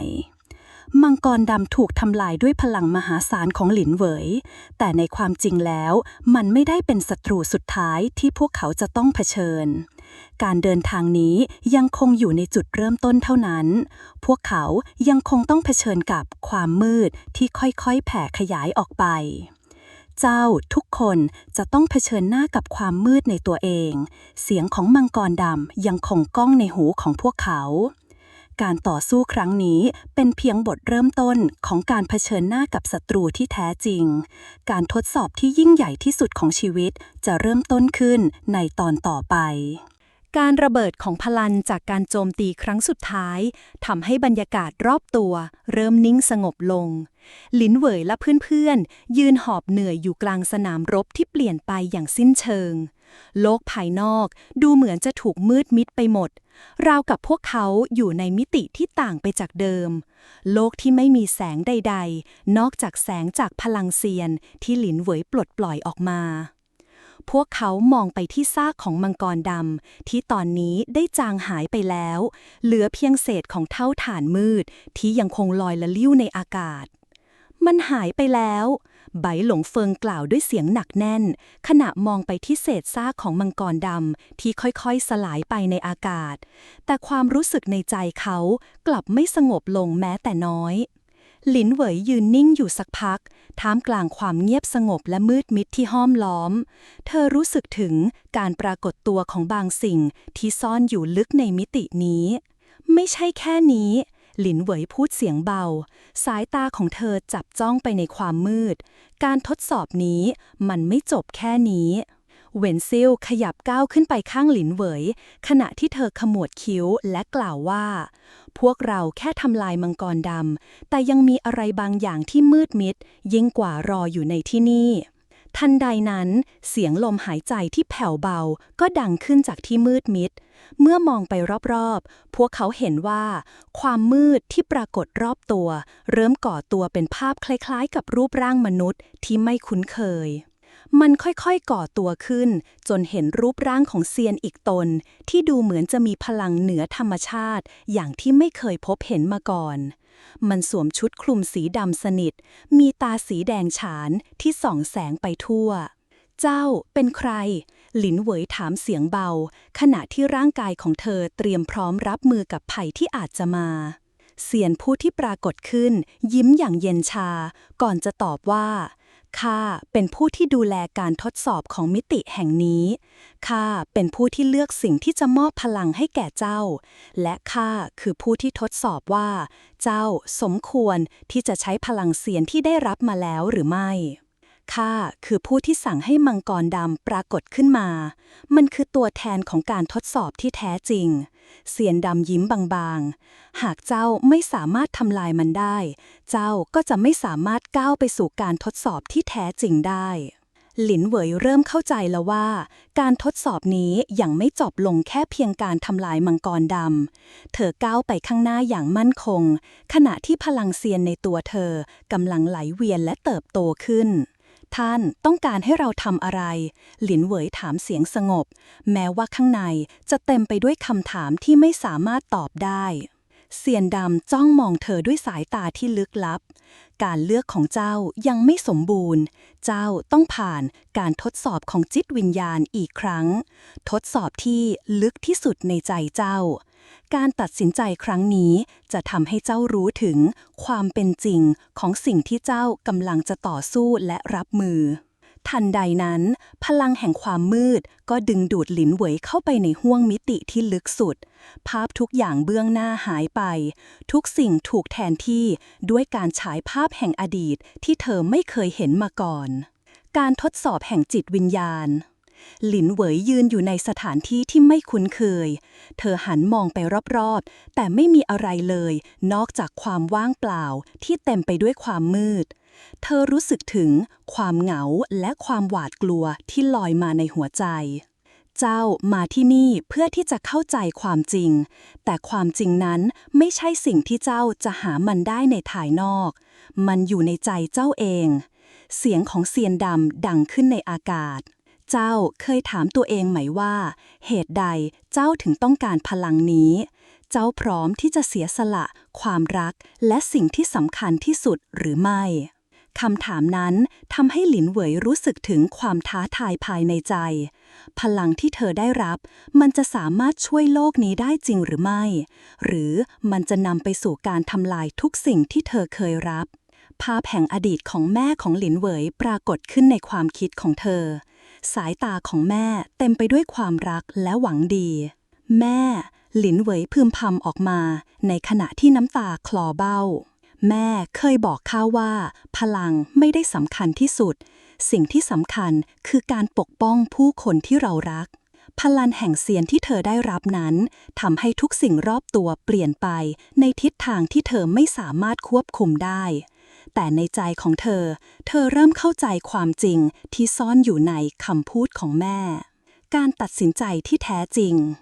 หลินเหวยยืนนิ่งในห้วงมิติแห่งความมืดความรู้สึกสับสนและไม่มั่นคงเริ่มลึกซึ้งขึ้นในใจ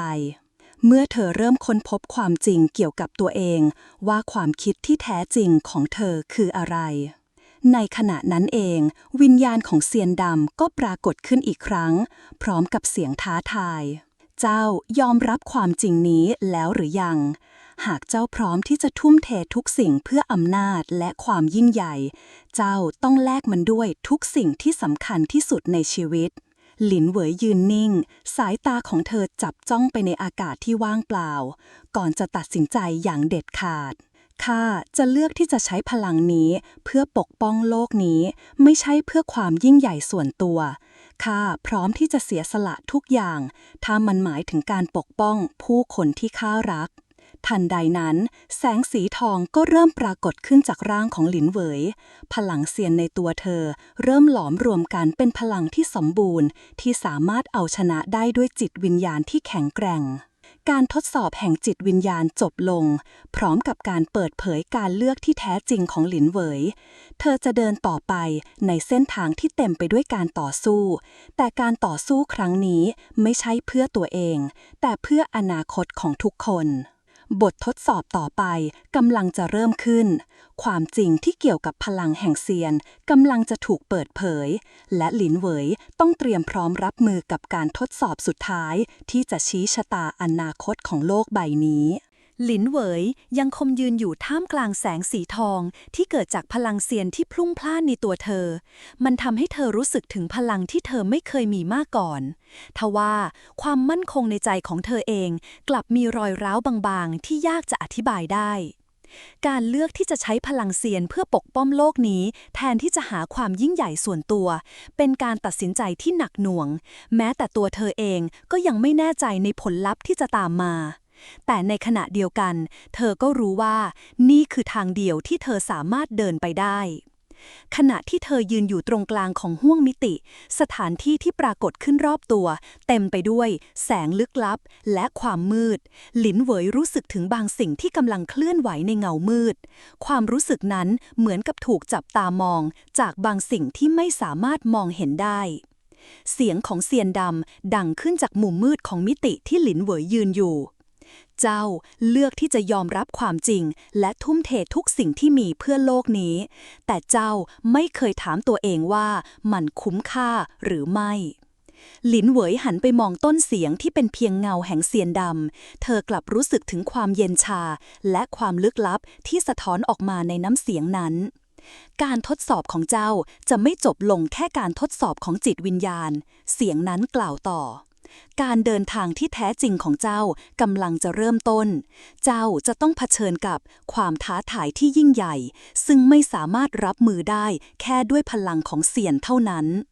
หลินเหวยหลับตาลงชั่วขณะรู้สึกถึงพลังที่ไหลเวียนในตัวเธอและเริ่มเข้าใจถึงการต่อสู้ที่แท้จริงที่เธอกำลังจะเผชิญ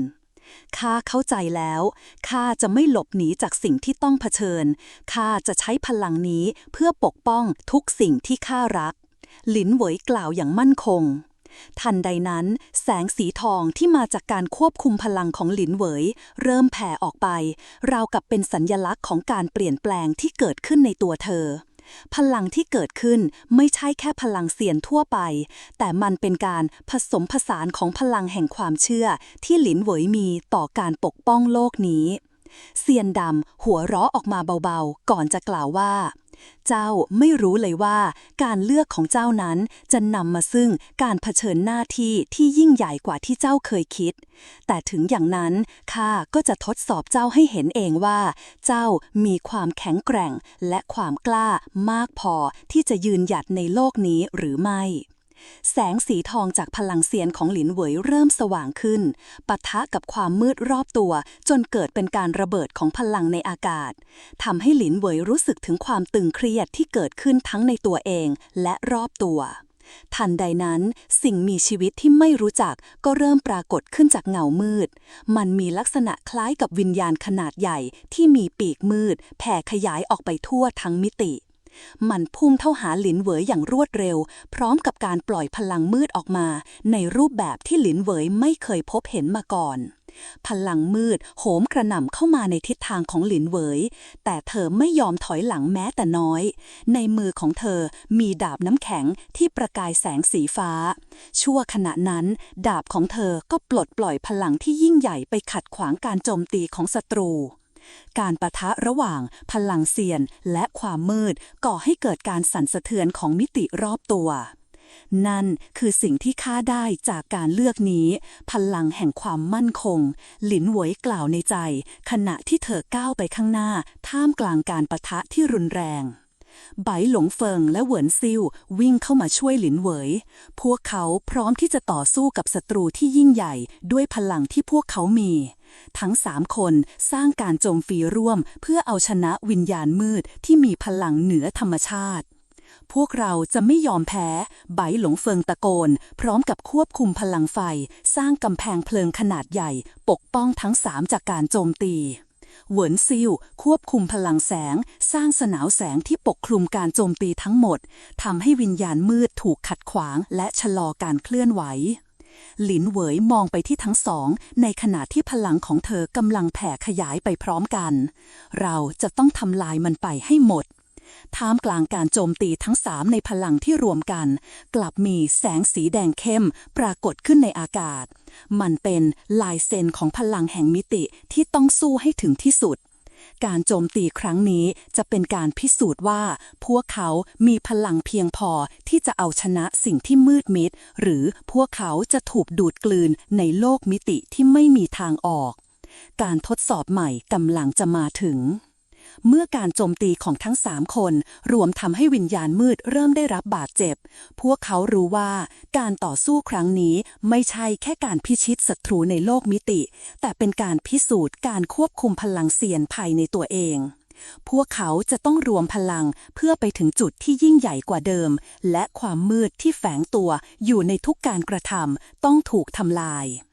การทดสอบที่แท้จริงกำลังจะเริ่มต้นในตอนต่อไปที่พวกเขาจะต้องเดินทางไปยังมิติใหม่เพื่อค้นหาความจริงของพลังเซียนและเผชิญหน้ากับศัตรูที่แท้จริงที่ซ่อนอยู่ในความมืดเสียงคำรามของวิญญาณมืดดังสนั่นกึกก้องไปรอบตัวหลินเหวยมันไม่ใช่เพียงแค่เสียงของการต่อสู้แต่เหมือนเสียงของความเกลียดชังและความมืดที่สะท้อนในอากาศที่จะกลืนกินทุกสิ่งที่ขวางหน้าหลินเหวยยืนนิ่งสายตาของเธอจับจ้องไปยังวิญญาณมืดที่ยังคงพยายามโจมตีเข้ามาพลังของมันดูเหมือนจะไม่ได้ลดลงเลยแม้แต่น้อยทว่าเธอก็รู้ว่าการต่อสู้ครั้งนี้จะต้องใช้ความเข้มแข็งทั้งทางกายและจิตใจ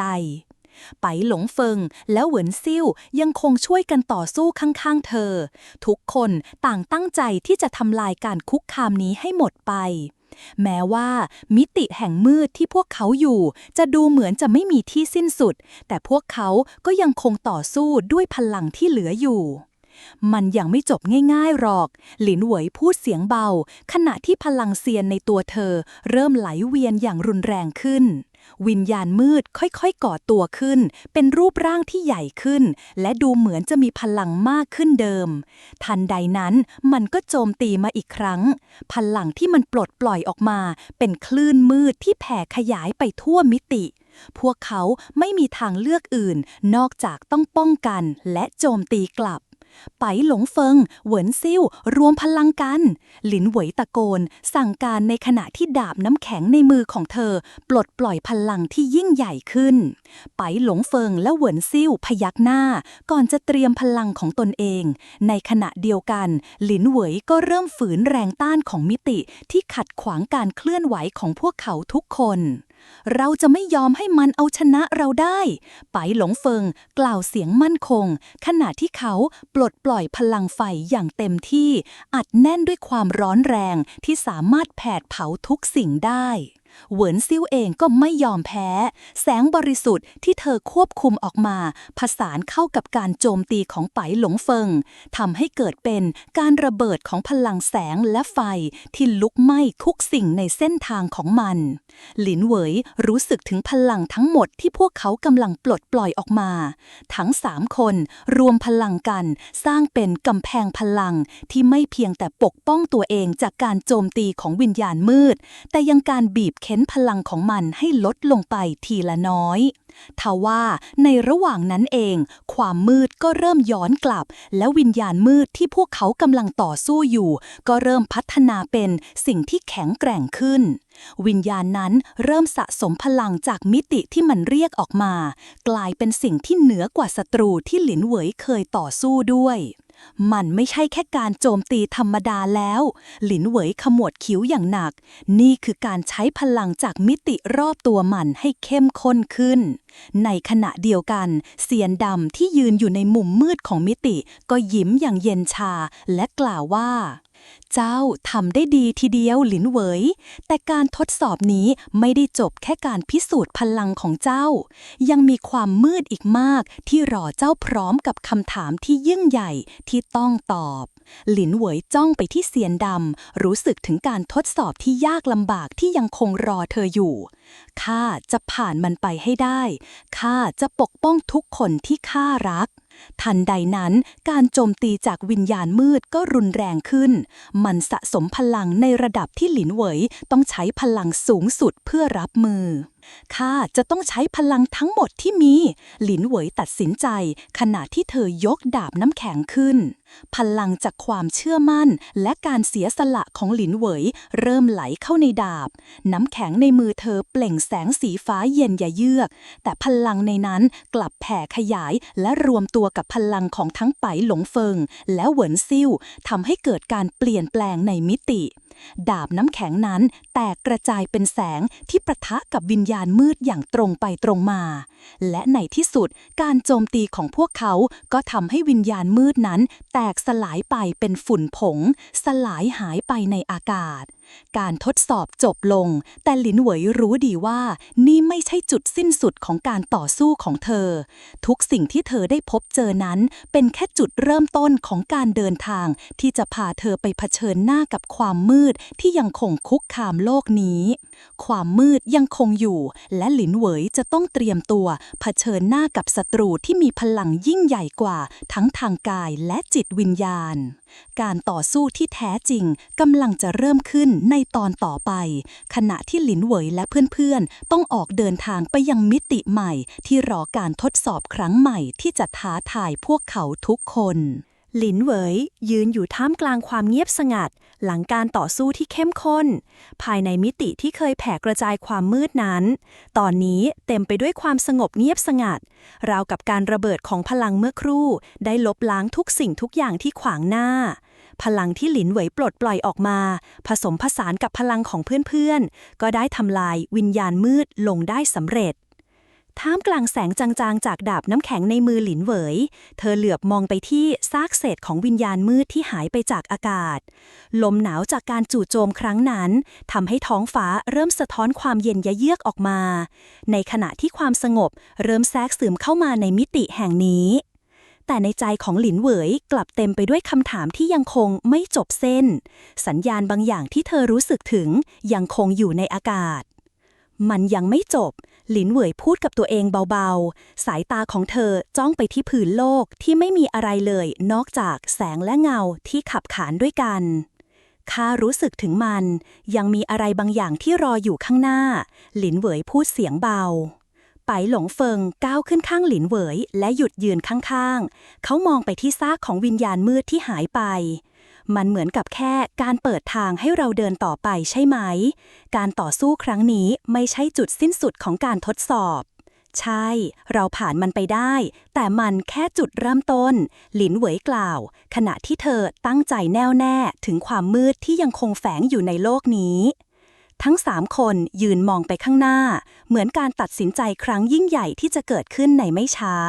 เส้นทางที่ยังคงเต็มไปด้วยความท้าทายแต่หลินเหวยไม่อาจหันหลังกลับได้เราต้องเดินหน้าต่อไปหลินเหวยกล่าวเสียงมั่นคงทันใดนั้นแสงสีแดงที่ส่องจากไกลๆเริ่มปรากฏขึ้นในเบื้องหน้าเหมือนมีบางสิ่งกำลังคืบคลานเข้ามา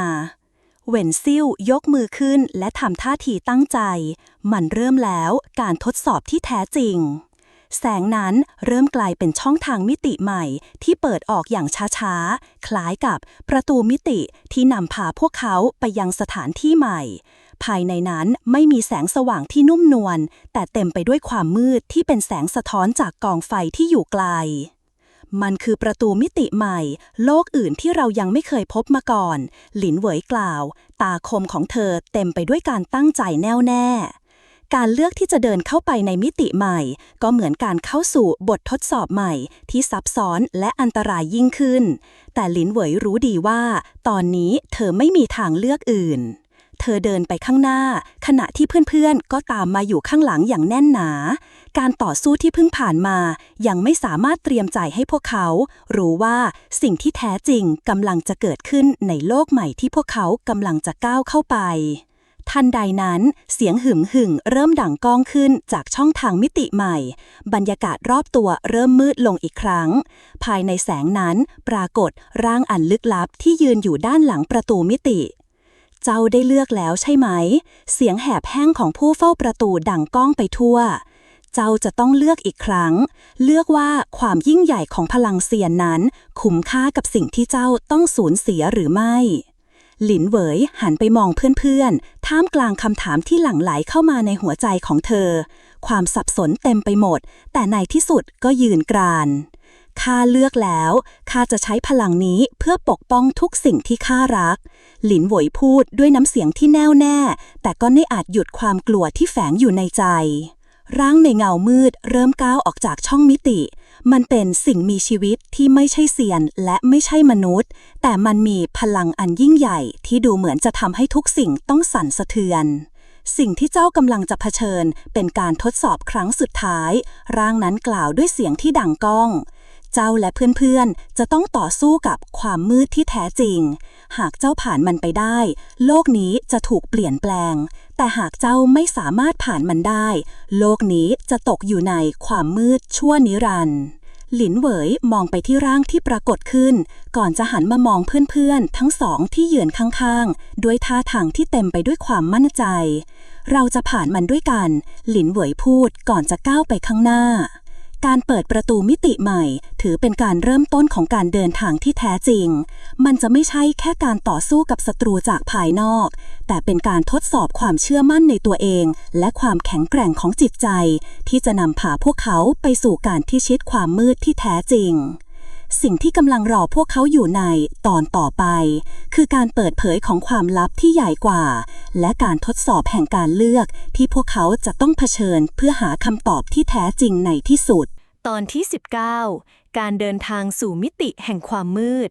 หลินเหวยก้าวไปข้างหน้าท่ามกลางความมืดที่ค่อยๆเข้ามาแทนที่แสงสว่างจากประตูมิติที่เปิดกว้างตรงหน้าความหนาวเย็นและความเงียบสงัดที่แผ่กระจายไปทั่วบริเวณเหมือนเชื่อมต่อพวกเขากับโลกแห่งความมืดที่ไม่เคยรู้จักมาก่อนท่ามกลางสภาพแวดล้อมที่ไม่เป็นมิตรพวกเขาไม่มีทางเลือกนอกจากก้าวต่อไปด้วยความมุ่งมั่นที่จะเผชิญหน้ากับสิ่งที่รออยู่เบื้องหน้าไปหลงเฟิงและเหวินซิ่วก้าวตามหลินเหวยไปอย่างเงียบๆบรรยากาศที่ล้อมรอบพวกเขานั้นไม่ต่างอะไรจากการเดินเข้าไปในความมืดไร้ขอบเขตซึ่งไม่อาจคาดเดาได้ว่าจะเจอกับอะไรหลินเหวยไปหลงเฟิงพูดขึ้นขณะที่เขาเห็นความมืดที่แผ่ขยายไปทั่วจึงไม่สามารถปิดบังความกังวลในเสียงของเขาได้ เรากำลังเดินเข้าไปในโลกที่เราไม่เคยรู้จักมาก่อน หากเราต้องการที่จะผ่านไป เราคงต้องเผชิญหน้ากับบางสิ่งที่ยิ่งใหญ่กว่าทุกสิ่งที่เราเคยเจอ หลินเหวยหันไปมองไปหลงเฟิงขณะที่เธอรู้สึกถึงความกดดันที่อยู่ในอากาศ เธอไม่สามารถบอกได้ว่าจะต้องเผชิญกับอะไร แต่ก็รู้ดีว่าการเดินไปข้างหน้าคือทางเดียวที่จะสามารถฝ่าผ่านการทดสอบนี้ได้ข้าเข้าใจดีหลินเหวยกล่าวเสียงหนักแน่นสิ่งที่เราจะเผชิญในมิติแห่งนี้อาจจะเป็นสิ่งที่เราไม่เคยคิดถึงแต่เราจะไม่ถอยข้าสัญญาเธอกำหมัดแน่นด้วยความมุ่งมั่นขณะที่ดาบน้ำแข็งในมือของเธอเปล่งแสงสว่างอ่อนๆออกมาเป็นสัญญาณว่าเธอพร้อมที่จะเผชิญหน้ากับทุกสิ่งที่รออยู่ทั้ง3คนเดินต่อไปจนถึงจุดศูนย์กลางของมิติที่ไร้ขอบเขตตรงหน้านั้นปรากฏปราการมืดขนาดมหึมาซึ่งมีลักษณะคล้ายกับกำแพงเวทมนต์ที่ซับซ้อนและมืดมิดท่ามกลางความมืดที่ไม่รู้จบตรงนั้นหวนซิ่วกล่าวพร้อมชี้ไปที่กำแพงมืดเราไปถึงที่ที่พวกมันรอเราอยู่หรือไม่หลินเหวยมองไปที่กำแพงมืดรู้สึกถึงพลังมืดที่แผ่ซ่านจากมันอย่างชัดเจนในใจของเธอเริ่มคิดถึงสิ่งที่อาจซ่อนอยู่ภายในนั้นใช่แต่นั่นไม่ใช่แค่กำแพงธรรมดาหลินเหวยกล่าวเสียงต่ำมันคือปราการแห่งมิติที่จะทดสอบเราทุกคนก่อนที่เราจะได้พบกับสิ่งที่แท้จริงรออยู่เมื่อหลินเหวยพูดจบกำแพงมืดก็เริ่มมีแสงรัศมีออกมาเบาๆและสิ่งที่พวกเขาคาดหวังไว้ก็ปรากฏขึ้นในมิติข้างหน้าร่างสูงใหญ่ปรากฏขึ้นจากเงามืดมันเป็นสิ่งที่ไม่สามารถอธิบายได้ความเป็นจริงและความมืดดูเหมือนจะทับซ้อนกันสิ่งมีชีวิตที่ร่างกายโปร่งแสงสวมใส่ชุดเกราะที่ทำจากพลังแห่งมิติและมีดวงตาเรืองแสงสีเลือดซึ่งจ้องมองพวกเขาด้วยท่าทีที่คุกคามผู้ที่ก้าวเข้ามาที่นี่จำเป็นต้องผ่านการทดสอบครั้งสุดท้ายเสียงที่ฟังดูไม่เหมือนมนุษย์ดังกล้องจากร่างนั้นเจ้าจะเลือกเส้นทางไหนเส้นทางของพลังอำนาจหรือเส้นทางของการยอมรับความจริงแห่งโลกนี้หลินเหวยจับจ้องไปที่สิ่งนั้นอย่างมั่นคงแม้ว่ามันจะเต็มไปด้วยพลังที่ทำให้เธอรู้สึกถึงความอ่อนแอของตัวเองแต่มันก็ทำให้เธอไม่หวั่นไหวเพราะสิ่งที่เธอจะต้องเผชิญต่อไปนั้นคือการพิสูจน์ความเชื่อมั่นในตนเองและการเลือกที่จะยืนหยัดในสิ่งที่เธอเลือกไว้ข้าเลือกเส้นทางของการยอมรับความจริงหลินเหวยตอบกลับด้วยน้ำเสียงที่เต็มไปด้วยความมั่นคงข้าไม่กลัวที่จะรับรู้สิ่งที่ซ่อนอยู่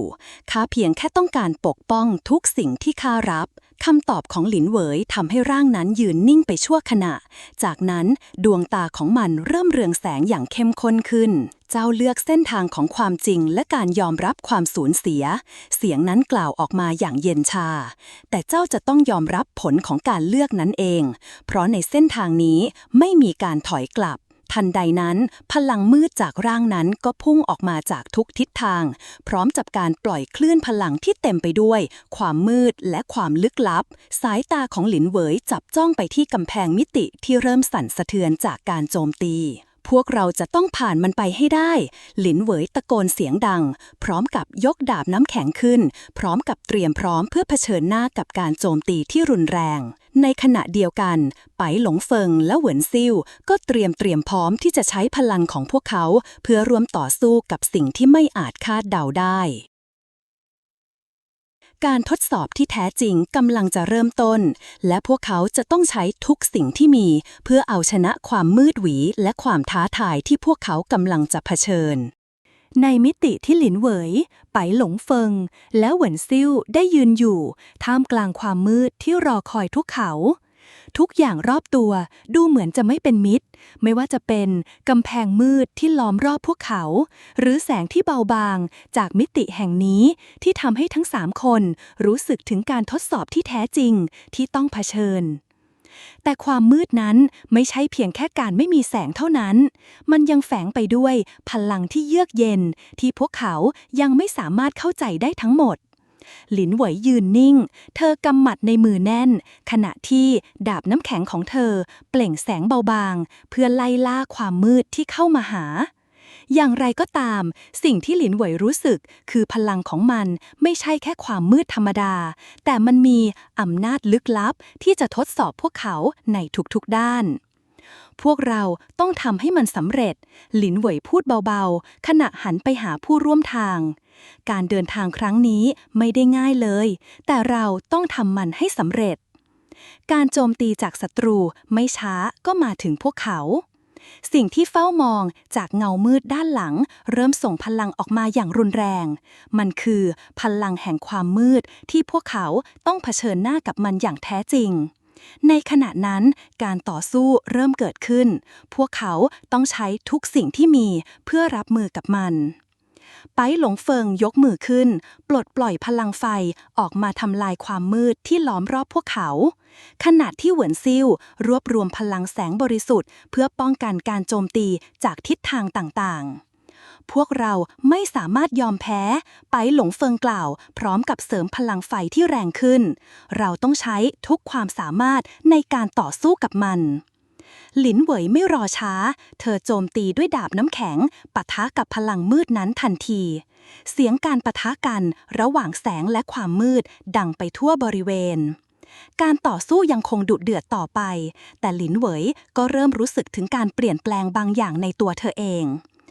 ข้ารู้สึกถึงมันหลินเหวยพูดเสียงต่ำขณะเธอเก็บความมั่นใจจากการต่อสู้ที่เกิดขึ้นมันไม่ใช่แค่การทดสอบพลังแค่ภายนอกเท่านั้นแต่มันเป็นการทดสอบจิตวิญญาณของเราและในช่วงที่กำลังต่อสู้พวกเขาก็เริ่มสัมผัสถึงพลังที่ซ่อนอยู่ในตัวพวกเขาเองมากขึ้นเรื่อยๆความเป็นเซียนที่แท้จริงเริ่มเปิดเผยออกมาการโจมตีจากพลังมืดยิ่งรุนแรงขึ้นพวกเขาจะต้องร่วมมือกันใช้พลังที่สูงสุดเพื่อเอาชนะการทดสอบที่ยากลำบากนี้หลินเหยและเพื่อนๆยืนต่อสู้อย่างไม่ย่อท้อท่ามกลางการต่อสู้ที่แปลเปลี่ยนเป็นการทดสอบจิตใจพวกเขาพยายามที่จะรับมือกับพลังมืดที่ถาโถมเข้ามาอย่างไม่หยุดหย่อนเสียงฟ้าผ่าผสานกับเสียงของการปะทะกันระหว่างพลังแสงและความมืดจนเกิดเป็นคลื่นกระแทกที่สั่นสะเทือนทั้งมิติที่พวกเขายืนอยู่แม้ว่าไปหลงเฟิงจะพยายามอย่างเต็มที่ในการใช้พลังไฟเพื่อเผาผลาญมวลความมืดที่กำลังรุมล้อมพลังของมันก็ยังคงสอดแทรกทุกการโจมตีสร้างกำแพงมืดขึ้นมาใหม่และซ้อนทับกับการเคลื่อนไหวของพวกเขาทำให้ยากที่จะทำลายมันได้หลินเหยพยายามที่จะมองหาจุดอ่อนของพลังมืดที่กำลังรุมรอบพวกเขาและก็พบว่าแม้จะดูเหมือนมันไร้ขีดจำกัดแต่สิ่งที่ทำให้มันแข็งแกร่งจริงๆคือการเชื่อมโยงระหว่างพลังมืดนี้กับจิตใจของผู้ใช้หากพวกเขาสามารถหาวิธีทำลายการเชื่อมโยงนี้ได้ความมืดทั้งหมดอาจจะล่มสลายไปได้ไปหลงเฟิงเหวินซิ่วหลินเหยตะโกนเสียงดังท่ามกลางการต่อสู้พวกเราต้องหาจุดอ่อนของมันใช้พลังของพวกเราเพื่อหาทางทำลายการเชื่อมโยงของมันไปหลงเซิงและเหวินซิ่วพยักหน้าการเข้าใจสิ่งที่หลินเหยพูดทำให้พวกเขาเริ่มเคลื่อนไหวร่วมกันเพื่อหาทางทำลายพลังมืดที่รุมล้อมพวกเขารู้ดีว่าการพึ่งพาพลังจากการโจมตีธรรมดาจะไม่ช่วยให้สถานการณ์ดีขึ้นได้ไปหลงเฟิงเริ่มปลดปล่อยพลังไฟที่เข้มข้นออกมาเป็นลำแสงแห่งไฟที่แข็งแกร่งซัดไปที่พื้นโลกและลอยขึ้นสู่ท้องฟ้าเพื่อลดทอนพลังของความมืดขณะเดียวกันเหวินซิ่วก็รวบรวมพลังแสงบริสุทธิ์ไว้ในมือเขาเริ่มหมุนวนพลังในมือจนเกิดเป็นแสงที่บริสุทธิ์ที่สุดแล้วพุ่งออกไปในทิศทางเดียวกับไฟของไปหลงเฟิงทั้งสองพยายามร่วมมือกันเพื่อทำลายการเชื่อมโยงนี้ให้ได้หลินเหยจึงใช้ดาบน้ำแข็งในมือของเธอปล่อยพลังแสงแข็งแกร่งท่ามกลางการโจมตีครั้งนี้เพื่อลดทอนพลังความมืดที่กำลังรุมล้อมอย่างต่อเนื่องการโจมตีของทั้ง3คนกลายเป็นการสร้างคลื่นพลังมหาศาลที่เต็มไปด้วยทั้งไฟและแสงพลังของพวกเขาผสานกันจนเกิดการปะทะที่รุนแรงเกินคาดทั้ง3ต้องใช้พลังทั้งหมดที่พวกเขามีเพื่อฝ่าฟันพลังแห่งมิติที่มืดมนนี้ มันต้องมีบางอย่างที่เรายังไม่รู้หลินเหยตะโกนบางทีถ้าเราลองใช้พลังความรู้สึกจากจิตใจบางทีเราอาจจะทำลายการเชื่อมโยงของมันได้ทันทีที่หลินเหยพูดเสียงดังคล้ายกับการระเบิดของมิติก็สะเทือนเต็มไปทั้งมิติพวกเขารู้สึกได้ถึงการสะท้อนกลับของพลังมืดที่กำลังทวีความรุนแรงขึ้นพวกเขาต้องเผชิญหน้ากับทดสอบจิตใจมากยิ่งขึ้นบางทีอาจจะเป็นการทดสอบที่ลึกซึ้งกว่าการต่อสู้แบบธรรมดาการทดสอบนี้ทำให้พวกเขารู้ว่าการเป็นเซียนที่แท้จริงไม่ใช่การใช้พลังภายนอกแต่ยังเกี่ยวข้องกับยอมรับภายในจิตใจที่แข็งแกร่งไม่ยอมแพ้เราต้องพึ่งพากันไปหลงเฟิงกล่าวด้วยน้ำเสียงที่หนักแน่นหากเรายอมแพ้ตอนนี้เราจะไม่สามารถผ่านการทดสอบนี้ไปได้หลินเหยมองไปที่ทั้งสองด้วยความมั่นใจในตัวเขาและตัวเองการทดสอบครั้งนี้จะทำให้พวกเขาได้เรียนรู้ว่าความจริงของการเป็นเซียนคือการยอมรับความผิดพลาดและความกลัวในตัวเองพวกเขาเดินหน้าอย่างไม่ย่อท้อสู้กับพลังมืดที่กำลังแผ่กระจายไปทั่วทุกย่างก้าวของพวกเขาทำให้เขาเข้าใกล้การค้นพบความลับที่ซ่อนอยู่ภายในโลกแห่งมิติที่นี้เมื่อหลินเหวยและเพื่อนๆก้าวลึกเข้าไปในมิติแห่งความมืดพวกเขารู้สึกถึงการเปลี่ยนแปลงที่ชัดเจนความรู้สึกที่เหมือนจะเคลื่อนย้ายไปในโลกที่แตกต่างออกไปท่ามกลางความมืดที่แผ่ขยายไปทั่วพวกเขาพบกับโลกแห่งความมืดที่ดูเหมือนจะมีชีวิตของมันเองโลกนี้เต็มไปด้วยสัญญาณลึกลับและพลังที่ยากจะเข้าใจท้องฟ้าเหนือพวกเขาเต็มไปด้วยแสงสีเลือดที่ส่องสว่างไปทั่วทุกสิ่งที่มองเห็นเหมือนถูกชักนำให้เดินไปในทิศทางเดียวกันแต่ทางเดินนั้นดูเหมือนจะเป็นการทดสอบที่ยากลำบากพวกเขาต้องใช้ทุกสิ่งที่มีเพื่อเดินทางผ่านการทดสอบที่ยังไม่รู้จะสิ้นสุดเมื่อไหร่เราต้องระวังหลินเหวยพูดเสียงเบาขณะก้าวเดินไปข้างหน้าโลกนี้ไม่เหมือนที่เราคุ้นเคยเราต้องระวังทุกการเคลื่อนไหวไปหลงเฟิงพยักหน้าและส่งสายตาที่มั่นคงให้เธอไม่ว่าจะเป็นอะไรข้าพร้อมที่จะต่อสู้จนถึงที่สุดเหวินซิ่วก็เงียบและตั้งใจฟังเสียงในอากาศเขารู้สึกถึงพลังลึกลับที่แฝงอยู่ในมิติแห่งนี้มันเหมือนจะเป็นการทดสอบที่ไม่เพียงแค่การใช้พลังภายนอกแต่ยังเกี่ยวข้องกับจิตใจและการตัดสินใจของแต่ละคนหลินเหวยเดินต่อไปจนถึงจุดที่มีแสงสีแดงเข้มแผ่กระจายออกมาเธอรู้สึกถึงความหนาวเย็นและความดุเดือดจากแสงนั้นมันเหมือนกับประตูมิติที่ยังไม่เปิดออกให้พวกเขาได้ก้าวผ่านไปดูเหมือนว่าที่นี่คือจุดที่เราต้องเผชิญหน้ากับการทดสอบอีกขั้นหลินเหวยพูดขณะเงยหน้าขึ้นมองที่ประตูมิติที่มืดมิดอยู่ข้างหน้าเราไม่ได้มาแค่เพื่อนหนีจากความมืดเราต้องพิสูจน์ตัวเองให้ผ่านมันไปทันใดนั้นเสียงแหบแห้งที่มาจากประตูมิติเริ่มดังขึ้น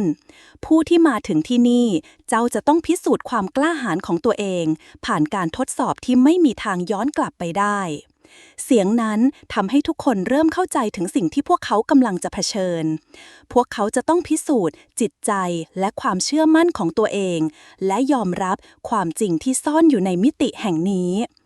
หากเจ้าสามารถพิสูจน์ความจริงในตัวเองได้เจ้าจะสามารถผ่านไปยังดินแดนใหม่ได้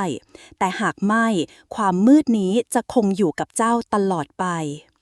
คำพูดนั้นดังก้องอยู่ในหูของพวกเขาเหมือนจะทำให้พวกเขารู้สึกถึงความยากลำบากที่จะต้องเผชิญ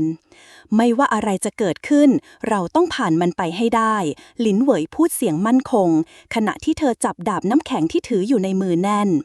ไปหลงเฟิงยิ้มอย่างมั่นใจพวกเราจะทำให้สำเร็จร่วมกันไม่มีทางเลือกอื่นเหวินซิ่วก็ยิ้มอย่างร่าเริงแม้ในสถานการณ์ที่น่ากลัวเขาก็ยังคงมีความมั่นใจในพลังของเพื่อนๆที่อยู่ข้างๆเขาพวกเขาทุกคนยืนเป็นหนึ่งเดียวสู้กับการทดสอบที่รออยู่พวกเขารู้ดีว่าการเดินทางของพวกเขากำลังจะนำไปสู่การค้นพบความจริงที่ยิ่งใหญ่ที่สุดในชีวิต การเดินทางยังคงดำเนินต่อไปแม้ว่าทุกย่างก้าวที่พวกเขาก้าวเดินเข้าไปในโลกมืดจะเต็มไปด้วยอันตรายและความท้าทายแต่หลินเหวยก็ไม่เคยลังเลเธอก้าวเดินไปข้างหน้าอย่างแน่วแน่เพราะเธอรู้ดีว่าโลกนี้จะไม่เปลี่ยนแปลงหากไม่มีการทดสอบและการทดสอบครั้งนี้จะเปิดเผยพลังที่แท้จริงของเธอและเพื่อนๆทั้งหมดตอนต่อไปจะพาพวกเขาไปเผชิญหน้ากับการทดสอบจิตใจที่สุดแสนจะท้าทายการเลือกที่จะยืนหยัดในความเชื่อและความกล้าหาญจะเป็นบททดสอบที่ยากที่สุดของพวกเขาการทดสอบนี้จะกำหนดชะตากรรมของพวกเขาและโลกแห่งมิติที่เต็มไปด้วยความมืดจะสามารถถูกทำลายได้หรือไม่ท่ามกลางความมืดและแสงสีเลือดที่สะท้อนจากประตูมิติในความเงียบสงัดหลินเหวยและเพื่อนๆยังคงยืนอยู่หน้าประตูแห่งการทดสอบที่ยิ่งใหญ่ที่สุดในชีวิตของพวกเขา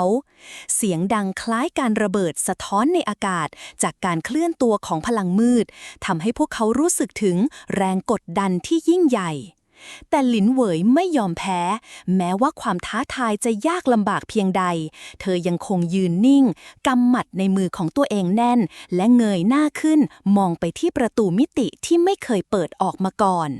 เราไม่สามารถยอมแพ้ได้หลินเหวยพูดเสียงหนักแน่นสิ่งที่เรากำลังจะเผชิญนั้นจะต้องทดสอบทุกอย่างที่เรามีแต่การต่อสู้ครั้งนี้คือการพิสูจน์ว่าเราจะไม่หันหลังกลับไปหลงเฟิงยืนอยู่ข้างๆเขาพยักหน้าอย่างมั่นใจเราทุกคนต้องร่วมมือกันไม่ว่าจะเป็นอะไรก็ตามที่จะเกิดขึ้นเราต้องผ่านมันไปให้ได้เวนซิ่วพยักหน้าอย่างแน่วแน่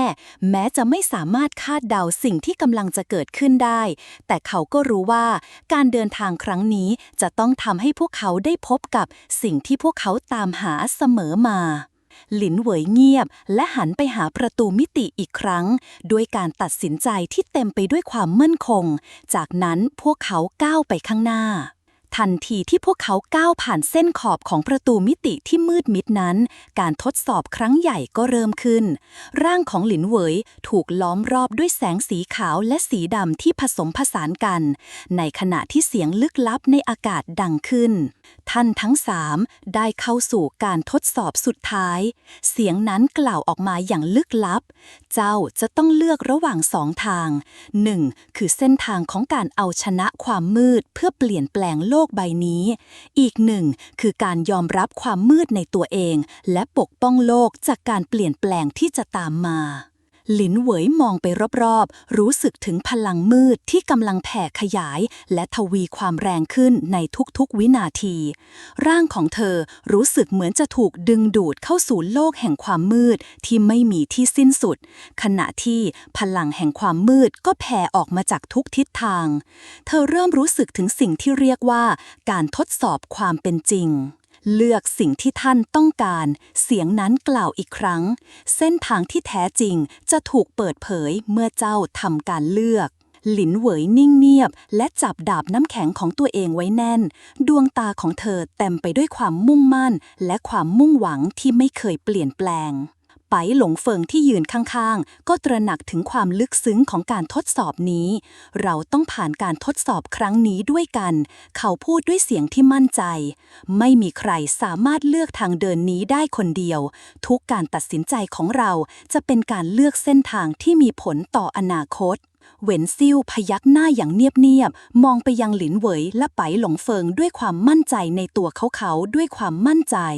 เราจะเลือกเส้นทางที่มีความหมายหลินเหวยพูดออกมาพร้อมกับรอยยิ้มที่เต็มไปด้วยความเชื่อมั่นการเปลี่ยนแปลงที่เราต้องการไม่ใช่การใช้พลังของความมืดแต่เป็นการต่อสู้เพื่อความสว่างจากนั้นหลินเหวยก้าวเข้าไปในพลังแห่งความมืดที่กำลังทดสอบพวกเขาสายตาของเธอเต็มไปด้วยความมั่นใจเพราะเธอรู้ดีว่าเธอสามารถเอาชนะมิติแห่งความมืดด้วยความตั้งใจและความกล้าหาญที่ไม่ยอมแพ้พวกเขาเริ่มเดินหน้าต่อไปผ่านพลังมืดที่ทับซ้อนกันแต่ด้วยพลังภายในที่หลินเหวยและเพื่อนๆมีความมืดนั้นค่อยๆเริ่มจางหายไป พวกเราไม่ต้องการการทดสอบแบบนี้หลินเหวยกล่าวในที่สุดขณะที่เธอยืนอย่างมั่นคงสิ่งที่เราต้องการคือการเปิดเผยความจริงและการต่อสู้เพื่อความถูกต้องและแล้วการทดสอบของมิติแห่งความมืดก็ได้เปิดเผยเส้นทางสุดท้ายออกมาแต่จะเป็นอย่างไรต่อไปนั้นยังไม่สามารถคาดเดาได้ทุกย่างก้าวของพวกเขาจะกำหนดอนาคตของโลกนี้การเดินทางผ่านมิติแห่งความมืดยังคงดำเนินต่อไปแม้ว่าจะไม่มีเส้นทางที่ชัดเจนและพวกเขาต้องเผชิญหน้ากับอุปสรรคที่ยากลำบากแต่หลินเหวยไปหลงเฟิงและเหวินซิ่วต่างก็ยังคงยืนหยัดเคียงข้างกันด้วยจิตใจที่แข็งแกร่งไม่ว่าจะเป็นความมืดที่พวกเขาต้องต่อสู้กับหรือการทดสอบทางจิตใจที่เกิดขึ้นทุกอย่างล้วนทำให้พวกเขาตระหนักถึงความลับที่ซ่อนอยู่ในการเดินทางครั้งนี้หลินเหวยก้าวเดินต่อไปอย่างมั่นคงดาบน้ำแข็งในมือของเธอปล่อยแสงสว่างที่เบาบางแต่ก็ยังคงเป็นสิ่งที่ทำให้พวกเขามีกำลังใจในการเดินทางต่อไปเราต้องไปให้ถึงจุดหมายสุดท้ายหลินเหวยพูดเสียงหนักแน่นขณะที่เธอหันมามองเพื่อนๆไม่ว่าอุปสรรคใดๆจะมาขวางกั้นเราจะทำให้เสร็จสิ้นตามที่เราได้ตัดสินใจไปหลงเฟิงมองหลินเหวยและเหวินซิ่วด้วยความมุ่งมั่นสิ่งที่เรากำลังเผชิญหน้าอยู่ตอนนี้ไม่ใช่แค่การต่อสู้ทางกายภาพแต่เป็นการทดสอบทางจิตใจและความมุ่งมั่นของเราเขาพูดด้วยน้ำเสียงที่แน่วแน่เหวินซิ่วยิ้มอย่างเบาๆและพยักหน้าเชื่อในตัวพวกเราทุกคนการเดินทางนี้จะต้องสำเร็จแน่ๆเพียงแค่พวกเรายังยืนหยัดอยู่ด้วยกันขณะที่พวกเขาเดินไปเรื่อยๆท่ามกลางความมืดก็มีบางอย่างแปลกๆเกิดขึ้นพวกเขารู้สึกเหมือนมีสายตาหลายคู่จับจ้องมาที่พวกเขาซึ่งมันทำให้ความรู้สึกกลัวและวิตกกังวลเริ่มแทรกซึมเข้ามาในจิตใจของพวกเขาแม้จะมีพลังและความมุ่งมั่นที่แข็งแกร่งแต่การทดสอบครั้งนี้มันทำให้พวกเขาเริ่มตั้งคำถามถึงความเชื่อมั่นในตัวเองมันเหมือนมีใครบางคนกำลังติดตามเราอยู่เหวินซิ่วกล่าวด้วยน้ำเสียงที่เต็มไปด้วยความรู้สึกไม่แน่ใจหลินเหวยหยุดเดินและหันไปมองรอบตัวขณะที่ดาบน้ำแข็งในมือเธอเริ่มปล่อยแสงเจิดจ้าออกมาเพื่อส่องแสงให้เห็นทุกสิ่งที่ซ่อนอยู่ในมิติแห่งนี้ทันใดนั้นเงาร่างหนึ่งก็ปรากฏขึ้นจากความมืดเป็นร่างที่ดูคล้ายมนุษย์แต่มีพลังมืดที่แท้จริงแฝงอยู่ในตัวของมันร่างนั้นยืนอยู่ห่างจากพวกเขาหลายก้าวแต่แสงจากดาบน้ำแข็งทำให้เห็นว่าร่างนั้นดูเหมือนจะเป็นสิ่งมีชีวิตที่ถูกควบคุมด้วยความมืดเจ้าหลินเหวยกล่าวเบาๆขณะยืนเผชิญหน้ากับสิ่งที่น่าสะพรึงกลัวนี้เจ้าคืออะไรทำไมถึงปรากฏตัวขึ้นในที่แห่งนี้ร่างนั้นไม่พูดอะไรเพียงแค่ยืนอยู่อย่างนิ่งๆดวงตาของมันเต็มไปด้วยความมืดที่มีพลังอันน่ากลัวหลินเหวยรู้สึกถึงการตอบสนองทางจิตใจจากสิ่งนั้นมันเหมือนกับการเผชิญหน้ากับสิ่งที่เคยเป็นความกลัวในตัวเองมันกำลังทดลองเราอยู่หลินเหวยพูดเสียงเบานี่คือการทดสอบที่จะทำให้เราต้องเลือกให้แน่ชัดระหว่างความกลัวกับความกล้าหาญทันใดนั้นเงาร่างก็เริ่มเคลื่อนไหวและในพริบตานั้นมันก็พุ่งเข้ามาหาพวกเขาพร้อมกับพลังมืดที่แทบจะทำให้ทุกอย่างรอบตัวพังทลายไปหมดระวังไปหลงเฟิงร้องเตือนขณะที่เขารวบรวมพลังไฟในมือพลังของมันต้องการการต่อสู้ไปหลงเฟิงปล่อยพลังไฟออกไปอย่างรุนแรงเพื่อปะทะกับพลังมืดที่กำลังจะมาถึงขณะที่เหวินซิ่วก็ยกมือขึ้นเพื่อสร้างพลังแสงและปกป้องพวกเขาจากการโจมตีการปะทะระหว่างพลังมืดกับพลังไฟและแสงเป็นสิ่งที่เห็นได้ชัดเจนว่าเป็นการทดสอบครั้งใหญ่ที่สำคัญที่สุดของพวกเขาหลินเหวยไม่ลังเลแม้แต่น้อยเธอใช้ดาบน้ำแข็งตัดผ่านพลังมืดที่ล้อมรอบทำให้เกิดการปะทะที่รุนแรงจนเกิดเป็นเสียงสะท้อนจากการต่อสู้ที่ยากลำบากทั้งหมดนี้เป็นการทดสอบที่จำเป็นในการพิสูจน์ความมั่นคงของพวกเขา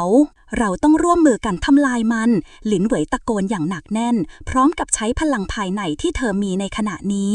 ทุกคนได้ร่วมมือกันในการปะทะครั้งสุดท้ายซึ่งทำให้พลังมืดค่อยๆเริ่มอ่อนแรงลงจนในที่สุดพวกเขาก็สามารถทำลายการโจมตีของมันได้แต่เมื่อพวกเขาหันไปมองที่ร่างมืดนั้นมันกลับหายไปในความมืดพร้อมกับเสียงที่สะท้อนในอากาศมันไม่ได้จากไปจริงๆหลินเหวยพูดเสียงแผ่วมันเพียงแค่ทดสอบเราแต่เมื่อเสียงนั้นเงียบลงพวกเขาก็ได้เรียนรู้สิ่งหนึ่งว่าการทดสอบครั้งนี้ยังไม่สิ้นสุดพวกเขายังต้องเผชิญกับการทดสอบที่ยิ่งใหญ่กว่าที่เคย หลังจากที่การทดสอบครั้งแรกได้สิ้นสุดลง พวกเขาก็ยังคงยืนอยู่ในมิติแห่งความมืด แม้จะมีความเงียบสงัด แต่อากาศรอบตัวยังคงเต็มไปด้วยพลังที่หนาแน่น และความรู้สึกว่ามีสิ่งที่ไม่สามารถอธิบายได้ ที่ยังคงแฝงตัวอยู่ในมิติแห่งนี้ การทดสอบที่ผ่านไปทำให้พวกเขารู้ว่าการทดสอบที่แท้จริงยังไม่เสร็จสิ้น หลินเหวยหันมามองไปที่เพื่อนๆของเธอด้วยความมั่นใจ เราต้องไม่ยอมแพ้เพียงแค่การทดสอบครั้งแรก พวกเราต้องเตรียมตัวให้พร้อมสำหรับสิ่งที่รออยู่ข้างหน้า ไปหลงเฟิงพยักหน้า ขณะที่เขารวบรวมพลังไฟในมือของเขาอีกครั้ง มันมีแสงสว่างอ่อนๆที่ส่องผ่านความมืดได้บ้าง แต่ก็ยังไม่เพียงพอที่จะทำให้พวกเขาเดินต่อไปได้โดยไร้การต่อสู้เหวินซิ่วที่ยืนอยู่ข้างๆก็พยักหน้าอย่างเข้าใจ เขารู้ดีว่าพลังแสงของเขาเป็นสิ่งที่สำคัญ แต่ในมิติแห่งความมืดนี้ เขาก็ต้องใช้มันอย่างระมัดระวัง ที่นี่มันไม่ใช่แค่การทดสอบพลังที่เราใช้เหวินซิ่วกล่าวเสียงต่ำมันคือการทดสอบจิตใจของเราด้วย การที่เราจะยืนหยัดได้ในที่นี้ไม่ใช่แค่การพึ่งพาพลังภายนอก แต่ยังเกี่ยวข้องกับการมีจิตใจที่แข็งแกร่งด้วยคำพูดของเหวินซิ่วทำให้หลินเหวยรู้สึกถึงความจริงบางอย่างที่ซ่อนอยู่ในความมืดนี้ พวกเขาต้องสามารถเข้าใจตัวเองและยอมรับความกลัวที่อยู่ภายในจิตใจของตนเอง เพื่อให้สามารถเผชิญหน้ากับการทดสอบครั้งนี้ได้ ทันใดนั้นเสียงที่แผ่วเบาก็เริ่มดังขึ้นจากท้องฟ้ามืดมิด เสียงนั้นเริ่มทวีความถี่ขึ้นเรื่อยๆ จนกลายเป็นเสียงคำรามที่ดังก้องไปทั่วมิติ เจ้าทั้งสามเข้ามาถึงจุดนี้แล้ว เสียงนั้นกล่าวออกมาอย่างลึกลับและมีอำนาจ การทดสอบครั้งต่อไปจะทำให้เจ้าต้องเลือกสิ่งที่สำคัญที่สุดในชีวิตของเจ้า หลินเหวยยืนนิ่ง อะไรคือการทดสอบครั้งต่อไป เราจะต้องทำอะไร เสียงนั้นตอบกลับ เจ้าจะต้องเลือกที่จะสละสิ่งที่มีค่าที่สุดในชีวิตของเจ้า ก่อนที่จะสามารถก้าวไปข้างหน้าได้ การทดสอบครั้งนี้จะไม่สามารถหลีกเลี่ยงได้ คำพูดนี้ทำให้หลินเหวยรู้สึกถึงความหนักแน่นของการตัดสินใจที่ต้องทำ การต้องเลือกทิ้งสิ่งที่มีค่าไม่ใช่เรื่องง่าย พวกเขาทุกคนรู้ดีว่าในการเดินทางครั้งนี้จะต้องมีการสูญเสียบางอย่างเกิดขึ้น ไปหลงเฟิงเริ่มพูดด้วยน้ำเสียงหนักแน่น เราจะต้องยอมรับการสูญเสียเพื่อที่จะได้รับสิ่งที่ใหญ่กว่า เราต้องมีความกล้าหาญในการเลือกทางที่ถูกต้อง เหวินซิ่วพยักหน้า ไม่ว่าอะไรจะเกิดขึ้น เราจะเดินหน้าต่อไป และเผชิญหน้ากับทุกสิ่งที่ทดสอบจิตใจและความแข็งแกร่งของเรา หลินเหวยมองทั้งสองคนอย่างตั้งใจ ตัดสินใจภายในใจ เธอรู้ดีว่าการยอมรับการสูญเสียคือบททดสอบที่สำคัญของการเดินทางครั้งนี้ หากพวกเขาไม่สามารถยอมรับได้ พวกเขาก็จะไม่สามารถเดินต่อไปได้ ในที่สุดเสียงลึกลับก็ได้ประกาศอีกครั้ง เจ้าทั้งสามจงเลือกเถิด สละสิ่งที่มีค่าที่สุดในชีวิตของเจ้า หรือจะเลือกทางที่มืดมิดที่จะนำพาเจ้าไปสู่หายนะ หลินเหวยหันไปมองไปหลงเฟิงและเหวินซิ่วก่อนจะค่อยๆก้าวไปข้างหน้าอย่างมั่นใจ ไม่ว่าอะไรจะเกิดขึ้น เราจะทำทุกอย่างให้ดีที่สุด และจะไม่ยอมให้การทดสอบนี้ทำให้เราหวั่นไหว การเดินทางผ่านมิติแห่งความมืดเข้าสู่ช่วงสำคัญที่สุด หลินเหวยและเพื่อนๆของเธอเริ่มเข้าใจว่าการทดสอบที่พวกเขาต้องเผชิญไม่ใช่แค่การต่อสู้ทางกายภาพ แต่เป็นการทดสอบภายในจิตใจที่จะกำหนดชะตากรรมของพวกเขาทั้งหมด คำพูดของเสียงลึกลับยังดังก้องอยู่ในหูของพวกเขา สละสิ่งที่มีค่าที่สุดในชีวิตของเจ้าก่อนที่จะสามารถก้าวไปข้างหน้า หลินเหวยรู้สึกถึงการตัดสินใจที่ยากลำบากที่กำลังจะมาถึง เธอพยายามข่มอารมณ์ตัวเองและไตร่ตรองถึงสิ่งที่เธอรักและหวงแหนที่สุดในชีวิต สิ่งที่สำคัญที่สุดในชีวิตของข้า หลินเหวยคิดในใจขณะมองไปที่เพื่อนๆของเธอ มันคงไม่ใช่แค่พลังหรือชีวิตของตัวเอง แต่มันคือคนที่ข้ารักและสิ่งที่ข้าต่อสู้เพื่อมัน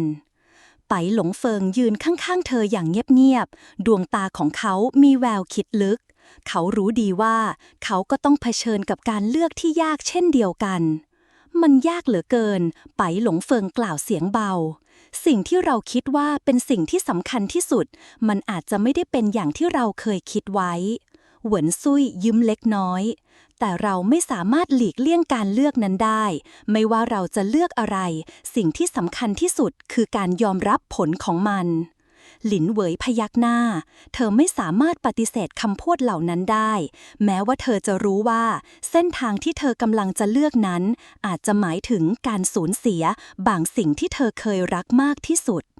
การตัดสินใจครั้งนี้จะต้องสะท้อนถึงความเชื่อของเราในอนาคตหลินเหวยพูดเสียงมั่นคงไม่ว่าจะเป็นอะไรเราต้องเลือกทางที่ดีที่สุดเธอก้าวเดินไปข้างหน้าขณะที่ประตูมิติด้านหน้าเริ่มเปิดออกพร้อมกับแสงสีทองที่เบาบางและอบอุ่นข้างในประตูนั้นคือสิ่งที่หลินเหวยไม่เคยคาดคิดไว้มากก่อนทันทีที่เธอเดินเข้ามาในพื้นที่นั้นพวกเขาพบว่าอยู่ในห้องลับที่ถูกโอบล้อมด้วยแสงสีทองที่ดูเหมือนจะเป็นสัญญาณของการทดสอบครั้งสุดท้าย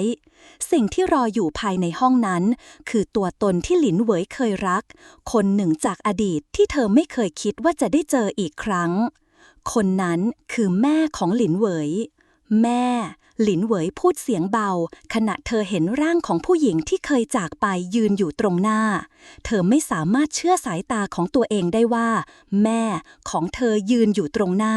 แม้จะรู้ว่าแม่ได้เสียชีวิตไปแล้วในอดีตแม่ของหลินเหวยยิ้มให้กับเธอแต่ท่าทางของเธอกลับทำให้หลินเหวยรู้สึกสับสนและไม่แน่ใจหลินเหวยเสียงของแม่ดังขึ้นอย่างอ่อนโยนเจ้าได้เลือกเส้นทางที่ยากลำบากแล้วแต่เจ้าอย่าลืมว่าทุกการตัดสินใจมีผลต่อชีวิตของเจ้าหลินเหวยยืนอึ้งไม่รู้จะตอบอย่างไรเธอรู้ดีว่าการเลือกที่สำคัญที่สุดจะมาถึงการที่เธอพบแม่อีกครั้งเป็นสิ่งที่ทดสอบจิตใจของเธอเป็นอย่างมากแม่ท่านเป็นจริงหรือไม่หลินเหวยถามเสียงสั่นเครือแม่ของเธอยิ้มเจ้าจะต้องตัดสินใจว่าจะแบกรับสิ่งนี้ไว้หรือปล่อยมันไปถ้าเจ้าตัดสินใจปล่อยให้สิ่งนี้ไปเจ้าจะไม่ต้องเสียใจอีกแต่ถ้าเจ้าเลือกที่จะนำพามันไปเจ้าจะต้องเตรียมรับผลลัพธ์ของการตัดสินใจนั้นหลินเหวยหยุดคิดก่อนจะมองไปที่แม่และพูดออกมาข้าไม่สามารถเลือกสิ่งใดได้โดยไม่คำนึงถึงผลที่ตามมาข้าต้องก้าวไปข้างหน้าในเส้นทางของตัวเองแม้ว่าจะต้องสูญเสียบางสิ่งไปก็ตามเมื่อคำตอบถูกให้ไปเสียงของแม่ก็ดังขึ้นอีกครั้งเจ้าทำให้ข้าภูมิใจหลินเหวยจงเดินไปข้างหน้าด้วยความมั่นใจไม่มีสิ่งใดที่สามารถหยุดยั้งเจ้าจากการเป็นผู้ยิ่งใหญ่ได้ทันใดนั้นร่างของแม่ก็เริ่มจางหายไปในอากาศทิ้งไว้แต่ความรู้สึกอบอุ่นและความสงสัยที่คงจะค้างคาอยู่ในใจของหลินเหวยหลินเหวยหันไปมองไปหลงเฟิงและเหวินซิ่วพร้อมกับคำพูดที่เต็มไปด้วยความมั่นใจพวกเรามาถึงจุดนี้แล้วถึงเวลาที่จะเดินหน้าต่อไปไม่มีอะไรที่สามารถหยุดเราได้การเดินทางในมิติแห่งความมืดยังคงเต็มไปด้วยอุปสรรคที่ยากเกินจะคาดเดาหลินเหวยและเพื่อนๆของเธอรู้ดีว่าพวกเขากำลังเดินทางไปสู่เส้นทางที่ไม่สามารถหวนกลับได้ทุกย่างก้าวที่พวกเขาก้าวไปข้างหน้าทำให้ใจของพวกเขาหนักอึ้งแต่ก็เต็มไปด้วยความมุ่งมั่นที่จะก้าวผ่านอุปสรรคเหล่านั้นไปเมื่อร่างของแม่ของหลินเหวยหายไปในมิติแห่งความมืดหลินเหวยรู้สึกเหมือนกับว่าเธอได้ทิ้งบางสิ่งที่มีค่ามากที่สุดไว้เบื้องหลังความรู้สึกนี้ทำให้เธอรู้สึกอ้างว้างและสูญเสียไปชั่วขณะแต่มันก็ทำให้เธอเข้าใจถึงสิ่งสำคัญที่เธอจะต้องต่อสู้ให้เพื่อได้มาเราต้องเดินหน้าต่อไปหลินเหวยกล่าวด้วยน้ำเสียงหนักแน่นขณะที่เธอหันไปมองไปหลงเฟิงและเหวินซิ่วแม้ว่าเราจะต้องเผชิญกับการสูญเสียแต่สิ่งที่เราทำได้ตอนนี้คือการเดินทางไปข้างหน้าไปหลงเฟิงพยักหน้าใช่ไม่มีทางย้อนกลับเราต้องทำสิ่งนี้ให้สำเร็จเพื่อโลกนี้และเพื่ออนาคตของพวกเราเองเหวินซิ่วยิ้มบางๆเขารู้ว่าความท้าทายครั้งนี้จะเป็นการทดสอบที่ยิ่งใหญ่ที่สุดในชีวิตของพวกเขาแต่เขาก็ไม่ลังเลที่จะเดินหน้าต่อไปข้างหน้าเถอะเขากล่าวด้วยความมั่นใจไม่ว่าผลลัพธ์จะเป็นอย่างไรเราต้องทำตามหน้าที่ของเรา และพวกเขาก็เริ่มเดินทางต่อไปในความมืดพวกเขาต้องเดินผ่านเส้นทางที่มืดมนและเต็มไปด้วยอันตรายที่ไม่สามารถคาดเดาได้ทุกๆย่างก้าวพวกเขารู้สึกเหมือนกับว่าอะไรบางอย่างกำลังเฝ้าดูพวกเขาอยู่จนกระทั่งในที่สุดพวกเขาก็มาถึงประตูมิติสุดท้ายประตูที่มีลักษณะคล้ายกับสัญลักษณ์ของพลังมืดที่ยังคงหลงเหลืออยู่ในโลกนี้หลินเหวยยืนนิ่งขณะมองไปที่ประตูมิติสีหน้าของเธอเต็มไปด้วยความรู้สึกกลัวแต่ก็ยังคงมุ่งมั่นที่จะเปิดประตูนั้นมันเป็นทางเลือกสุดท้ายหลินเหวยกล่าวกับตัวเองถ้าเราไม่เปิดมันเราก็จะไม่สามารถไปต่อได้และหากเปิดมันเราจะต้องเผชิญกับสิ่งที่รอเราอยู่ข้างหน้าไปหลงเฟิงเดินเข้ามาใกล้หลินเหวยไม่ว่าจะเกิดอะไรขึ้นเราจะไปด้วยกันเหวินซิ่วเดินมาข้างๆหลินเหวยและพยักหน้าพวกเราจะร่วมมือกันจนจบไม่มีใครทิ้งใครไว้ข้างหลังหลินเหวยยิ้มบางๆก่อนที่จะยกมือไปสัมผัสที่ประตูมิติประตูนั้นเริ่มเปิดออกด้วยเสียงดังสนั่นและในพริบตามิติแห่งความมืดก็ดูเหมือนจะเปลี่ยนแปลงไปอย่างสิ้นเชิงแสงสีฟ้าอ่อนๆลุกโชนขึ้นมาในอากาศส่องแสงสว่างไปทั่วทั้งบริเวณพวกเขาพบว่ามิติที่พวกเขากำลังจะเข้าไปไม่ใช่มิติที่มืดมนเหมือนเดิมแต่มันคือมิติที่เต็มไปด้วยความลึกลับและพลังอันยิ่งใหญ่ที่พวกเขาต้องเผชิญหน้าทันทีที่พวกเขาก้าวข้ามประตูเข้าไปทุกสิ่งก็เปลี่ยนไปอย่างสิ้นเชิงโลกทั้งใบดูเหมือนจะกลับมาเป็นปกติแต่มันกลับเต็มไปด้วยพลังมหาศาลที่ดึงดูดพวกเขาเข้าไปอย่างหลีกเลี่ยงไม่ได้หลินเหวยรู้สึกถึงความอบอุ่นจากแสงนั้นแต่ก็ยังรู้สึกถึงความเย็นชาที่เคยเกิดขึ้นในมิติแห่งความมืดนี่คือการทดสอบที่แท้จริงเธอกล่าวกับตัวเองพวกเราจะต้องใช้ทุกสิ่งที่มีเพื่อเผชิญหน้ากับสิ่งที่จะเกิดขึ้นในขณะที่พวกเขาก้าวไปข้างหน้าเสียงแปลกๆก็เริ่มดังขึ้นในอากาศเจ้าทั้งสามเสียงลึกลับนั้นกลับมาอีกครั้งการทดสอบที่แท้จริงเริ่มต้นแล้วเจ้าต้องเลือกเส้นทางที่แท้จริงของเจ้าด้วยตนเองเมื่อเสียงลึกลับนั้นเงียบลงและประตูมิติได้ปิดตัวลงเบื้องหลังพวกเขาก็ยืนอยู่ในสถานที่ที่ไม่สามารถคาดเดาได้ทุกอย่างรอบตัวเต็มไปด้วยความเงียบสงัดและพลังที่แปลกประหลาดหลินเหวยไปหลงเฟิงและเหวินซิ่วมองไปที่กันและกันด้วยความสงสัยและความไม่แน่ใจพวกเขาเข้าใจแล้วว่า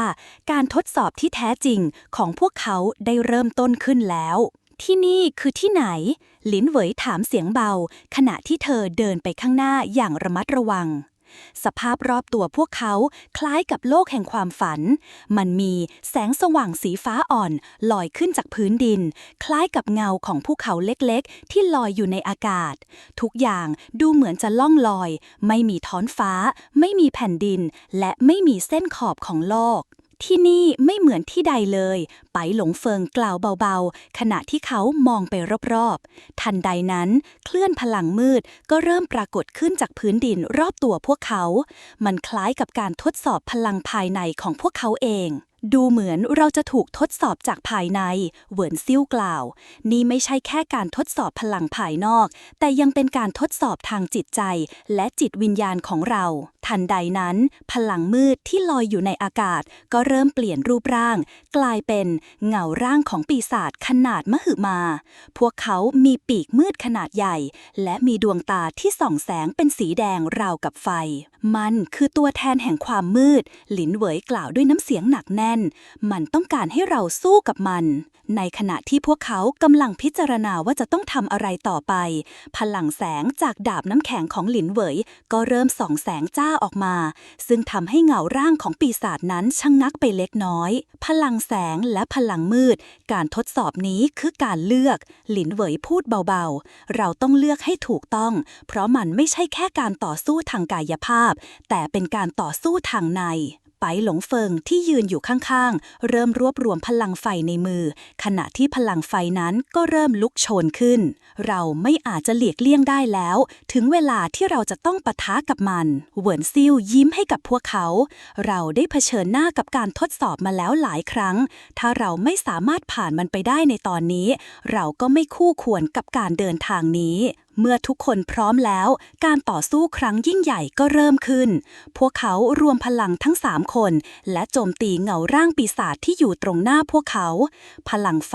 และพลังน้ำแข็งทะลุผ่านมิติของปีศาจนั้นไปอย่างรวดเร็วในขณะที่พลังแสงของเหวินซิ่วส่องไปทั่วทั้งสนามรบหลินเหวยและเพื่อนๆได้รวมพลังการเพื่อโจมตีปีศาจครั้งแล้วครั้งเล่าแต่ปีศาจนั้นก็ไม่ได้ยอมแพ้มันปรับตัวและพัฒนาพลังมืดขึ้นเรื่อยๆจนกลายเป็นการทดสอบที่ยากลำบากที่สุดที่พวกเขาเคยเผชิญพวกเราต้องทำให้มันล้มลงหลินเหวยตะโกนเราไม่สามารถยอมแพ้การต่อสู้ทวีความรุนแรงขึ้นจนทำให้มิติแห่งความมืดเริ่มมีการสั่นสะเทือนเสียงของการต่อสู้ดังไปทั่วทุกทิศทางพลังไฟและพลังน้ำแข็งจากการโจมตีของพวกเขาทำให้มิติรอบข้างเริ่มปรากฏรอยร้าวในที่สุดหลังจากการต่อสู้ที่ยาวนานหลินเหวยตัดสินใจใช้พลังที่แท้จริงของดาบน้ำแข็งเธอปล่อยพลังออกมาอย่างเต็มที่ดาบน้ำแข็งนั้นแหลมคมพุ่งตรงไปที่เงาร่างปีศาจที่ยืนอยู่ตรงหน้าและในพริบตาปีศาจถูกทำลายทรุดลงไปในความมืดนั้นเราทำได้แล้วไปหลงเฟิงกล่าวเสียงเบาขณะที่พวกเขายืนเหนื่อยหอบหลังจากการต่อสู้อันยาวนานเหวินซิ่วยิ้มบางๆการทดสอบครั้งนี้ทำให้เราได้เรียนรู้ว่าความกลัวและความหวังจะกำหนดเส้นทางของเราได้อย่างแท้จริงหลินเหวยพยักหน้าไม่ว่าอะไรก็จะมาขวางเราไม่ได้เราจะเดินหน้าต่อไปเพื่อสิ่งที่ยิ่งใหญ่กว่าพวกเขามองไปข้างหน้าอีกครั้งหลังจากที่การต่อสู้สิ้นสุดลงเส้นทางต่อไปที่รอพวกเขาอยู่นั้นจะเต็มไปด้วยความท้าทายและการตัดสินใจที่ยากลำบากแต่นั่นคือการเดินทางที่แท้จริงที่พวกเขาต้องเผชิญหลังจากที่การต่อสู้กับปีศาจมืดสิ้นสุดลงและพวกเขายืนอยู่ในความมืดที่เริ่มจางหายไปเส้นทางข้างหน้าก็ดูเหมือนจะปรากฏขึ้นอย่างชัดเจนทุกสิ่งที่เกิดขึ้นในมิติแห่งความมืดยังคงหล่อหลอมความคิดและจิตใจของหลินเหวยไปหลงเฟิงและเหวินซิ่วพวกเขาเข้าใจดีว่าไม่เพียงแค่การทดสอบพลังที่พวกเขาต้องการเอาชนะแต่เป็นการทดสอบจิตใจและความเชื่อที่ถูกกดดันไปสู่จุดที่พวกเขาต้องเลือกทางของตนเองอย่างแท้จริงเราผ่านมาแล้วหลินเหวยกล่าวเสียงเบารู้สึกถึงความโล่งอกแต่ก็ยังเต็มไปด้วยความกังวลเกี่ยวกับสิ่งที่จะเกิดขึ้นในอนาคตไปหลงเฟิงยืนอยู่ข้างๆหลินเหวยสายตาของเขามีความมุ่งมั่นเราต้องเตรียมตัวให้พร้อมที่สุดการทดสอบครั้งนี้เพิ่งเริ่มต้นเท่านั้นเหวินซิ่วยิ้มบางๆการทดสอบที่แท้จริงไม่เคยสิ้นสุดลงจนกว่าจะถึงจุดจบของการเดินทางในตอนนี้เราต้องระมัดระวังทุกย่างก้าวท่ามกลางความมืดนั้นแสงสีฟ้าอ่อนๆที่ลอยอยู่ในอากาศเริ่มแปลเปลี่ยนเป็นแสงสีทองที่ร้อนแรงขึ้นเรื่อยๆและในไม่ช้าประตูมิติที่ส่องแสงก็เริ่มปรากฏขึ้นเบื้องหน้ามันมีขนาดใหญ่และลึกซึ้งเหมือนเป็นเส้นทางสุดท้ายที่พวกเขาต้องเดินเข้าไปดูเหมือนนี่จะเป็นเส้นทางที่เราต้องผ่านหลินเหวยพูดเสียงมั่นคงใช่ไปหลงเฟิงตอบเราต้องก้าวไปข้างหน้าไม่มีทางอื่นแล้วพวกเขาเดินไปข้างหน้าอย่างมั่นใจจนกระทั่งพวกเขามาถึงประตูมิติที่เปิดกว้างใจของพวกเขารู้สึกถึงความเครียดและไม่แน่ใจเมื่อประตูเปิดออกเสียงลมหวิวๆก็เริ่มดังขึ้นในอากาศแต่ทันใดนั้นพวกเขาก็รู้สึกถึงการเปลี่ยนแปลงภายในร่างกาย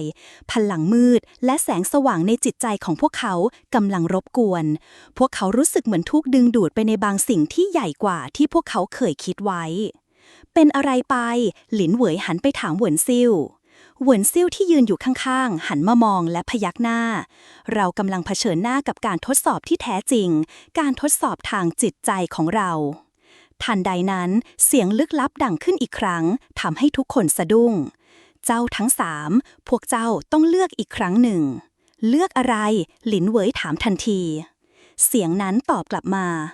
พวกเจ้าต้องเลือกจะยอมรับความมืดหรือจะยอมรับแสงสว่างในจิตใจของตนเองการตัดสินใจนี้จะเป็นจุดกำหนดการเดินทางของพวกเจ้าพลังความมืดและพลังแสงสว่างที่โหมกระหน่ำในจิตใจของพวกเขากำลังเพิ่มความตึงเครียดในใจหลินเหวยไปหลงเฟิงและเหวินซิ่วเริ่มรู้สึกว่าตัวเองถูกแบ่งแยกเป็น2 ส่วนที่มืดมิดที่เต็มไปด้วยความกลัวและส่วนที่แสงสว่างเต็มไปด้วยความหวังและความมุ่งมั่น ทำไมถึงต้องเลือกอย่างนี้ หลินเหวยกล่าวด้วยความท้อแท้ทำไมต้องเป็นการเลือกที่แยกพลังในตัวเองไปหลงเฟิงก้าวไปข้างหน้าเราไม่มีทางเลือกอื่นพลังทั้งสองนี้เป็นส่วนหนึ่งของเราหากเราสามารถรวมมันได้เราจะสามารถเดินทางไปข้างหน้าได้เหวินเซี่ยวยิ้มบางๆไม่ว่าเราจะเลือกแสงหรือมืดในตอนนี้เราต้องเชื่อมั่นว่าเราคือคนที่จะกำหนดชะตากรรมของตัวเองการตัดสินใจที่ยิ่งใหญ่ในเส้นทางนี้จะไม่ใช่แค่การเลือกว่าจะยอมรับพลังใดพวกเขาต้องเลือกเส้นทางที่จะทำให้โลกนี้สามารถเปลี่ยนแปลงไปในทิศทางที่ถูกต้องหลินเหวยสูดหายใจลึกๆข้าพร้อมแล้วไปข้างหน้าทันใดนั้นแสงสีทองก็ปรากฏขึ้นจากประตูมิติมันส่องสว่างไปทั่วทั้งห้องและทำให้พวกเขารู้สึกเหมือนโลกใบนี้กำลังเปลี่ยนแปลงการเลือกที่ยิ่งใหญ่ของพวกเขาจะเป็นตัวกำหนดเส้นทางต่อไปการเผชิญหน้ากับการตัดสินใจครั้งใหญ่ในเส้นทางของหลินเหวยไปหลงเฟิงและเหวินซิ่วสั่นสะเทือนถึงจิตใจของพวกเขาทุกคนพลังที่พวกเขาต้องเลือกไม่ได้เป็นเพียงแค่พลังทางกายภาพหรือวิญญาณแต่เป็นการเลือกเส้นทางจิตใจที่จะกำหนดชะตากรรมของพวกเขาและโลกใบนี้แสงสีทองที่ลุกขึ้นจากประตูมิติได้สะท้อนให้เห็นถึงการตัดสินใจที่พวกเขาต้องทำในขณะที่พลังมืดที่ซ่อนอยู่ในจิตใจของพวกเขาก็ยังคงก่อกวนความมืดภายในใจของหลินเหวยกำลังพยายามดึงดูดเธอเข้าสู่การลุ่มหลงในพลังที่ลึกลับและไม่สามารถควบคุมได้ข้าจะต้องเลือกแล้วจะให้แสงสว่างหรือความมืดมาเป็นส่วนหนึ่งของข้าหลินเหวยพูดกับตัวเองขณะที่เธอจ้องมองไปที่แสงสีทองที่ส่องสว่างจากประตูมิติไปหลงเฟิงและเหวินซิ่วหันมามองหลินเหวยพวกเขารู้ดีว่าเส้นทางข้างหน้าจะไม่ใช่เส้นทางง่ายๆเพราะมันไม่ใช่แค่การต่อสู้กับศัตรูภายนอกแต่เป็นการต่อสู้กับภายในตัวเองที่ยากยิ่งกว่าการต่อสู้ครั้งนี้ไม่ใช่แค่การต่อสู้กับศัตรูที่มองเห็นได้ไปหลงเฟิงกล่าวมันคือการต่อสู้กับตัวตนของเราเองเหวินซิ่วเสริมว่าพวกเราทุกคนต้องรับผิดชอบต่อการเลือกของเราต้องเชื่อมั่นในเส้นทางที่เราเลือกแม้ว่ามันจะเต็มไปด้วยความท้าทายและการสูญเสียหลินเหวยรู้สึกถึงน้ำหนักของคำพูดเหล่านั้นเธอรู้ดีว่าการเลือกในครั้งนี้จะไม่เป็นแค่การต่อสู้ในเส้นทางแห่งพลังแต่มันยังเป็นการต่อสู้กับความกลัวและความหวังที่อยู่ในตัวเธอเมื่อความเงียบเข้าครอบงำพลังแห่งแสงสีทองก็เริ่มกระจายออกไปพร้อมกับการปรากฏของเงามืดที่มีรูปร่างเหมือนกับพลังปีศาจมันกำลังหมุนวนและเริ่มรวมตัวกันเป็นสิ่งที่ใหญ่ขึ้นไปเรื่อยๆจนกลายเป็นปีศาจมืดขนาดมหึมานี่คือการทดสอบที่แท้จริงหลินเหวยกล่าวด้วยความมั่นใจไม่ว่าจะเป็นแสงหรือมืดเราจะต้องเลือกด้วยความกล้าหาญไปหลงเฟิงยืดตัวขึ้นเราไม่สามารถให้ปีศาจนี้ควบคุมเราได้เราต้องใช้พลังของทั้งแสงและมืดเพื่อที่จะปกป้องโลกนี้จากการล่มสลายเหวินซิ่วพยักหน้าเราจะไม่ยอมให้มิติแห่งความมืดครอบงำเราได้แม้ต้องสละทุกสิ่งและในตอนนั้นเองที่พลังทั้งสองจากแสงและมืดได้หลอมรวมกันอย่างลงตัว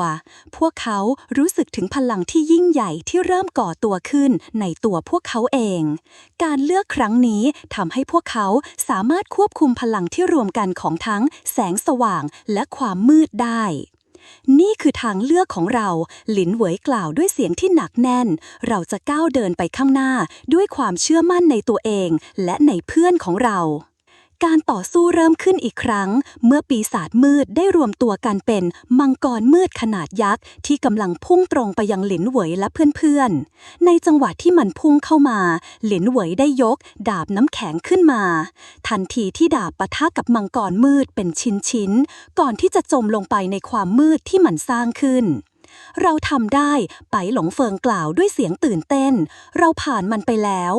เหวินซิ่วยิ้มบางๆการเลือกเส้นทางของเราเป็นการตัดสินใจที่สำคัญที่สุดหลินเหวยมองไปที่เพื่อนๆด้วยความภาคภูมิใจและความสบายใจเราได้พิสูจน์แล้วว่าเราคือผู้กำหนดชะตากรรมของตัวเองเราจะไม่ยอมให้สิ่งใดมาหยุดเราได้ และในตอนนั้นเองพวกเขาก็รู้ว่าการเดินทางอย่างไม่จบสิ้นแต่พวกเขาพร้อมที่จะเดินหน้าต่อไปสู่การทดสอบสุดท้ายที่จะนำพาพวกเขาไปสู่เป้าหมายที่ยิ่งใหญ่กว่าที่รอคอยอยู่ข้างหน้าตอนที่ 20 จุดจบแห่งการทดสอบ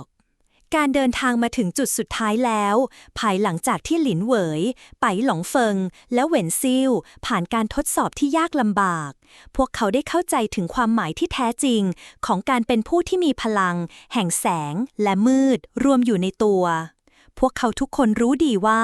เส้นทางที่เหลืออยู่ข้างหน้าจะไม่ง่ายเหมือนที่ผ่านมาแต่ความเชื่อมั่นที่พวกเขามีก็แข็งแกร่งพอที่จะทำให้พวกเขาเดินหน้าต่อไปเราทำได้แล้วหลินเหวยกล่าวเบาๆขณะยืนอยู่ที่ขอบของมิติแห่งความมืดและมองไปยังเส้นทางที่ถูกเปิดออกเบื้องหน้าแต่การเดินทางนี้ยังไม่จบไปหลงเฟิงพูดเสริมพร้อมกับมองไปที่ประตูมิติที่เปิดออกตรงหน้าเส้นทางนั้นเต็มไปด้วยความมืดและแสงที่ปะปนกันเส้นทางที่เราเลือกจะต้องใช้ความกล้าหาญมากขึ้นกว่าเดิม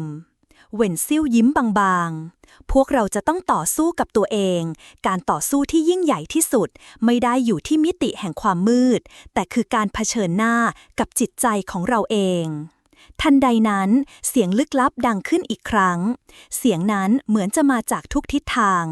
ในขณะเดียวกันพวกเขาก็เห็นแสงสว่างที่ปรากฏขึ้นท่ามกลางความมืดนั้นยินดีต้อนรับสู่การทดสอบครั้งสุดท้ายเสียงนั้นกล่าวด้วยความลึกลับการทดสอบนี้จะเป็นการทดสอบสุดท้ายก่อนที่พวกเจ้าจะสามารถผ่านพ้นมิติแห่งความมืดไปยังโลกใหม่หลินเหวยและเพื่อนๆยืนสงบนิ่งพวกเขาเตรียมตัวสำหรับการทดสอบที่ยิ่งใหญ่ที่กำลังจะมาถึงทำไมเราต้องเผชิญหน้ากับการทดสอบที่ยากลำบากนี้อีกหลินเหวยถามด้วยน้ำเสียงหนักแน่นเพราะพวกเจ้ามีพลังที่แตกต่างจากผู้ที่ผ่านการทดสอบอื่นๆการทดสอบนี้จะไม่เกี่ยวข้องกับพลังภายนอกแต่มันเกี่ยวข้องกับความเชื่อและจิตใจของพวกเจ้าเสียงนั้นตอบทันใดนั้นบริเวณรอบตัวพวกเขาก็เริ่มเปลี่ยนแปลงไปการเปลี่ยนแปลงนี้ช้าๆแต่มองเห็นได้ชัดเจนโลกใบนี้เริ่มกลายเป็นมิติแห่งความจริงสภาพแวดล้อมรอบตัวไม่ใช่แค่ความมืดหรือแสงมันเป็นโลกที่เต็มไปด้วยการหลอกลวงโลกที่ปรากฏขึ้นจากจิตใจของพวกเขาเองทุกการเคลื่อนไหวทุกการตัดสินใจทุกการเดินทางพวกเขาจะต้องเผชิญหน้ากับความจริงที่ซ่อนอยู่ในจิตใจของตน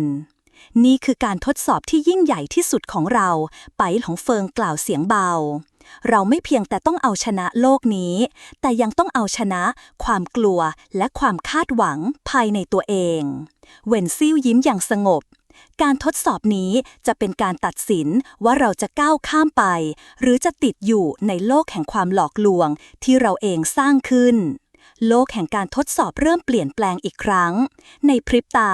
พวกเขาทุกคนพบว่าตัวเองยืนอยู่ในที่แห่งหนึ่งที่คุ้นเคยมันเหมือนกับที่พวกเขาเคยเจอในอดีตทุกสิ่งที่ปรากฏขึ้นเหมือนจะย้อนกลับไปยังอดีตที่เคยเกิดขึ้นราวกับว่าโลกที่พวกเขากำลังอยู่ถูกสร้างขึ้นจากความกลัวและความหวังที่ยังหลงเหลืออยู่ในจิตใจมันเหมือนกับสถานที่ที่เราเคยไปเยือนมาก่อนหลินเหวยพูดมันคือความทรงจำของพวกเราเองเหวินซิ่วพูดเสียงแผ่วทุกการเดินทางล้วนมีความหมายและความทรงจำเหล่านั้นจะเป็นเครื่องมือในการตัดสินใจของเราหลินเหวยเข้าใจทันทีว่าการทดสอบครั้งนี้จะไม่เพียงแต่ทดสอบพลังภายนอกหรือการต่อสู้แต่จะทดสอบตัวตนของพวกเขาเองจิตใจและความเชื่อภายในของพวกเขาจะถูกเปิดเผยสิ่งที่เราต้องเผชิญในตอนนี้คือการเลือกระหว่างความกลัวและความหวังและการรับผิดชอบต่อการเลือกของเราหลินเหวยกล่าวพร้อมกับยิ้มออกมาอย่างมั่นใจเราต้องไปข้างหน้าพวกเขาทั้ง3คนก้าวไปข้างหน้าเส้นทางที่เต็มไปด้วยการทดสอบและในขณะที่มิติแห่งความจริงเปลี่ยนแปลงไปการเดินทางของพวกเขาก็เริ่มขึ้นอีกครั้งท่ามกลางความไม่แน่นอนพวกเขาเชื่อมั่นในตัวเองและในเพื่อนร่วมทางว่าไม่มีสิ่งใดที่จะหยุดพวกเขาจากการก้าวข้ามทุกอุปสรรคไปได้ การเดินทางผ่านมิติแห่งความจริงได้เริ่มต้นขึ้นแล้วหลินเหวย ไปหลงเฟิงและเหวินซิ่วต้องเผชิญกับการทดสอบภายในจิตใจที่เต็มไปด้วยความท้าทายที่พวกเขาไม่เคยคาดคิดมาก่อน พวกเขาไม่สามารถหนีจากการเผชิญหน้ากับความกลัวภายในตัวเองได้ เพราะในโลกนี้ทุกสิ่งที่พวกเขามองเห็นคือการสะท้อนออกมาจากจิตใต้สำนึกของพวกเขาเองหลินเหวยก้าวไปข้างหน้าอย่างมั่นคงแม้ว่าจะรู้สึกถึงความหนักหน่วงในจิตใจของตัวเองจากพลังทั้งแสงและมืดที่เธอต้องควบคุมเราจะต้องทำลายความกลัวที่ซ่อนอยู่ในใจเราเธอกล่าวเสียงเบาแต่แฝงไปด้วยความมุ่งมั่นไปหลงเฟิงมองไปที่หลินเหวยอย่างเข้าใจเขารู้ดีว่าเส้นทางนี้ยากลำบากแค่ไหนเราทุกคนต้องกล้าหาญเพื่อที่จะเลือกเส้นทางที่ถูกต้องเหวินซิ่วยิ้มบางๆขณะที่เดินเคียงข้างทั้งสองคนการทดสอบครั้งนี้ไม่ใช่แค่การเอาชนะความกลัวแต่ยังการเอาชนะความลังเลและความสงสัยที่เกิดขึ้นในใจของเราเองทันใดนั้นโลกที่พวกเขายืนอยู่ก็เริ่มเปลี่ยนแปลงไปอีกครั้งพวกเขาก้าวเข้าสู่พื้นที่แห่งความทรงจำที่พวกเขาเคยผ่านไปในอดีตทุกการเคลื่อนไหวทุกการตัดสินใจในเส้นทางที่ผ่านมาเริ่มกลับมาหลอกหลอนพวกเขาอีกครั้งหลินเหวยรู้สึกถึงความทรงจำของเธอที่กลับคืนมาทั้งช่วงเวลาที่เธอสูญเสียคนที่รักและการต่อสู้ที่เธอต้องเผชิญในแต่ละวันที่ผ่านมาความรู้สึกนั้นกลับมาจนเธอไม่สามารถหลีกเลี่ยงได้ทำไมเราไม่สามารถลืมอดีตได้หลินเหวยถามด้วยเสียงอ่อนแรงไปหลงเฟิงหันไปหาหลินเหวยเขาสามารถเข้าใจความรู้สึกของเธอได้ดีเพราะอดีตคือสิ่งที่หล่อหลอมเรามาแม้ว่าจะเจ็บปวดมันก็ทำให้เราแข็งแกร่งขึ้นเหวินซิ่วยิ้มมุมปากการทดสอบครั้งนี้คือการรับรู้ว่าอดีตไม่สามารถควบคุมเราได้จิตใจที่แข็งแกร่งจะไม่ปล่อยให้สิ่งใดมาหยุดยั้งเราหลินเหวยพยับหน้าเบาๆความมืดที่เคยหลอกหลอนเธอเริ่มจางหายไปความทรงจำที่เจ็บปวดกลายเป็นแรงขับเคลื่อนที่ทำให้เธอกล้าที่จะก้าวไปข้างหน้าแล้วโลกก็เปลี่ยนอีกครั้งคราวนี้พวกเขาพบว่าอยู่ในสถานที่ที่แปลกใหม่และสว่างไสวมันเหมือนกับสภาพแวดล้อมที่เต็มไปด้วยแสงทองอ่อนๆทุกสิ่งในที่นี้ดูเหมือนจะอบอุ่นและไม่คุ้นเคยแต่มันทำให้พวกเขารู้สึกถึงความสงบสุขที่พวกเขาไม่เคยสัมผัสมาก่อนนี่คือความสงบสุขหลินเหวยถามด้วยความสงสัยมันคือความรู้สึกที่เราเคยมองข้ามไปหลงเฟิงกล่าวเราไม่สามารถเห็นคุณค่าของความสงบสุขจนกว่าจะเผชิญกับความวุ่นวายเหวินซิ่วยิ้มอย่างเข้าใจมันคือการที่เราต้องเรียนรู้ที่จะปล่อยวางเพื่อที่จะก้าวไปข้างหน้าการทดสอบนี้ไม่ได้เกี่ยวกับการต่อสู้แต่เกี่ยวกับการปลดปล่อยความกังวลภายในทันใดนั้นแสงทองที่ล้อมรอบพวกเขาก็เริ่มจางหายไปทิ้งไว้แต่ความว่างเปล่าและพวกเขาก็พบว่าตัวเองยืนอยู่ในสภาวะแห่งความมืดอีกครั้งซึ่งครั้งนี้มันไม่มีการต่อสู้ภายนอกใดๆเหลืออยู่ในโลกนี้ทุกสิ่งในใจของพวกเขากลับมารวมกันทุกสิ่งที่เราทำเราต้องรับผิดชอบต่อมันหลินเหวยกล่าวเสียงเบาเราต้องทำให้แน่ใจว่าเส้นทางที่เรากำลังจะเลือกจะเป็นเส้นทางที่ทำให้โลกนี้ดีขึ้นพวกเขารู้ดีว่าการเดินทางครั้งนี้จะเป็นการทดสอบสุดท้ายที่พวกเขาจะต้องเผชิญการเลือกเส้นทางที่มีความสำคัญมากกว่าที่พวกเขาคิดหลินเหวยมองไปที่ไปหลงเซิงและเหวินซิ่วท่ามกลางความมืดที่เต็มไปด้วยคำถามพวกเขาต้องเชื่อในตัวเองและในมิตรภาพที่ก่อร่างขึ้นระหว่างการเดินทางเราจะต้องพร้อมที่จะเผชิญหน้าหลินเหวยกล่าวไม่ว่าจะต้องเผชิญกับสิ่งใดเราต้องก้าวไปข้างหน้าไปหลงเฟิงเสริมเหวินซิ่วยิ้มบางๆแสงและมืดรวมเป็นหนึ่งแล้วจะไม่มีอะไรหยุดเราได้การทดสอบของพวกเขาจะต้องจบลงที่นี่การเดินทางยังไม่จบสิ้นแต่ในตอนนี้พวกเขามีความมั่นใจที่จะเดินหน้าต่อไปหลินเหวย ไปหลงเฟิงและเหวินซิ่วกำลังยืนอยู่ท่ามกลางมิติแห่งความจริงที่เต็มไปด้วยภาพสะท้อนจากความกลัวและความหวังที่พวกเขาไม่เคยพบเห็นมาก่อนทุกการกระทำที่พวกเขาทำในเส้นทางที่ผ่านมาราวกับว่าพวกเขากำลังเห็นตัวเองย้อนกลับไปในอดีตที่เคยเจอสิ่งเหล่านี้เป็นเพียงการทดสอบทางจิตใจที่จะแสดงให้เห็นว่าพวกเขามีความสามารถพอที่จะเดินทางไปสู่เส้นทางที่ยิ่งใหญ่หรือไม่เราคงไม่อาจหลีกเลี่ยงจากการเผชิญหน้ากับตัวเองได้หลินเหวยพูดเสียงเบาแต่แฝงด้วยความหนักแน่นจะต้องก้าวผ่านการทดสอบนี้ไปให้ได้ไปหลงเฟิงพยักหน้าช้าๆความท้าทายที่แท้จริงไม่ใช่สิ่งที่เราเห็นด้วยตาแต่คือสิ่งที่ซ่อนอยู่ในใจของเราเองพวกเราไม่สามารถลืมอดีตแต่เราต้องเรียนรู้ที่จะปลดปล่อยจากมันเหวินซิ่วยิ้มอย่างมั่นใจเพราะแค่ปล่อยวางเราถึงจะสามารถเดินไปข้างหน้าได้ขณะที่คำพูดของเหวินซิ่วยังคงดังก้องอยู่ในหูพวกเขาทั้ง3คนก็รู้สึกถึงการเปลี่ยนแปลงที่เกิดขึ้นรอบตัวทุกสิ่งเริ่มเปลี่ยนเป็นสีดำและกลายเป็นความมืดที่กว้างใหญ่ไม่นานหลังจากนั้นทุกอย่างก็กลายเป็นความเงียบสงัดเสียงใดๆหายไปหมดในความมืดนั้นพวกเขารู้สึกถึงพลังที่ยิ่งใหญ่ที่ไม่สามารถอธิบายได้มันเป็นพลังแห่งการตัดสินใจที่พร้อมจะทดสอบพวกเขาในทุกแง่มุมเราทำได้หรือไม่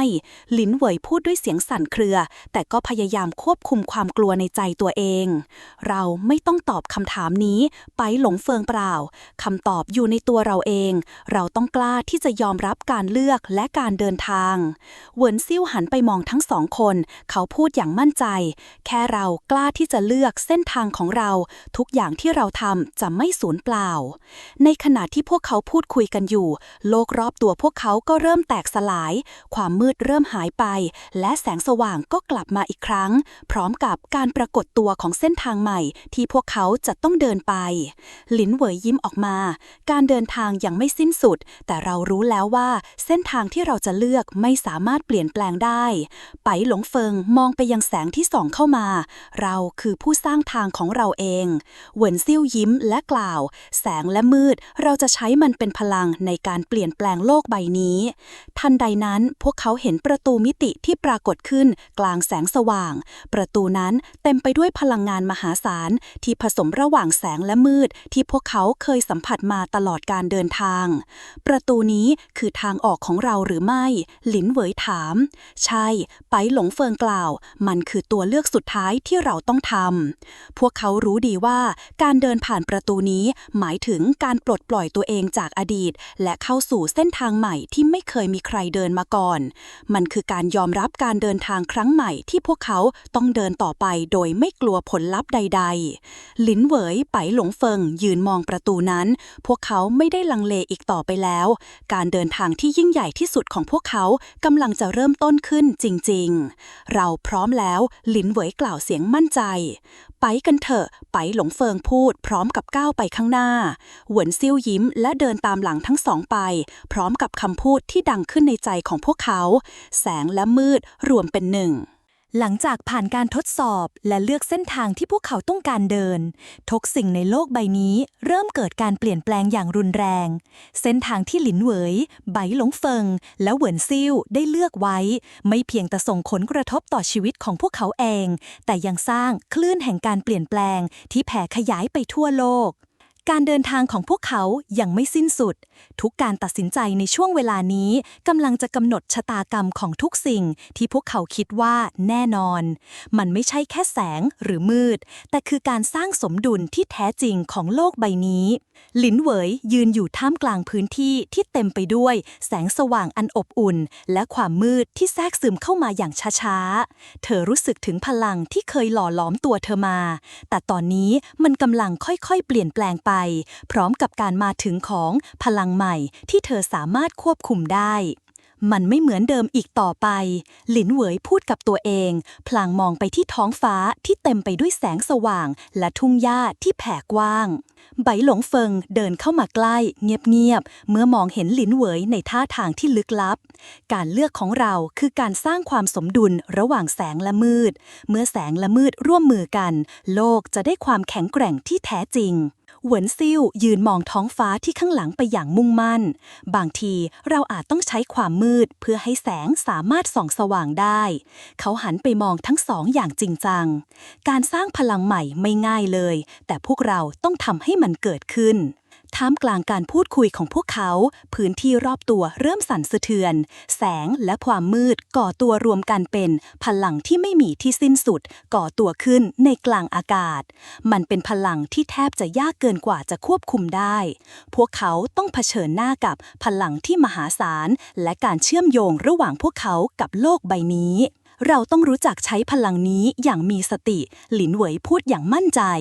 เราจะไม่ปล่อยให้มันครอบงำเราหรือหลงผิดไปจากเป้าหมายของเราไปหลงเฟิงพยักหน้าเราต้องควบคุมมันให้ได้เพราะมันอาจเป็นพลังที่สามารถทำลายทั้งโลกได้เช่นกันถ้าเราไม่ระวัง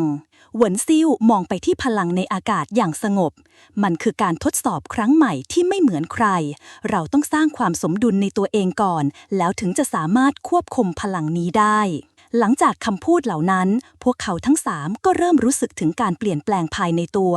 พลังแสงและมืดในโลกนี้เริ่มรวมตัวและแปลสภาพเป็นพลังแห่งการสร้างที่กำลังจะเกิดขึ้นบรรยากาศในโลกนี้เต็มไปด้วยพลังแห่งความเป็นไปได้แต่พวกเขาก็รู้ดีว่าการใช้พลังนี้มีความเสี่ยงสูงมากหลินเหวยยืนมองไปที่ท้องฟ้าที่ตอนนี้เต็มไปด้วยแสงสว่างและเงามืดที่เคลื่อนที่ไปตามทิศทางของมันเธอไม่เคยรู้สึกถึงพลังที่อันตรายขนาดนี้มาก่อนแต่เธอมั่นใจว่าหากสามารถควบคุมมันได้โลกจะได้รับการฟื้นฟูเราจะไม่ปล่อยให้พลังนี้พังทลายอีกครั้งหลินเหวยพูดอย่างมั่นคงไปหลงเฟิงยิ้มออกมาใช่เราจะสร้างเส้นทางใหม่ที่เต็มไปด้วยแสงและมืดที่สมดุลเพื่อให้โลกนี้เติบโตไปในทางที่ดีขึ้นเหวินซิ่วยิ้มเล็กน้อยทุกการเดินทางมีจุดเริ่มต้นและจุดสิ้นสุดแต่สิ่งที่สำคัญที่สุดคือการตัดสินใจที่เราทำในตอนนี้เมื่อคำพูดของเขาดังขึ้นพลังที่พวกเขากำลังควบคุมก็เริ่มกระจายออกไปทั่วโลกใจกลางของพลังแห่งแสงและมืดเริ่มแปลสภาพเป็นสิ่งมีชีวิตใหม่ที่กำลังจะกลายเป็นการฟื้นฟูและการเปลี่ยนแปลงที่โลกนี้ต้องการทั้ง3คนรู้ดีว่าพวกเขากำลังอยู่ในจุดเปลี่ยนที่สำคัญที่สุดของการเดินทางแต่ไม่ว่าอะไรจะเกิดขึ้นพวกเขาก็มั่นใจในการตัดสินใจของตนเองและพร้อมที่จะรับผิดชอบต่อผลที่ตามมาตอนที่ 22หลินเหวยยืนอยู่บนภูเขาสูงมองไปยังโลกใหม่ที่พวกเขาสร้างขึ้นหลังจากการต่อสู้ครั้งยิ่งใหญ่โลกที่เต็มไปด้วยแสงและมืดที่ประสานกันอย่างกลมกลืนทุกอย่างดูสงบเงียบในตอนนี้แต่หลินเหวยก็รู้ดีว่าความสงบนี้อาจจะเป็นเพียงแค่ความชั่วคราวและคำถามที่เธอสงสัยยังคงวนเวียนในใจโลกนี้จะเป็นอย่างไรหลังจากนี้หลินเหวยคิดในใจ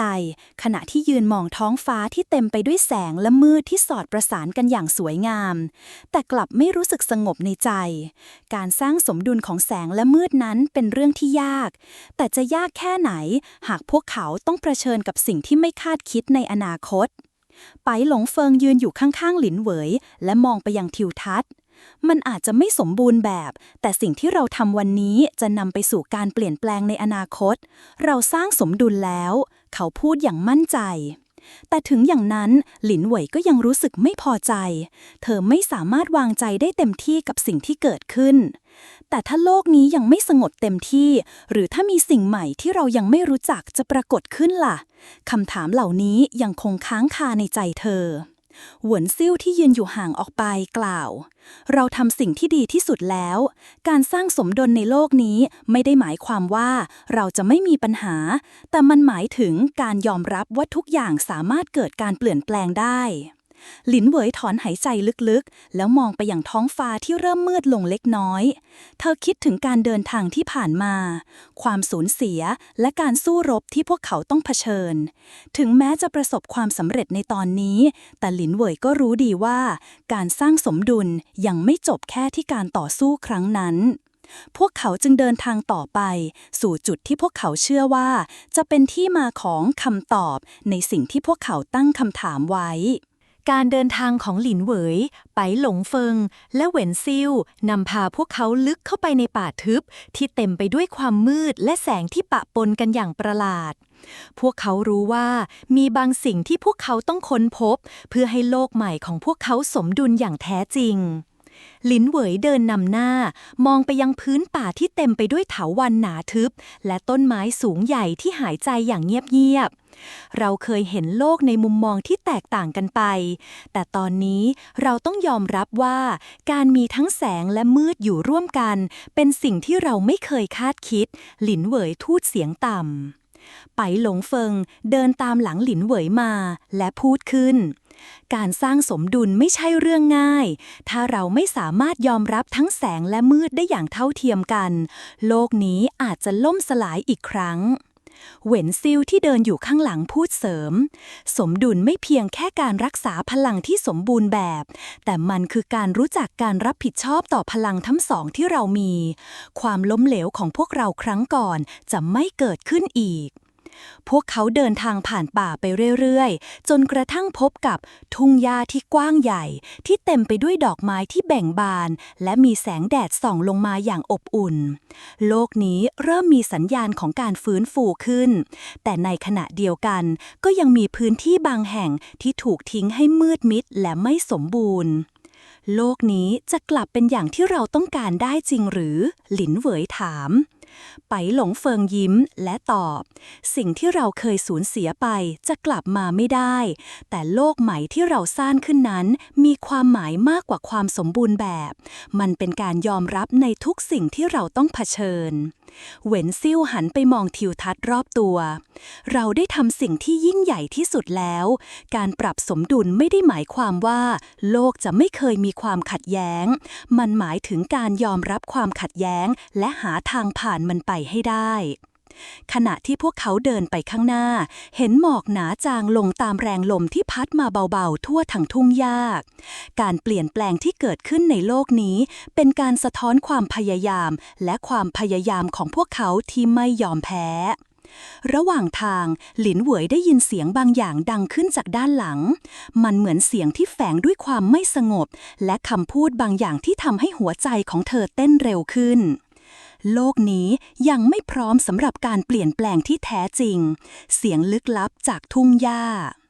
ทุกคนหยุดเดินและหันไปมองรอบตัวพวกเขาพบกับเงาคนหนึ่งที่ยืนอยู่ท่ามกลางหมอกบางๆใครกันหลินเหวยตะโกนเงานั้นปรากฏตัวออกมาเป็นชายหนุ่มในชุดคลุมสีดำที่มีดวงตาสีแดงเข้มซึ่งเหมือนจะมองทะลุถึงจิตใจของพวกเขาพวกคุณคิดว่าการสร้างสมดุลในโลกนี้จะทำให้มันไม่แตกสลายอีกครั้งได้จริงหรือชายหนุ่มคนนั้นถามเสียงเย็นชาหลินเหวยยืดตัวขึ้นและจ้องไปยังชายหนุ่มโลกนี้จะไม่แตกสลายเพราะเรามีความเข้าใจและการปรับสมดุลกันแล้วชายหนุ่มหัวเราะเบาๆคุณคิดว่าแค่การพูดคุยและการทำสิ่งที่ดีจะสามารถรักษาสมดุลของโลกได้งั้นเหรอไปหลงเฟิงยกมือขึ้นแล้วคุณจะทำอะไรถ้าคุณคิดว่าคุณสามารถทำให้โลกนี้สมดุลได้มากกว่านี้ก็มาเถอะเราจะยับยั้งคุณไว้ชายหนุ่มไม่ตอบเขาทิ้งไว้แค่รอยยิ้มที่มีความลับและหายไปในหมอกที่กำลังคลุมทุ่งหญ้าการปรากฏตัวของชายหนุ่มในชุดคลุมสีดำทำให้พวกเขารู้ว่าการต่อสู้ครั้งใหม่กำลังจะเริ่มต้นขึ้นพวกเขาต้องเตรียมตัวให้พร้อมเพราะดูเหมือนว่าโลกนี้ยังมีภัยคุกคามที่พวกเขาต้องเผชิญและการสร้างสมดุลนั้นจะไม่ง่ายอย่างที่คิดหลินเหวยกล่าวเสียงเคร่งเราจะต้องระมัดระวังทุกย่างก้าวไม่ว่าอะไรจะเกิดขึ้นเราต้องรักษาความสมดุลนี้เอาไว้ไปหลงเฟิงพยักหน้าทุกอย่างยังอยู่ในมือเราจะไม่ยอมให้ใครมาทำลายสิ่งที่เราสร้างขึ้นเหวินซิ่วกล่าวการเปลี่ยนแปลงไม่เคยหยุดอยู่แค่ที่สิ่งที่เราควบคุมได้เราต้องรับมือกับสิ่งที่ไม่สามารถควบคุมได้พวกเขาตัดสินใจที่จะเดินทางต่อไปพร้อมกับเตรียมรับมือกับความท้าทายใหม่ที่ยังคงซ่อนตัวอยู่ในโลกที่พวกเขาสร้างขึ้นมาการเดินทางของหลินเหวย ไปหลงเฟิงและเหวินซิ่วกลายเป็นการต่อสู้ไม่เพียงแค่กับโลกภายนอกเท่านั้นแต่ยังเป็นการต่อสู้ภายในใจของพวกเขาด้วยพวกเขาเริ่มเข้าใจว่าความสมดุลที่พวกเขากำลังพยายามสร้างนั้นไม่ได้เพียงแค่ควบคุมพลังแห่งแสงและมืดแต่ต้องต่อสู้กับความมืดในใจที่อาจเกิดขึ้นจากความกลัวและความสงสัยที่ซ่อนอยู่ในตัวพวกเขาเองหลังจากการเผชิญหน้ากับชายหนุ่มในชุดคลุมสีดำในทุ่งหญ้าหลินเหวยรู้สึกเหมือนมีบางสิ่งที่เธอไม่สามารถควบคุมได้ปีกของเธอไม่ได้ให้ความรู้สึกเหมือนเดิมอีกต่อไปหลังจากการต่อสู้ครั้งที่แล้วเธอรู้สึกถึงบางสิ่งที่กดดันและครอบงำจิตใจของเธอทุกย่างก้าวที่เธอเดินรู้สึกเหมือนจะมีความมืดค่อยๆประทุขึ้นจากภายในเธอเองหลินเหวยเสียงของไปหลงเฟิงดังขึ้นข้างหูขณะที่เขาจับแขนของเธอเบาๆมันจะไม่เป็นแบบนี้หรอกพวกเราจะต้องไม่ให้ความกลัวหรือความสงสัยเข้าครอบงำเราหลินเหวยหันมามองไปหลงเฟิงดวงตาของเธอเต็มไปด้วยความวิตกกังวลแต่ฉันรู้สึกเหมือนมีอะไรบางอย่างในตัวฉันที่ไม่สามารถควบคุมได้ความกลัวนั้นมันเกิดขึ้นจากไหนไปหลงเฟิงจ้องตาหลินเหวยมันคือสิ่งที่เราต้องเผชิญหน้าที่ของเราคือการยอมรับมันและไม่ให้มันครอบงำจิตใจเราต้องควบคุมพลังที่เรามีไม่ให้มันควบคุมเราเหวินซิ่วที่ยืนอยู่ข้างๆพยักหน้าบางครั้งการเผชิญหน้ากับความมืดภายในใจไม่ใช่เรื่องง่ายแต่ถ้าเราไม่ทำเราจะไม่มีวันรู้จักตัวตนที่แท้จริงของตัวเองการยอมรับความกลัวและสงสัยจะทำให้เราแข็งแกร่งขึ้นหลินเหวยพยักหน้าแม้ว่าจะรู้สึกว่ายังมีบางสิ่งที่คลุมเครือในใจแต่เธอเริ่มเข้าใจแล้วว่าการสร้างสมดุลนั้นไม่ได้เป็นแค่การจัดการพลังภายนอกเท่านั้นแต่ยังเป็นการเรียนรู้ที่จะควบคุมสิ่งที่อยู่ภายในตัวเองด้วยขณะที่พวกเขายังคงเดินทางผ่านป่าและทุ่งหญ้าหลินเหวยและเพื่อนๆต้องเผชิญกับความมืดในตัวเองพวกเขาเริ่มสัมผัสถึงพลังมืดที่ยิ่งใหญ่ที่เกาะกลุ่มโลกนี้เอาไว้มันไม่ใช่เพียงแค่พลังอันมืดมนแต่เป็นพลังที่สามารถแฝงตัวในจิตใจของคนทุกคนได้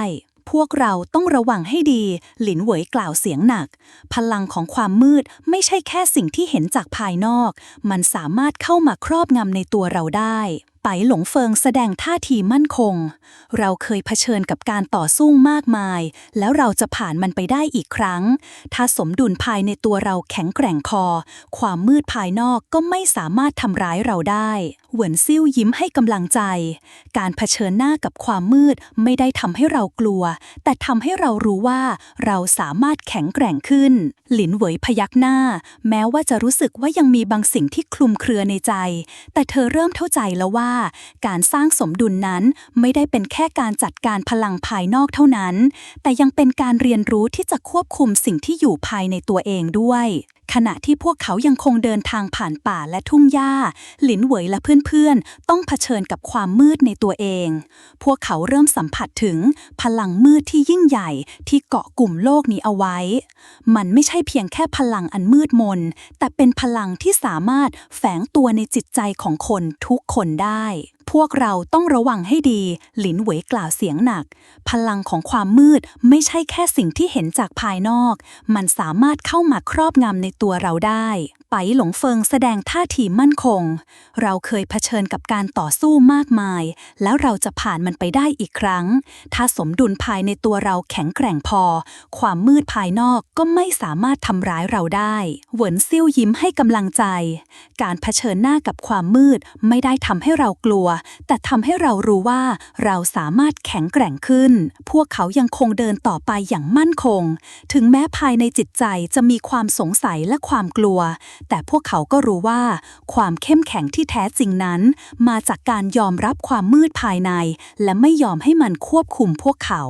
การพบกับศัตรูใหม่ขณะที่พวกเขาเดินไปถึงทางแยกในป่าพวกเขารู้สึกได้ถึงพลังที่ไม่เคยพบมาก่อนที่กำลังคลืบคลานเข้ามาชายหนุ่มในชุดคลุมสีดำปรากฏตัวขึ้นอีกครั้งคราวนี้เขาไม่ได้อยู่เพียงลำพังแต่มีทหารคนอื่นๆคอยตามสนับสนุนอยู่เบื้องหลังการต่อสู้ครั้งนี้จะไม่จบแค่การพูดคุยกับคุณชายหนุ่มกล่าวเสียงเย็นถ้าคุณต้องการสร้างสมดุลในโลกนี้คุณจะต้องจ่ายราคาที่หนักหน่วง หลินเหวยหันไปหาทั้งไปหลงเฟิงและเหวินซิ่วพวกเราไม่ได้เลือกทางนี้แต่เราจะไม่ถอยหลังไปหลงเฟิงยกดาบขึ้นมาทำกันให้จบเถอะการต่อสู้เริ่มขึ้นอีกครั้งแต่ในครั้งนี้มันแตกต่างออกไปการต่อสู้ไม่ได้มีแค่พลังภายนอกที่ต้องเผชิญแต่ยังต้องเผชิญกับความท้าทายในจิตใจที่ทำให้ทุกการโจมตีไม่ใช่แค่การต่อสู้จากศัตรูแต่เป็นการต่อสู้ภายในตัวเองพวกเขาต้องใช้พลังแห่งจิตใจและความแคล้วคลาดของความกล้าในการเผชิญกับศัตรูที่ไม่เพียงแค่มีพลังมืดแต่ยังการใช้ความกลัวในจิตใจของพวกเขาเป็นเครื่องมือในการโจมตีพวกเขาต้องฝ่าผ่านมันไปให้ได้เพื่อสร้างสมดุลที่แท้จริงการต่อสู้ครั้งนี้ทำให้พวกเขาตระหนักถึงความเข้มแข็งภายในตัวเองและการต่อสู้ครั้งนี้จะเป็นการพิสูจน์ว่าพวกเขาพร้อมที่จะรับมือกับทุกสิ่งที่โลกนี้นำมาให้การต่อสู้ครั้งใหม่เริ่มต้นขึ้นอย่างรวดเร็วชายหนุ่มในชุดคลุมสีดำและทหารที่ติดตามเขามาดูเหมือนจะเป็นภัยที่ยิ่งใหญ่ที่สุดที่หลินเหวยและเพื่อนๆต้องเผชิญพวกเขาค่อยๆย่างก้าวเข้าสู่การต่อสู้ที่ไม่เพียงแค่ใช้พลังแต่ยังต้องเผชิญกับการทดสอบจิตใจและการเปิดเผยความลับที่ซ่อนอยู่หลินเหวยตั้งท่ารับการโจมตีข้างหน้าดวงตาของเธอเต็มไปด้วยความมุ่งมั่นและจิตใจที่แข็งแกร่งพลังแห่งการควบคุมที่เธอเคยสร้างขึ้นตอนนี้กำลังจะถูกทดสอบอย่างแท้จริงพวกคุณคิดว่าแค่การต่อสู้ครั้งนี้จะจบทุกอย่างได้หรือชายหนุ่มในชุดคลุมสีดำถามดวงตาสีแดงของเขาจ้องมองไปที่หลินเหวยและเพื่อนๆหลินเหวยตอบอย่างมั่นใจการต่อสู้ไม่เคยจบที่แค่การเผชิญหน้ากันแต่การยอมรับและผ่านสิ่งที่เรากลัวที่สุดชายหนุ่มหัวเราะเบาๆความกลัวนั้นคือสิ่งที่อยู่ภายในตัวคุณเองและมันจะตามหลอกหลอนคุณจนกว่าโลกนี้จะจบสิ้นการต่อสู้เริ่มต้นอย่างดุเดือดทหารของชายหนุ่มในชุดคลุมสีดำต่างพุ่งเข้ามาโจมตีอย่างไม่หยุดยั้งหลินเหวยไบหลงเฟิงและเหวินซิ่วใช้พลังที่พวกเขาฝึกฝนมาตลอดเพื่อต่อสู้กับพวกเขาแต่การโจมตีจากศัตรูไม่ได้เพียงแค่ทำให้พวกเขาต้องสู้กับร่างกายแต่ยังต้องต่อสู้กับความกลัวและความสงสัยที่กำลังแฝงตัวในจิตใจไบหลงเฟิงระวังหลินเหวยตะโกนเมื่อเห็นทหารคนหนึ่งพุ่งเข้าใส่ไบหลงเฟิงจากด้านหลังไบหลงเฟิงหันไปทันเวลาใช้ดาบฟันกระแทกใส่ศัตรูที่พุ่งเข้ามา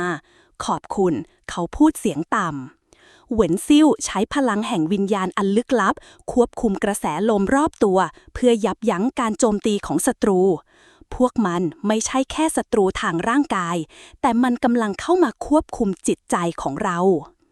หลินเหวยหันไปมองเหวินซิ่วเราไม่สามารถให้มันควบคุมเราได้เราต้องต่อสู้กับมันให้ได้การเปิดเผยความลับระหว่างการต่อสู้หญิงสาวคนหนึ่งปรากฏตัวออกมาท่าทางและการเคลื่อนไหวของเธอทำให้ทั้ง3คนหยุดชะงักชายหนุ่มในชุดคลุมสีดำยิ้มเมื่อเห็นเธอในที่สุดเธอก็โผล่ตัวมาใครกันหลินเหวยถามด้วยความสงสัยหญิงสาวในชุดคลุมสีฟ้าเย็นกล่าวเสียงต่ำฉันคือผู้ที่พยายามจะรักษาสมดุลของโลกนี้มาตลอดแต่คุณคงไม่เข้าใจหรอกว่าแท้จริงแล้วโลกนี้ไม่ได้เป็นแค่เรื่องของแสงและมืดมันมีเรื่องที่ลึกซึ้งกว่านั้นไบหลงเฟิงถามขึ้นคุณหมายถึงอะไรหญิงสาวยิ้มเย็นโลกนี้ไม่ได้สมดุลจริงๆสิ่งที่พวกคุณกำลังพยายามทำคือการสร้างสมดุลให้ตัวเองเท่านั้นแต่มันไม่สามารถสมดุลได้หากคุณยังคงหลบหลีกความจริงที่ซ่อนอยู่ไบหลงเฟิงถามขึ้นคุณหมายถึงอะไรหญิงสาวยิ้มออกมาดีคุณจะได้เรียนรู้แต่ก่อนที่คุณจะได้เรียนรู้สิ่งนั้นคุณต้องผ่านการทดสอบก่อนการทดสอบแห่งแสงและมืดหญิงสาวในชุดคลุมสีฟ้ารายเวทมนต์ที่ทำให้ท้องฟ้ารอบตัวมืดลงอย่างรวดเร็วจู่ๆโลกที่พวกเขารู้จักก็กลายเป็นโลกที่เต็มไปด้วยเงามืดและแสงที่หายไปร่างของเขาต้องเผชิญกับการทดสอบใหม่ที่ไม่เคยคาดคิดมาก่อนถ้าคุณต้องการสร้างสมดุลในโลกนี้คุณต้องผ่านการทดสอบนี้หญิงสาวกล่าวเสียงแผ่วเบา หลินเหวยเริ่มรู้สึกถึงพลังที่เปลี่ยนแปลงไปในอากาศเธอกำหมัดแน่นเราจะต้องผ่านมันไปให้ได้ไบหลงเฟิงหันไปมองทุกคนมันไม่ได้เกี่ยวกับแค่การต่อสู้ครั้งนี้แต่เกี่ยวกับการทำความเข้าใจว่าความสมดุลที่แท้จริงอยู่ที่ไหนเหวินซิ่วขยับมือไปตามอากาศพลังของเขารวมพลังแห่งการยอมรับและการปรับตัวในการสร้างสมดุลขึ้นมาท่ามกลางความมืดเราต้องรักษาความมั่นคงในตัวเองก่อนที่จะรับมือกับสิ่งที่เกิดขึ้นหญิงสาวยิ้มคุณทั้ง3 คนมีศักยภาพที่จะผ่านมันไปได้แต่ความสมดุลนี้จะไม่ง่ายการทดสอบที่หลินเหวยและเพื่อนๆกำลังจะเผชิญนั้นไม่ใช่การทดสอบเกี่ยวกับพลังภายนอกแต่ยังเกี่ยวข้องกับการรับมือกับความมืดที่ซ่อนอยู่ภายในตัวเขาเองสิ่งที่พวกเขาต้องเผชิญนี้คือการยอมรับในความเป็นจริงและการต่อสู้กับความกลัวภายในหลังจากการพบปะกับชายหนุ่มในชุดคลุมสีดำและการทดสอบที่ไม่คาดคิดหลินเหวยไปหลงเฟิงและเหวินซุยยืนอยู่ในป่าอันเงียบสงัดเสียงของลมพัดผ่านกิ่งไม้และใบหญ้าเสียงดังปนไปกับความเงียบสงบที่รอบๆพวกเขากลิ่นอายแห่งความมืดยังคงอยู่ในอากาศแม้จะรู้สึกถึงความอุ่นของแสงที่เพิ่งเริ่มกลับมาแต่ใจของพวกเขากลับรู้สึกหนักหน่วงเขาพูดจริงหรือหลินเหวยถามออกมาอย่างเงียบๆขณะที่เธอมองไปที่ไปหลงเฟิงไปหลงเฟิงยิ้มขึ้นเล็กน้อยมันไม่สำคัญว่าเขาจะพูดอะไรสิ่งสำคัญคือว่าเราจะตอบสนองอย่างไรเราไม่สามารถหลีกหนีจากความกลัวหรือความมืดในตัวเราได้แต่มันอยู่ที่เราจะรับมือกับมันอย่างไรเหวินซุยที่ยืนอยู่ข้างๆเอ่ยเสียงเบาคำถามที่แท้จริงไม่ใช่เรื่องของแสงหรือมืดแต่คือการทำความเข้าใจถึงสมดุลที่แท้จริงในตัวเองและการเรียนรู้ที่จะยอมรับทุกสิ่งที่เกิดขึ้นหลินเหวยพยักหน้าอย่างช้าๆดวงตาของเธอเต็มไปด้วยความคิดทบทวนความมืดภายในที่เธอกำลังต้องเผชิญมันไม่ใช่แค่เรื่องของการต่อสู้ในสนามรบหรือการควบคุมพลังแต่ยังเป็นการค้นหาคำตอบในใจเธอเองฉันเริ่มรู้สึกเหมือนกับว่าทุกครั้งที่เราพยายามหาความสมดุลในโลกนี้สิ่งที่เราพบมันกลับยิ่งสร้างความสงสัยมากขึ้นหลินเหวยเอ่ยขึ้นเสียงต่ำไปหลงเฟิงหันมามองเธอนั่นแหละคือสิ่งที่เราต้องเข้าใจเมื่อเราเผชิญกับความไม่แน่นอนความสงสัยมันคือการทดสอบความกลัวและความสงสัยนั้นทำให้เราค้นพบถึงพลังที่อยู่ภายในการเปิดเผยของความมืดทันใดนั้นพวกเขาก็รู้สึกถึงการสั่นสะเทือนจากพื้นดินเสียงดังกึกก้องในความเงียบสงัดของป่าทุกสิ่งรอบตัวพวกเขาดูเหมือนจะเปลี่ยนแปลงไปความมืดค่อยๆกลืนกินพื้นที่ที่พวกเขายืนอยู่เสียงฟ้าผ่าดังขึ้นจากท้องฟ้าผ่านเมฆหนาทึบที่บังแสงระวังเหวินซิ่วตะโกนเตือนขณะพลังที่มืดมิดเริ่มแผ่ขยายออกไปรอบตัวพวกเขาแสงที่หลินเหวยสร้างขึ้นเริ่มส่องสว่างขึ้นในมือของเธอขณะที่เธอตั้งท่ารับมือกับการโจมตีที่กำลังจะเกิดขึ้นมันไม่ใช่แค่ความมืดที่มาจากภายนอกมันคือสิ่งที่อยู่ในตัวเราเองทันใดนั้นชายหนุ่มในชุดคลุมสีดำปรากฏตัวขึ้นจากเงามืดเขายิ้มและพูดว่าพวกคุณคิดว่าการต่อสู้ในครั้งนี้จะง่ายดายหรือโลกนี้ไม่ได้สมดุลอย่างที่คุณคิดทุกสิ่งในโลกนี้เกิดจากการต่อสู้ของแสงและมืดและความสมดุลของพวกมันก็ไม่ได้แปลว่าเป็นความสงบแต่เป็นการต่อสู้ที่ไม่มีวันสิ้นสุดหลินเหวยไม่ตอบเธอรู้สึกถึงพลังที่หนักหน่วงภายในตัวเธอเองแต่ในขณะเดียวกันเธอก็สัมผัสถึงความกลัวที่ยังคงซ่อนอยู่ภายในใจของเธอการต่อสู้ครั้งนี้ไม่ใช่กับศัตรูภายนอกแต่ยังเป็นการต่อสู้กับตัวตนภายในที่ยังคงต้องการการปรับสมดุลไปหลงเฟิงยืนเคียงข้างหลินเหวยเราจะไม่ยอมให้ความกลัวครอบงำเราการเปิดเผยความมืดการโจมตีเริ่มต้นขึ้นอย่างรวดเร็วชายหนุ่มในชุดคลุมสีดำปล่อยพลังมืดออกมาเป็นระลอกคลื่นพลังนั้นทำให้ต้นไม้และพื้นดินรอบๆแทบจะถูกดูดกลืนไป พวกเขาต้องใช้พลังในทั้งหมดในการต้านทานการโจมตีนี้ยอมรับมันเถอะชายหนุ่มตะโกนขณะที่เขาสร้างเงามืดขึ้นจากพื้นดินพวกมันพุ่งเข้ามาอย่างรวดเร็วหลินเหวยขยับมือไปข้างหน้าดวงตาของเธอเต็มไปด้วยความมั่นใจพลังที่ฉันใช้ไม่ใช่เพียงแค่พลังแสงแต่เป็นความมั่นคงภายในตัวฉันเองแสงจากมือของหลินเหวยขยายออกไปพร้อมกับการผสานพลังของเธอความกลัวที่ซ่อนอยู่ในใจเริ่มหายไปการรวมพลังแห่งแสงและมืดเข้าไว้ด้วยกันทำให้พวกเขาสามารถยับยั้งการโจมตีของชายหนุ่มในชุดคลุมสีดำได้ไปหลงเฟิงพุ่งเข้าไปข้างหน้าอย่างรวดเร็วดาบของเขาปะทะกับเงามืดที่พยายามจะเกลื่อนกินพวกเขาเขารู้ว่าการต่อสู้ในครั้งนี้ไม่ใช่การใช้พลังที่แข็งแกร่งแต่ยังเป็นการทำให้ใจของตัวเองแข็งแกร่งยิ่งขึ้นไปหลงเฟิงระวังหลินเหวยตะโกนเตือนแต่แล้วก็เป็นไปตามที่เธอคาดไว้เงามืดจากศัตรูเริ่มเข้าหาไปหลงเฟิงจะเป็นการต่อสู้ที่ทวีความรุนแรงขึ้นในพาร์ทต่อไปและมันจะนำพาพวกเขาไปสู่การตัดสินใจครั้งสำคัญในตอนสุดท้ายของการต่อสู้ครั้งนี้หลินเหวยใช้พลังจากภายในมือของเธอขยายไปทั่วบริเวณรอบๆตัวทั้งแสงและมืดพุ่งเข้ามารวมตัวกันเสียงกระหึ่มดังก้องไปทั่วทำให้พื้นดินสั่นสะเทือนและเกลียวเคลื่อนของพลังแตกกระจายไปอย่างรวดเร็วความมืดที่ก่อตัวขึ้นไม่ยอมถอยกลับแม้จะพยายามฝืนแต่การต่อสู้กับพลังที่ส่งพลังนี้ยากจะต้านทานพวกมันไม่ได้แค่ต่อสู้ด้วยพลังภายนอกแต่กำลังโจมตีจิตใจของเราเหวินซิ่วพูดออกมาเสียงต่ำขณะใช้มือข้างหนึ่งสร้างพลังจากลมเย็นที่ปะทะกับพลังมืดใจของเรายังไม่แข็งแกร่งพอ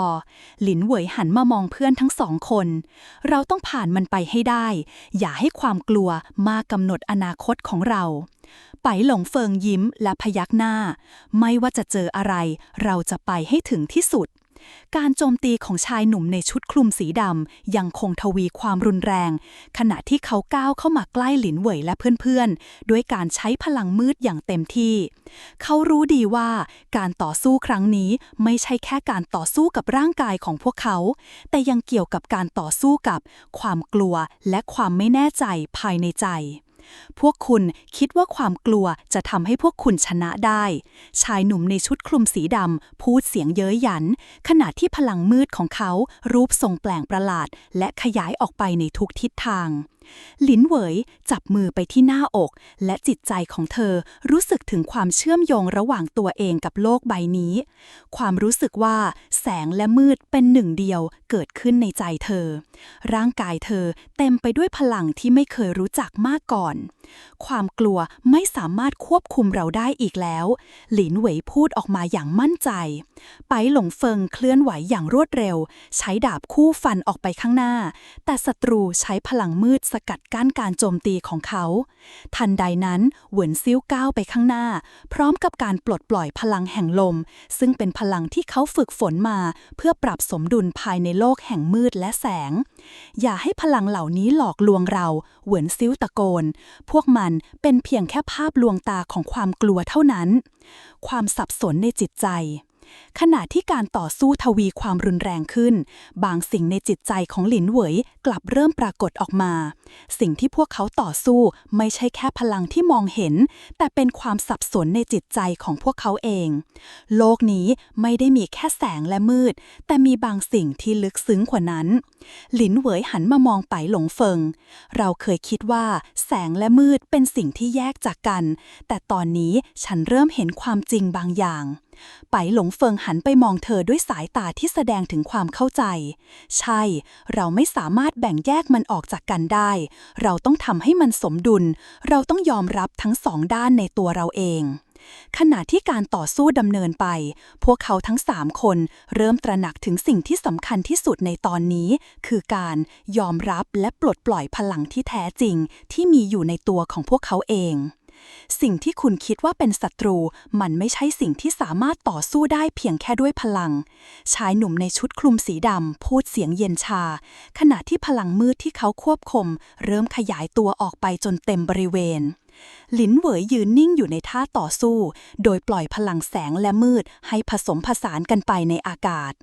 เราไม่เคยคิดว่าเราต้องต่อสู้กับสิ่งที่อยู่ภายในตัวเราเองจนตอนนี้เรารู้แล้วว่าเราต้องควบคุมทั้งสองพลังการทดสอบภายในขณะที่ชายหนุ่มในชุดคลุมสีดำยังคงก่อกำเนิดพลังมืดอย่างไม่หยุดยัง้งพวกเขารู้สึกถึงพลังจากภายในที่ค่อยๆเกิดขึ้นหล่อหลอมและแปรเปลี่ยนไปหลินเหวยหลับตาลงและจิตใจของเธอเริ่มเข้าไปในภาวะสมาธิที่ลึกซึ้งการยอมรับทั้งแสงและมืดไม่ใช่การพยายามทำให้พวกมันแตกต่างกันแต่เป็นการทำให้มันกลมกลืนและสมดุล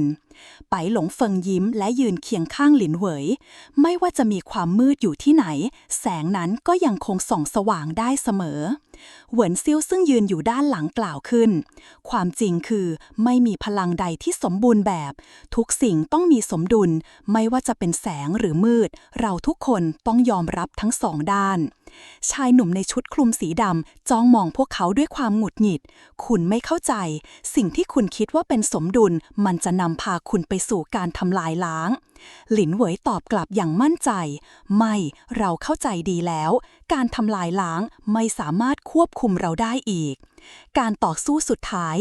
เมื่อเสียงฟ้าผ่าดังขึ้นอีกครั้งพลังมืดที่ชายหนุ่มในชุดคลุมสีดำปลดปล่อยออกมาเริ่มกลายเป็นท้องฟ้ามืดรอบตัวพวกเขาต้องเผชิญกับการต่อสู้ครั้งสุดท้ายที่เป็นทั้งการทดสอบพลังภายนอกและทดสอบภายในใจของพวกเขาเองในขณะที่การต่อสู้ดำเนินต่อไปหลินเหวยพยายามหาจุดศูนย์กลางของพลังทั้งสองอย่างซึ่งต้องการการสมดุลที่ละเอียดอ่อน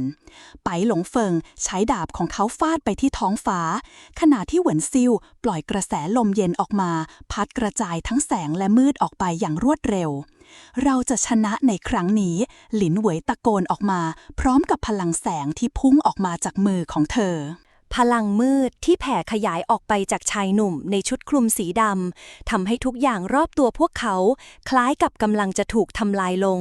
ด้วยการล่มสลายของท้องฟ้าและพลังที่ระเบิดออกมาเป็นคลื่นคล้ายพายุ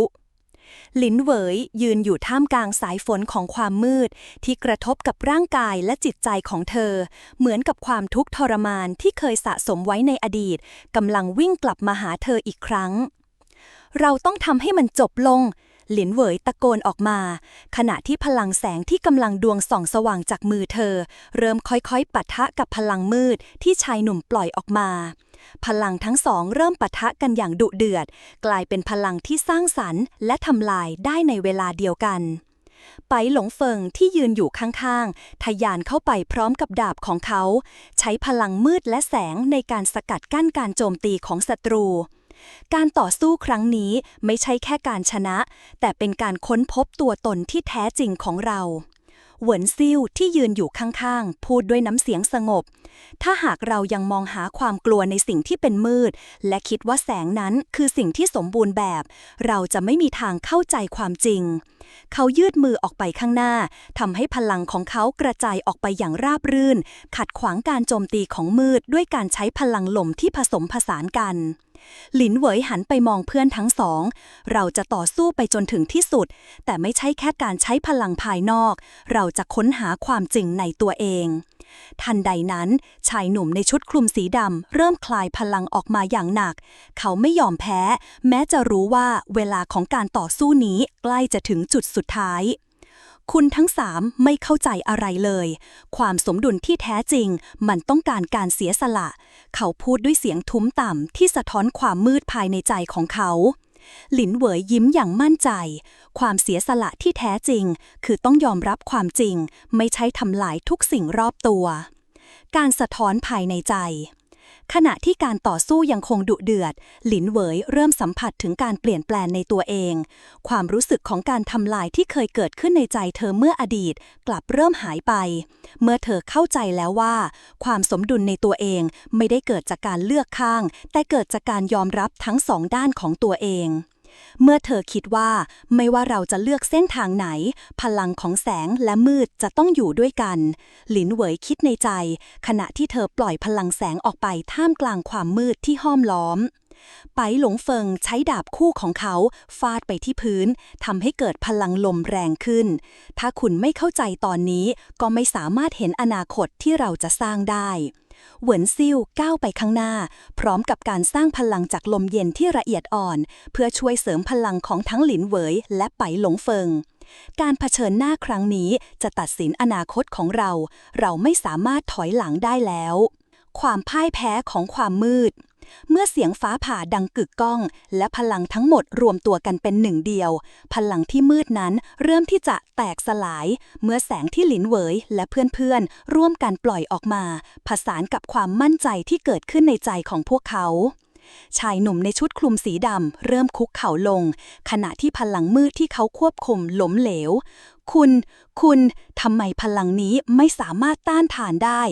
เขาพูดออกมาในขณะที่เขาเริ่มสูญเสียการควบคุมพลังทั้งหมดหลินเหวยยืนนิ่งเพราะความกลัวไม่สามารถควบคุมเราได้อีกแล้วเราคือผู้ที่ควบคุมโชคชะตาของเราเองทันใดนั้นพลังทั้งหมดที่ชายหนุ่มในชุดคลุมสีดำปล่อยออกมาก็สลายหายไปท้องฟ้าที่เคยมืดครึ้มก็เริ่มเคลื่อนคล้อยกลับสู่ความสงบพลังแสงจากการผสานของพวกเขาทำให้ทุกสิ่งในโลกนี้กลับสู่การสมดุลที่แท้จริงการเรียนรู้ของตัวละครการต่อสู้ครั้งนี้ไม่ใช่แค่การเอาชนะศัตรูภายนอกแต่ยังการเรียนรู้และยอมรับตัวตนภายในใจของเขาเองหลินเหวยไปหลงเฟิงและเหวินซิ่วต่างเข้าใจแล้วว่าการพยายามควบคุมพลังไม่ใช่เรื่องของแสงหรือมืดแต่ต้องอาศัยการรู้จักตัวเองและความสมดุลที่แท้จริงพวกเขารู้ว่าการเผชิญหน้ากับความกลัวนั้นไม่ใช่เรื่องง่ายแต่พวกเขาก็ได้ค้นพบความแข็งแกร่งที่แท้จริงในตัวเองตอนนี้พวกเขาก็ได้ตัดสินใจแล้วว่าการเดินทางของพวกเขาจะไม่สิ้นสุดเพียงแค่การต่อสู้ครั้งนี้พวกเขาจะต้องเดินทางต่อไปเพื่อสร้างสมดุลในโลกที่ยังคงมีภัยพิบัติและการต่อสู้ที่อาจจะเกิดขึ้นได้เสมอตอนที่ 23 เช้าวันใหม่ที่มองเห็นได้จากยอดเขาที่เต็มไปด้วยสายหมอกบนภูเขาแห่งนี้ที่มีทิวทัศน์กว้างไกล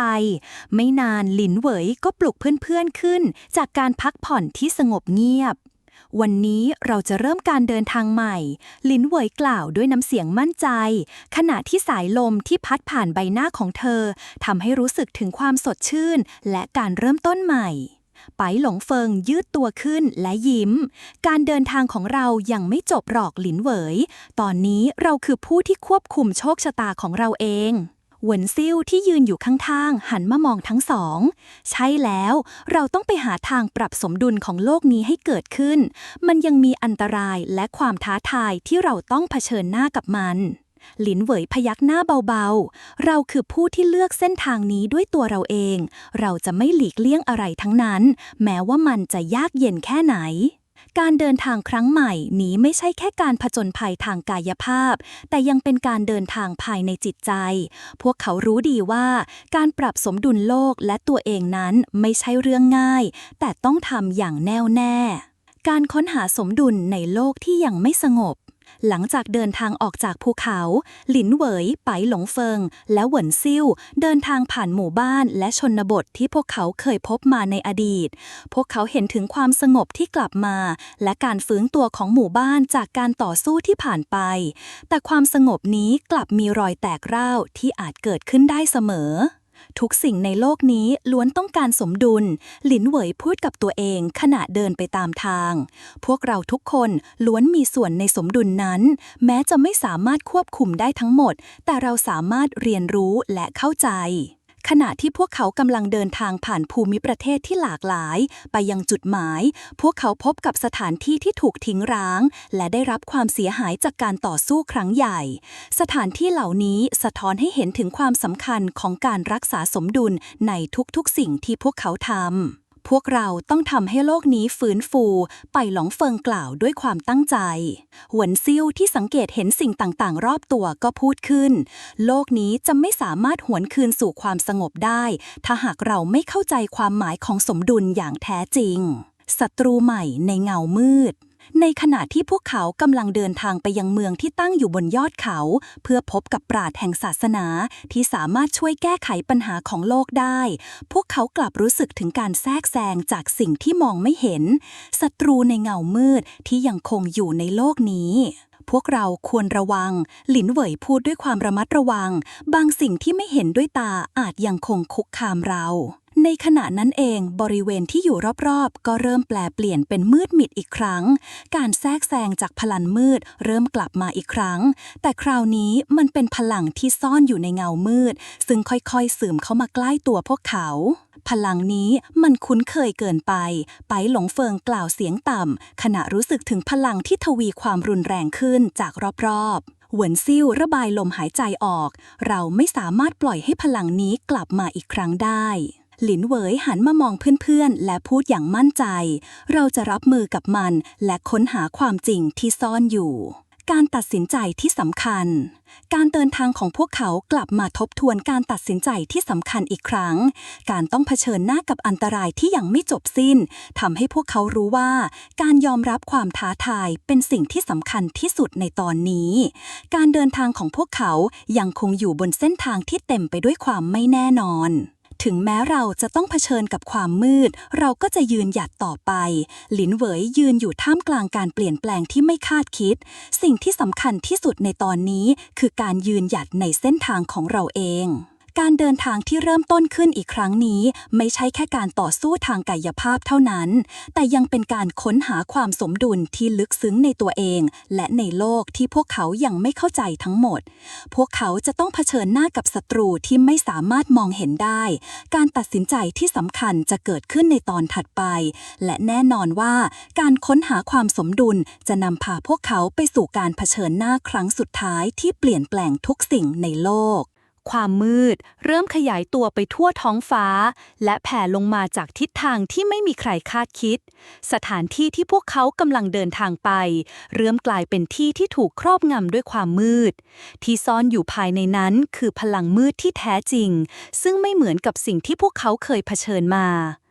พลังนี้ไบหลงเฟิงพูดด้วยน้ำเสียงเครียดมันไม่เหมือนพลังที่เราเคยเจอเราต้องระวังมากกว่านี้หลินเหวยยืนนิ่งรู้สึกถึงบางสิ่งที่คุ้นเคยอยู่ในความมืดนั้นแต่เธอยังไม่สามารถระบุได้ว่ามันคืออะไรมันเหมือนกับพลังที่ยังไม่สมบูรณ์พลังที่ยังหิวกระหายเหวินซิ่วที่อยู่ข้างๆพูดขึ้นมันอาจจะเป็นพลังที่ถูกปลุกขึ้นจากการกระทำบางอย่างการที่มันยังไม่สมบูรณ์หมายความว่ามันต้องการสิ่งที่พวกเรากำลังจะทำเขาหยุดไปชั่วขณะก่อนจะพูดต่อเราต้องหยุดมันให้ได้ก่อนที่จะเกิดการระเบิดครั้งใหญ่หลินเหวยพยักหน้าชุดของเธอปลิวไปตามลมที่พัดผ่านอย่างช้าๆความมั่นใจในตัวเองกลับคืนมาเธอเข้าใจแล้วว่าทุกการกระทำที่พวกเขาทำอยู่ตอนนี้ล้วนส่งผลต่ออนาคตทั้งหมดเราจะต้องไปถึงจุดที่มันอยู่หลินเหวยตัดสินใจไม่ว่าจะต้องเจออะไรเราจะต้องทำให้ทุกอย่างจบลงให้ได้การตามล่าหาผู้ปลุกพลังมืดพวกเขาเดินไปตามเส้นทางที่คดเคี้ยวและเต็มไปด้วยความอึมครึมราวกับเส้นทางนี้ถูกพลังบางอย่างบิดเบือนให้ดูเหมือนเป็นทางที่ไม่มีวันสิ้นสุดพลังมืดนี้ถูกปลุกขึ้นมาโดยใครบางคนไบหลงเฟิงพูดขณะที่เขาเดินนำเราไม่สามารถปล่อยให้มันเกิดขึ้นอีกครั้งเหวินซิ่วจ้องมองไปยังท้องฟ้าที่มืดครึ้มและเริ่มใช้พลังของลมที่เขาควบคุมได้เพื่อเคลื่อนตัวอย่างรวดเร็วมีบางสิ่งที่อยู่ที่นี่ตั้งแต่ตอนเราเริ่มเดินทางมันถูกปลุกขึ้นมาจากเงามืดทันใดนั้นเสียงจากระยะไกลเริ่มดังขึ้นพร้อมกับการเคลื่อนไหวที่เร็วเกินกว่าจะมองเห็นได้ใจของหลินเหวยเต้นรัวขึ้นเมื่อเธอรู้สึกถึงบางสิ่งที่กำลังเข้ามาหาพวกเขาระวังหลินเหวยตะโกนเสียงดังทันทีที่คำเตือนนั้นออกจากปากของหลินเหวยก็มีเงาดำจำนวนมากโผล่ออกมาจากรอยแยกบนพื้นดินพวกมันดูเหมือนเป็นพลังที่รวมตัวกันเป็นทิศทางเดียวซึ่งหลินเหวยและเพื่อนๆต้องเตรียมพร้อมรับมือมันคือพลังที่อยู่ภายในโลกนี้แต่ไม่ได้ถูกควบคุมเหวินซิ่วมองไปยังสิ่งที่เกิดขึ้นและแสดงความวิตก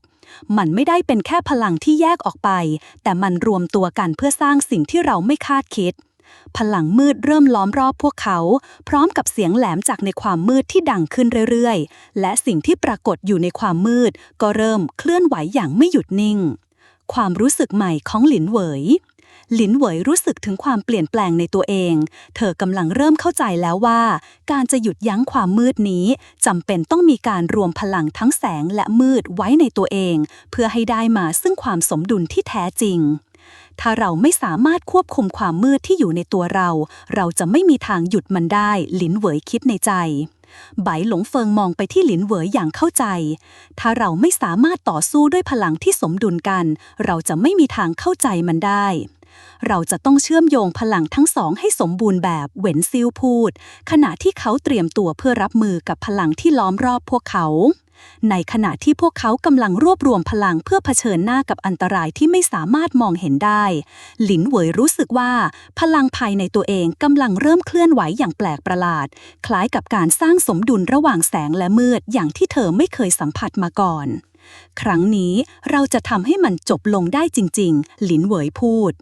การปะทะที่รุนแรงการต่อสู้เริ่มขึ้นอย่างรุนแรงพลังแสงและพลังมืดเริ่มสั่นสะเทือนทุกอย่างรอบตัวการเคลื่อนไหวของเงามืดที่เคยรวบรวมอยู่ใต้ดินกลายเป็นพลังที่แผ่ออกมาและโจมตีทั้งหลินเหวยและเพื่อนๆอย่างไม่มีที่สิ้นสุดแต่ในระหว่างการต่อสู้หลินเหวยรู้สึกถึงความเปลี่ยนแปลงในตัวเองความรู้สึกว่าพลังทั้งสองของเธอกำลังหลอมรวมกันเป็นหนึ่งเดียวทำให้เธอเริ่มควบคุมพลังที่แตกต่างกันได้การรวมพลังแสงและมืดของหลินเหวยในที่สุดก็ช่วยให้พวกเขาสามารถดันพลังมืดกลับไปยังทิศทางเดิมได้การกลับมาของความสมดุลเมื่อความมืดที่เคยขยายออกไปเริ่มถูกควบคุมได้พวกเขาเห็นความสว่างที่เข้ามาแทนที่หลีกทางให้ความสมดุลที่แท้จริงซึ่งพวกเขาเริ่มเข้าใจว่าการยอมรับทั้งแสงและมืดในตัวเองคือสิ่งที่จำเป็นที่สุดในการปกป้องโลกนี้จากความพินาศหลินเหยยืนนิ่งอยู่กลางทุ่งหญ้าพลังแสงและมืดที่เคยแยกจากกันกำลังหลอมรวมเข้าด้วยกันในตัวเธอความรู้สึกที่ว่าเธอสามารถควบคุมพลังทั้งสองได้นั้นยังคงมีอำนาจสูงส่งในจิตใจของเธอพลังที่ผสมผสานกันทำให้หลินเหวยรู้สึกถึงการเปลี่ยนแปลงภายในร่างกายอย่างลึกซึ้งมันเหมือนกับว่าฉันได้รู้จักตัวเองมากขึ้นหลินเหวยคิดในใจขณะจ้องมองไปยังภูเขาที่อยู่ไกลสุดสายตาพลังทั้งสองมันไม่ใช่แค่การต่อสู้มันคือลมหายใจของโลกนี้ไปหลงเซิงมองไปที่หลินเหวยด้วยแววตาที่มีความหวัง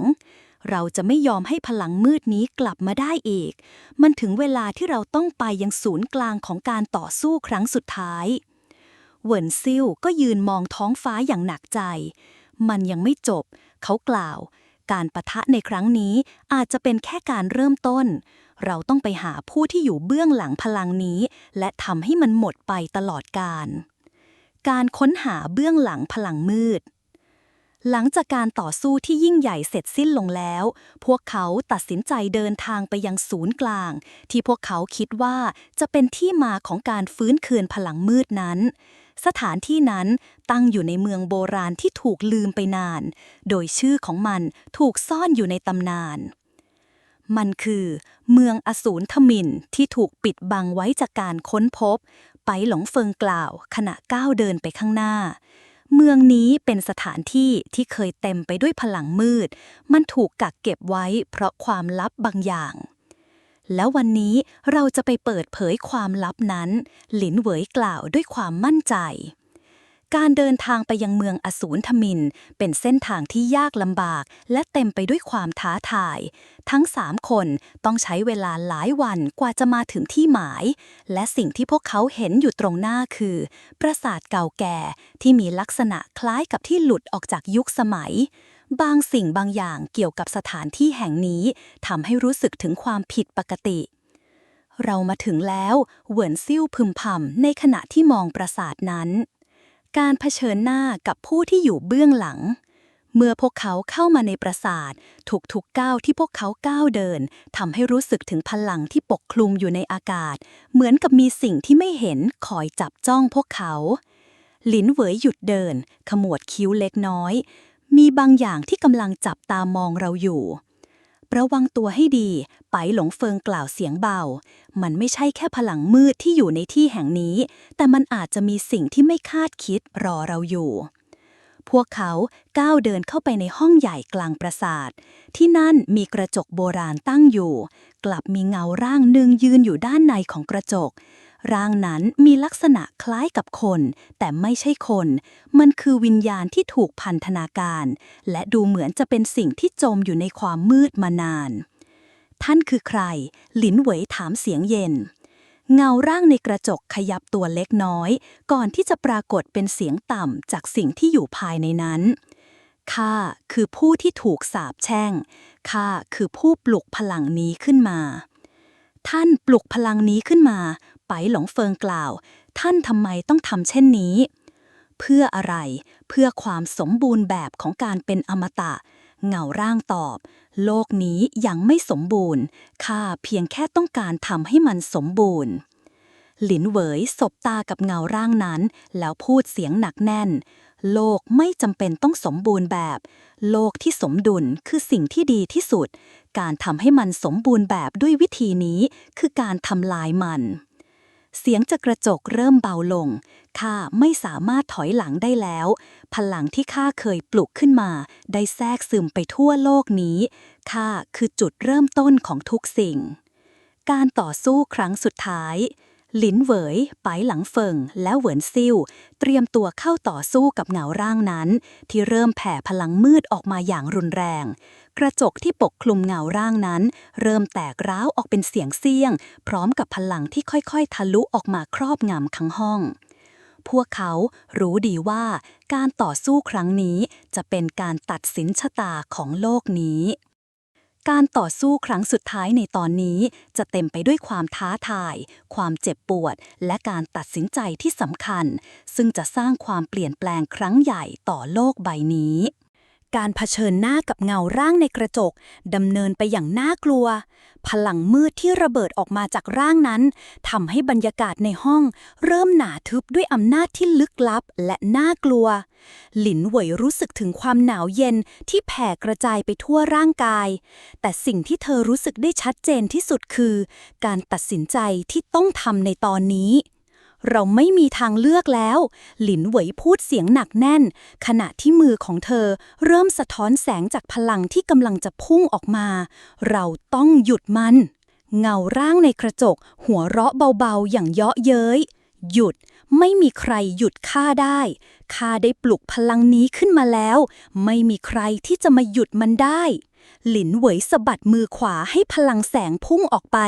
แต่ทันทีที่แสงนั้นสัมผัสกับพลังมืดจากเงาร่างในกระจกพวกมันก็ต่อสู้กันด้วยความรุนแรง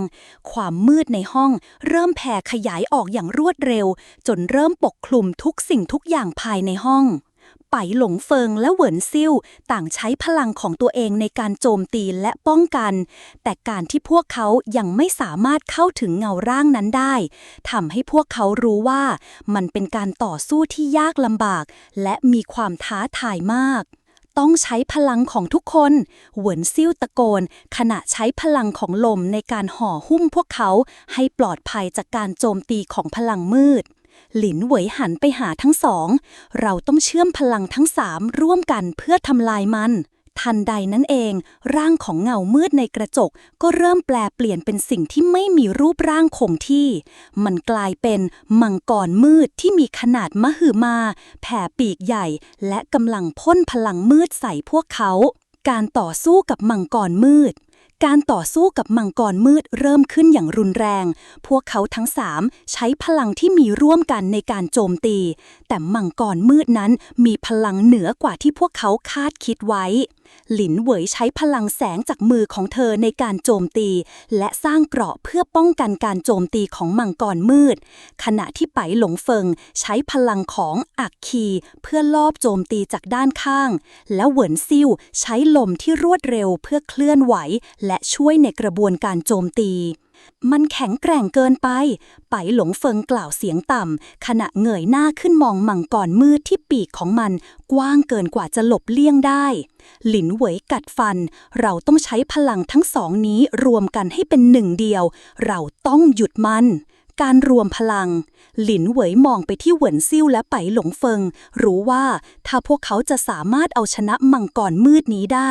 พวกเขาจะต้องใช้พลังที่ผสมผสานระหว่างแสงและมืดพลังที่ทั้งสามสามารถควบคุมได้ในตอนนี้ไปหลงเฟิงเหวินซิ่วเราต้องรวมพลังแล้วพุ่งไปที่หัวใจของมันหลินเหวยตะโกน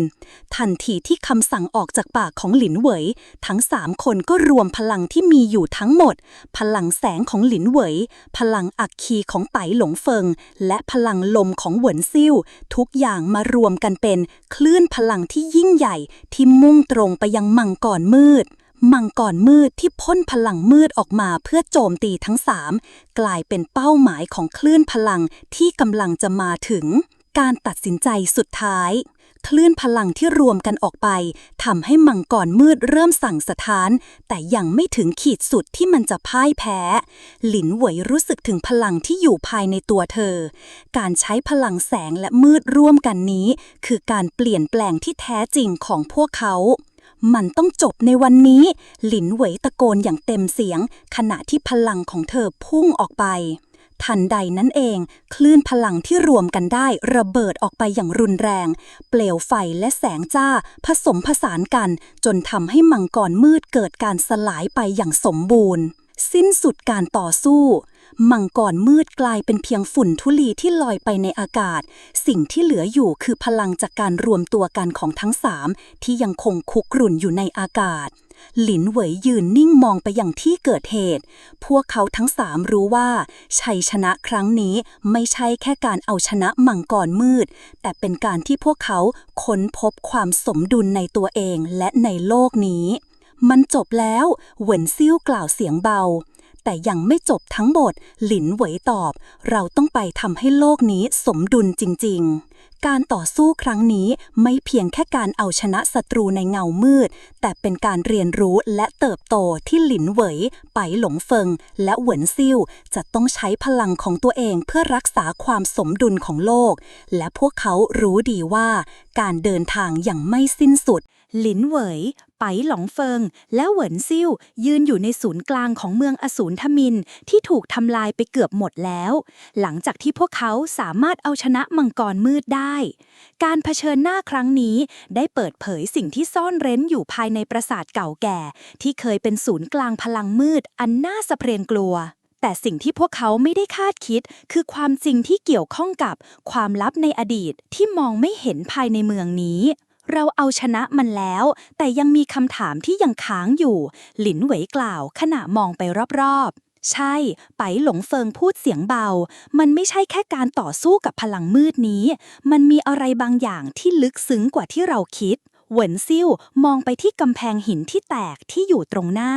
เขาหยิบหินที่พังทลายออกมาและเปิดเผยแผนที่โบราณที่ถูกซ่อนอยู่ข้างในนี่มันอะไรกันเหวินซิ่วถามขณะยื่นแผนที่ให้คนอื่นดูแผนที่นี้ไม่ใช่แค่การนำทางไปยังที่แห่งใดแห่งหนึ่งแต่มันเหมือนกับบอกใบ้ถึงจุดเชื่อมต่อระหว่างโลกมืดและโลกแห่งแสงหลินเหวยกล่าวด้วยเสียงที่เบาและเข้มข้นแผนที่ที่ปรากฏต่อหน้าพวกเขาแสดงให้เห็นถึงที่ตั้งของจุดพลังที่เชื่อมโยงทั้งสองโลกเข้าด้วยกันศูนย์กลางแห่งความมืดที่ต้องการการทำลายล้างและการบูรณะในเวลาพร้อมกันการเดินทางสู่การเปิดเผยความจริงการเดินทางที่ยากลำบากที่สุดเริ่มต้นขึ้นเมื่อพวกเขาตัดสินใจที่จะไปยังจุดเชื่อมต่อตามที่แผนที่บอกไว้มันเป็นสถานที่ที่หลับไหลมาตั้งแต่สมัยโบราณและมีสัญญาณว่ามันจะต้องถูกปลุกขึ้นอีกครั้งถ้าตามแผนที่นี้หลินเหวยพูดต่อมันบอกเราว่าการเชื่อมต่อระหว่างแสงและมืดจะเป็นเหมือนการปลดปล่อยพลังที่ยิ่งใหญ่ซึ่งอาจจะทำให้โลกนี้ได้กลับสู่สภาพสมดุลไปหลงเฟิงไม่มั่นใจนักแต่ถ้าเกิดเราทำมันผิดพลาดอาจจะเกิดการทำลายล้างที่ไม่สามารถย้อนกลับได้เหวินซิ่วตอบเราไม่มีทางเลือกแล้วในเมื่อการทำลายมังกรมืดได้แค่บรรเทาได้ชั่วคราวเราต้องเดินหน้าต่อไปเพื่อค้นหาความจริงในโลกนี้หลังจากนั้นพวกเขาก็เริ่มเดินทางไปยังหุบเขาแห่งการพิสูจน์ที่แสดงอยู่ในแผนที่และในระหว่างการเดินทางนั้นพวกเขาต้องเผชิญกับอุปสรรคใหม่ที่มาจากพลังมืดที่ยังคงค้างคาอยู่ การเผชิญหน้ากับอันตรายใหม่ การเดินทางผ่านหุบเขาแห่งการพิสูจน์เต็มไปด้วยอุปสรรคและการทดสอบที่อันตรายที่ไม่มีใครสามารถคาดเดาได้ง่ายๆอากาศรอบตัวพวกเขาเต็มไปด้วยพลังที่ไม่สามารถควบคุมได้และความรู้สึกของอันตรายที่คุกคามอยู่ทุกๆก้าวต้องระวังตัวให้ดีหลินเหวยเตือนเสียงหนักแน่นขณะใช้พลังของแสงเพื่อสร้างกรอบป้องกันรอบตัวมีอะไรบางอย่างที่อยู่ในมืดไปหลงเฟิงกล่าวเสียงต่ำทันใดนั้นเองพวกเขาก็ได้ยินเสียงแปลกๆดังมาจากเบื้องหน้าซึ่งกลายเป็นสัตว์อสูรโบราณที่มีขนาดมหึมาโผล่ออกมาจากเงามืดมันมีท่าทางดุร้ายและเต็มไปด้วยพลังที่เป็นอันตรายเหวินซิ่วสะบัดมือแล้วเรียกพลังลมที่เร็วและรุนแรงเพื่อเคลื่อนย้ายตัวเองจากอันตรายมันไม่ได้แค่สัตว์ธรรมดามันคือสิ่งที่ถูกปลุกขึ้นมาเพื่อปกป้องเส้นทางแห่งความลับการต่อสู้ในหุบเขาแห่งการพิสูจน์การต่อสู้เริ่มต้นขึ้นทันทีหลินเหวยใช้พลังแสงโจมตีอย่างหนักขณะที่ไปหลุงเฟิงปล่อยพลังอัคคีออกมาเพื่อล็อกเป้าหมายและโจมตีในระยะไกลส่วนเหวินซิ่วใช้พลังลมเพื่อลอบโจมตีและเคลื่อนย้ายตัวได้รวดเร็วเราต้องทำลายมันให้ได้หลินเหวยตะโกนขณะพลังแสงในมือของเธอพุ่งไปข้างหน้าทุกการโจมตีของพวกเขามีความรุนแรงและเป็นการทดสอบพลังของพวกเขาเองเหล่าสัตว์อสูรโบราณเหล่านี้เหมือนเป็นการทดสอบสุดท้ายก่อนที่จะถึงศูนย์กลางแห่งความลับสุดท้ายพวกเขาก็สามารถทำลายสัตว์อสูรได้แต่การทำลายมันต้องแลกด้วยความเหน็ดเหนื่อยและพลังที่หมดไปการเข้าถึงศูนย์กลางแห่งความลับหลินเหวยไปหลงเฟิงและเหวินซิ่วเดินมาถึงศูนย์กลางแห่งความลับหลังจากการต่อสู้และการทดสอบที่ยากลำบากเหวินซิ่วเดินมาถึงศูนย์กลางแห่งความลับหลังจากการต่อสู้และการทดสอบที่ยากลำบากเรามาถึงแล้วหลินเหวยกล่าวขณะที่มองไปยังประตูโบราณที่อยู่ตรงหน้าเมื่อประตูเปิดออกพวกเขาพบกับห้องบัลลังก์แห่งแสงและมืดที่เต็มไปด้วยสัญลักษณ์โบราณและพลังลึกลับที่อยู่รอบๆที่นี่คือที่ที่ทุกอย่างจะสิ้นสุดหลินเหวยพูดเสียงหนักแน่นลิ้นเหวยไปหลงเฟิงและเหวินซิ่วยืนอยู่หน้าประตูโบราณที่ถูกปิดมานานหลายร้อยปีปราการที่ล้อมรอบห้องบัลลังก์แห่งแสงและมืดดูเหมือนจะมีพลังอำนาจที่น่ากลัวซ่อนอยู่ภายในหลินเหวยมองไปยังประตูนั้นและรู้สึกได้ถึงพลังที่รุนแรงแผ่ออกมาจากนั้นเธอก็ยื่นมือไปแตะประตูเรามาถึงแล้วหลินเหวยพูดเสียงเบาขณะรู้สึกถึงพลังที่กำลังจะปลดล็อกจากภายในไปหลงเฟิงมองไปยังประตูอย่างระมัดระวังเราไม่รู้ว่ามันจะมีอะไรอยู่ข้างในแต่เราต้องทำมันให้เสร็จเหวินซิ่วกล่าวด้วยความมั่นใจไม่ว่าอะไรจะเกิดขึ้นเราต้องทำตามที่เรารู้เราจะต้องหยุดสิ่งที่ไม่สมดุลนี้ให้ได้หลินเหวยพยักหน้าเธอลงมือเปิดประตูและทันทีที่ประตูเปิดออกความมืดและแสงอันน่าสะพรึงกลัวก็แผ่ออกไปในห้องเบื้องหน้าการเปิดเผยความจริงภายในห้องบัลลังก์แห่งแสงและมืดเต็มไปด้วยสัญลักษณ์โบราณและพลังมืดที่แผ่ขยายไปทั่วทุกสิ่งในห้องดูเหมือนจะถูกสร้างขึ้นเพื่อปกป้องความลับที่มีค่าเหล่านี้ในใจของหลินเหวยความสงสัยและความสงบเย็นจับจ้องไปที่หินประจำแท่นบัลลังก์ที่มีแสงสว่างอยู่ในนั้นนี่คือสิ่งที่เรากำลังตามหาหลินเหวยกล่าวเสียงเครียดขณะที่เดินไปข้างหน้าและแตะหินนั้นทันใดนั้นเองสิ่งที่เธอได้สัมผัสทำให้เกิดแสงสว่างเจิดจ้าขึ้นกลางห้องและการแผ่ขยายของพลังที่เป็นมืดและแสงสลับกันไปมาทำให้ทุกสิ่งรอบๆเริ่มหมุนวนราวกับว่าโลกกำลังจะล่มสลายความจริงที่ถูกซ่อนไว้ทันใดนั้นเองพลังที่แตกต่างกันก็ถูกระเบิดออกจากหินประจำแท่นบัลลังก์และเผยให้เห็นคำสาปโบราณที่ถูกบันทึกไว้อย่างลับๆคุณไม่รู้หรือสิ่งที่คุณกำลังทำมันไม่ได้เป็นแค่การหยุดการล่มสลายแต่เป็นการนำมันมาสู่ความหายนะที่ยิ่งใหญ่ที่สุดของโลกเสียงที่ไม่รู้จักดังขึ้นหลินเหวยหันกลับไปและพบว่าเงาร่างหนึ่งปรากฏขึ้นจากเงามืดเป็นเงาของผู้บงการสูงสุดที่คอยควบคุมทุกสิ่งมาตลอดเจ้าเป็นใครหลินเหวยตะโกน ข้าคือผู้ที่สร้างความสมดุลนี้ข้าคือผู้ที่สั่งให้สร้างโลกมืดเพื่อปกป้องโลกแห่งแสงเงาร่างตอบด้วยเสียงที่เต็มไปด้วยความเยือกเย็นหลินเหวยยังไม่เข้าใจทำไมต้องสร้างความมืดเพื่อปกป้องแสงเงาร่างนั้นยิ้มเยาะโลกนี้ต้องการการควบคุมสมดุลระหว่างแสงและมืดหากแสงมากเกินไปโลกจะถูกทำลายด้วยความร้อนหากมืดมากเกินไปโลกจะกลายเป็นปฐมเหตุแห่งความว่างเปล่าแต่ถ้าแสงและมืดสามารถควบคุมได้โลกก็จะยังคงมีความสมดุลไปหลงเฟิงสะบดคุณคือคนที่ทำลายโลกเพื่อสร้างสมดุลหรือถูกต้องแล้วข้าไม่ได้ทำลายโลกข้าแค่ทำให้มันกลับมามีสมดุลเงาร่างตอบด้วยความมั่นใจการตัดสินใจครั้งสุดท้ายหลินเหวยรู้สึกได้ถึงความตึงเครียดที่ก่อตัวขึ้นภายในตัวเธอเองขณะที่คำถามเหล่านั้นยังคงลอยอยู่ในใจแล้วเราจะทำยังไงหลินเหวยถามเสียงต่ำเหวินซิ่วมองไปยังเงาร่างถ้าเราหยุดสิ่งที่คุณทำไว้โลกนี้จะเป็นอย่างไรเงาร่างนั้นหยุดไปสักครู่และจากนั้นก็พูดด้วยเสียงที่ทุ้มต่ำถ้าคุณหยุดสิ่งที่คุณหลอกทั้งหมดจะสูญหายและความมืดจะกินแสงจนไม่เหลืออะไรหลินเหวยรู้สึกได้ถึงความท้าทายที่ยิ่งใหญ่ในหัวใจของเธอจะทำยังไงกับความจริงที่ยิ่งใหญ่เช่นนี้เธอรู้ว่าการตัดสินใจในตอนนี้อาจจะทำให้เกิดการเปลี่ยนแปลงครั้งใหญ่ในโลกนี้ถ้าเราเลือกที่จะยอมรับมันเราจะต้องยอมรับความมืดและแสงที่สมดุลจริงๆแต่หากเราเลือกที่จะตัดสินใจด้วยใจที่เต็มไปด้วยความหวังเราจะต่อสู้ให้โลกนี้มีชีวิตที่สมดุลจริงๆการเปิดประตูสู่อนาคตในที่สุดหลินเหวยไปหลงเฟิงและเหวินซิ่วร่วมมือการใช้พลังทั้งหมดที่มีเพื่อทำให้โลกนี้เข้าสู่สมดุลใหม่การรวมพลังทั้งสามไม่ได้หมายถึงการทำลายล้างแต่คือการปรับสมดุลของโลกให้กลับมามีชีวิตใหม่อีกครั้งพวกเขาสร้างแสงสว่างและพลังมืดให้ไหลเวียนไปพร้อมกันในเส้นทางที่ไม่เคยเกิดขึ้นมาก่อนแสงและมืดมีเส้นทางของมันเองแต่พวกเขาได้สร้างเส้นทางใหม่ที่สมดุลและจะทำให้โลกนี้ไม่เสียหายตอนที่ 24 หลังจากการตัดสินใจที่ยิ่งใหญ่ในห้องบัลลังก์แห่งแสงและมืด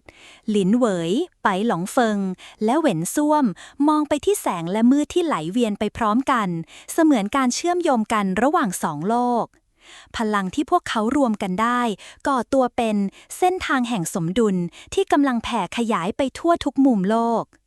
หลินเหวยยืนอยู่ตรงกลางแห่งการเปลี่ยนแปลงเธอรู้สึกถึงพลังที่ไหลผ่านร่างกายของเธอและรู้ว่าตัวเองต้องใช้มันเพื่อสร้างโลกใหม่พวกเราทำได้หลินเหวยพึมพำกับตัวเองเสียงเบาไปหลงเฟิงยิ้มบางๆขณะจับมือของหลินเหวยตอนนี้เราเป็นคนที่สามารถกำหนดชะตาของโลกได้เหวินซ่วมมองไปยังแสงที่ส่องไปทั่วแต่มันไม่ง่ายสิ่งที่เรากำลังทำมันคือการเสี่ยงทุกการตัดสินใจมีราคาที่ต้องจ่ายหลินเหวยรู้ดีว่ามันไม่ง่ายอย่างที่พูดแต่เธอก็รู้ว่าไม่สามารถหลีกหนีจากการเลือกนี้ได้เธอใช้พลังแสงของตัวเองเพื่อให้ทุกสิ่งสงบลงการเผชิญหน้ากับความท้าทายเส้นทางแห่งสมดุลที่พวกเขาสร้างขึ้นไม่ได้ไร้ซึ่งอุปสรรคแม้ว่าโลกจะเริ่มมีการปรับสมดุลอย่างช้าๆแต่ก็ยังมีความไม่สมดุลที่แฝงอยู่ในมุมมืดบางแห่งที่ยังไม่สามารถเข้าไปถึงมันยังไม่จบหลินเหวยกล่าวขณะมองไปยังภูเขาที่อยู่ไกลๆซึ่งเต็มไปด้วยพลังมืดที่เริ่มสะท้อนกลับมาจากเส้นทางสมดุลใหม่เราต้องเดินหน้าต่อไปหลงเฟิงกล่าวขณะเตรียมตัวสำหรับการเดินทางครั้งต่อไปเหวินซ่วมก็ยืนยันเสียงหนักแน่นเราต้องทำลายทุกความมืดที่ยังเหลืออยู่เพื่อให้สมดุลนี้สมบูรณ์การเดินทางครั้งใหม่เริ่มต้นขึ้นการทดสอบใหม่กำลังรอพวกเขาอยู่การเผชิญหน้ากับศัตรูสุดท้ายระหว่างการเดินทางไปยังสถานที่ที่คาดว่าจะเป็นศูนย์กลางแห่งการคืนสมดุลพวกเขาได้เผชิญกับศัตรูที่ไม่ได้คาดคิดมันคือพลังมืดที่ถูกปลุกขึ้นจากอดีตซึ่งมีอำนาจสูงสุดในการทำลายทุกสิ่งที่พวกเขาพยายามจะสร้างใหม่ ศัตรูเหล่านี้ไม่ได้เป็นแค่ตัวตนที่มาจากโลกมืดแต่เป็นการสะท้อนของความไม่สมดุลที่ยังคงหลงเหลือในโลกพวกมันไม่ยอมให้เราสำเร็จได้ง่ายๆหลินเหวยพูดขณะมองไปยังเงาของศัตรูที่กำลังปรากฏตัวขึ้นพวกมันคือส่วนหนึ่งของโลกมืดที่เราไม่สามารถหลีกเลี่ยงได้ไปหลงเฟิงกล่าวเสียงหนักแต่เหวินซ่วมกลับแสดงท่าทางมุ่งมั่นเราต้องทำลายมันเพื่อให้โลกนี้กลับมามีสมดุลอย่างแท้จริงการต่อสู้เพื่ออนาคตการต่อสู้กับพลังมืดที่ถูกปลุกขึ้นในครั้งนี้ไม่ใช่แค่การใช้พลังการต่อสู้แบบทั่วไปแต่เป็นการทดสอบการควบคุมสมดุลภายในตัวเองหลินเหวยต้องใช้พลังแสงและมืดของตัวเองในเวลาเดียวกันเพื่อที่จะควบคุมสมดุลการเชื่อมโยงพลังทั้งสองให้ทำงานร่วมกันได้ต้องอาศัยทั้งความกล้าหาญและความมั่นคงทางจิตใจไปหลงเฟิงใช้พลังของเขาเพื่อจัดการกับพลังลมและไฟในขณะที่เหวินซ่วมใช้พลังลมเพื่อสนับสนุนการเคลื่อนไหวและป้องกันของทุกคนการต่อสู้อย่างหนักหน่วงทำให้พวกเขาต้องยืดหยุ่นและใช้กลยุทธ์ต่างๆเพื่อเอาชนะศัตรูจุดเปลี่ยนสำคัญในช่วงที่การต่อสู้อันยาวนานกำลังเข้าถึงจุดสิ้นสุดหลินเหวยได้สัมผัสถึงพลังที่แท้จริงภายในตัวของเธอพลังที่สามารถเปลี่ยนแปลงทุกสิ่งในโลกนี้ได้แต่ความรู้สึกนั้นก็มาพร้อมกับการตัดสินใจที่ยากลำบากถ้าเราทำลายมันทั้งหมดโลกนี้จะมีการเปลี่ยนแปลงไปอย่างไรหลินเหวยถามตัวเองเธอรู้ว่าไม่มีทางเลือกอื่นอีกแล้วถ้าเธอไม่ทำสิ่งนี้โลกทั้งหมดจะตกอยู่ในอันตรายในที่สุดเธอรวบรวมพลังทั้งหมดของตัวเองแล้วบรรจบแสงและมืดเข้าด้วยกันอย่างสมบูรณ์แบบทำให้เกิดการระเบิดพลังที่มีผลกระทบทั้งโลกการเปิดทางสู่การเปลี่ยนแปลงการระเบิดของพลังที่เกิดขึ้นในตอนนี้ทำให้โลกทั้งใบเริ่มหมุนเวียนอย่างราบรื่นโลกที่แสงและมืดไม่ขัดแย้งกันอีกต่อไปและการเกิดขึ้นของสมดุลใหม่คือการเริ่มต้นของโลกที่มีความสงบสุขแต่การเปลี่ยนแปลงนี้ไม่ใช่เรื่องง่ายพวกเขาจะต้องใช้เวลาในการปรับตัวและเผชิญกับความท้าทายที่เกิดขึ้นใหม่เราเสร็จสิ้นแล้วไปหลงเฟิงกล่าวขณะยืนอยู่ท่ามกลางแสงที่ส่องสว่างไปทั่วเหวินซ่วมกล่าวด้วยรอยยิ้มโลกของเรากำลังเริ่มต้นใหม่อีกครั้งหลินเหวยยิ้มบางๆขณะมองไปยังท้องฟ้าที่เริ่มเปลี่ยนแปลงเป็นสีทองแห่งรุ่งอรุณโลกใหม่ที่เราทุกคนต้องช่วยกันสร้างหลังจากการต่อสู้ที่เข้มข้นและพลังมหาศาลที่หลินเหวยไปหลงเฟิงและเหวินซิ่วใช้เพื่อสร้างสมดุลระหว่างแสงและมืดโลกที่เคยเต็มไปด้วยความขัดแย้งตอนนี้กำลังเริ่มฟื้นฟูและการเปลี่ยนแปลงนั้นชัดเจนขึ้นเรื่อยๆหลินเหวยยืนอยู่บนยอดเขาที่ห่างไกลจากที่ตั้งของการต่อสู้เธอเห็นโลกเบื้องล่างค่อยๆฟื้นคืนชีพอย่างช้าๆดอกไม้และต้นไม้ที่เหี่ยวเฉามานานหลายปีเริ่มกลับมามีชีวิตอีกครั้งความมืดที่เคยปกคลุมโลกก็เริ่มจางหายไปเราทำมันสำเร็จแล้วหลินเหวยพูดเบาๆกับตัวเองขณะที่มองไปยังท้องฟ้าที่เริ่มสว่างไสวแต่ในใจของเธอความสงบนี้ก็ยังคงเต็มไปด้วยคำถามแต่โลกนี้จะเป็นอย่างไรต่อไปสมดุลที่เราสร้างขึ้นจะสามารถรักษาได้ไหมไปหลงเฟิงที่ยืนอยู่ข้างๆหันมาพูดว่าเราไม่สามารถคาดเดาอนาคตได้ทั้งหมดแต่เราได้ทำทุกอย่างที่เราสามารถทำได้แล้วเราทำให้โลกนี้กลับมามีความหวังอีกครั้งเหวินซิ่วยิ้มบางๆขณะนั่งลงที่พื้นตอนนี้โลกอยู่ในมือของพวกเราทุกคนเราต้องทำงานร่วมกันเพื่อรักษาสมดุลนี้ไว้การเริ่มต้นใหม่ในขณะที่หลินเหวยไปหลงเฟิงและเหวินซิ่วเดินทางกลับสู่แคว้นต่างๆพวกเขาพบว่าโลกที่พวกเขาทำการฟื้นฟูนั้นยังคงต้องการการดูแลจากผู้คนทุกคนที่มีพลังและวิสัยทัศน์พวกเขาทั้ง3เดินทางไปยังเมืองต่างๆเพื่อให้คำแนะนำและช่วยเหลือในการฟื้นฟูไปหลงเฟิงยืนอยู่บนยอดเขาที่ห่างไกลจากความมืดก่อนที่พวกเขาจะเข้ามาหลินเหวยยืนนิ่งๆมองไปที่ซากปรักหักพังที่นี่เคยเป็นศูนย์กลางของอำนาจและความร่ำรวยตอนนี้มันกลายเป็นเพียงซากแห่งความทรงจำหลินเหวยพูด ไปหลงเฟิงกล่าวว่าแต่วันนี้เราสามารถสร้างมันขึ้นมาใหม่ได้ด้วยพลังที่เรามีเหวินซิ่วมองไปยังท้องฟ้าสมดุลระหว่างแสงและมืดไม่เพียงแต่การหยุดการล่มสลายมันคือการให้ชีวิตใหม่กับทุกสิ่งที่เคยหายไปการทดสอบครั้งใหม่เมื่อหลินเหวยเดินทางไปยังเมืองต่างๆเธอก็พบว่าไม่ทุกคนเห็นด้วยกับการเปลี่ยนแปลงนี้บางคนยังคงพยายามที่จะยึดติดกับวิถีเดิมของโลกความกลัวและความไม่มั่นคงยังคงแฝงอยู่ในใจของบางคนพวกเราไม่สามารถให้พลังมืดปะปนกับพลังแสงได้มันจะทำให้ทุกสิ่งล่มสลายบางคนกล่าวท่ามกลางความกลัวถ้าเราทำเช่นนั้นโลกจะไม่มีทางสงบได้จริงๆหลินเหวยได้รับการทดสอบอย่างหนักหน่วงในขณะที่เธอพยายามอธิบายการเปลี่ยนแปลงที่เกิดขึ้นไปหลงเฟิงกล่าวกับผู้ที่มีความสงสัยว่าการเปลี่ยนแปลงนี้ไม่ได้หมายถึงการทำลายสิ่งที่เคยมีมาแต่มันหมายถึงการเรียนรู้ที่จะอยู่ร่วมกันในความสมดุลเหวินซิ่วพูดเพิ่มเติมว่าพวกคุณต้องเข้าใจว่าโลกที่สมดุลไม่ใช่โลกที่ไม่มีความท้าทายมันคือการทำงานร่วมกันเพื่อเอาชนะอุปสรรคต่างๆที่อาจเกิดขึ้นในอนาคตการเรียนรู้และการปรับตัวในช่วงเวลาต่อมาหลินเหวยเริ่มเห็นว่าโลกใหม่ที่พวกเขาได้สร้างขึ้นไม่ได้มีเพียงแค่การคืนชีวิตให้กับโลกมันยังเกี่ยวข้องกับการเปลี่ยนแปลงในความคิดและการปรับตัวของผู้คนให้สามารถอยู่ร่วมกันได้ในโลกที่สมดุลนี้การที่หลินเหวยเดินทางไปทั่วแคว้นต่างๆทำให้เธอเห็นว่าโลกนี้จะไม่สามารถเปลี่ยนแปลงได้ในชั่วข้ามคืนทุกสิ่งต้องการเวลาและการเรียนรู้ที่จะอยู่ร่วมกันการตั้งใจที่จะสร้างโลกใหม่แม้การเดินทางครั้งนี้จะไม่ได้ราบรื่นตลอดไปแต่หลินเหวยไปหลงเฟิงและเหวินซิ่วยังคงมุ่งมั่นที่จะสร้างโลกใหม่ให้ดียิ่งขึ้นโลกที่เต็มไปด้วยสมดุลระหว่างแสงและมืดพวกเขาต้องช่วยกันให้โลกนี้ค่อยๆฝืนตัวหลินเหวยรู้ดีว่าแม้ว่าจะมีอุปสรรคมากมายแต่การสร้างสมดุลที่แท้จริงในโลกนี้คือสิ่งที่เธอและเพื่อนร่วมทางได้พยายามมาอย่างหนักเราต้องทำให้โลกนี้สมดุลแบบหลินเหวยพูดด้วยความมุ่งมั่นขณะมองไปยังท้องฟ้าที่เต็มไปด้วยแสงและมืดสายลมยามเช้าพัดเอื่อยพาเอากลิ่นหอมของดอกเหมยที่เพิ่งผลิบานลอยมาทั่วลานฝึกเสียงน้ำตกดังแผ่วอยู่ไม่ไกลเสมือนโลกใบนี้กำลังสูดหายใจอย่างสงบเป็นครั้งแรกในรอบหลายร้อยปี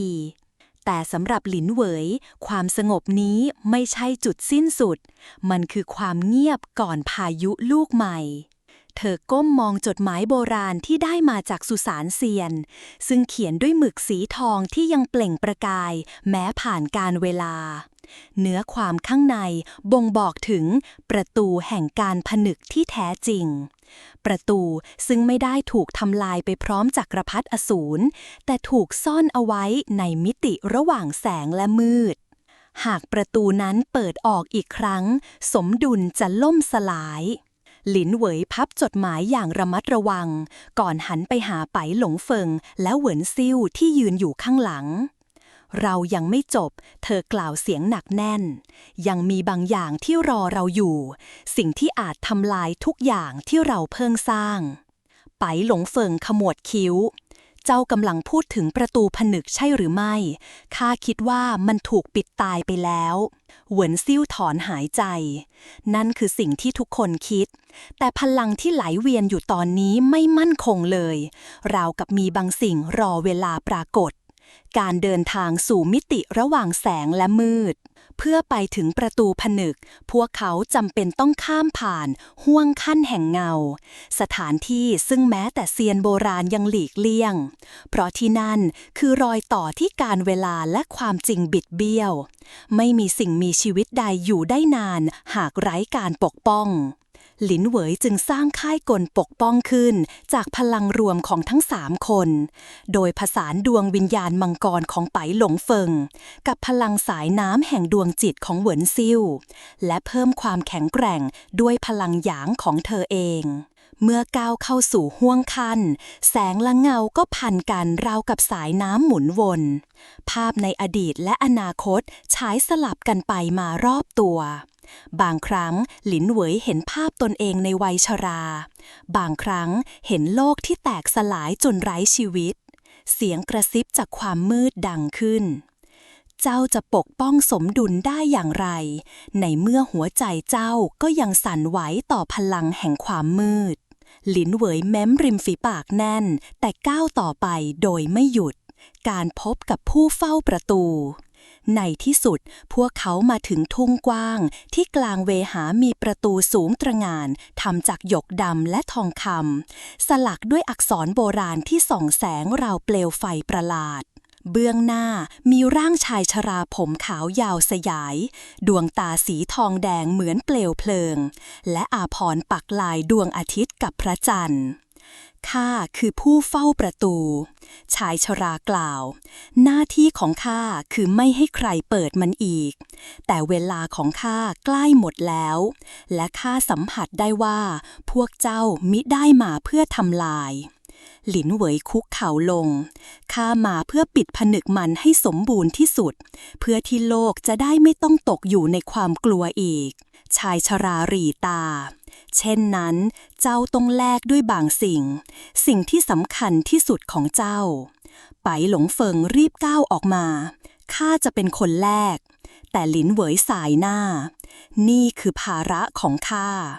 คำสัญญาสุดท้ายเธอมองไปยังเพื่อนทั้งสองหากข้าหายไปจากโลกนี้พวกเจ้าจงสัญญาว่าจะปกป้องสมดุลต่อไปเหวินซิ่วกัดริมฝีปากน้ำตาคลอ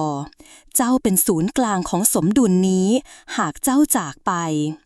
โลกก็จะได้โอกาสมีชีวิตต่อหลินเหวยตอบอย่างมั่นคงเธอก้าวเข้าไปแตะบานประตูผนึกโบราณส่งแสงเจิดจ้าพลังดูดมหาศาลเริ่มดึงวิญญาณของเธอเข้าไปหลินเหวยยืนนิ่งอยู่หน้าประตูผนึกพลังที่ไหลจากมันราวกับคลื่นทะเลที่พัดเข้ามาใกล้เธอสามารถรู้สึกถึงการเคลื่อนไหวของความมืดและแสงที่อยู่ภายในประตูทุกๆการเคลื่อนไหวของพลังนั้นดูเหมือนจะเป็นการทดสอบความตั้งใจของเธอหลินเหวยไปหลงเฟิงกล่าวเสียงต่ำขณะที่เดินเข้ามาใกล้เธอเจ้าไม่จำเป็นต้องทำสิ่งนี้แต่หลินเหวยยิ้มให้กับเขาและค่อยๆลุกขึ้นยืนเต็มตัวการเสียสละเป็นสิ่งที่หลีกเลี่ยงไม่ได้หากเราต้องการสร้างอนาคตที่ดีขึ้นสำหรับทุกคนเธอรู้ดีว่าอุปสรรคที่ต้องเผชิญในตอนนี้ไม่ใช่แค่การปิดผนึกประตูแต่คือการตัดสินใจที่จะทิ้งทุกอย่างไว้เบื้องหลังเพื่อสร้างสิ่งที่ยิ่งใหญ่กว่าไม่มีทางที่เราจะมีอนาคตที่สมดุลได้หากไม่ยอมรับการเปลี่ยนแปลงนี้หลินเหวยพูดด้วยเสียงหนักแน่นชายชราผู้เฝ้าประตูยิ้มบางๆก่อนจะพูดว่าเจ้าเข้าใจแล้วการผนึกครั้งนี้ต้องใช้พลังอันยิ่งใหญ่และสิ่งสำคัญที่สุดคือการเชื่อมโยงระหว่างจิตวิญญาณของเจ้ากับพลังแห่งโลกที่สมดุลหลินเหวยยืนมองไปที่ประตูก่อนยกมือขึ้นไปที่ประตูผนึกดวงตาของเธอเต็มไปด้วยความมุ่งมั่นและความกล้าหาญเธอรู้ว่าเธอกำลังจะต้องสูญเสียสิ่งสำคัญที่สุดในชีวิตเจ้าจะได้พบกับความเงียบสงบที่แท้จริงในทุกสิ่งที่เจ้าได้เสียสละชายชรากล่าวอีกครั้งโลกนี้ต้องการสมดุลที่แท้จริงไม่ใช่แค่พลังที่ไม่สมบูรณ์หลินเหวยพูดตอบก่อนจะเริ่มหลอมรวมพลังแสงและมืดของตัวเองให้เป็นหนึ่งเดียวการเสียสละและการผนึกในขณะเดียวกันเสียงกระหึ่มดังขึ้นจากภายในประตูผนึกที่ถูกสร้างขึ้นเริ่มเปล่งแสงสว่างออกมาภายในนั้นมีพลังแสงและมืดที่กำลังแผ่ขยายจนหลินเหวยรู้สึกเหมือนจะถูกดูดเข้าไปเธอรู้สึกถึงการสูญเสียที่ไม่อาจหลีกเลี่ยงได้จิตวิญญาณของเธอกำลังจะเข้าสู่การผนึกนี้ซึ่งหมายถึงการละทิ้งชีวิตปกติของเธอเพื่อให้โลกได้มีโอกาสเริ่มต้นใหม่หลินเหวยหลับตาลงค่อยๆดึงพลังของตัวเองเข้าไปในประตูผนึกและในที่สุดพลังทั้งหมดของเธอที่รวมกับแสงและมืดก็ระเบิดออกมาในคลื่นมหาศาลร่างกายของเธอถูกพลังนั้นดูดเข้าไปในประตูหลินเหวยไปหลงเฟิงร้องเรียกแต่มันสายไปแล้วประตูผนึกปิดลงอย่างรวดเร็วก่อนที่เสียงของหลินเหวยจะหายไปการจากไปของหลินเหวย เมื่อประตูผนึกปิดลงโลกกลับคืนสู่ความสงบแต่หลินเหวยก็หายไปจากสายตาของพวกเขาเธอได้กลายเป็นส่วนหนึ่งของพลังแห่งสมดุลนั่นเองซึ่งจะไม่มีวันกลับมาเหมือนเดิมไปหลงเฟิงและเหวินซิ่วยืนอยู่ในความเงียบก่อนที่เหวินซิ่วจะพูดด้วยเสียงแหบแห้งเธอทำสิ่งที่ยิ่งใหญ่ที่สุดในชีวิตเธอจะไม่สามารถกลับมาได้แต่โลกนี้จะไม่ลืมเธอไปหลงเฟิงถอนหายใจร่างกายของเขาสั่นเล็กน้อยก่อนจะยิ้มบางๆโลกนี้จะเป็นอย่างที่หลินเหวยต้องการเราจะทำให้มันสมบูรณ์ตามที่เธอคาดหวังเหวินซิ่วยิ้มตอบใช่เราจะดูแลมันต่อไปเราจะไม่ให้สิ่งที่หลินเหวยสร้างมาหลุดลอยไปการเริ่มต้นใหม่แม้ว่าโลกจะต้องเสียสละผู้ที่ยิ่งใหญ่ที่สุดแต่พลังที่หลินเหวยได้ทิ้งไว้ยังคงมีอยู่ในทุกสิ่งทุกคนที่หลินเหวยเคยช่วยเหลือและเคยสร้างความสมดุลให้กับโลกจะสืบสานต่อการต่อสู้เพื่อสร้างอนาคตที่ดีขึ้นหลินเหวยไม่ได้หายไปจากโลกนี้อย่างแท้จริงแต่พลังของเธอจะคงอยู่ตลอดไปในทุกมุมโลกที่ถูกฟื้นฟูไปหลงเฟิงและเหวินซิ่วเดินออกไปจากห้องนั้นอย่างเงียบๆแต่ทุกย่างก้าวของพวกเขาคือการสานต่อภารกิจที่หลินเหวยได้เริ่มไว้และในที่สุดโลกใบนี้ก็ได้กลับสู่ความสมดุลที่แท้จริงหลินเหวยจะไม่ถูกลืมโลกที่แสงและมืดผสมผสานกันได้แล้วจะไม่มีวันล่มสลายอีกต่อไปเธอทำหน้าที่ของเธอเสร็จสมบูรณ์แม้ต้องเสียสละชีวิตของตัวเองเพื่อให้โลกนี้สามารถฟื้นฟูและเริ่มต้นใหม่ได้และเรื่องราวของหลินเหวยไปหลงเฟิงแล้วเหวินซิ่วก็จะคงอยู่ในความทรงจำของผู้คนตลอดไปอย่าลืมช่วยกดไลค์กดติดตามด้วยนะครับขอบคุณครับ